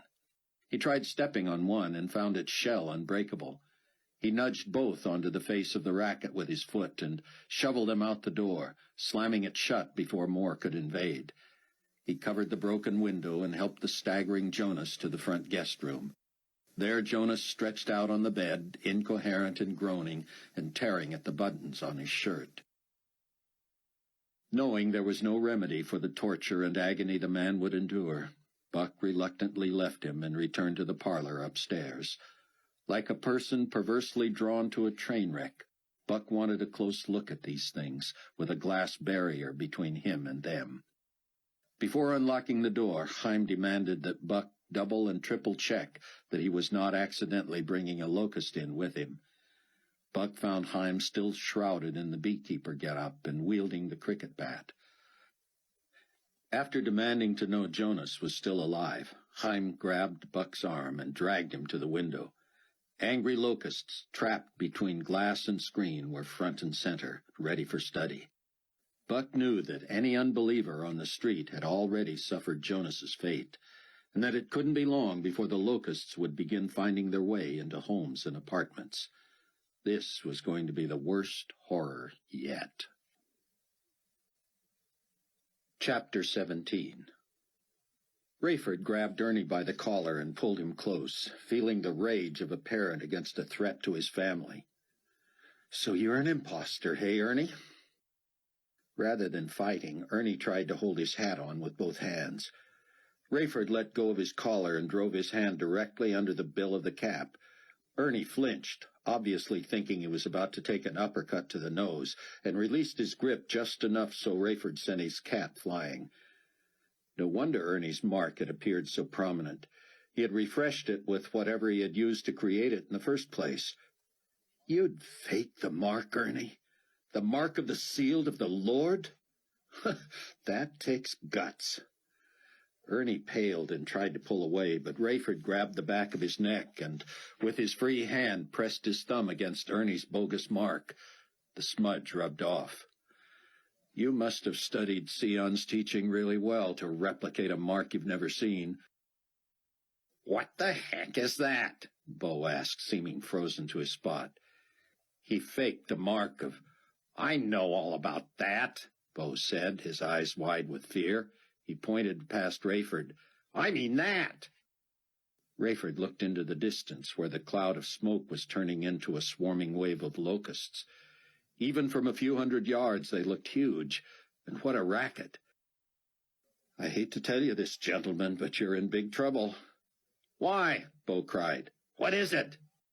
"One of your last warnings, or another trick by the fundamentalists. You decide." "Do what you want, Bo," Ernie said. "I'm getting out of here." He lit out for the tower, which apparently appealed to Bo, too. When Ernie had trouble opening the door, Bo skidded into him, plastering him against it. They both went down, Ernie holding his knee and whimpering. "Get up and get in there, you sissy," Bo said. "Yeah, well, so are you big sissy boy Bo." Bo yanked the door open and it banged Ernie's head. He swore and spun on his seat and kicked it shut as Bo was trying to get in.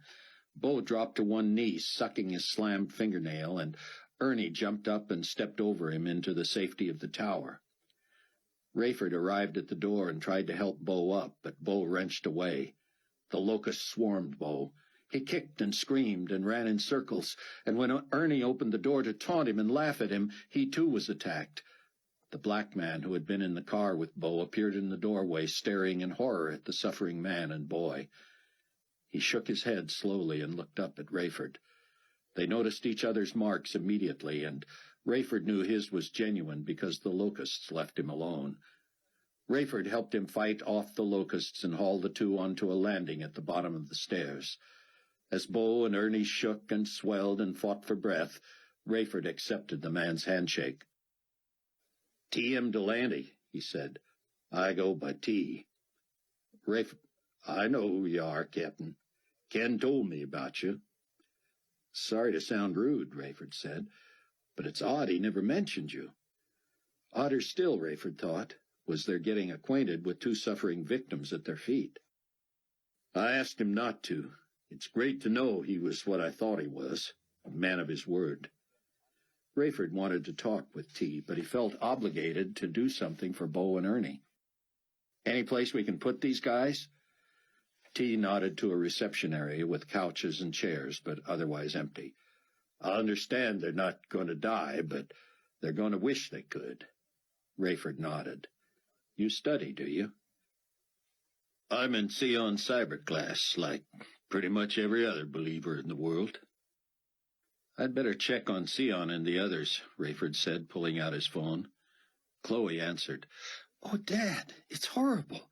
Hattie's already been attacked." Rayford heard her screaming in the background. "Can Doc help?" "He's trying, but she's cursing God and already wants to die. Sion says this is just the beginning. He believes she'll be in torment for 5 months. By then, we're going to want to put her out of her misery ourselves."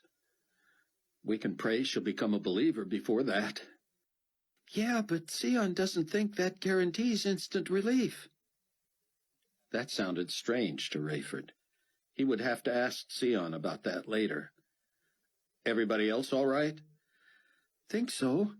I'm waiting to hear from Buck." Buck was surprised to learn he had more capacity for revulsion.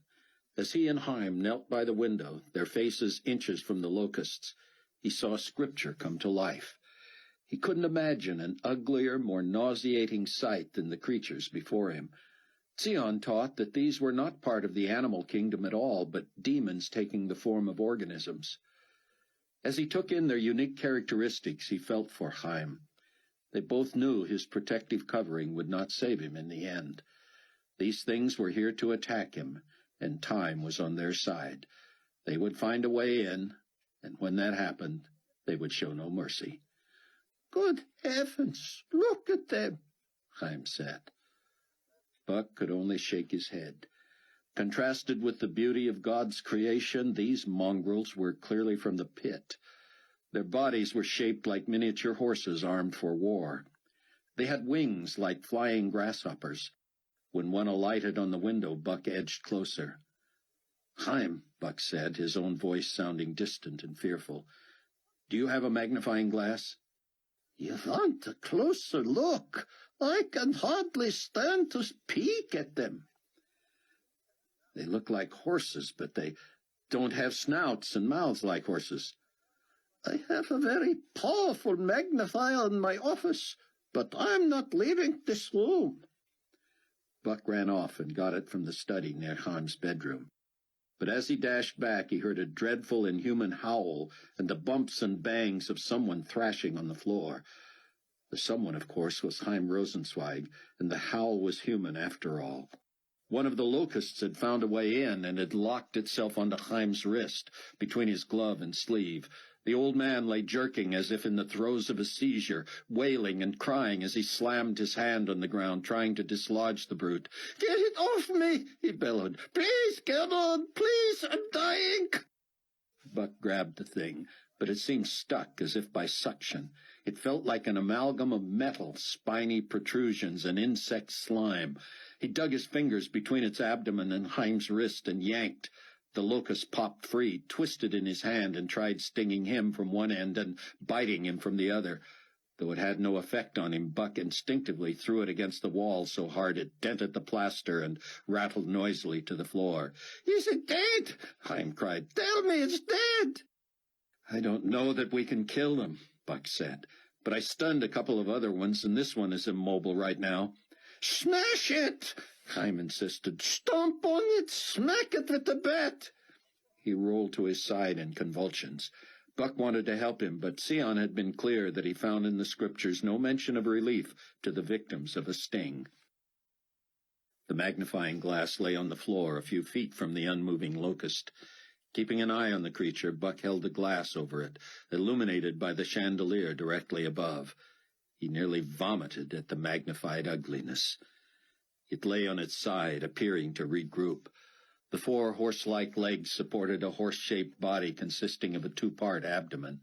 First was a pre-abdomen in the torso area, made up of 7 segments and draped by a metallic breastplate that accounted for the noise when it flew. The posterior consisted of 5 segments and led to the scorpion-like stinger tail, nearly transparent. Buck could see the sloshing venom. Its eyes were open and seemed to glare at Buck. In a strange way, that made sense. If Zion was right, and these were demons, they were madly conflicted beings. They would want to kill believers, but they were under instructions from God to torment only unbelievers. What Satan meant for evil, God was using for good. Buck held his breath as he moved his glass and his own face closer to the locust. He had never seen a head like that on any living thing.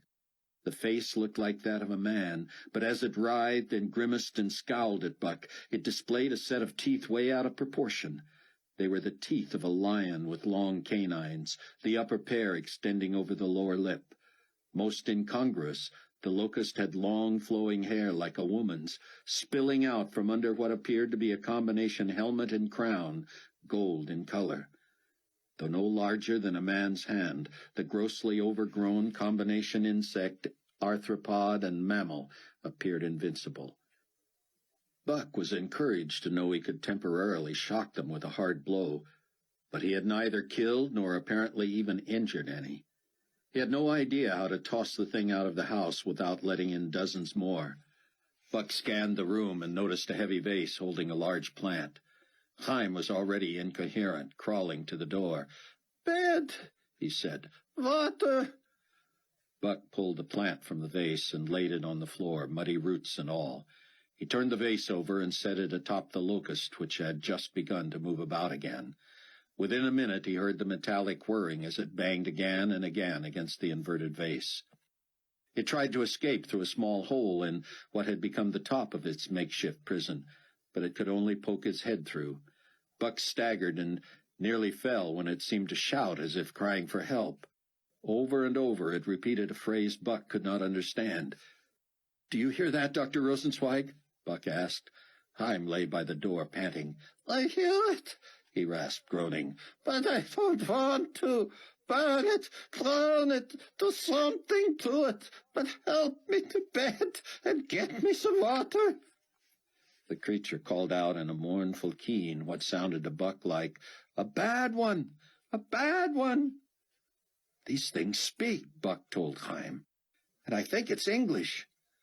Rosenzweig shook as if the temperature had dropped below freezing. "Hebrew," he said. "It's calling out for Abaddon." "Of course," Buck said. "Zion told us about that.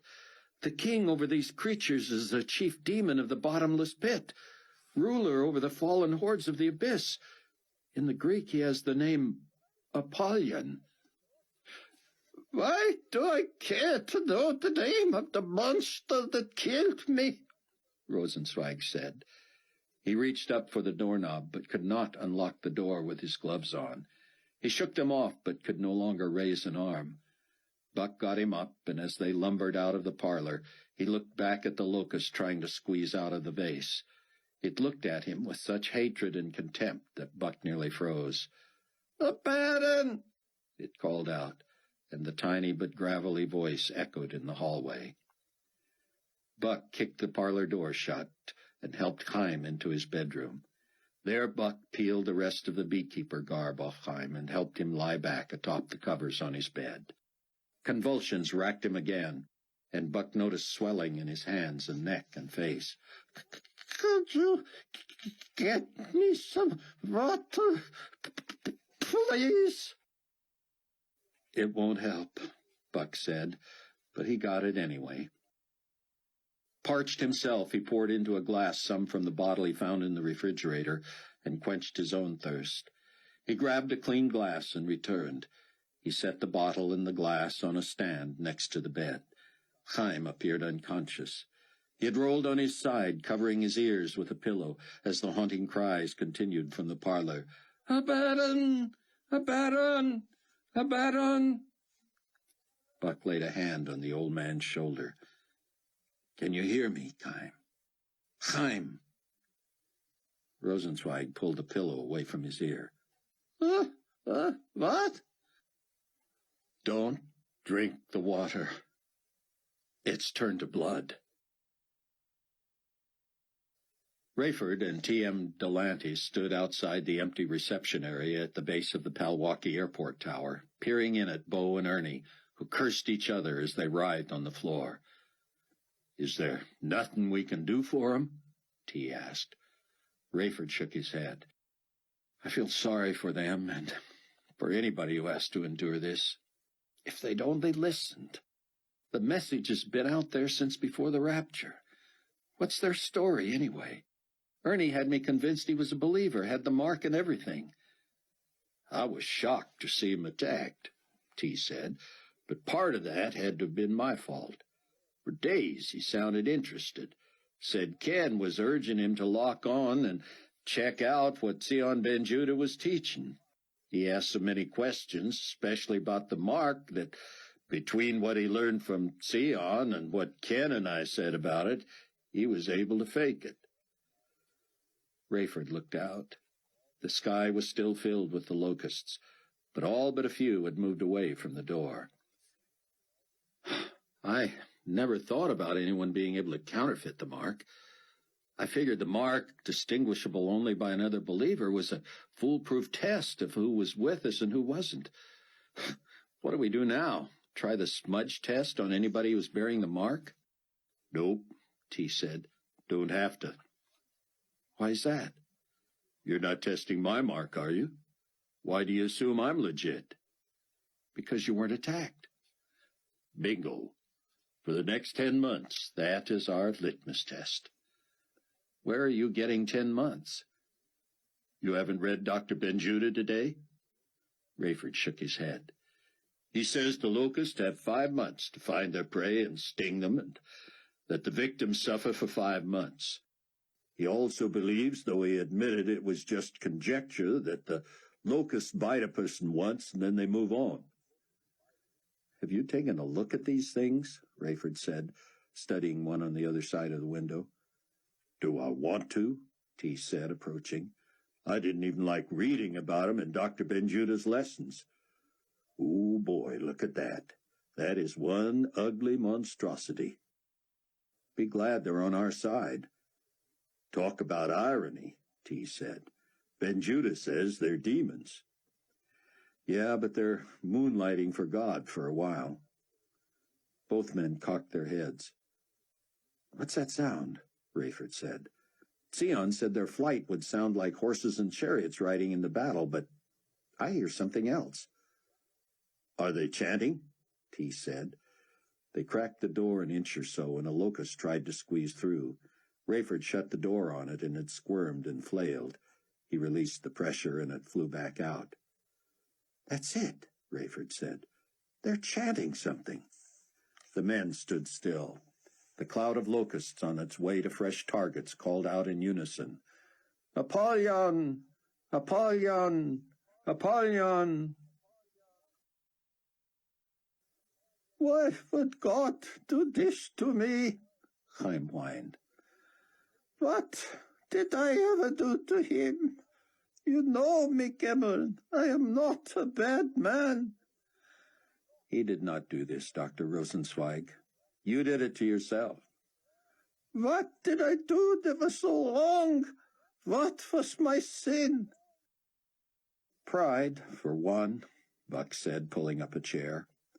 He knew there was nothing he could do for his friend but keep him company, but he was past gentility. Proud? I am proud. Maybe not intentionally, Doctor, but you have ignored everything Sion has told you about how to connect with God. You've counted on your charm, your own value, you're being a good person to carry you through. You get around all the evidence for Jesus being the Messiah by reverting to your educational training. Your confidence only in what you can see and hear and feel. How many times have you heard Sion quote Titus 3:5 and Ephesians 2:8-9? And yet you, Chaim cried out in pain. Quote them to me again, Cameron, would you? Not by works of righteousness which we have done, but according to his mercy he saved us. For by grace you have been saved through faith, and that not of yourselves. It is the gift of God, not of works, lest anyone should boast. Chaim nodded miserably. Cameron, this is so painful. Sad to say, it'll get worse. The Bible says you'll want to die and won't be able to commit suicide. Chaim rocked and cried in anguish. Would God accept me if I relent only to ease my torture? God knows everything, Doctor, even your heart. If you knew you would still suffer worse and worse for 5 months, regardless of your decision, would you still want him? I don't know, he said. God forgive me, I don't know. Buck turned on the radio and found a pirate station broadcasting the preaching of Eli and Moishe from the Wailing Wall. Eli was in the middle of a typically tough message. You rant and rave against God for the terrible plague that has befallen you. Though you will be the last, you were not the first generation who forced God's loving hand to act in discipline. Hearken unto these words from the Ancient of Days, the Lord God of Israel. I have withholden the rain from you when there were yet 3 months to the harvest, and I caused it to rain upon one city, and caused it not to rain upon another city. One piece was rained upon, and the piece whereupon it rained not withered. So 2 or 3 cities wandered unto one city to drink water, but they were not satisfied, yet have ye not returned unto me. I have smitten you with blasting and mildew. When your gardens increased, the palmer worm devoured them, yet have ye not returned unto me. I have sent among you the pestilence after the manner of Egypt. Your young men have I slain with the sword, yet have ye not returned unto me. I have overthrown some of you, as God overthrew Sodom and Gomorrah, and ye were as a firebrand plucked out of the burning, yet have ye not returned unto me. Therefore thus will I do unto thee, O Israel, and because I will do this unto thee, prepare to meet thy God, O Israel. For lo, he that formeth the mountains and createth the wind, and declareth unto man what is his thought, that maketh the morning darkness, and treadeth upon the high places of the earth, the Lord, the God of hosts is his name. Thus saith the Lord unto the house of Israel, Seek ye me, and ye shall live. Ye who turn judgment to wormwood, and leave off righteousness in the earth, seek him that maketh the 7 stars and Orion, and turneth the shadow of death into the morning, and maketh the day dark with night, that calleth for the waters of the sea, and poureth them out upon the face of the earth. The Lord is his name. Therefore the prudent shall keep silence in that time, for it is an evil time. Seek good and not evil, that ye may live. And so the Lord, the God of hosts, shall be with you as ye have spoken. Hate the evil and love the good, and establish judgment in the gate. It may be that the Lord God of hosts will be gracious unto the remnant of Joseph. Though ye offer me burnt offerings and your meat offerings, I will not accept them, neither will I regard the peace offerings of your fat beasts. Take thou away from me the noise of thy songs, for I will not hear the melody of thy viols. But let judgment run down as waters, and righteousness as a mighty stream. Wow, Buck said. Please, Cameron, Kime said. turn it off. I can take no more. Buck sat another 2 hours with Kime, helpless to ease his suffering. The man thrashed and sweated and gasped. When finally he relaxed a moment, he said, Are you sure about this getting worse and worse until I despair of my life? Buck nodded. How do you know? I believe the Bible. It says that in those words? Buck knew it from memory. In those days men will seek death and will not find it, he said. They will desire to die, and death will flee from them.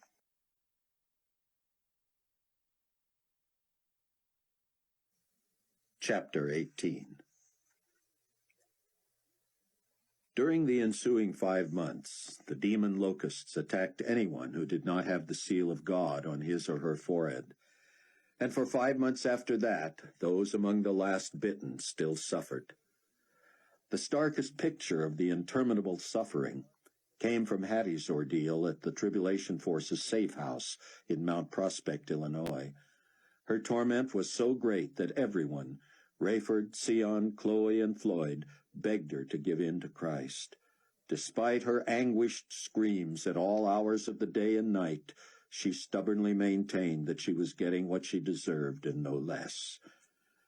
Listening to her around the clock became so stressful to the force that Rayford made an executive decision and moved her to the basement where Ken had lived. As weeks passed, she became a shell of even the unhealthy frame she had been. Rayford felt as if he were visiting a living corpse every time he went down there, and he soon quit going alone. It was too frightening. Doc Charles tried to treat her symptoms, quickly discovering it was futile, and the rest took turns delivering her meals, which were rarely touched. She ate much less than should have been required to keep her alive, But as the Bible predicted, she did not die. It got to where Rayford had to visit Hattie with one of the others, and even then he didn't sleep well afterward. Hattie was skeletal, her dark eyes sunk deep into her head, her lips stretched thin and taut across teeth that now looked too big for her mouth. Eventually she could not speak, but communicated by a series of grunts and gestures. Finally, she refused to even turn and look when someone came down.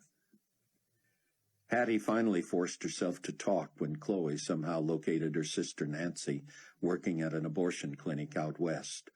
All the other members of Hattie's family had died in various ways before the plague of locusts. Now Hattie spoke to her sister for the first time in months. Nancy had somehow avoided for a few months the sting of a scorpion locust, but now she too was a victim. Nancy, you must believe in Jesus, Hattie managed, though she spoke as if her mouth was full of sores. It's the only answer. He loves you. Do it. Floyd had overheard Hattie's end of the conversation and asked Rayford and Sion to join him in talking to her. But she was more belligerent than ever. But it's so obvious you know the truth, Sion said. And the truth shall set you free. Don't you see, I don't want to be free. I only want to stay alive long enough to kill Nikolai. And I will. Then I don't care what happens to me. But we care, Rayford said. You'll be all right, she said, rolling over and turning her back to them. Chloe, getting toward the end of her pregnancy, finally couldn't navigate the stairs. She told Rayford that the prayer of her life now was that Buck would somehow make it home before the baby was born. Sion was busier than ever.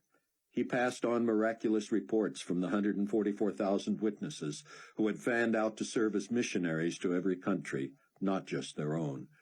Stories poured in of obscure tribal groups understanding in their own languages and becoming tribulation saints.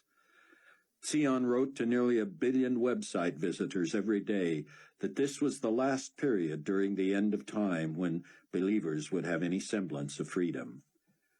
Now is the time, my dear brothers and sisters, he wrote, with everyone else vulnerable to the attacks of the locust hordes. They must stay inside or venture out only with bulky protective gear. This is our chance to put into place mechanisms that will allow us to survive when the world system requires its own mark one day.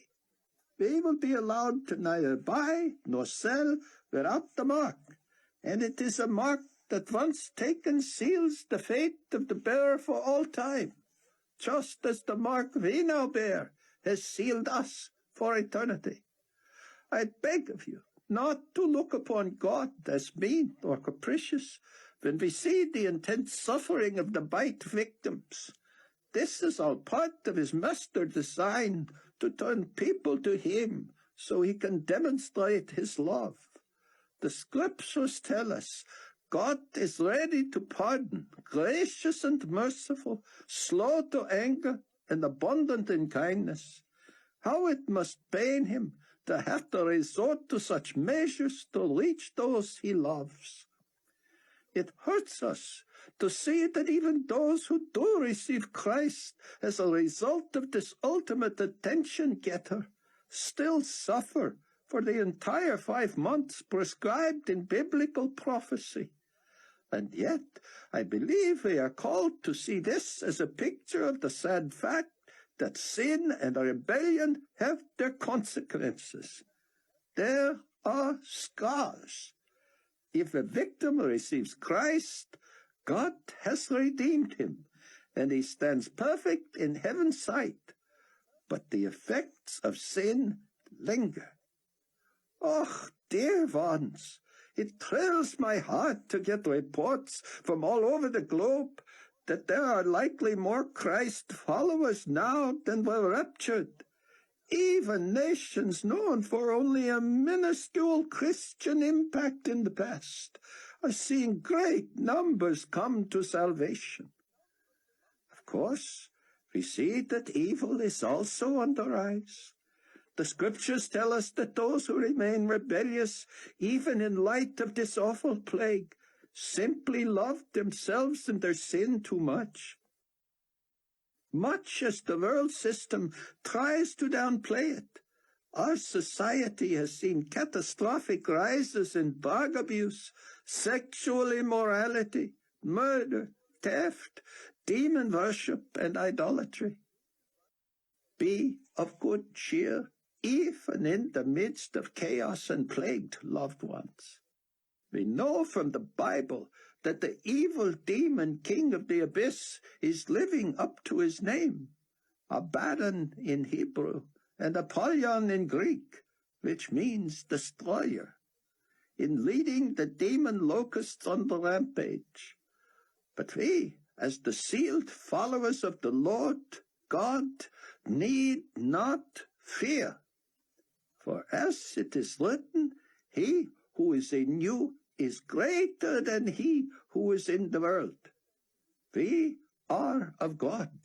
He who knows God hears us. He who is not of God does not hear us. By this we know the spirit of truth and the spirit of error. Always test my teaching against the Bible.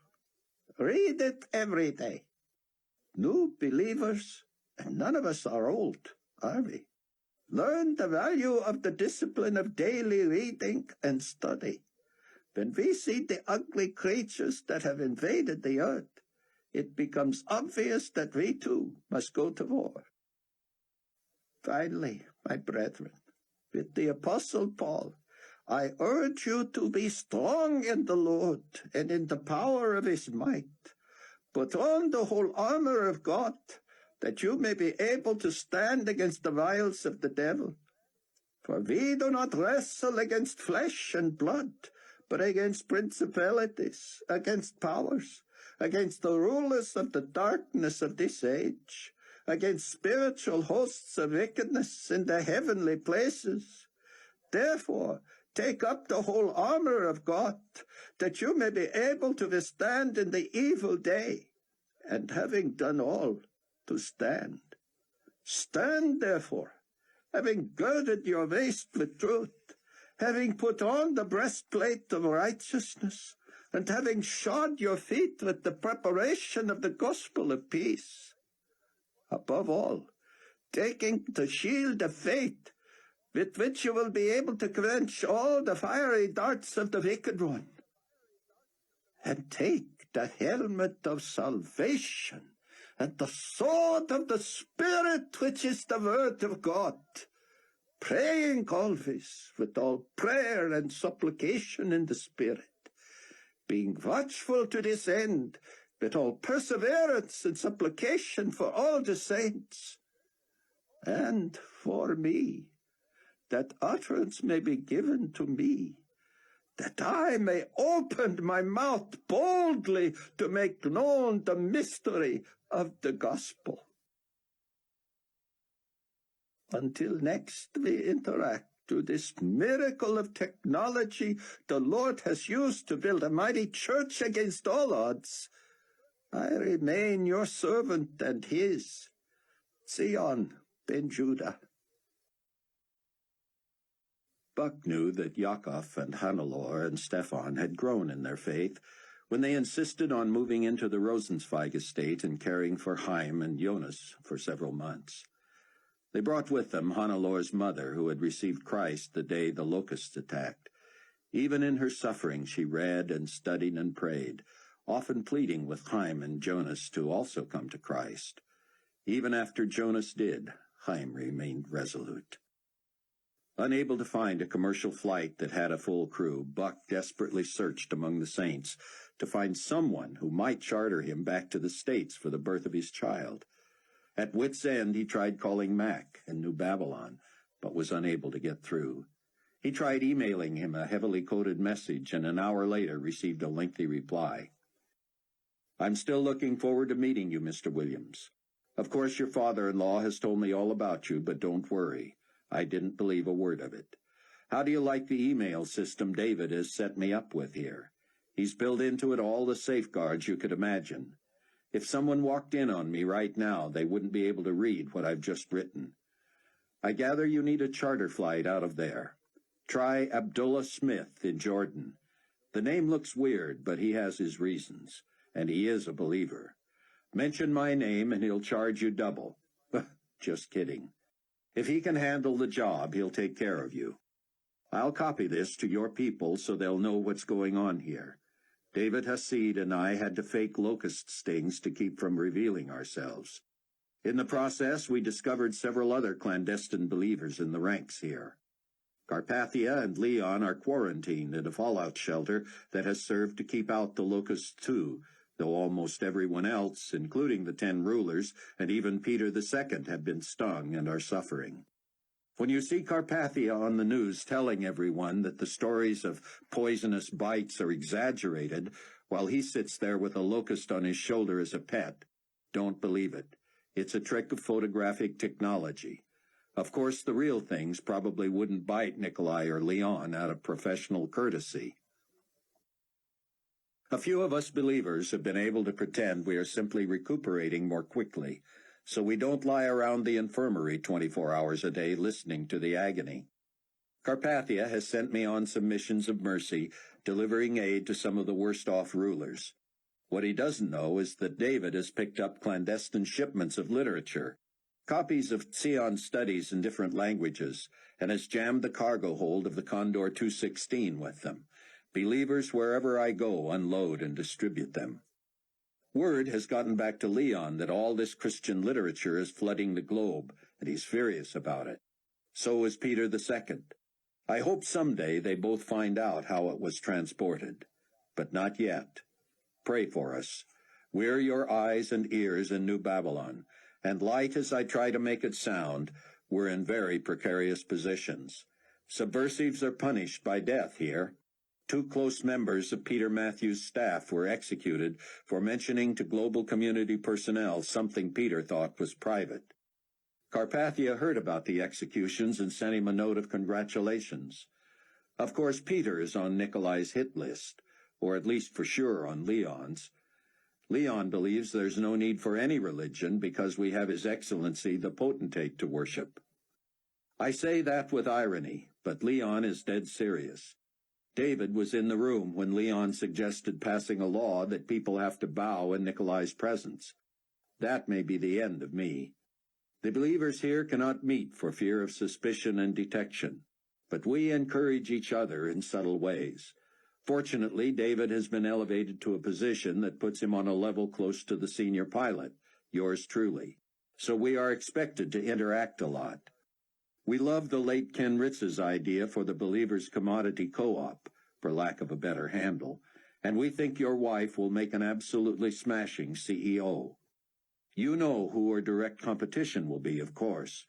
Carpathia himself is personally, really, taking charge of global commerce, effective immediately. You heard it here first. He wants those 10 kings in his hip pocket, doesn't he? You know, Mr. Williams, I heard something on the Condor a few days before the locusts attacked that proved one of Dr. Benjudah's points. Remember when he wrote that this period is not just a grand war between good and evil, but also a war between evil and evil.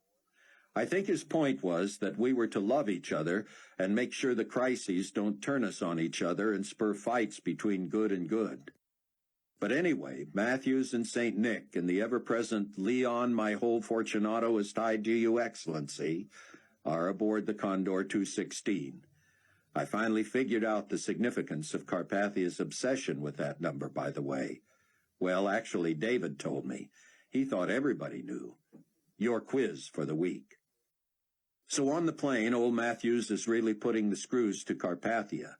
He's demanding this and urging that and begging for more share of the taxes for all the wonderful stuff Enigma Babylon is going to do for the global community. Nikolai is yesing him and uh-huh-ing him to beat the band. Matthews takes a bathroom break and Nikolai tells Fortunato, if you don't have him hit, I'll do the job myself. Of course, Leon tells him he's outlived his usefulness and I'm working on it. Well, didn't mean to ramble. But with all the afflicted here, I've got more alone time than I'll probably ever have again. All the best with the little one. We'll pray you get home in time and that Mama is up and around in time to get back to work and make a parent out of you. Greet everyone for me. In the name of the Christ, Mac M. Still grieving the loss of Ken Ritz, missing his interaction with Mac McCullum, and reeling from the attempted infiltration of the bumbling Ernie, Rayford took his time getting to know T.M. Delanty. While Ernie and the irrepressible Beau were ensconced at Arthur Young Memorial Hospital in Palatine, Rayford made several trips to the Palwaukee Airport to sift through Ken's things. As often as not, he'd see T. They shared life stories over a couple of lunches, and Rayford knew they had taken a step toward potential friendship when he mustered the courage to ask, "What does TM stand for?" T gave him a, "You had to ask, didn't you?" look. "If I wanted people to know that, I wouldn't have resorted to initials." "Sorry, just wondered why you go by T, that's all." "I've got a crummy first name, what can I tell you? My mother was African-American and my father Scotch-Irish. Heavy on the Scotch, sad to say. She named me after an old schoolteacher of hers. Tirola made a good last name, but if you were hung with that moniker, what would you go by?" "I'd go buy a ticket out of town, T. Sorry I asked." "Middle name wasn't an option?" "Mark." Rayford shrugged. "What's wrong with that?" "Nothing, except do I look like a Mark?" "Admit it, I look like a T." Tirola Mark Delanty was the only member of his small church to be left behind at the rapture. "I was suicidal," he said, "and I can't say I've had much fun even since I finally got right with God. Lost a wife of 14 years and 6 kids. My whole extended family, friends, church people, everybody." Rayford asked whom he met with now. "There are about 30 believers in my neighborhood. More all the time. Neighborhood is overstating it, of course. We're all living in our original homes, but they're worthless. Just happen to not fall over, so there are living spaces." After a few meetings, Rayford and T finally got around to the subject of Ken and Palwaukee and Beau and Ernie. It turned out that T was the major owner of the airport, having bought it from the county a couple of years before the rapture. Never made much money at it, low margin, but it was turning. Ken and several other regulars flew out of here. Ken lived here, as you know, till the earthquake when he moved in with you guys. Beau was the only son of a wealthy investor who owned 5% of the business, but who had died in a car wreck when the rapture took drivers from cars in front and in back of his. In the ensuing chaos, Beau shows up at the Soul Air, trying to act like a board member and a boss. I humored him till he brought Ernie on. I fought it at first. He was a 19-year-old who had dropped out of school when he was 14, but reputed to be a natural mechanic. Well, it turned out he was, and he helped a lot around here. I only put it together the day of the locust attack that Ernie and Beau had a scheme going. Why would they have wanted Ernie to infiltrate our group? Rumor was that Ken had a lot of money. Ernie was trying, I think, to get in good with him. He and Beau would have run some scam on him and tried to cash in. When Ken was killed, they went into high gear. You saw the sad result of that comical effort. Rayford studied T, trying to decide whether to ask what he thought of the rumors about Ken's wealth. He decided not to pursue it yet, but T made the question moot. "The rumors were true, you know." "As a matter of fact, I do know," Rayford said. "How did you know?" "Ken really wanted to buy the airport. I really wanted to sell it. That was my hope all along, but now I had a different motive. Rebuilding it after the earthquake really strapped me, and I needed to cash out. I wanted to pour a little money into our tiny congregation and see if we couldn't accomplish something for God in the few years we have left. I asked Ken if he could afford market value for the airport, and he assured me he could." "Did he happen to say where he banked?" T smiled. We're still feeling each other out, aren't we? Still playing cat and mouse. I was just wondering, Rayford said. Yes, I think we're both up to speed. What do you think should be done with Ken's assets, T? Used for God, every last dime. That's what he would have wanted. I agree. Does that money belong to anyone else? Legally, I mean? Nope. And you have access to it? You want to dig with me, Rayford? I don't know. What are you paying? Unless Ken told you could have it, I believe rightfully it's mine. It was left on my property. I'm not sure where, and I'm not sure how much, but I'd sure like to get at it before Bo and Ernie recuperate. Rayford nodded. Your little church can make use of all that.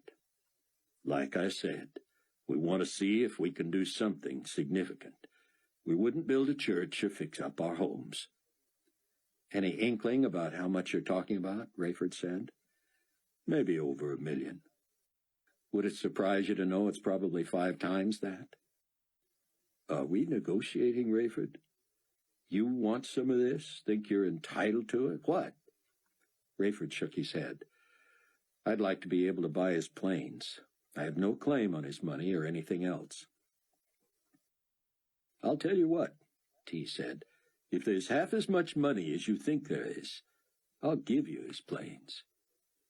How much for the Gulf Stream? If there's as much as you say there is, you can have that one too. And can I fly him out of here? You can house him, keep him up, and live here with him if you want. And may a Jordanian fly my son-in-law in here within 24 hours, no questions asked? You got it, brother. Rayford broached the subject of a world commodity co-op among believers, coordinated out of the Tribulation Force safe house. Any interest in getting behind that, delivering, running charters, that type of thing? Now that I could get excited about, T said. My little band of believers, too, I'll bet. Buck met Abdullah Smith in an outdoor cafe run by a young woman on the tail end of her recuperative season. Abdullah was as secretive and quiet as just about anyone Buck had ever met, but he had a clear mark on his forehead and was healthy. He embraced Buck with vigor, despite being a laconic conversationalist. The name McCullum is all I need to hear, sir. We are brothers, the 3 of us. I fly, you pay. Nothing more need be said. And it wasn't, at least by Abdullah. Buck told him he was making one last social call and would meet him at the airport in Amman at 6 that evening. I would appreciate a stop in northern Greece and then straight to the Chicago area. Abdullah nodded. The streets of Jerusalem were largely deserted. Buck had never grown used to the sobbing and howling he heard on every corner. It seemed many suffered in every household. He heard that thousands in Jerusalem had slit their wrists, tried to hang themselves, drank poison, stuck their heads in gas ovens, put plastic bags over their heads, sat in garages with cars running, even jumped in front of trains and leaped off buildings. They were severely injured, of course, and some were left looking like slabs of butchered meat. But no one died. They just lived in torment. Buck found Rosenzweig's home a little quieter, but even Chaim begged to be put out of his misery. Yaakov reported that Chaim had taken no nourishment, none, for more than a week.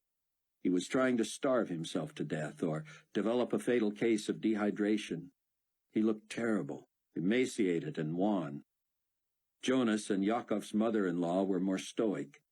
Though clearly suffering, they did what they could to help themselves. They slept, they ate, they got up and around. They tried medication, though it seemed to make no difference. The point was in trying. They looked forward to the day they would be free from the effects of the sting. Jonas in particular was childlike in his excitement over reading the Bible with Yaakov and having Tzion Ben Judah's daily cyberspace message read to him. Chaim merely wanted to die. Buck sat on his bed until the old man cried out in agony. Everything hurts, Cameron. If you cared a whit about me, you would free me from this misery. Have compassion. Do the right thing. God will forgive you. You're asking the impossible, and I wouldn't do it anyway. I wouldn't forgive myself if I didn't give you every opportunity to believe. Let me die! Chaim, I do not understand you. I really don't. You know the truth. Your suffering will be over in several weeks, and I will never survive that long. And you'll have something to live for. Chaim was silent and still for a long time, as if peace had come over him. But it had not. To tell you the truth, my young friend, I don't understand either. I confess I want to come to Christ, but the battle rages within me and I simply cannot. You can. I cannot. Not being able to is not the problem, is it, Doctor? Chaim shook his head miserably. I will not. And you deny my charge that your pride keeps you from God? I admit it now. It is pride. But it's there and it's real. A man cannot become what he is not. Oh, that's where you're wrong, Chaim. Paul, who had been an Orthodox Jew, wrote, "If anyone is in Christ, he is a new creation. Old things have passed away. Behold, all things have become new." Chaim thrashed painfully for several minutes, but he said nothing. To Buck, that was progress. "Chaim," he said softly. "Leave me alone, Cameron." "I'll be praying for you." "You'll be wasting time." "Never. I love you, Chaim. We all do. God most of all." "If God loved me, he would let me die." "Not until you belong to him." "That will never happen." Famous last words. Goodbye, friend. I'll look forward to seeing you again. Chapter 19. Rayford loved his daughter with all that was in him. He always had. It wasn't just because she was the only family he had left. He had loved Ramey, too, and still missed him terribly. Losing 2 wives in fewer than 3 years was a blow he knew would be with him until Jesus came again. But his relationship with Chloe had always been special. They'd had their moments, of course, when she was going through the process of breaking away from the family and becoming an independent young woman. Yet she was so much like him. That had made it difficult for her to believe that God was behind the disappearances in the first place. Flattered that she took after him, and yet afraid her practicality might forever keep her from Christ, Rayford had agonized over her. The greatest day of his life, excluding when he himself became a believer, was when Chloe made her decision. He was thrilled when she and Buck married, despite the 10-year age difference. He didn't know what he thought when he heard they were expecting, and that he would be a grandfather with fewer than 5 years left on earth. But seeing Chloe in the full bloom of her pregnancy, he was transported. He remembered Irene, despite difficult pregnancies, looking radiant the further she progressed, and yes, the bigger she got. He had read all the books, knew the pitfalls. Rayford understood that Irene would not believe him when he said she was most beautiful when she was very pregnant. She had said the same things Chloe was saying now, that she felt like a cow, a barn, a barge. She hated the swollen joints, the sore back, the shortness of breath, the lack of mobility. "In a way, I'm glad Buck is stuck in Israel," she said. "I mean, I want him back, and I want him back now. But he's going to think I've doubled in size." Rayford took the occasion to sit with Chloe. "Sweetheart," he said, "indulge me. It may be politically incorrect to say that you're doing what you were meant to do. I know you're more than a baby-making machine, and that you have incredible things to offer this world. You made an impact even before the rapture. But since you've been a soldier, you're going to make the World Commodity Co-op a lifesaver for millions of saints. But you need to do me a favor and stop bemoaning what this pregnancy is doing to your body." "I know, Daddy," she said, "but it's just that I'm so—" "Beautiful," he said, "absolutely beautiful. He said it with such feeling that it seemed to shut her up. She looked different, of course. Nothing was the same. With only a few weeks until her due date, she was full-faced and ponderous. But he could still detect his little girl there, his Chloe when she had been a toddler, full of life and curiosity. I'm frustrated for Buck that he can't see you like this. Now, don't look at me like that. I mean it. He will find you so lovely. And believe it or not, he will find you attractive, too. You're not the first mom-to-be who equates pregnancy with being overweight. Husbands don't think that way. He'll see you the way I saw your mother when she was carrying you. He'll be overcome with the knowledge that you're carrying his and your child. Chloe seemed to appreciate the pep talk. I'm really stressed about him coming home, she said. I know he's leaving Israel at 6 their time, but who knows how long he'll be in Greece. Not long. He wants to get home. And it being a charter, they'll keep moving, I think. I wish I could meet him at the airport. Doc says you shouldn't. Ride in the car, especially on these roads, I know. I don't really want to endure that. But Buck and I have been apart so long. And as much as we worry about bringing a baby into the world at this time in history, we've both grown so attached to this child already that we can't wait to meet him, or her. I can't wait to be a grandfather, Rayford said. I've been praying for this child since I knew it existed. I just worry that life is going to be so hard for all of us that I won't get the opportunity to be the kind of grandpa I want to be. You'll be great. I'm glad you're not still flying for Carpathia. I wouldn't want to worry about you all the time. Rayford stood and looked out the window. The morning sun was harsh. I'm getting back into the war, he said. What does that mean? Well, I can blame it on you. You've taken Ken's idea so far that it's going to give me a full-time job. I'm going to be flying almost as much as when I was with PanCon. For the co-op? He nodded. I've told you about T. Uh-huh. We're going to run the airlift operation out of Pewaukee. I'll be flying all over the world. If those fishermen in the Bering Strait are as successful as you seem to think they'll be, I'll have enough business up there to last till the glorious appearing. Floyd Charles knocked on the door jamb. Time for a little checkup. You want Dad to wait outside? What are we doing? Chloe said. Just checking heartbeats, yours and Junior's. He can stay. Can he listen? Sure. Floyd took Chloe's pulse first, then listened to her heart with his stethoscope. He spread lubricating jelly on her protruding belly and used a battery-powered monitor to amplify the liquid sounds of the fetal heartbeat. Rayford fought tears, and Chloe beamed. Sounds like a big boy to me, Doc Charles said. As he finished up, Chloe asked, Everything still fine?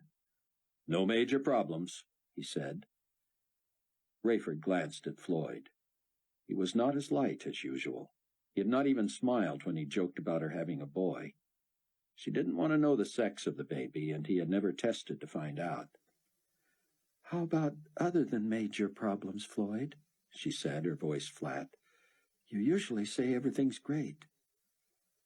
She had spoken exactly what was on Rayford's mind, and his heart sank when Floyd pulled up a chair. You noticed that, did you? He said. Oh, no, she said. Floyd put a hand on her shoulder. Chloe, listen to me. Oh, no. Chloe, what did I say? I said no major problems, and I meant it. Do you think I would say that if it wasn't true? So, what's the minor problem? Some reduction in the baby's pulse. You're kidding, Rayford said. If I'd had to guess, I would have said it sounded too fast. All fetal pulses are faster than ours, Floyd said, and the reduction is so slight that I hardly gave it a second thought last week. This has been going on for a week? Chloe said. Floyd nodded. We're talking about a fraction of a percentage decrease in 6 days. It doesn't have to mean anything. But if it means anything, Chloe said, what would it mean? We don't want to see an actual slowdown of the fetal pulse, like 5%, especially 10% or more. Because? Because that could mean some threat to viability. English, Doctor, Chloe said. As the baby gets into position for birth, the umbilical cord could tighten around the chest or the neck. Do you think that's happening? No, I'm just watching heart rate, Chloe, that's all. Is it a possibility? Anything is a possibility. That's why I'm not listing everything that can go wrong. If this is so minor, why are you telling me? For one thing, you asked. I just want to prepare you for a form of treatment should the symptoms persist. But you said the reduction in rate right now is not worth worrying about. Okay, if the symptoms get worse. What would you do? At least get you on oxygen for the better part of each day. I need to stand up a minute, Chloe said. She started to move, and Rayford reached to help. Floyd didn't. Actually, he said, I'd prefer that you take it very easy until I can get out and get you some oxygen tomorrow. I can't even stand up? For necessities. If it's just to shift position, try not to. All right, she said. My dad and I are bottom-line people. Give me the worst-case scenario. I've dealt with enough pregnant women, especially at this stage of gestation, to know it's not best to dwell on all the negative possibilities. I'm not pregnant women, Doc. I'm Chloe, and you know me, and you know I'm going to bug you to death until you tell me the worst case. All right, he said. I see the oxygen solving the problem. If it doesn't, I'll have you on monitors around the clock to warn of a significant change in fetal pulse. Worst case, we might want to induce labor. It might mean a cesarean section because of the likelihood of an umbilical cord problem. Chloe fell silent and looked at Rayford. He said, You don't like to induce, right? Of course not. I used to say nature knows best. That baby comes when he's ready. Now I know that God knows best, but he has also given us brains and miracle medicines and technologies that allow us to do what we need to do when things don't go the way we wish. Chloe looked uncomfortable. I need to know one thing, Floyd. Did I contribute to this? Was there something I shouldn't have done or something I should have done differently? Floyd shook his head. I wasn't wild about your going to Israel, and if I never hear again about you running from helicopter to jet, it'll be too soon. But overexertion at that stage of pregnancy would have shown up in different problems. Such as? Such as nothing that turned up, so I'm not going to talk about it. How's that? You've already been through all the predictable stuff. Convinced you're going to have a monster, convinced the baby has already died, certain your baby doesn't have all its parts. You don't need to worry about stuff you might have caused but didn't. Now, when do you expect Papa? Sometime tonight, she said. That's all I know. Abdullah Smith seemed pleased that Buck showed up when he said he would. I heard you were a man of your word, Buck said, and wanted to show that I am too. Abdullah, as usual, did not respond. He grabbed one of Buck's bags and led him briskly toward his plane. Buck tried to guess which one it would be. He passed the prop jobs, knowing they would never get him across the Atlantic. But Abdullah also passed a Learjet and a brand-new Hajiman, a smaller version of the Concorde and just as fast. Buck stopped and stared when Abdullah pulled back the plexiglass cockpit shield of what he recognized as an Egyptian fighter jet. It would fly nearly 2,000 miles an hour at very high altitudes, but had to have a shorter-than-usual fuel range. "This is your plane," Buck said. "Please board," Abdullah said. "Fuel tanks enlarged, small cargo hold added. Stop in Greece, stop in London, stop in Greenland, stop in Wheeling." Buck was impressed that he knew where he was going. It was clear his hope of stretching out, getting some reading done, even dozing, was not in the cards. "Passenger must board first," Abdullah said. Buck climbed in and tried to show that he knew his way around this type of craft, after having done a series of articles on ride-alongs with American fighter pilots. That was before the reign of Nikolai Carpathia and the wholesale marketing of such surplus craft to private citizens. Buck was about to strap on his helmet and oxygen mask when Abdullah sighed and said, "Belt." Buck was sitting on it. So much for showing off. He had to stand as much as one could in that confined space while Abdullah reached beneath him to retrieve the belt. Once strapped in, he tried to put the helmet on. Again, the pilot had to assist, untangling his straps, twisting the helmet just so, and smacking it on top until it settled into correct and extremely tight position. It pressed against Buck's temples and cheekbones. He started to put the mouthpiece in until Abdullah reminded him, "Not until high altitude." "Right, I knew that." Abdullah fit just ahead of him, giving Buck the feeling they were on a luge, Abdullah's head just inches from Buck's nose. Taking a jet fighter from a staging area out onto the tarmac, into line, and then out onto the runway would have taken up to half an hour in the States.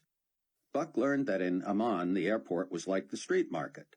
No lines or queues. It was first come, first served, and you were on your own. Abdullah sang something into the radio about jet, charter, passenger, cargo, and grease, all while moving the fighter directly onto the runway. He didn't wait for instructions from ground control. The Amman airport had only recently reopened after rebuilding, and while air traffic was down because of the plague of locusts, several flights were lined up. 2 wide-bodies sat at the front of the line, followed by a standard jet, a Learjet, and another big plane. Abdullah turned to get Buck's attention and pointed to the fuel gauge, which showed full. Buck gave a thumbs-up sign, which he intended to imply that he felt good about having lots of fuel. Abdullah apparently took it to mean that Buck wanted to get into the air, and now. He taxied quickly around other planes, reached the line of craft cleared and in line for takeoff, and passed them one by one. Buck was speechless. He imagined if the other pilots had horns, they'd have been honking like drivers in traffic do to those who ride the shoulder. As Abdullah passed the second wide-body, the first began to roll. Abdullah slipped in behind it, and suddenly he and Buck were next in line. Buck craned his neck to see if emergency vehicles were coming, or whether the other planes would just pull ahead and get back in their original order. No scolding came from the tower. As soon as the big jet was well on its way down the runway, Abdullah pulled out. "Edward Zulu Zulu 29er taking off, tower," he said into the radio. Buck fully expected someone to come back with, "Just where do you think you're going, young man?" But no one did. 10-4, Abdullah, was all he heard. There was no warming up and little building speed. Abdullah drove the fighter to the end of the runway, lined her up, and punched it. Buck's head was driven back and his stomach flattened. He could not have leaned forward if he'd wanted to. Clearly, breaking every rule of international aviation, Abdullah reached takeoff speed in a few hundred yards and was airborne. He rocketed above and beyond the jet in front of him, and Buck felt as if they were flying straight up. He was pressed back in his seat, staring at clouds. It seemed only minutes later Abdullah reached the apex of his climb, and just like that he seemed to throttle back and start his descent. It was like a roller coaster ride, blasting to the peak and then rolling down the other side. Abdullah mashed a button that allowed him to speak directly into Buck's headset. "I'm on to Athens, just up and down," he said. "But we're not going to Athens, remember?" Abdullah smacked his helmet. "Ptolemais, right?" "Right." The plane shot straight up again. Abdullah dug through a set of rolled-up maps and said, "No problem." And he was right. Minutes later, he came screaming onto the runway of the small airport. "How long with friends?" he said, taxiing to the fuel pumps. Rayford reassured Chloe, and they agreed they'd rather Floyd tell the truth than sugarcoat it and run into problems later. But after he brought her water, Rayford moved upstairs to talk to Sion. The rabbi welcomed him warmly. almost finished with my lesson for today, he said. I'll transmit it in an hour or so. Anyway, I always have time for you. Rayford told him of the potential complication with the baby. I will pray, Sion said, and I would ask you to pray for me as well. Sure, Sion. Anything specific? Well, yes. Frankly, I feel lonely and overwhelmed, and I hate that feeling. It's sure understandable. I know, and I have a deep sense of joy, such as we get when we are in fellowship with the Lord. I've told him this, of course, but I would appreciate knowing someone else is praying for me, too. I'm sure we all do, Sion.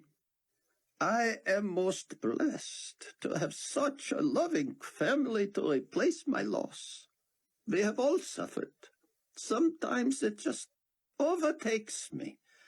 I knew this locust plague was coming, but I never thought through the ramifications.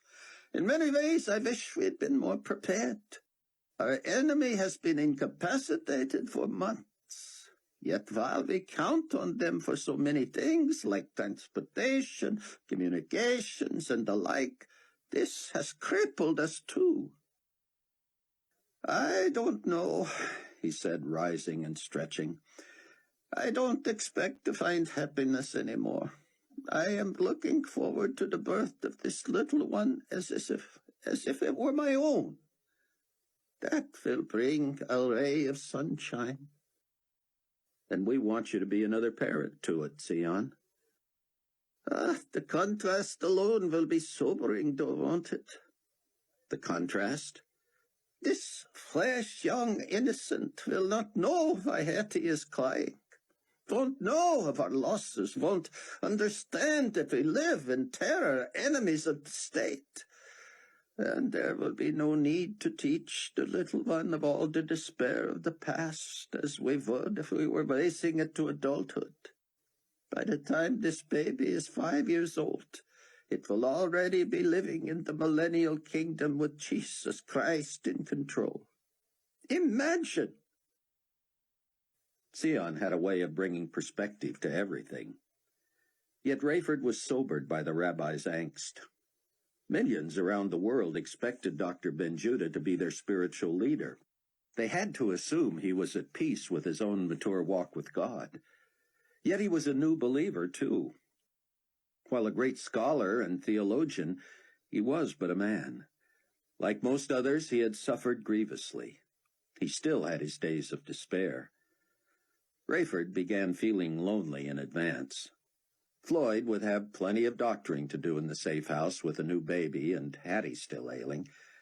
Buck had told Rayford he looked forward to some modicum of normalcy and permanence, so he could make his internet magazine what it needed to be to compete with Carpathia's global community rags. Chloe would be busy with the baby and the details of the commodity co-op, and Hattie, when she finally recuperated, would itch to get out of there. That left Rayford to be the one on the go. He looked forward to being back in the cockpit. He had resigned himself to the fact that his life would consist of hard work, being careful to remain free, and just trying to stay alive. But the glorious appearing seemed further away all the time. How he longed to be with Jesus, to be reunited with his family. His life as an accomplished commercial pilot seemed eons ago now. It was hard to comprehend that it had been fewer than 3 years since he was just a suburban husband and father, and none too good a one, with nothing more to worry about than where and when he was flying next. Rayford couldn't complain of having had nothing important to occupy his time, but the cost of getting to this point, he could emphasize with Sion. If the tribulation was hard on a regular Joe like Rayford, he couldn't imagine what it must be like for one call to rally the 144,000 witnesses and teach maybe 1 billion other new souls. Early in the afternoon, Rayford took a call from T. Delante. "I want to start digging tomorrow," he said. "You still willing to help?" "Wouldn't miss it. If my son-in-law gets in at a decent hour, I'll be ready when you are." "How about 7 in the morning?" What's the rush? I hear Ernie's getting better. Bo probably would be too, but he tried to kill himself 3 ways. He's a mess. Buy him out. I will, and that'll be easy, because the way we're set up, all I have to do is make him an offer he can't match. He was left some money, but his share in the airport is so small, I should be able to make him go away. I worry about Ernie. How so? He was close to Ken, Ray. At least as close as a person could hope to get. I know Ken considered him a believer. He had me fooled, too. I'm the 3rd stooge on that list, Rayford said. It's possible Ken confided in Ernie.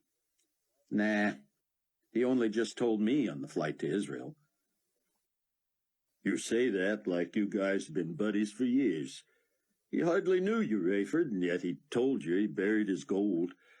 I'd heard the rumor myself, and I don't feel like I knew Ken well at all.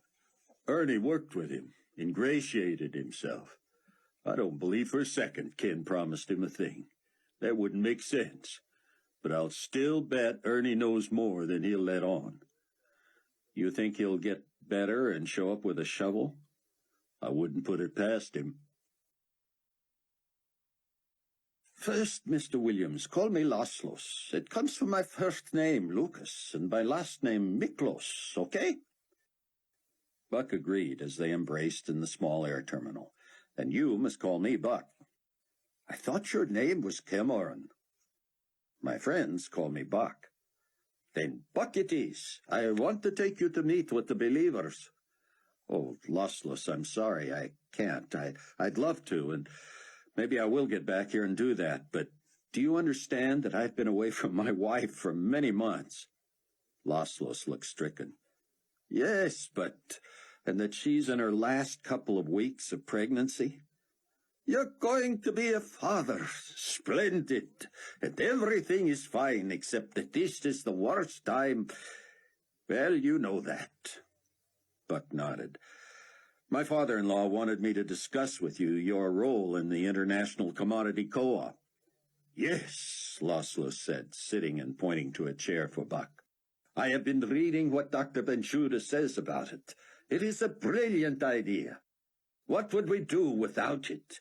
We would all die, and that is what the evil one wants, right? Am I not a good student? Do you see a role for yourself or your company? Laszlo cocked his head. I'll do what I can. My company mines lignite. It is used in power plants.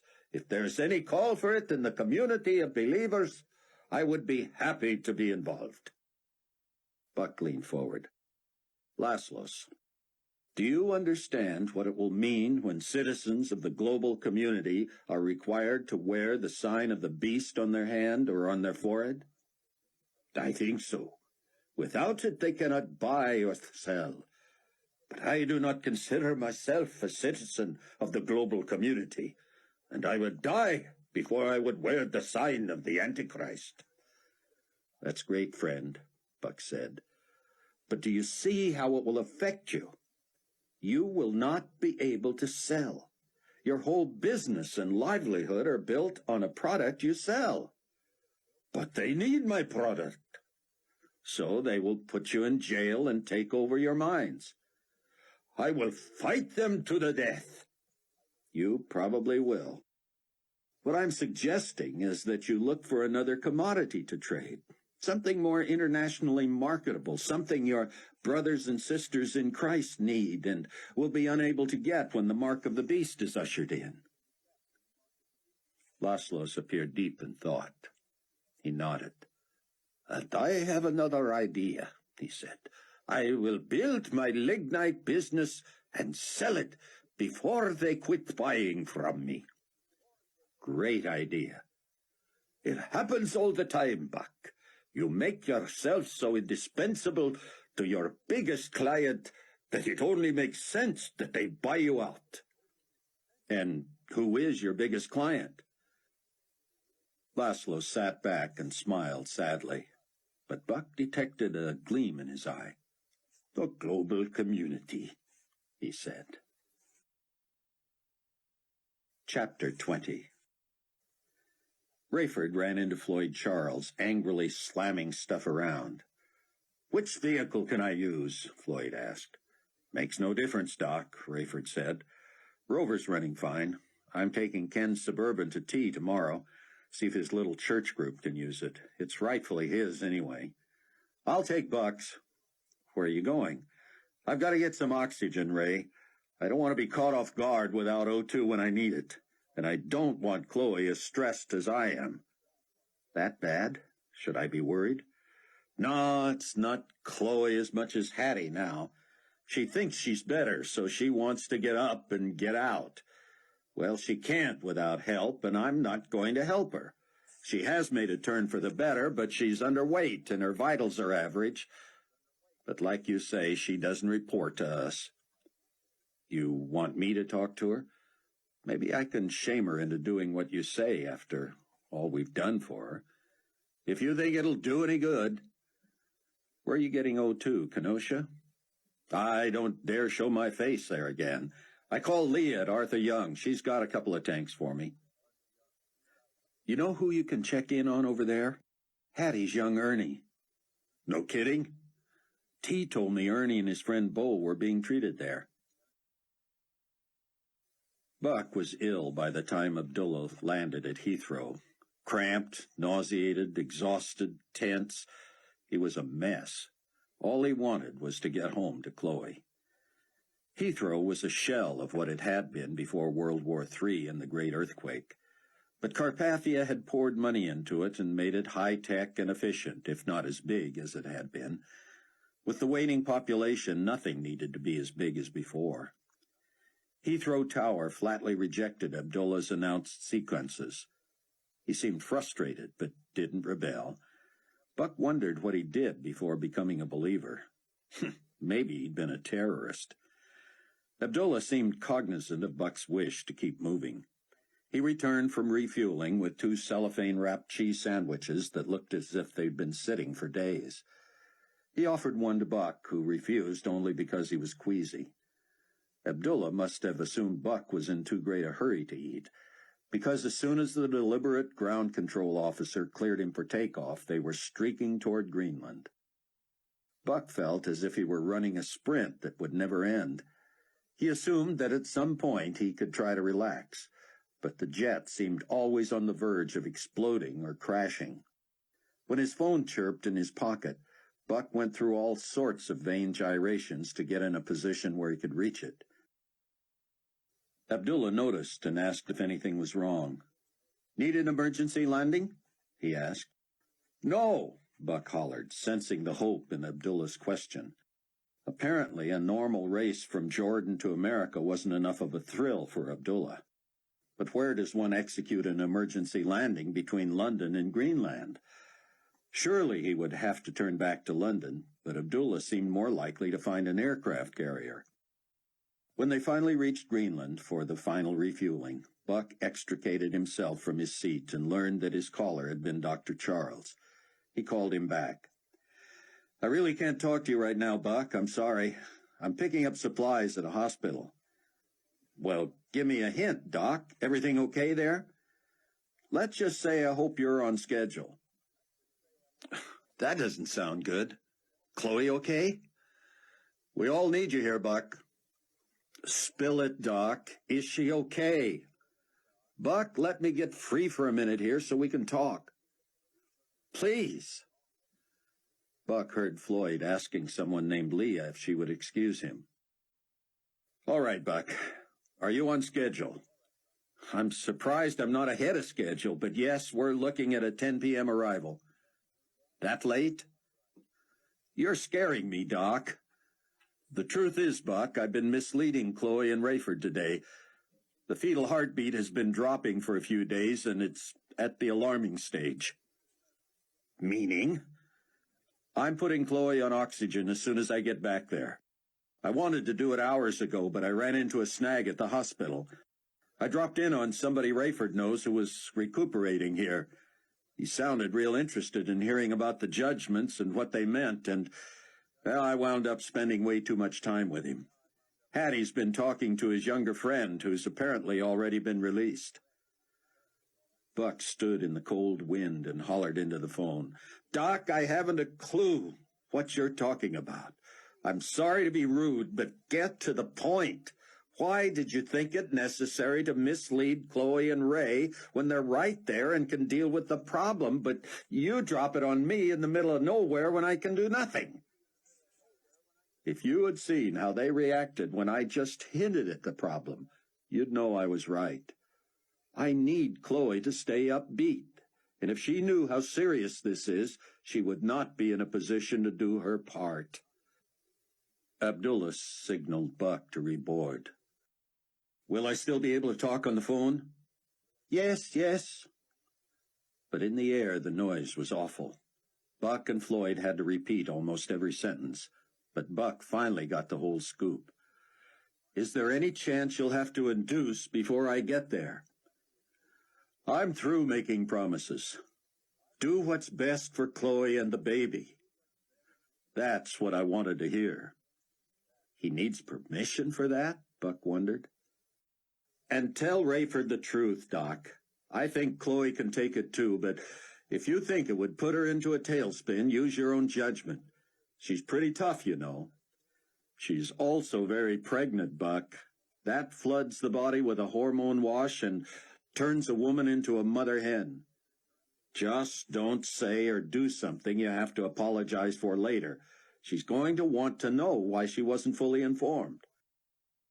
Rayford will be there to get you, Buck. I've got another call. Godspeed. Rayford was relieved when Doc Charles finally answered. Where are you, man? You've been gone for hours. Floyd told him of meeting Bo and getting sidetracked telling him about God. The other guy was discharged this morning. Anyway, what's up? Chloe's not feeling well, and of course she's worried. Is there anything we should do for her? What's her complaint? Shortness of breath, extreme fatigue? I'll get there as soon as I can. Put her in a position where her lungs can expand the most. Can you handle the fetal monitor? We'll get it done between the two of us if it's important. Call me with the results in 10 minutes. Buck liked Doc, and it felt strange to be angry with him. But a trained medical professional should be more buttoned down, less hung up on periphery. Here he was, his own life in Abdullah's hands, rocketing through the air to get home to his wife, and he gets this news. What was he supposed to do but pray? Buck believed in prayer and exercised it to the fullest. But anxiety just about did him in, and he could easily have been spared it. There'd be plenty of time to worry once he got there. Rayford felt all thumbs getting the fetal monitor working, and at first he feared the heartbeat had disappeared. God, please no, he prayed silently. Not this on top of everything else. For all the talk about the inadvisability of bringing a baby into the world during the tribulation, everyone in the house had a huge stake in this birth. Suddenly they heard the speeding heart. Do you just count and multiply? Rayford asked. I don't know, Chloe said, panting. Can you count that fast? It's still fast, but is it slower than before? It wouldn't change enough in a few hours that we'd be able to tell without precise measurement. Then get it to work. An LCD readout came to light. When Rayford called the figure into Floyd, he told Ray to worry more about Chloe than the baby. I want her to breathe deeply and get all the oxygen she can until I get there. But Ray, I've got a problem. I'm being followed. You're sure? No question. I've taken several detours and I can't shake him. What kind of car? A motorcycle. One of those little jobs they race off-road. No way I'm going to outrun him. Lead him around a while. See if he gets bored. Some guys just get a kick out of worrying people. He's smooth, Ray. He's far enough back to not be obvious, but he's stayed with me for miles. I don't want to give away our location to anybody, but I also need to get this oxygen to Chloe. I'll take care of her. Keep me posted. I'm a little low on fuel, and those cycles can go forever. How close are you to Palwaki? Close. I'll call T. Whoever's following you isn't going to follow you into an enclosed area. And T will gas you up too. Great. Rayford called T and filled him in. Oh, no, T said. What? Ernie's the bike racer. He probably followed your man from the hospital trying to find out where Hattie lives. They've been talking more. How do you know? The phone girl here said Hattie called for Ernie, and she told her he was at Young Memorial. But if Hattie wanted to see him, wouldn't she just have told Ernie where she was? She doesn't know where she is, T. She knows it's Mount Prospect, but there's no way she could tell him how to get here. If your man leads Ernie here, I'll give him what for. We'll keep him from finding you, you can be sure of that. What's he driving? What does he look like? The Rover and you? Come back? He's driving Buck's Rover, and he looks a lot like you. Rayford arranged pillows so Chloe could lie back and raise her arms over her head without hurting herself or the baby. That opened her lungs more, and she said she felt a little better. Rayford was startled when he turned and saw Hattie at the top of the basement stairs. She looked awful, like a ghost, or worse, a zombie. Thin, eyes dark, skin pale, she limped to Chloe. Hattie, Chloe said. It's been ages. I wanted to see how my godchild was doing. Not here yet, Hattie. We'll let you know. And I wanted to tell you, I'm not jealous. Rayford squinted, watching Chloe's reaction. You're not, huh? She said. I never thought you would be. Who would blame me if I was? I lost my baby, but you get to have yours. You're lucky. I'm not. The story of my life. Rayford wanted to talk to her alone. No way he wanted Chloe to know what was going on. We're sorry for your loss, Hattie, he said, and we're grateful you still want to be godmother to Chloe's child. We were going to be godmothers to each other's, she said. It has to be painful, Chloe said. It's going to be for the one who did it, Hattie said. If you'll excuse us, Rayford said, we're trying to do a little doctoring by phone here. He dialed Floyd. Hattie drifted away without a word.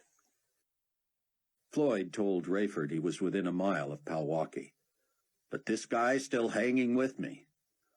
Rayford didn't want to leave Chloe, but he didn't want to alarm her either. If you're comfortable for a while, honey, I want to talk with Hattie. Buck found himself fighting drowsiness. That should have been no surprise. He had been up since dawn in the Middle East. Despite the noise and thin air, he was desperate to talk with someone in Mount Prospect. He feared upsetting Chloe, and Rayford might be tending to her. He understood Hattie had been incoherent for months. That left Sion. What time was it in the States? Late afternoon? The rabbi should be putting the finishing touches on his daily missive. Buck called him. They'd have to yell and repeat themselves, but any contact was better than none. Cameron, my friend, how good to hear from you. Where are you?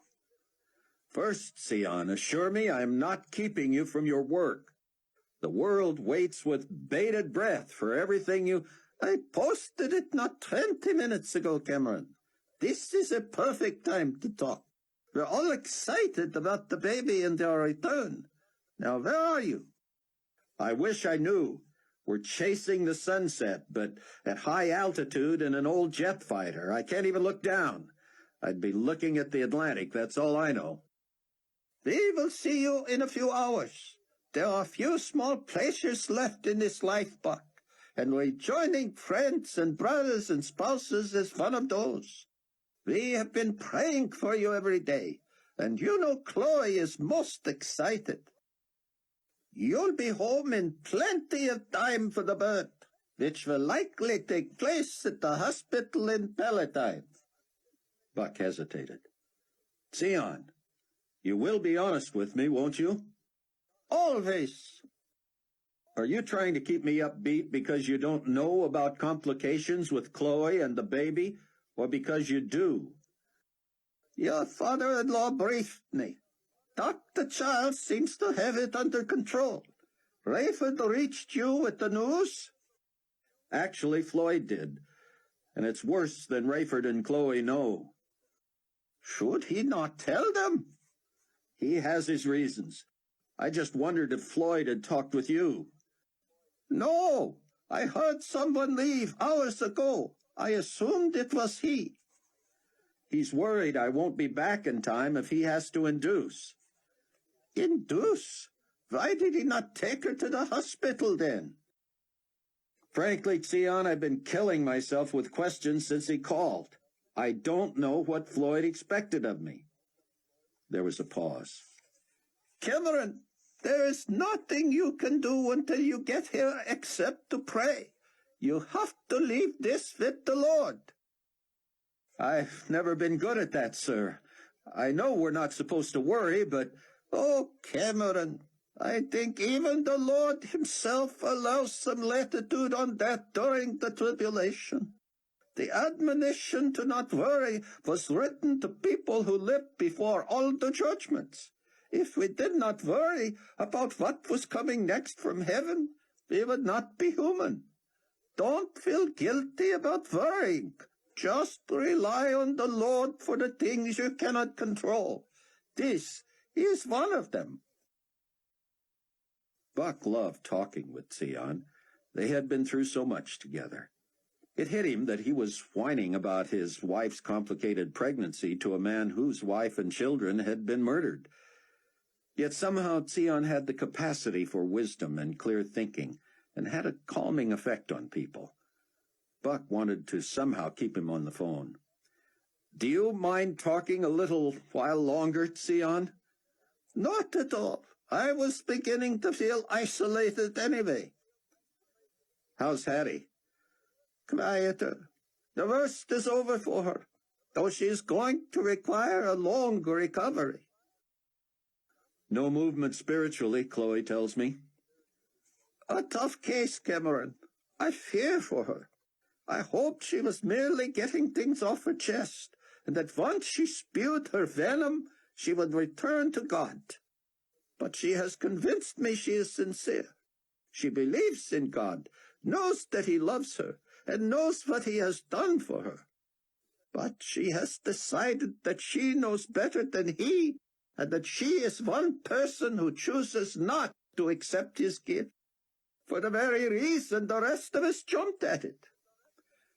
She knows she's unworthy. It's difficult to argue with. She is an adult, an independent moral agent. The choice is hers, not ours. But it is painful to see someone you care for making a decision that will cost her soul. I don't want to keep you, Xion, but what was your message today? It's unlikely I'll get to read it for days, and I need all the encouragement I can get.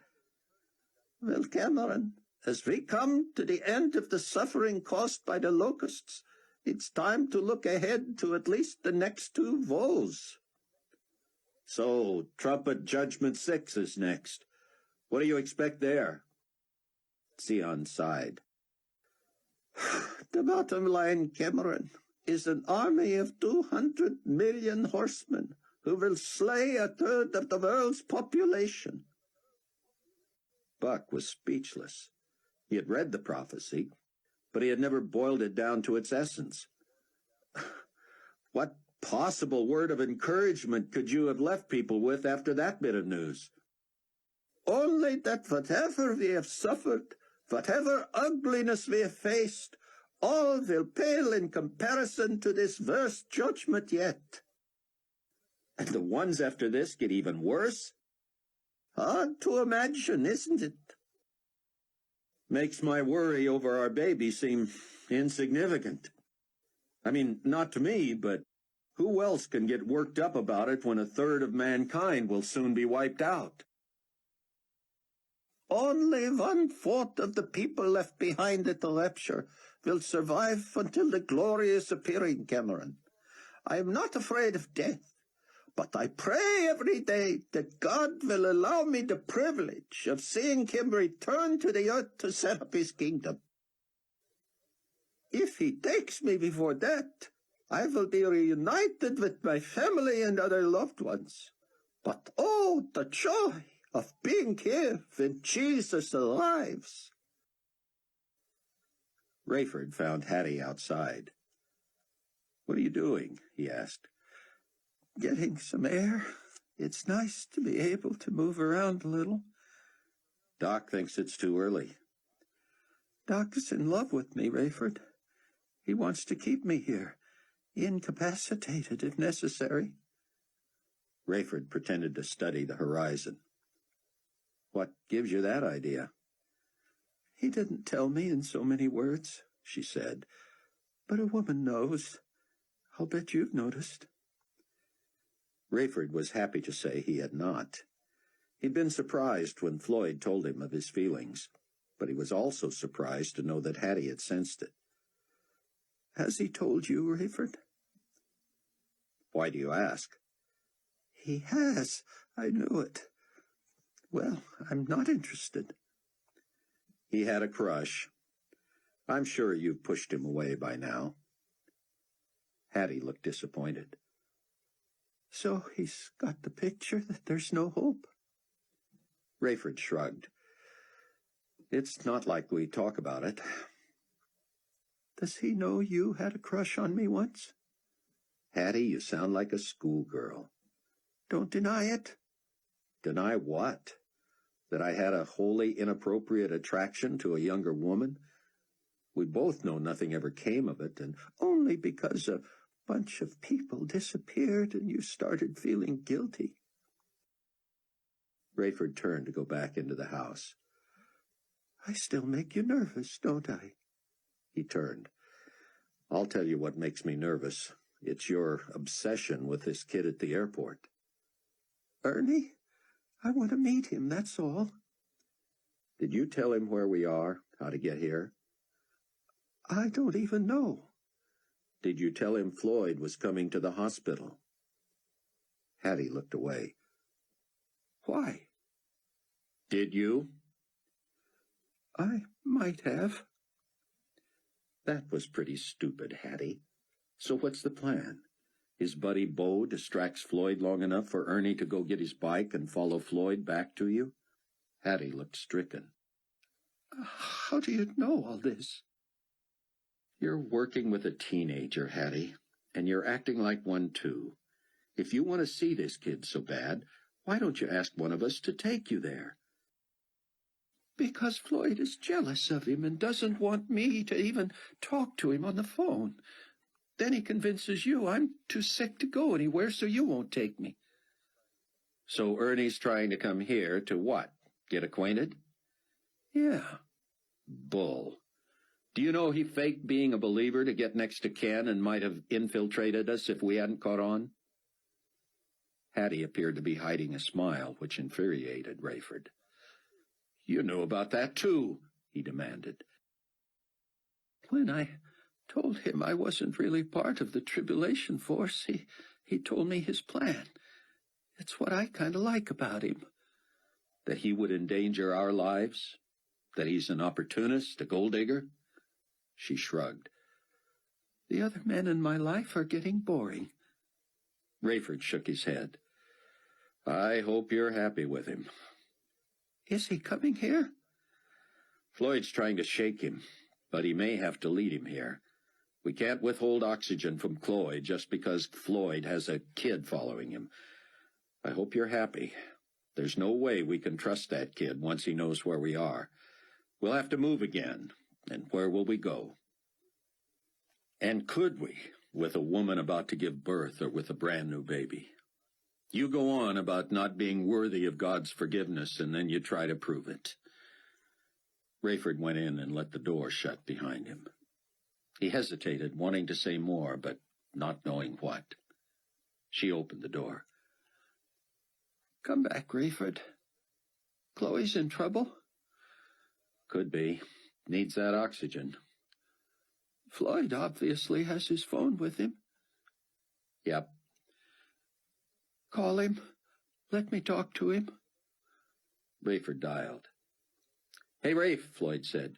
He didn't follow me into the airport, but after meeting T, I know why.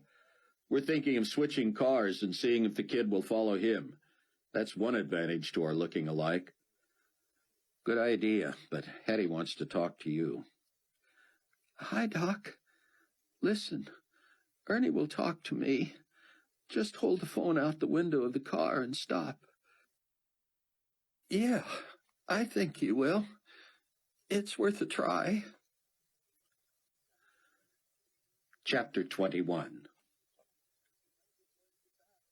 I have been going too fast. Buck was startled awake. Had Abdullah said something? I'm sorry, he shouted. I have been going too fast. Had he been pulled over by the air police or what? We're ahead of schedule, then? Yes, but I burned more fuel than I planned. We need to refuel in New York. Buck just wanted to go home. Where are you going to put down?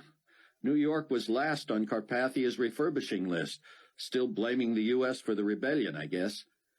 I know a place. You'll be in Wheeling in 2 hours. Buck checked his watch. It was 7 in the Midwest. If they were on the ground by 9, he could be to the safe house before 10. There would be no more sleeping. Rayford sat with Chloe, who looked pale, her lips bluish.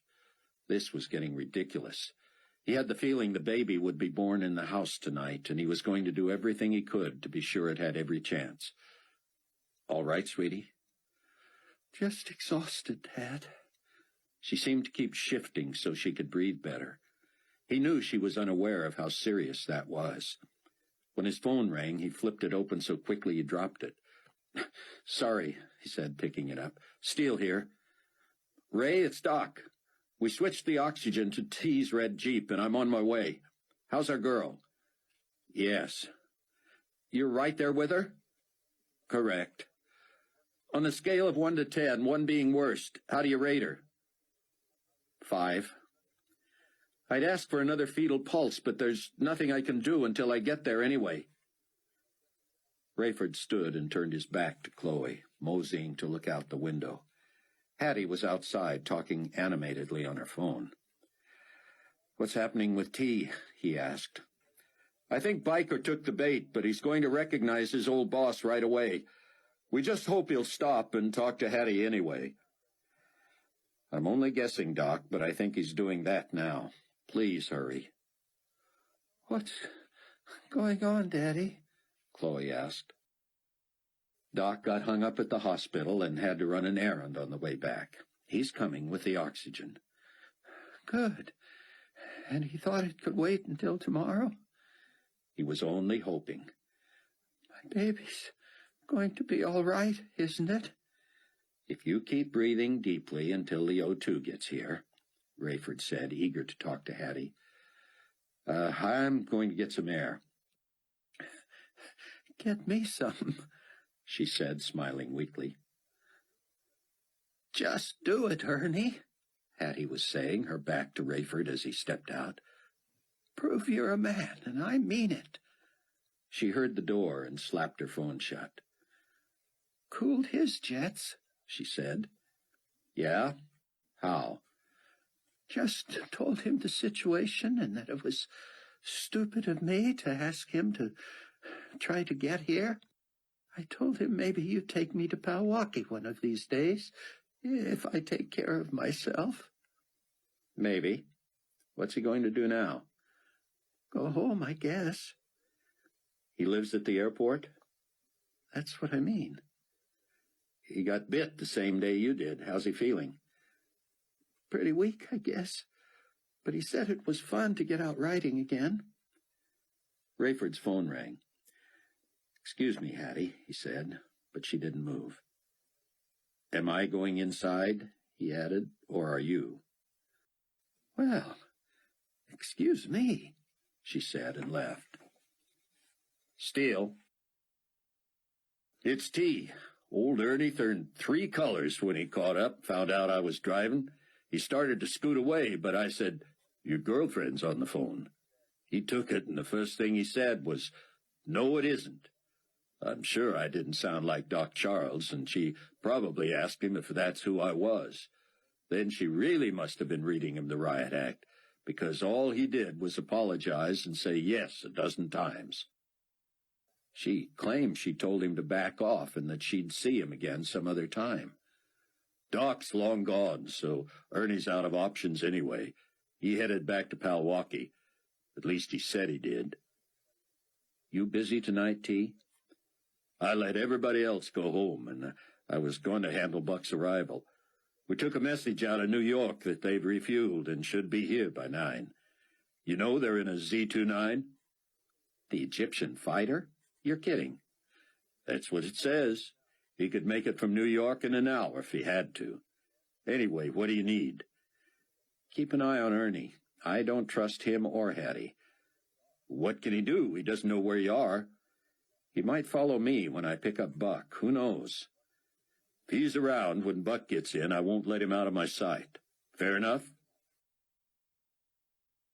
Buck was claustrophobic by the time Abdullah streaked over Ohio airspace, but his discomfort was covered by excitement. Seeing Chloe was his end-all goal.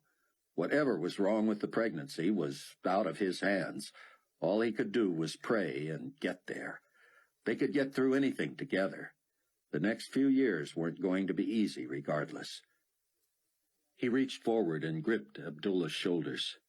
Thanks for the ride, friend. Thanks for the job, sir. Tell Mr. McCullum what a nice ride you had. Buck laughed, but didn't let Abdullah hear him.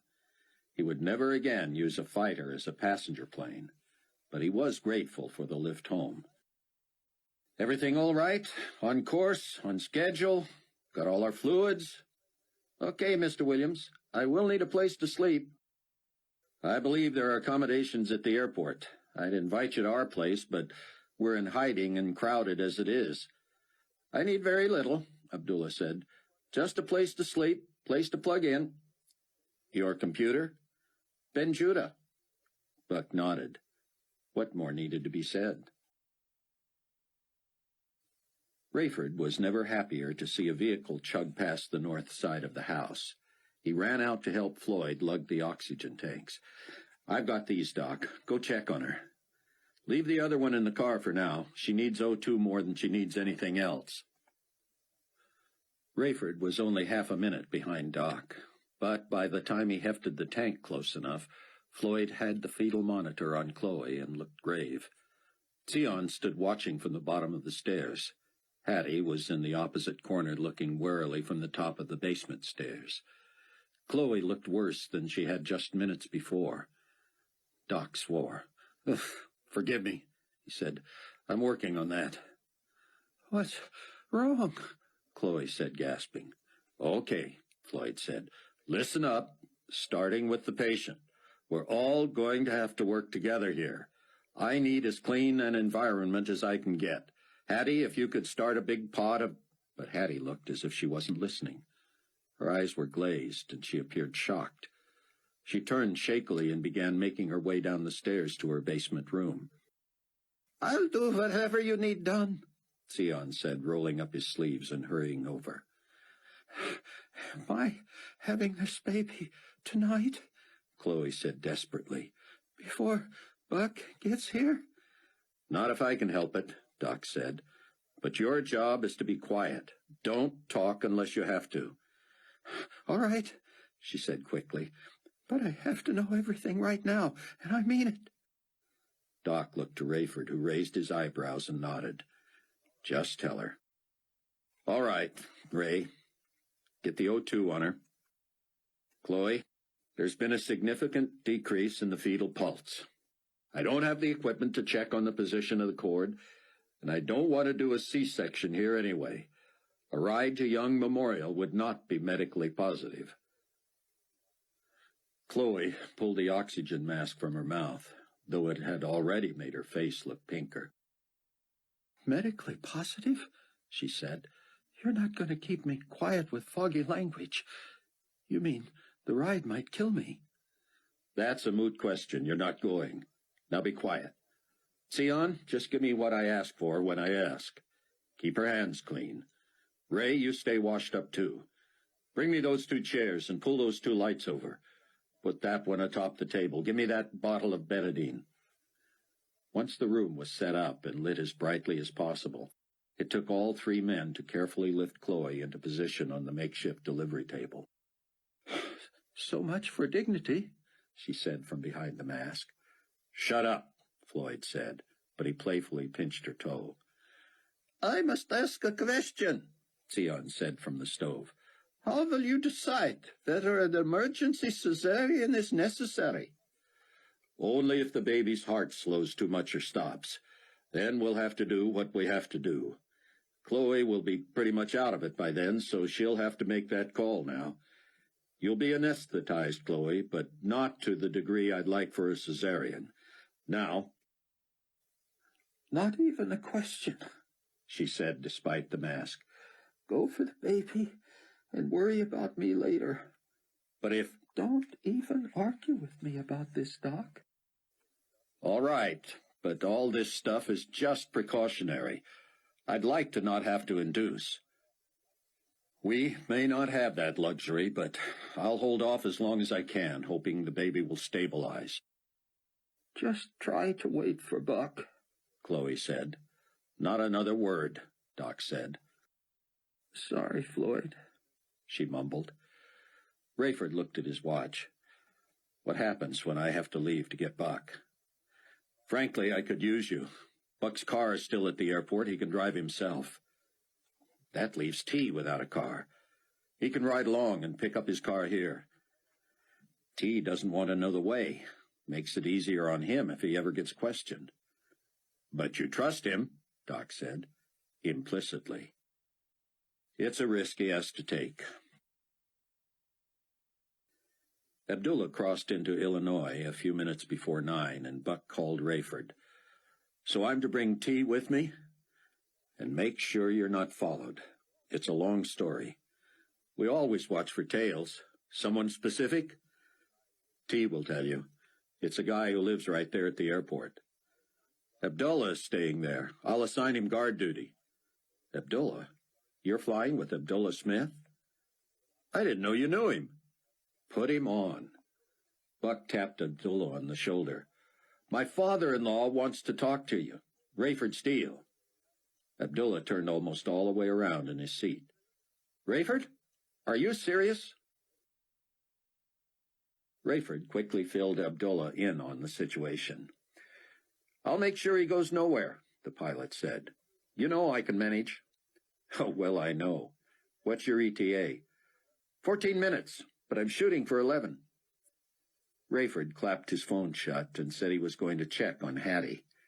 He got 3 steps down and bent to see her in a fetal position on an old couch. He shook his head and went back upstairs. How we doing, Doc? We're going to induce, but I can start her slow and give Buck plenty of time. Everybody okay with that? Fetal pulse is not critical yet, but it will be in an hour. I'd start the drip if it was my call. Chloe pointed at Floyd. That means it's your call, Doc, Rayford said. Small airport, Abdullah said as they descended. Not too small for you, though, right? I could land on an envelope and not cancel a stamp. Buck knew it was nervous tension, but he didn't stop laughing until he climbed out. He stretched so far he dizzied himself and thought he would break in two. He told Abdullah, the guy on the radio was T, the one we're supposed to meet.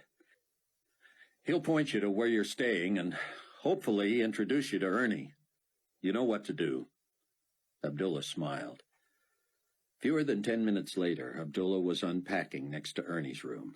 Buck and T traded phone numbers with Abdullah and left, Buck driving his own car. You guys have had some excitement, Buck said. Not as much as you're about to have.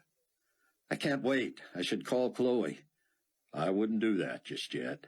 I understand the doctor has her on oxygen and is going to induce labor, but they're trying to stall for you. Buck sped up. They were already bouncing so that each had to brace himself with a hand on the ceiling. What was that? Buck said, studying the rearview mirror then swerving to miss the giant concrete pile he had forgotten about on Willow Road. "I don't see anything," T said, looking back. Buck shrugged. "Thought I saw a bike." T looked again. "If there's a bike back there, its light is off. Probably your imagination." Buck looked again. His mind was playing tricks on him, and why not? He'd have let T drive if T knew where they were going. "You want me to call Abdullah?" T said. "Make sure he's still got an eye on Ernie?" Maybe you better." T dialed. "How are things going, my friend?" "All right?" "Yes, he's a fascinating boy. You won't let him hoodwink you now, will you?" "Oh, just an expression. Means put one over on you. Pull a fast one. Cheat you, swindle you. Attaboy, Abdullah. You should be able to get some sleep now. You've stalled him long enough." Buck and T pulled into the yard behind the safe house just before 10, and Buck was out of the car before the engine died. Chloe, who had just experienced her first contraction, beamed when she saw him. Doc Charles greeted him with a point to the sink. "First things first, stranger." Buck washed up and moved to Chloe's side, where he took her hand. "Thank you, God," he said aloud. "I would not want to have missed this." "I would like to pray, too," Sion said. "I was hoping you'd say that," Buck said. "Doctor, you have a waiver on closing your eyes. Almighty God, we are grateful for your goodness and your protection. Thank you for bringing Buck to us, and just in time. We know we have no claim on your sovereign will, but we plead for a safe delivery, a perfect baby, and a healthy mother. We need this tiny ray of sunshine in a dark world. Grant us this, our Lord, but above all, we seek your will." Rayford's head jerked up with a start at the sound of an engine coming to life in the yard. He scanned the room, looked at T, and said, "Hattie." Buck shouted, "Catch her! She can't expose us like this." Chloe tried to sit up. "Relax, Chloe," Floyd said. "I'll be fine with Buck and Sion if you other two have to go after her, but just do it and stay out of here." Rayford dashed past T and skipped down the steps and out the door. He heard a motorcycle engine, and the Rover was missing. He and T jumped into T's Jeep, but the keys were gone. Rayford ran back into the house. "Floyd, the keys!" "Oh," Floyd said. "Sion, my right pants pocket, and then you'll have to wash again." Sion tossed Rayford the keys, and Rayford and T were soon careening back toward Palwaukee. "So Ernie followed you after all?" "Impossible," T said. "We talked to Abdullah on our way, and he said Ernie was still there. Buck did think he saw something a couple of times, though. Maybe Ernie had the drop on Abdullah and made him say that. He was pretty convincing, small talk, details and all." "Frankly, that doesn't sound like Abdullah. Call him." Abdullah answered on the second ring. "Did I wake you?" "Listen, just answer yes or no. Is Ernie still there?" "He is?" "What's he doing?" "Digging. Put him on for me, will you?" Rayford shook his head. "I'm telling you, he's not—" "Ernie! Hey, how's it going, man? What you doing?" "Cleaning Ken's area? Nice of you. Abdullah said you were digging." "Oh, just sweeping, huh? Yeah, I can see how he could mistake that for digging. We'll tell him we'll see him in a few hours." Buck could not imagine what Hattie was up to. He had long since quit trying to figure her out. Where would she go in the middle of the night besides crazy? Maybe that was it. She'd got cabin fever and just had to escape. It'd be just like her to get lost and wind up leading someone to the safe house. Chloe gripped his hand and grunted. Buck looked to Doc, who had attached a fetal monitor to the baby's skull through the uterus. He said it was as accurate as it could be and that he was encouraged. "We're going to have a baby tonight," he said, "and it's going to be all right." Buck sighed heavily, too excited to notice his fatigue. He also held out a sliver of realism, knowing that for the sake of the patient it was just like Floyd to sound more optimistic than he felt. Buck was glad he was there, no matter what happened. He would not have wanted Chloe to go through this alone, regardless of the outcome. "So, Ernie really is a gold digger," Rayford said. T nodded. "And I'll bet you dollars to donuts we'll find Bo has been released from Young Memorial, too. Shall I find out?" "Sure." T said a few minutes later, his hand over the phone. "They say he's still registered." "Ask to talk with him." No, wait. Ask for Leah and let me talk to her." T did and handed him the phone. "Leah, it's Rayford Steele, friend of Dr. Charles." "What now?" she said, but not unpleasantly. "We just need to know if a patient who has not checked out or been released might be gone anyway. Name's Bo something. Just a minute, I'll get the—" "Beauregard Hansen," she said. "We don't get a lot of Bows, you know." "Yeah, he's still here." "You're sure?" "You want me to check?" "Would you?" "I've done more than that for you guys." "That's why we love you." "Hang on." Doc Charles seemed elated, and that made Buck feel better. "We're doing the right thing," Doc said. "This could not have waited, but the pulse is steady and has been for a while. We're going to be okay. You doing all right, Mom?" Chloe nodded, the perspiring nod of the extremely pregnant. "He's gone?" "Cleared out," Leah said. "I didn't like him anyway, him or that kid who was in the same room. He disappeared earlier today without a word, so I should have known." "We owe you one, Leah," Rayford said. "One?" "Touché. Someday we'll make this all up to you." "Yeah," she said. "I'm guessing in 5 years or so." "I wish Daddy could be here," Chloe said. "Maybe he'll be back in time," Buck said. "What's your guess on timing, Doc?" "I don't want to rush her. Sometimes even moderate drip will cause fast action. All depends on mother and child. But we're still doing well, and that's what counts." "Amen," Sion said. And Buck thought the rabbi looked as excited as Buck felt. "Do you believe this?" Rayford said, shaking his head. "Like the idiots they are, they don't even know they've been followed." The rover sat idling in front of the Quonset hut that had housed Ken and now Ernie and the temporary guest, Abdullah. T parked the Jeep back about 50 feet and turned off his engine and lights. They sat watching. "Abdullah can take care of himself," Rayford said, "but he is outnumbered." T got out. "Let's see what they're up to." When they got to the Quonset hut, they heard conversation. "Let the rover idle," Rayford whispered, "so they don't know we're here." They crouched near the curtained window and listened. "Let me get this straight," Abdullah was saying.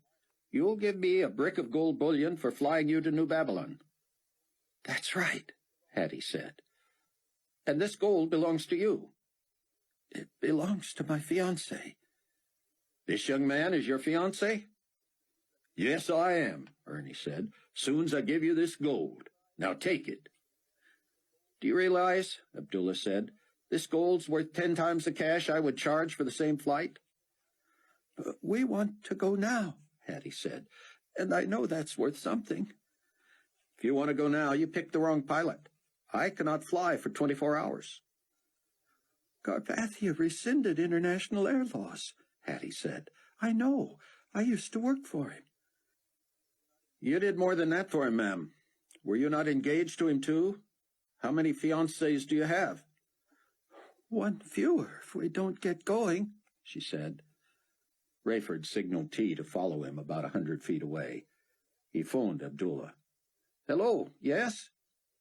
"Abdullah, it's Rayford Steele, but don't say anything. Just repeat after me, all right?" "All right." "Global Community Militia? A stolen Range Rover? Gold? Prison? Yes, you come and question me. But all the gold is here and the automobile too. Yes, I will be here when you get here.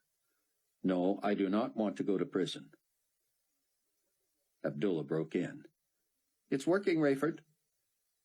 "Rayford, he heard Hattie scream. "Ernie, wait!" But Ernie and Bo were already riding double on the motorbike, leaving a plume of dust as they hightailed it from the airport. Rayford and T found Abdullah looking fatigued, but proud of himself, sitting across from Hattie, who sat on the floor with her back pressed against an army cot. "Let's go, Hattie," Rayford said.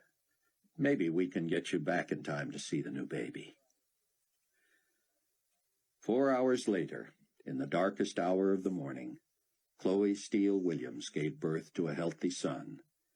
In tears, she suckled him and announced his name, Kenneth Bruce. Even Hattie wept. This concludes Appolyon. Thanks for listening.